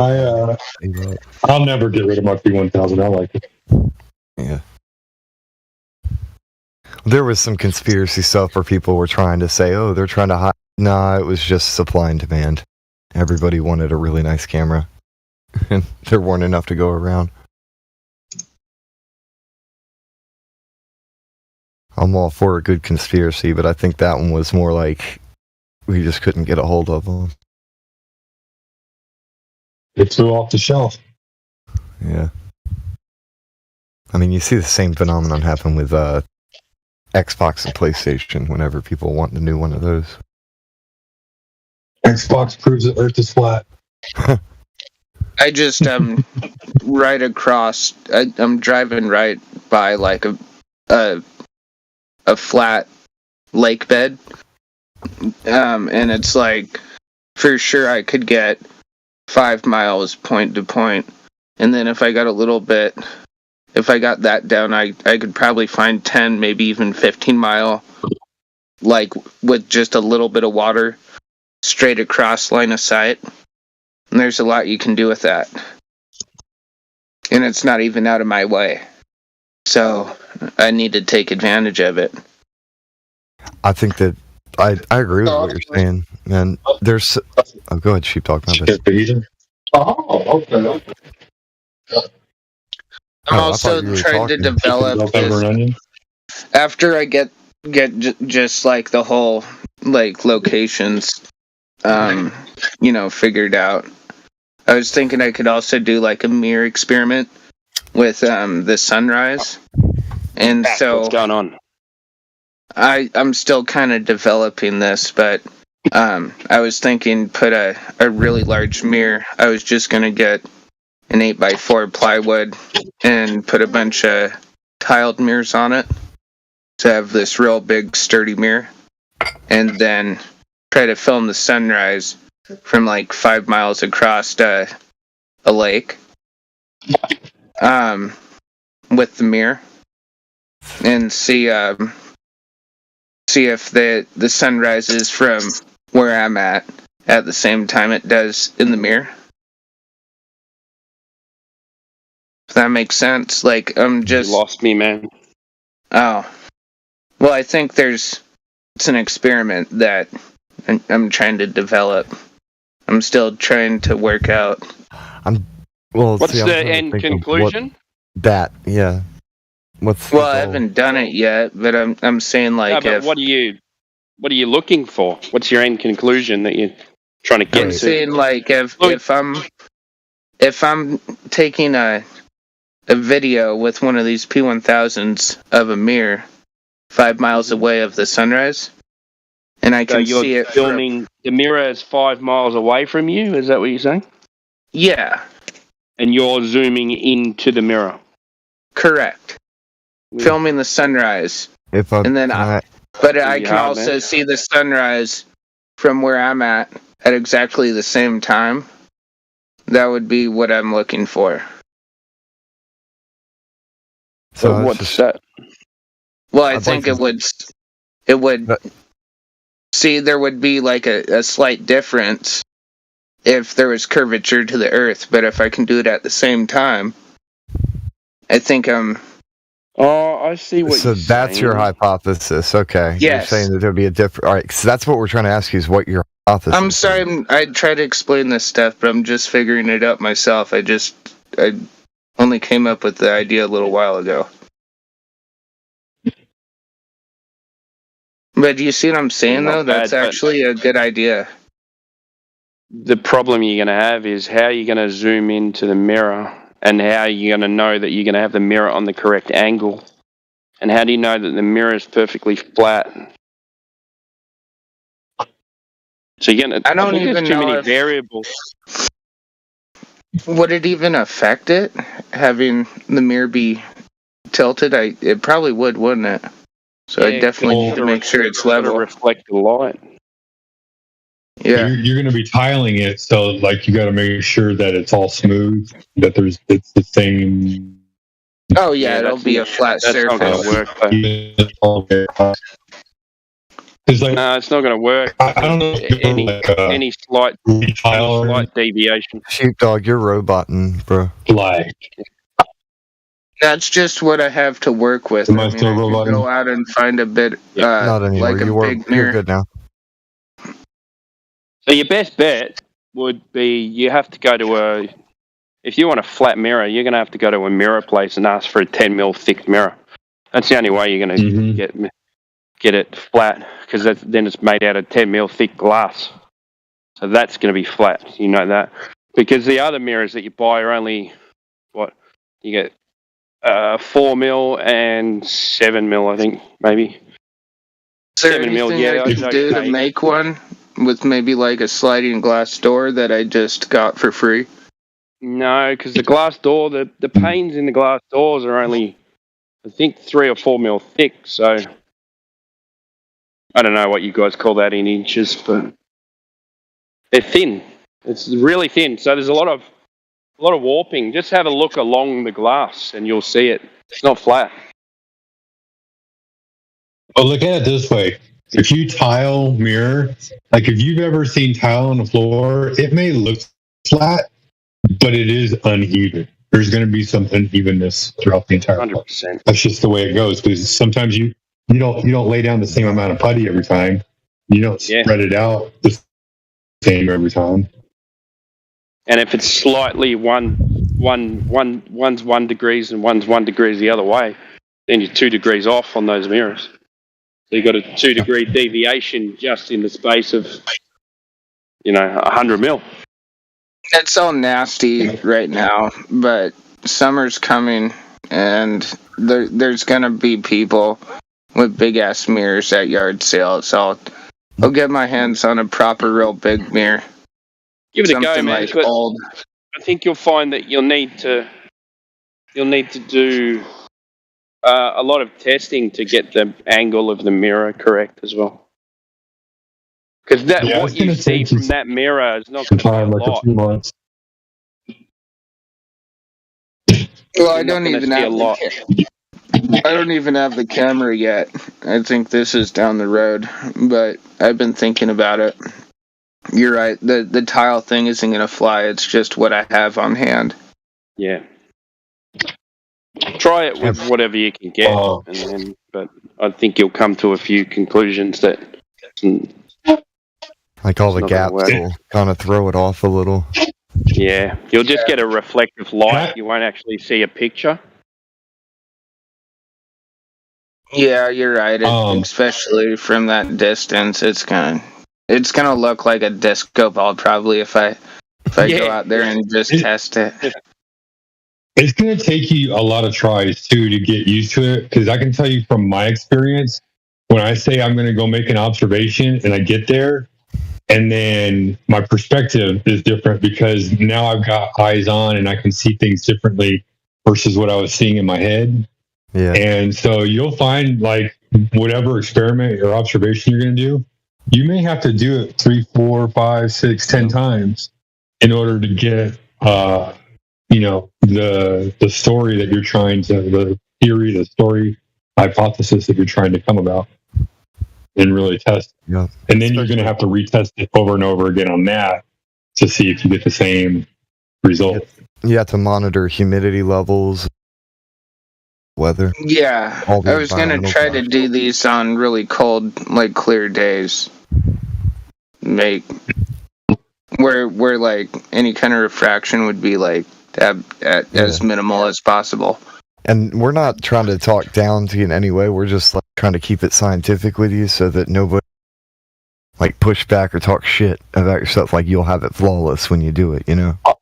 I just want you to have a fuller thought on this. man. I don't want you to go in there and be like clueless when you sit down in your observation and it doesn't look anything like you thought in your head.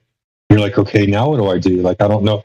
I'm going to spend the next 3 hours like tweaking things and I don't even know what to do. But if you listen to any ideas that we might provide, you could be like, you could go out there and what would have taken me 3 or 4 hours, you can be further ahead in your hypothesis and your data collection.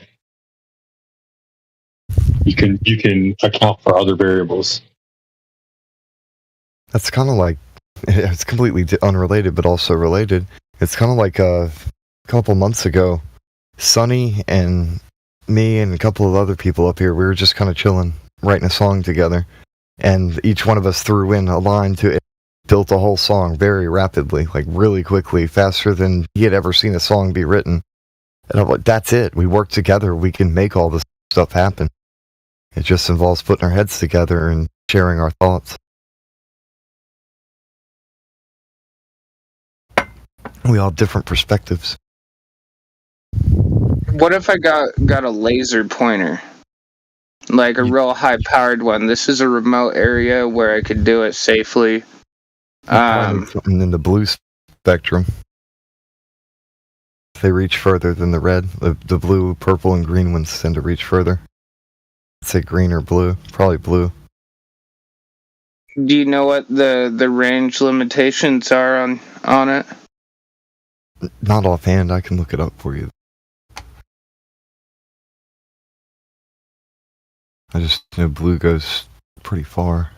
Red tends to be limited by...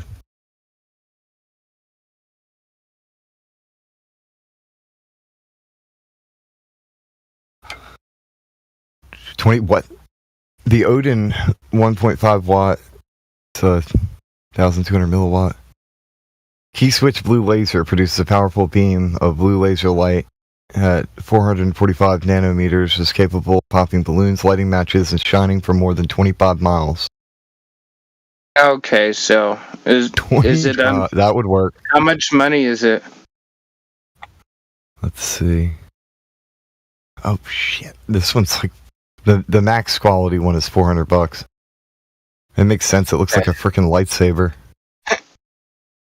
I mean, Here, I'll send the link. So this is the level power you would need for something like that. yeah. It's actually a little bit more than I think I need. I don't think I'm going to be hitting it'd probably be too 25 much. miles. Yeah, that's true. Probably a little bit more. Yeah. Probably now getting the neck modeled down or something. I don't know how far the purple ones can reach, but they have let me see, because they have an interesting ability. They can glow in the dark stuff. They can hypercharge anything with glow in the dark material.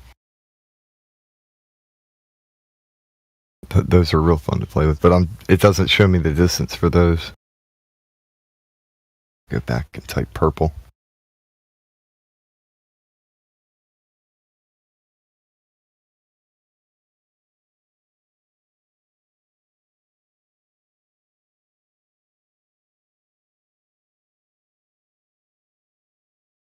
It says the red lights are like under 10 miles.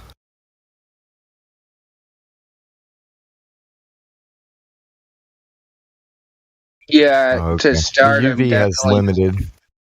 Sorry. Oh, the UV's limited to how long? It just says it has very limited visibility, which that makes sense. So I think the blue or green would probably be the best that you'd want to go with. Because this is only 405 then. I was gonna say that.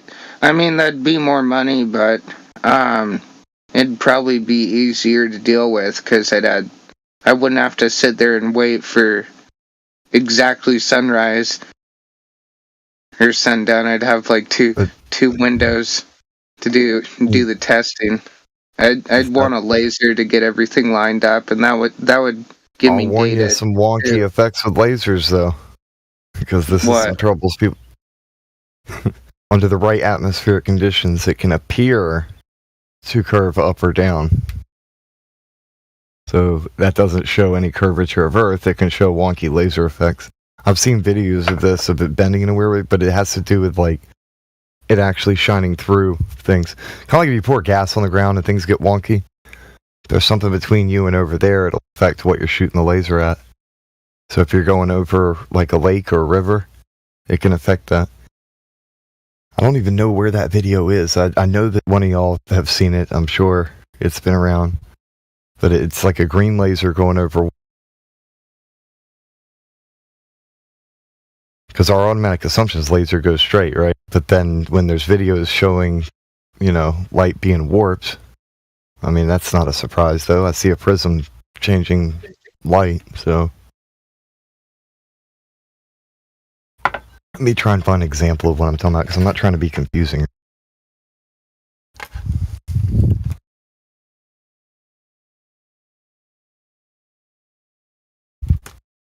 Let's see if I can find it. Got it.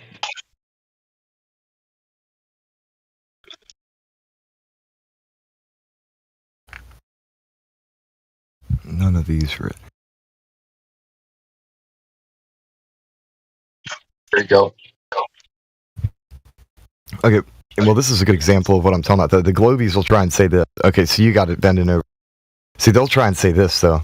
Like, oh yeah, it bends up like that. No, because it bends down, too. It goes both ways. Lasers have some wonkiness. So, my point is if you see Globers, try and use that as evidence for if it doesn't apply, because the laser bends both ways, up and down. Okay. Yeah. It's still gonna help me get this stuff lined up, but under the right, yeah. Yeah, dude. Under the right conditions, yeah, you're fine. It should go straight. It's just you got to make sure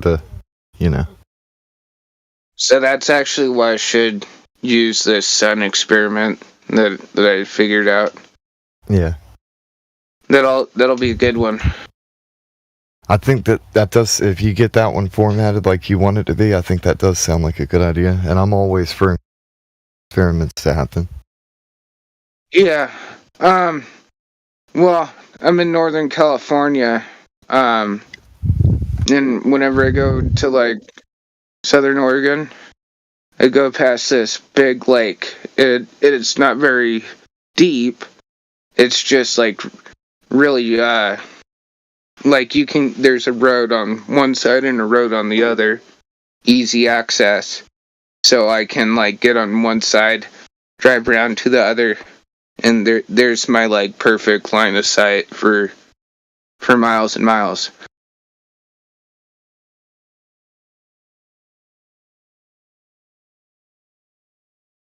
So yeah, I think it's perfect because I don't have to go somewhere way out of my way to have a good place to do these type of experiments.